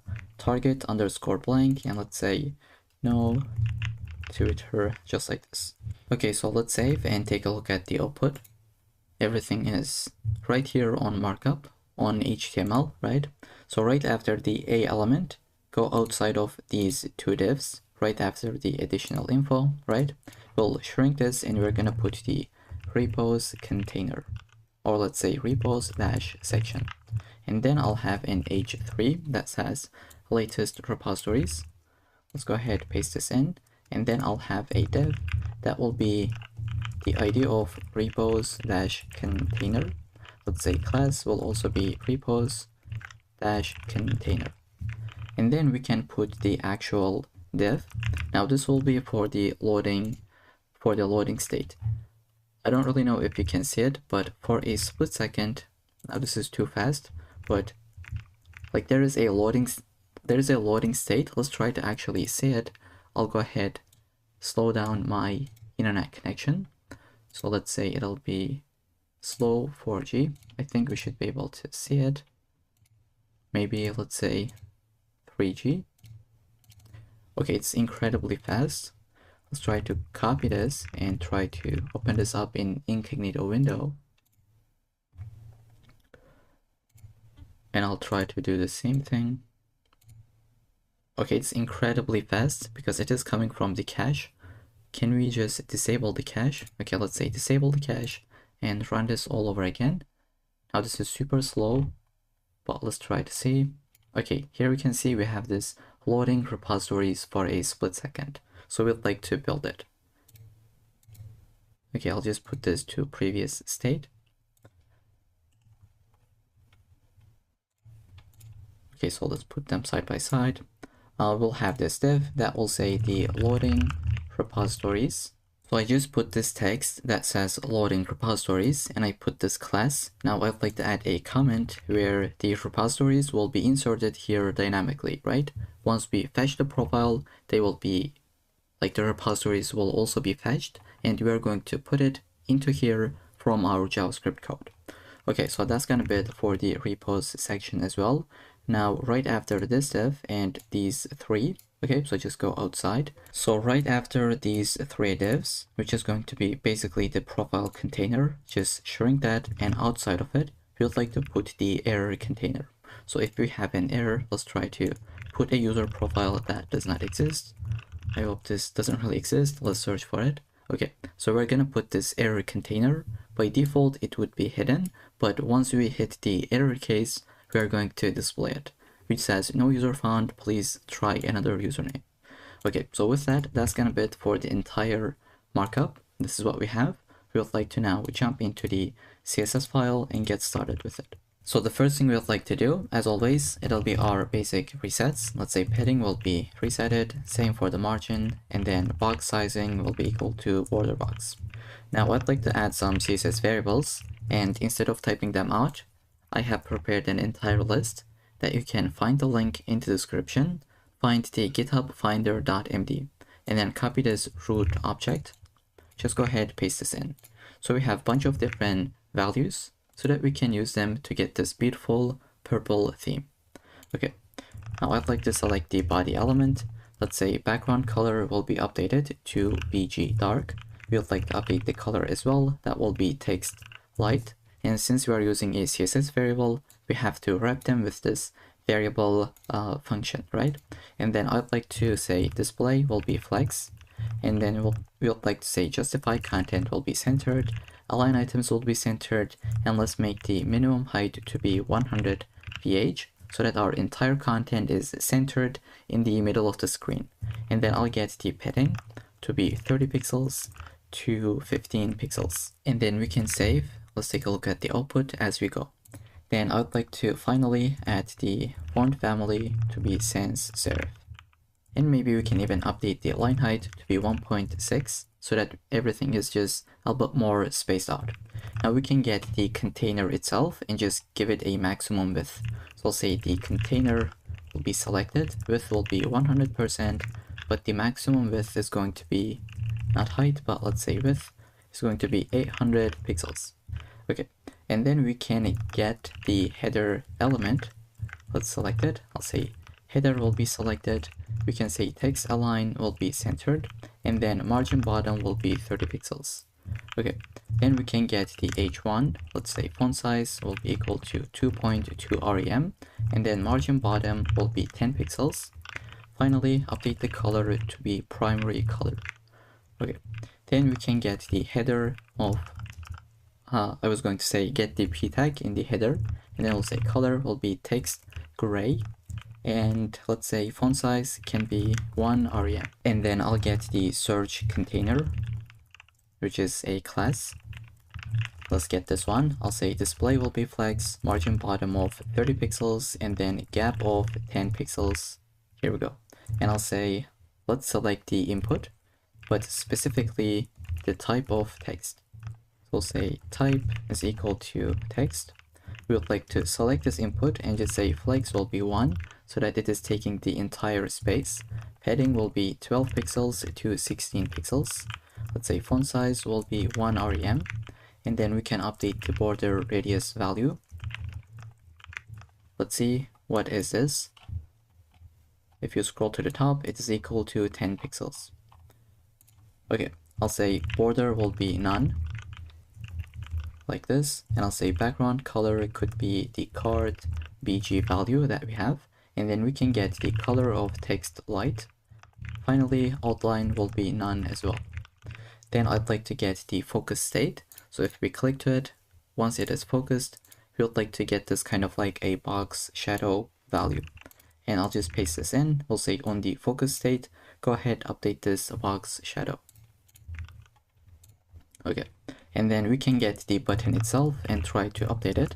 I'll say background color is going to be primary color that we have. And then we can get the color, let's go with black. And then we can select the border, that will be equal to none. Let's say border radius will be updated. Padding could be 0 to 20 pixels. Then we can add like font size of 1 rem. Font weight could be let's say 600, and then I'll get the cursor to be pointer. And finally, we can give the transition, we'll say background color, and 0.3 seconds. So when we hover over it, we would like to update the background color to be this primary color that we have. And then right after the button, we can select the profile dash container, which is going to be the ID. We'll say background color, get this CRUD BG. I'll get the border radius, let's say variable of this value. Padding, let's say 25 pixels from all directions. Add some box shadow, which is going to be shadow medium, and then margin bottom of 20 pixels. And then we can get the profile header class. I'll say display will be flex, align items will be flex start, and then gap of 25 pixels, margin bottom 25 pixels as well. Now this align items of flex start will make them to be align in the start, right? It's pretty self-explanatory, but if you were to put them side by side, right, this is how they start at the beginning. If this was something like centered, then image would be in between, so it would be in the middle of that container. Let's actually try to see. If I say this is going to be center, it should be updated. Okay, so here we can see it is now centered, but I think this looks a lot more cleaner, just like what we have right here. Okay, so this is something that I wanted to mention. Right after this one, we can get the avatar itself, and we'll say width is going to be 90 pixels, same for the height. And then we would like to, let's fix this. We would like to say border radius will be 50% so that it is a it is a circle.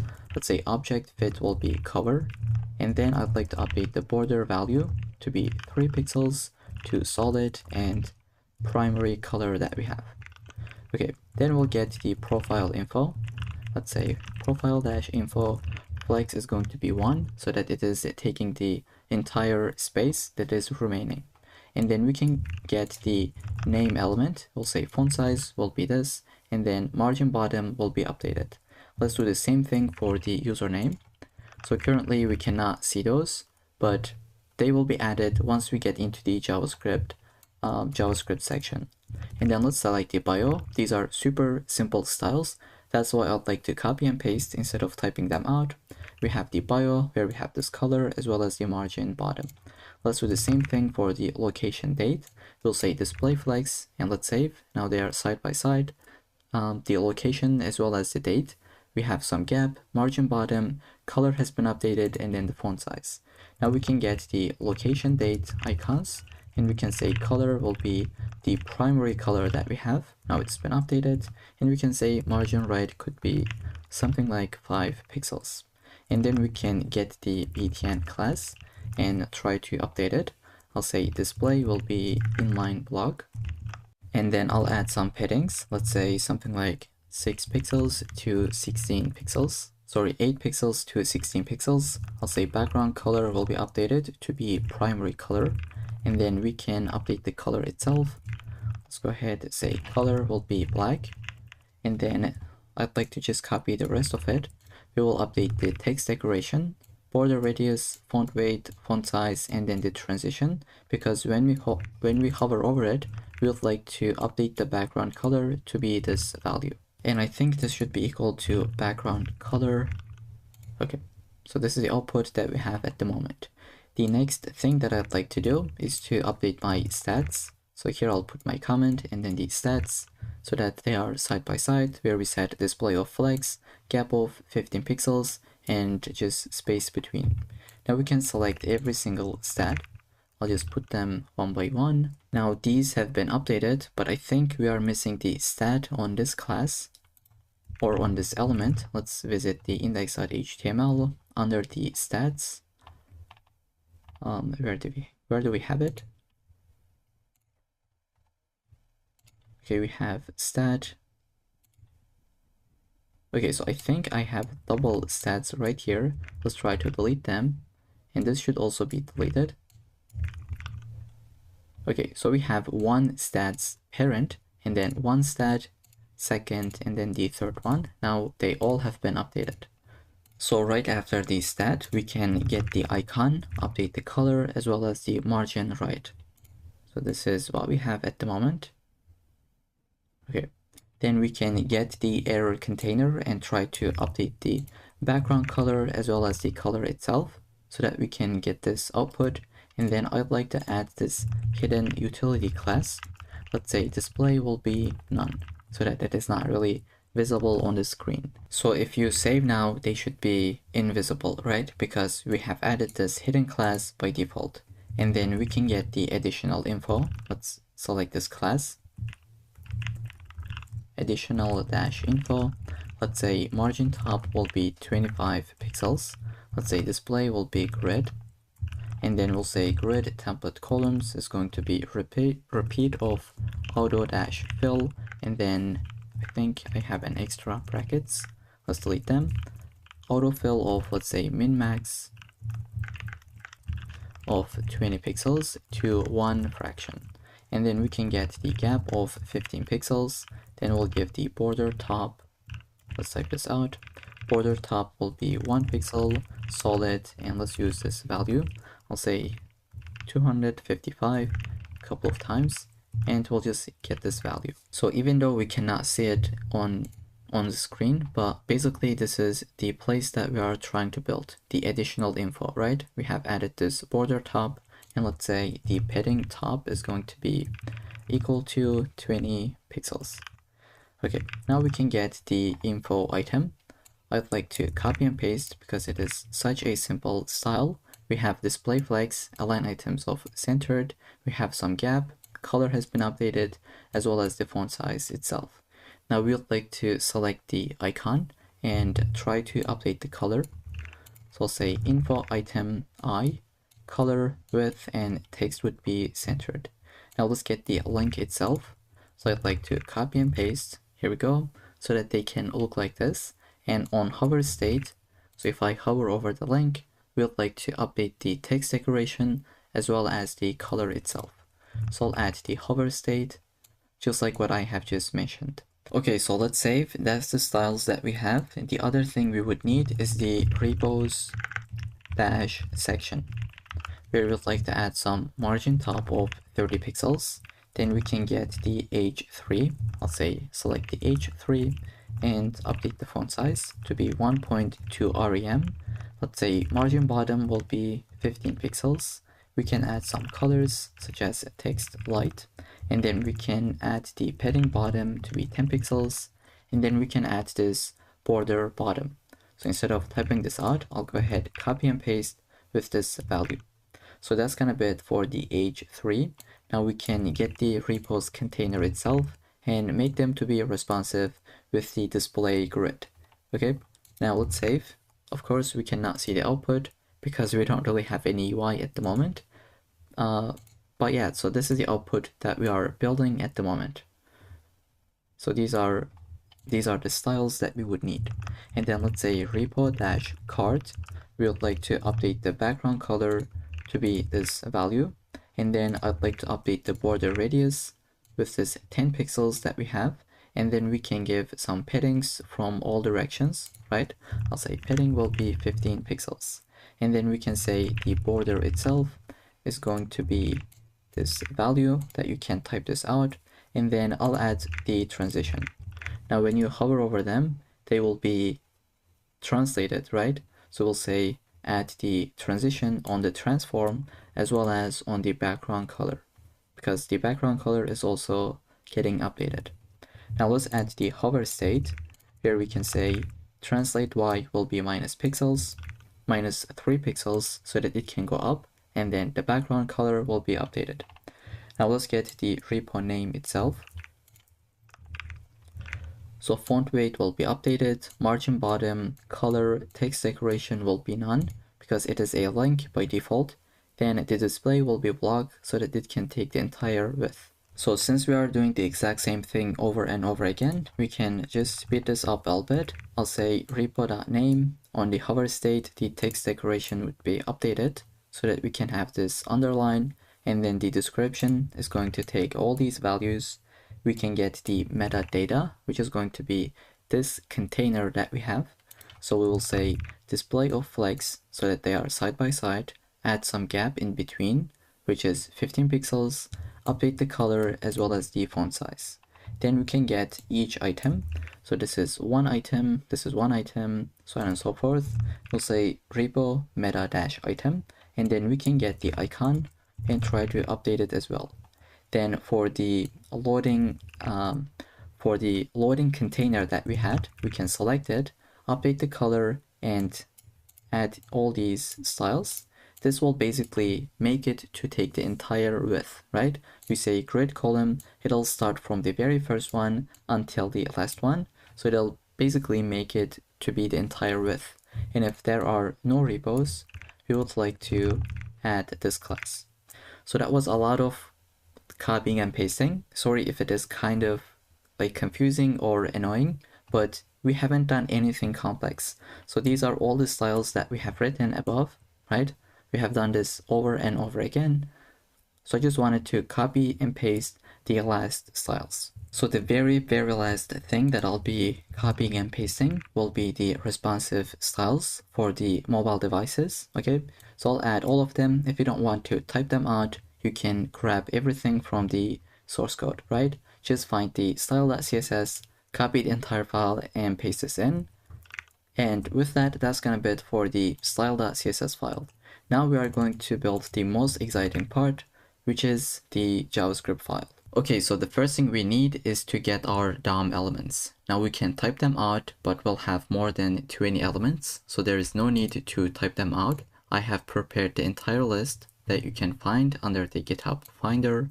Just go ahead, copy every single one of them, and just paste this in. So we have 20 different elements. So we'll just use all of them to display the UI nicely here on this application, right? Okay, now that we have all the elements, we can add some event listeners. So when we click to this button, we'd like to search, or if we press enter, we also want to search. So let's add both of those event listeners. So I'll say search button dot add event listener. This will be click, where we'd like to call the search user function, and let's duplicate it. This time we will listen for key press, but we would like to add this onto the search input element. So we'll add the key press event. We would like to do a quick check. So I'll get the event, and we'll say if event.key is equal to enter, right? Only if it is equal to enter, then we would like to search for the user. I'll say if e.key is equal to enter, we would like to just say search the user. Okay, now we need to create this function. Let's go ahead, create it. This will be a function, search user, but now this will be an async function because we'll be using await within this function. And first, let's try to get the value, and we'd like to check if it is an empty value or if it is an actual input, right? So let's see what I mean. I'll say const username. We would like to say search input dot value, and we would like to trim this down. I'll say dot trim, call the method, and then we'll say if there is not username. If this is a false value, we can say just return out of this function and return an alert where we can say please enter a username. Now I'll just try to click to it without typing anything. We got the alert, and if you put an empty space, so I'll just put a bunch of different spaces, still we're gonna get the exact same output. If you don't add the trim, and if you try to add some spaces, it'll try to search. So that's why we're using the trim right here. Okay, so after this check, we would like to actually send the request. Now I'll have the try and catch block. In the catch, we will get the error and handle it. But here in the try, we would like to send the request, right? And let me type out the entire URL. So it is api.github, and just try to put the HTTPS in front. So it is api.github.com, and then /users/ whatever the username is. So in this case, I'll put my own, but actually this value will be coming from the input. So just go ahead, copy this, and we'll be using it. I'll say const response. We would like to say await fetch, where we would like to send a GET request to this endpoint. I'll make it to be backticks, and then here instead of my username, this will be coming from the search input. So I'll say this will be equal to the username value that we have, right? Whatever user has. And just before we send the request, I'd like to just reset the UI. So I'll say profile container dot class list dot add. We would like to hide this. So I'll say add the hidden class, and then same for the error container. This will basically reset the UI whenever you send a request, and then in a bit we'll make it to be visible. So we got the response. Now let's say if it is not okay, I'll say if response is not okay, we can just throw a new error. And then we can put something like user not found. We can put anything. I'll just say user not found. And then after this if check, we can get the user data. Let's say const, and try to format this. Okay, I'll say const user data. We'll say await response.json. Okay, so response.json, and let's try to say console log user data is here, and try to put this next to it. I'll save and take a look at it. I'll try to search for my name. I'll say put my username and search for it. Okay, user data is right here. We just got this data. We have all these fields that we can display, and then we'll be using the repos URL to be able to fetch the repositories of this user, right? Okay, so now that we know we got the actual data, it is working correctly, we can go ahead, call this function. I'll say display user data, and we'll pass the user data into this function. In the catch case, I'll say just show an error, and let's create this function. It'll be really basic. Let's say show error. This will not take any arguments. I'll just basically say error container dot class list dot remove. We'll say remove the hidden class so that it is visible, and then go ahead, add the hidden class onto the profile container so that we don't really see the profile container right here. For now, let's try to create this function as well. I'll say function, put this name. We'll take the user data, and for now I'll just leave this empty. So let's try to put a username that does not exist. I'll say, I think I need to save this file as well, by the way. Let's try to search for a user.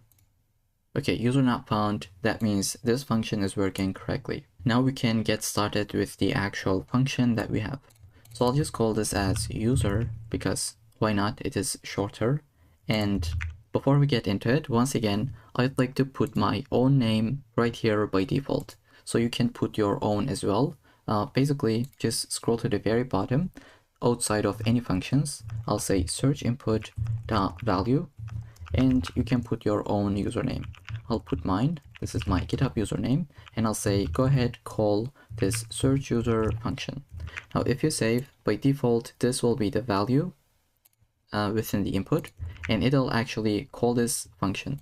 So if you take a look at the terminal and refresh, you should be able to see this console log where it is fetching the user data. Now we would like to take this user and try to display it. I'll say avatar.source. Let's get started with the image. I'll say it'll be equal to user.avatar_URL. So it has to be called like this, because this is how GitHub returns us, right? Avatar.url. If you want to get the bio, you would say .bio, so on and so forth. Okay, now that we know this, we can move forward with the name element. We'll say text content will be equal to user.name, or if this is undefined, we can put the username. I'll say user.login. So this is how GitHub calls it. For the username, it is under the login field. I'll say username element dot text content will be equal to backticks. I'd like to put the @ symbol, and then I'll say user.login. And then we can put the bio element. Let's say text content will be equal to user.bio. If this is undefined, we can say no bio available.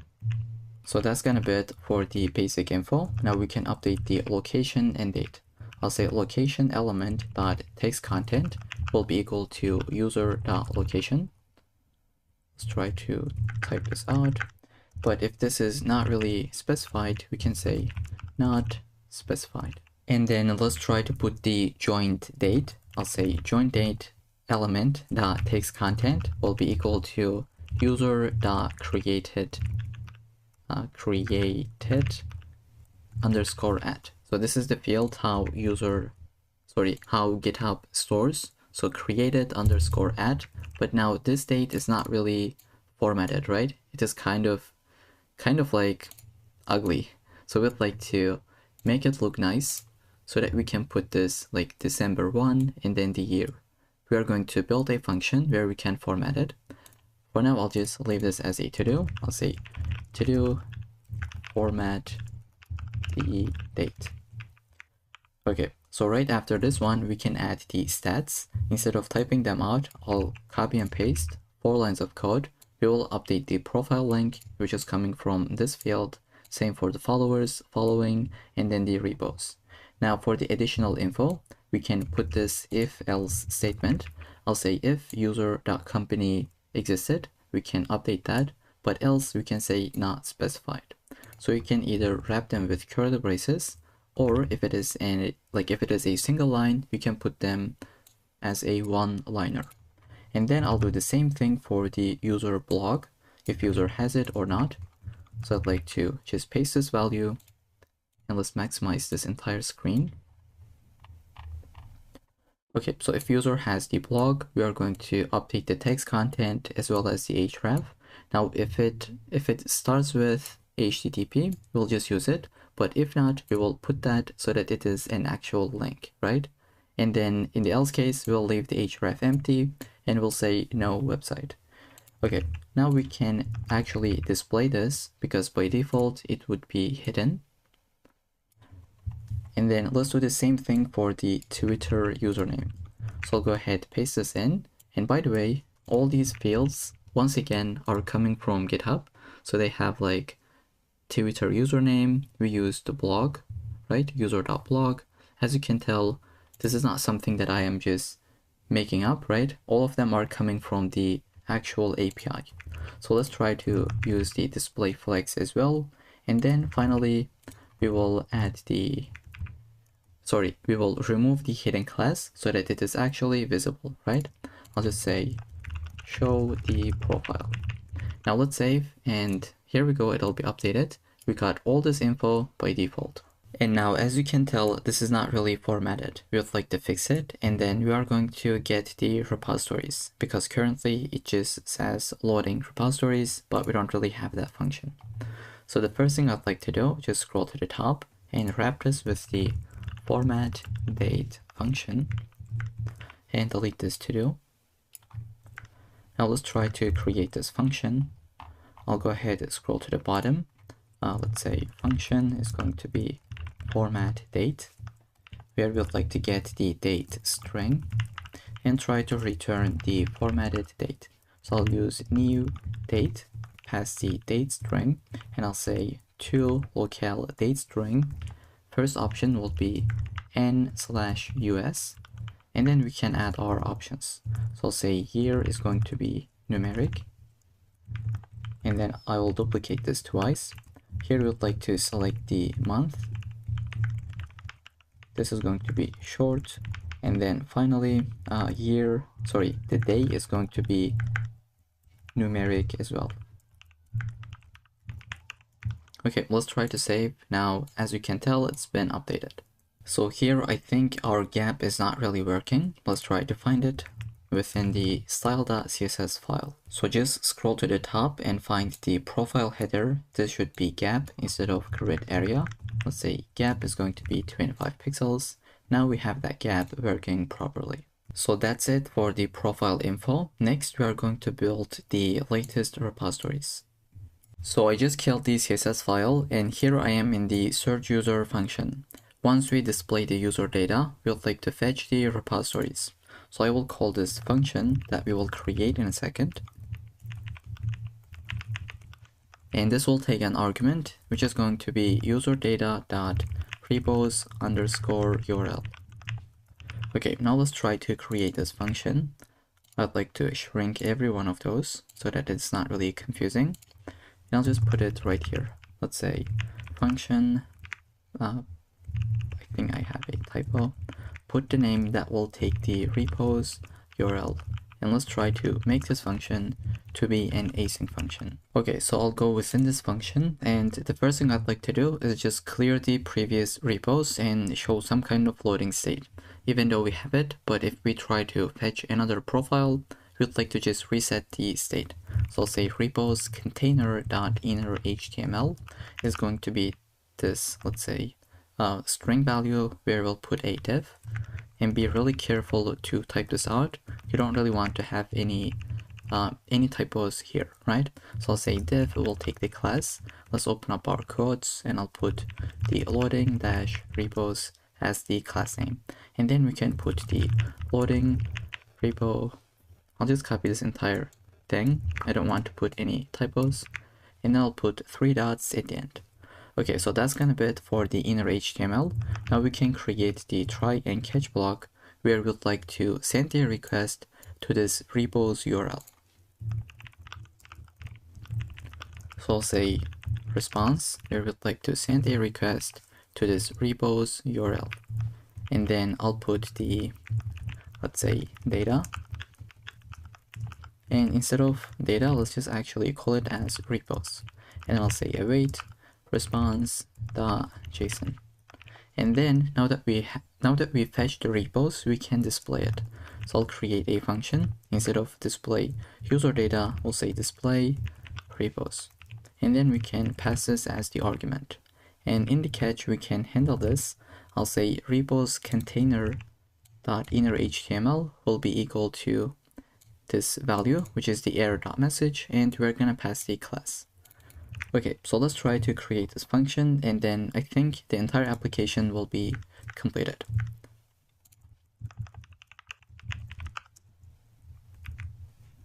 So first I'll check for an edge case. So I'll say if repos, let's say if repos.length, if it is equal to 0, that means no repos found, right? So I'll say just put the inner HTML to be this div where it says no repositories found, and then we'll return out of this function. But if there are some repos, we can basically try to display it, right? We'll just put these cards one by one. Okay, so first I'd like to clear the container. I'll say repos container.inner HTML will be resetted, and then we can add every single repository one by one. So I'll say repos.for each because it'll be an array. And every repo, we'll just get them and try to run this function. So first, let's say const repo card. We'd like to create a div. Let's say document.createElement. It's going to be a div element, and then we can add the class name. So say repo card.class name will be equal to repo-card. And then we can format the date. So here we have a date. Once again, we'll be using this function to be able to format it. I'd like to say const updated at, and we will call this function where we'd like to pass the repo.updated underscore add field. So this is going to update that. So this is going to update that date.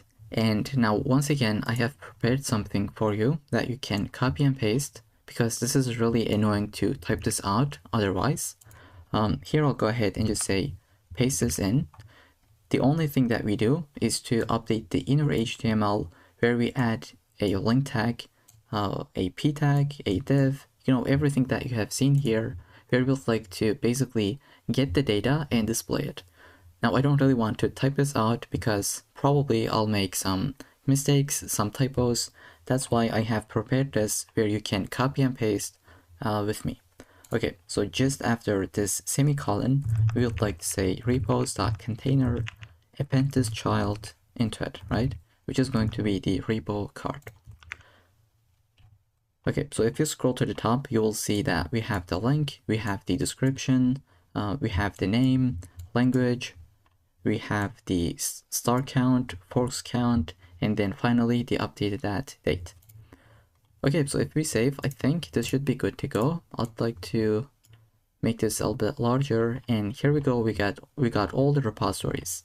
But now in the end result, we only have 6, right? How does that work that we got 30 in this case? So we can update this basically. It's super easy. We can scroll to the top.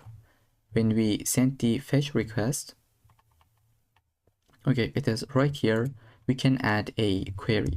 So I'll say whatever the repo's URL is, right? Whatever that is, just go ahead, add this per page. And let's say it'll be equal to something like 6. Let's save and take a look at the output. I think this should be underscore per page.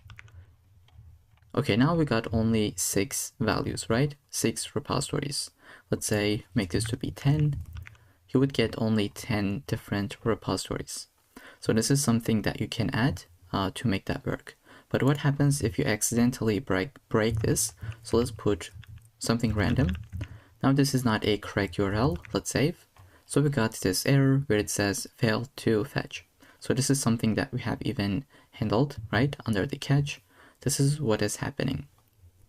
But let's get rid of this fetch error. Now it is working correctly. And I'll put this as 6. Let's refresh. Okay, so we only have 6 repositories in this application. Okay, so believe it or not, this is the entire application that we have built. It's completely responsive. You can search for anything, right? Let's just put Brad.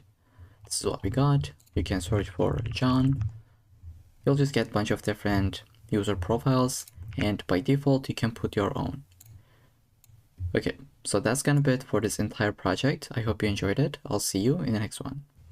Okay, so in this section we're gonna build a custom 404 page. There is no JavaScript at all. This is only HTML and CSS. Now this is actually not about the project itself, but it's about a website that I'd like to mention. So how do you find these kind of beautiful illustrations? So there's a free website called storyset.com, which is something that I'm using for my personal projects and even some of my tutorials. So you can search for something like not found or even 404. I think I searched for 404 previously to be able to get this image, which is this one. So you can use any of them. This is the one that I'll be using with. And if you want to change the color, all you have to do, just go ahead, visit here, and you can even put your own color as well. Okay, so I'll just refresh and get this default image. Now I already have installed it, so I would like to copy and paste from my file. Okay, so it is this image. Once you have installed it, just put it under the under this folder. We will not have any JavaScript. I'd like to delete that file, and let's get started with the UI. Okay, let's say this is our custom 404 page. Let's try to link our CSS file, which is this one, and then we can get started with the markup. That will be really simple. So let's put them side by side. Okay, so I'll just put them side by side. Here we can see we have an image, then h1, p tag, and then a link. So let's try to type this out. I'll have the image, which is going to be the 404.png. Let's add an alt like 404 illustration.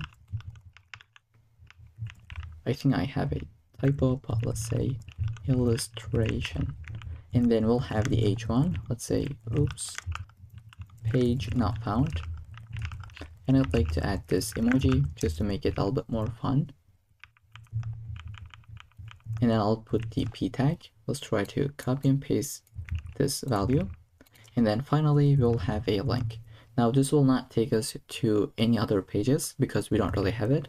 I'll leave the href empty and let's say back to home.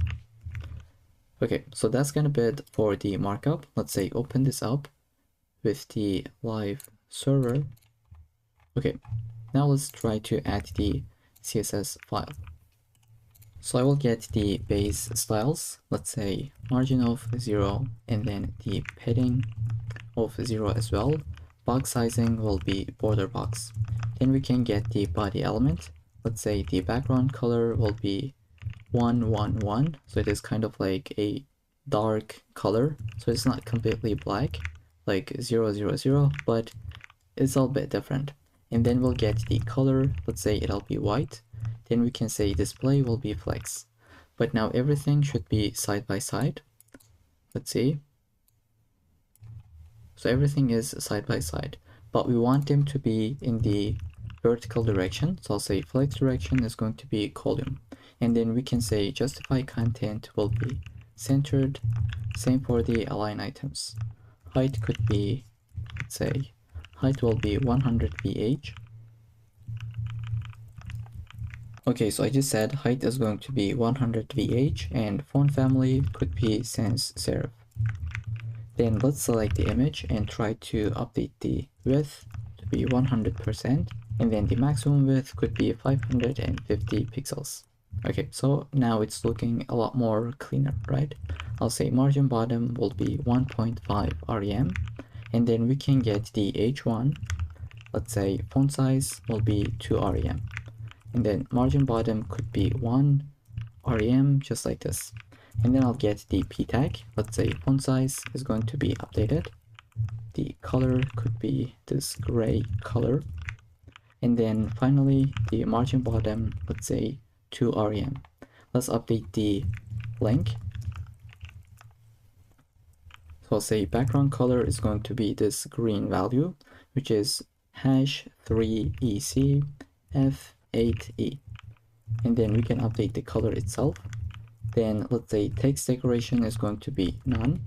Let's save, it's been updated. Let's try to add some paddings. I'll say 0.75 rem to double it. Okay, let's say border radius will be 8 pixels. Font weight could be bold. And let's try to add some transition on the background color. I'll say 0.3 seconds. And let's say A on the hover state. We can update it. So I'll say background color will be equal to this value, which is 04, let's say FC8D. Okay, now let's save. This is what we have. We can make this a little bit more responsive. Let's put them side by side. I'll add a media query. Let's say media max-width is going to be 600 pixels. So below 600 pixels and below, we would like to implement these styles. Let's say max width could be 400 pixels on the image. H1 could be font size of 1.5 rem, and then the p tag could be font size of 0.9 rem. Okay, so once we hit 600 pixels, the UI will be updated. Okay, so with that, that's gonna be it for this project as well, where we have learned about this website called StorySet, so that you can get free illustrations with a bunch of different options. Okay, so I hope you enjoyed it. I'll see you in the next one. Okay, so in this section, let's build this newsletter sign-up UI, which is something really popular and common. I'm sure you have seen one of those, where you put your email and submit it, then weekly you would get some tips or whatever the content is, right? And you can find the diagrams in the description. So for these icons, I would like to use the font awesome. So I'll head over to cdn.js and search for font awesome, and then get the very first link, and then we'll get started with the UI. So I have an empty folder with 2 different files, which is the HTML as well as the style.css. This does not contain any JavaScript at all. Okay, so let's try to put them side by side. This is the end result, and this is the one that we're going to be building now.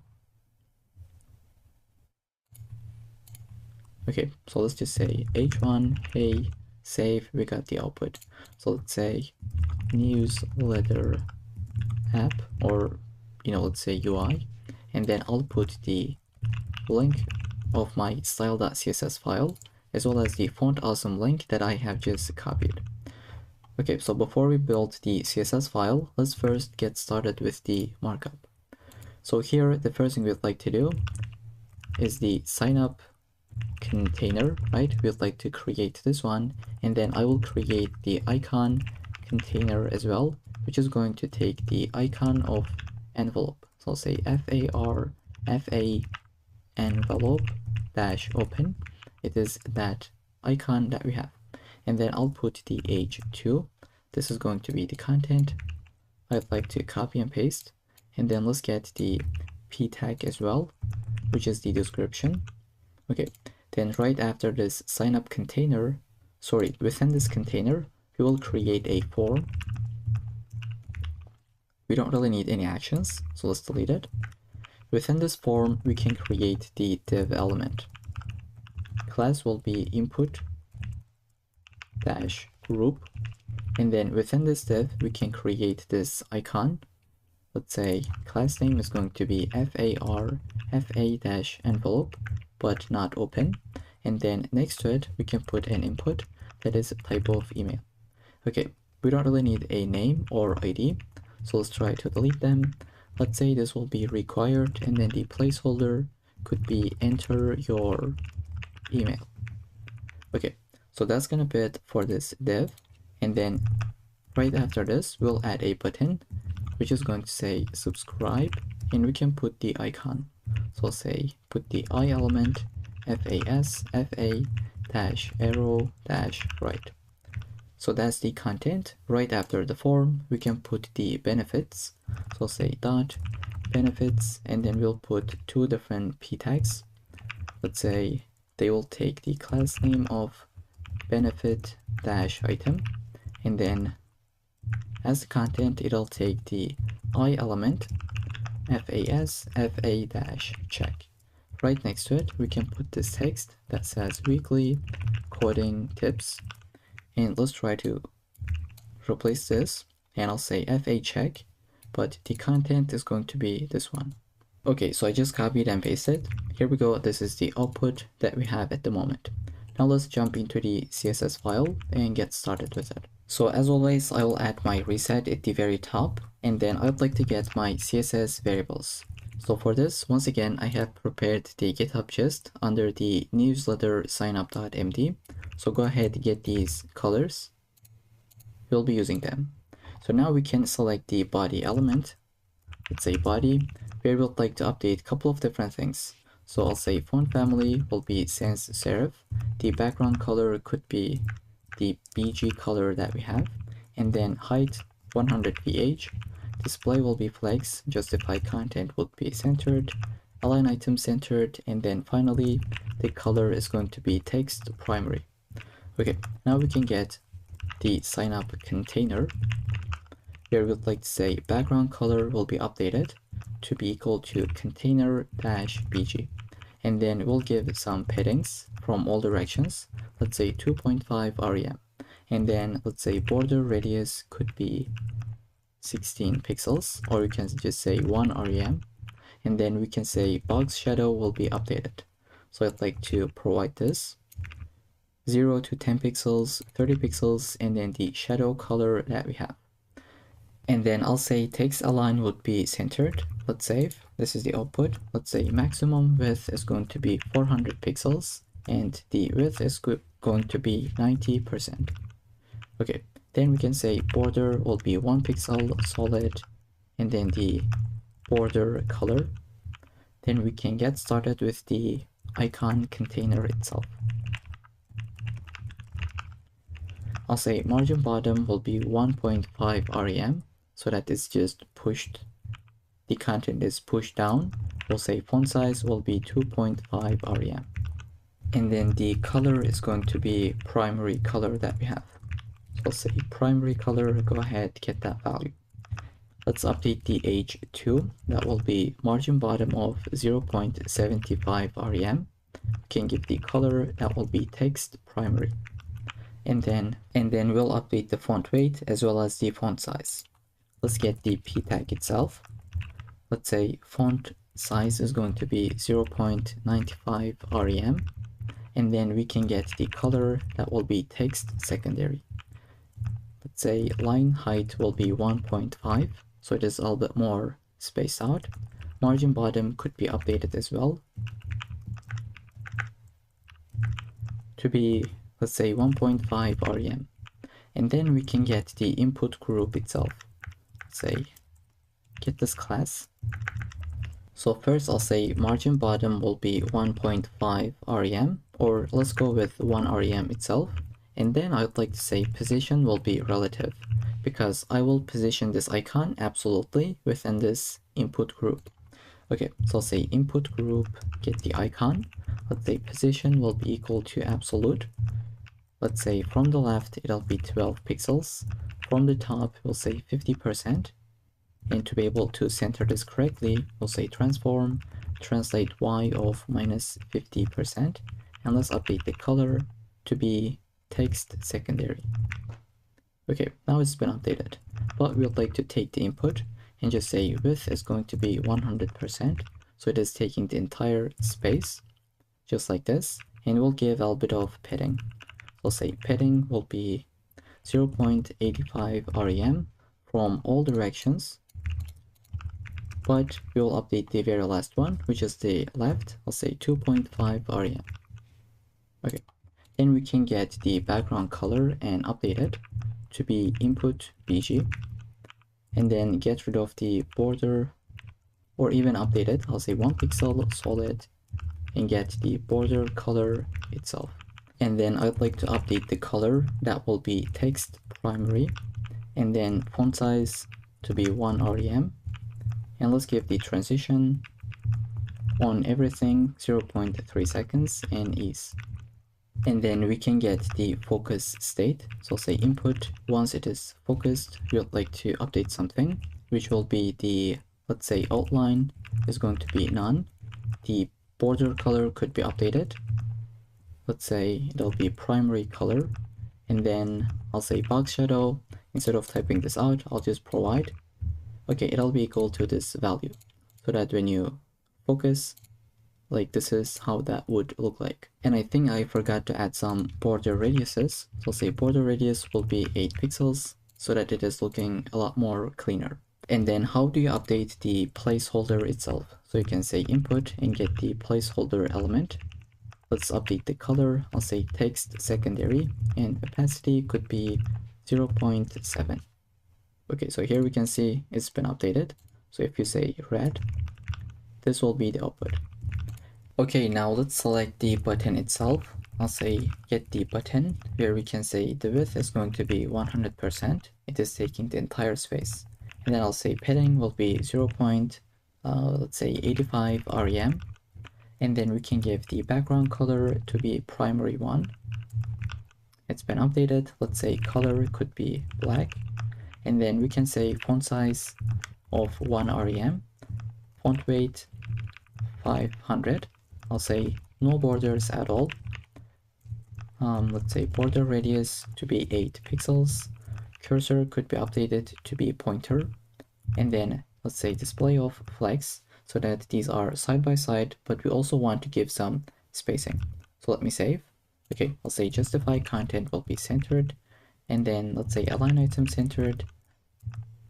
And then finally, let's say gap of something like 10 pixels, or maybe 8 pixels. Okay, I think it's a subtle change, but it is looking a lot more cleaner. Then I'll say add the transition on background color with 0.3 seconds, and let's use the ease function. And then on hover state on the button, we can say background color will be updated. You can use any of these. I'll just use this one. Let's see. Okay, so it is the exact same color. So instead, let's use something like A66, AE, and 9. Okay, so this is kind of like the dark color. If you wanted to, you can create this as a, let's say, as a CSS variable, but I'll just leave it as hard-coded value. And then we can say transform will be translate of y minus 2 pixels. So when you hover over that, it'll just go up. And let's say this will be added on everything. Now this is happening smoothly. Now I will select this icon within the button. So I'll say button get the I element. I'll say font size is going to be 0.9 rem, and let's say the transition will be on transform 0.3 seconds in ease, because when we hover over that, let's say button, once button is hovered, we will take the I element and we'll say transform translate x of 3 pixels. So when you hover over this icon will be pushed to the right by 3 pixels. And then we can get the benefits. Let's say margin top could be 1.5 rem. And then we can say text align is going to be equal to left so that they are pushed to the left. I'll say border top is going to be updated. Let's say it'll be 1 pixel solid, the border color itself. Here we go. Then we can say padding top could be 1.5 rem. Then we can get the benefit item itself. I'll say display of flex, items centered, gap of 8 pixels. And I'll say margin bottom of 0.5 rem. Let's update the font size itself to be 0.9 rem. Okay, so this is the output. Now we can update the color on these icons. I'll say benefit item, get the I element, say color will be equal to variable of secondary color, and font size can be 0.8 rem. Okay, finally, I'll just add a media query. Let's say media max width 500 pixels, and below we can update the signup containers padding values. So I'll say 2 rem to 1.5 rem. Okay, let's try to hit that breakpoint. So we are at 500 pixels. It is a subtle change, but I think it is looking a lot more cleaner. Okay, so that was the entire project and the entire video actually. It's been 10 hours and we have built 16 different projects in total. I hope you enjoyed every single one of them. If so, just let me know in the comments and I'll see you in the next video.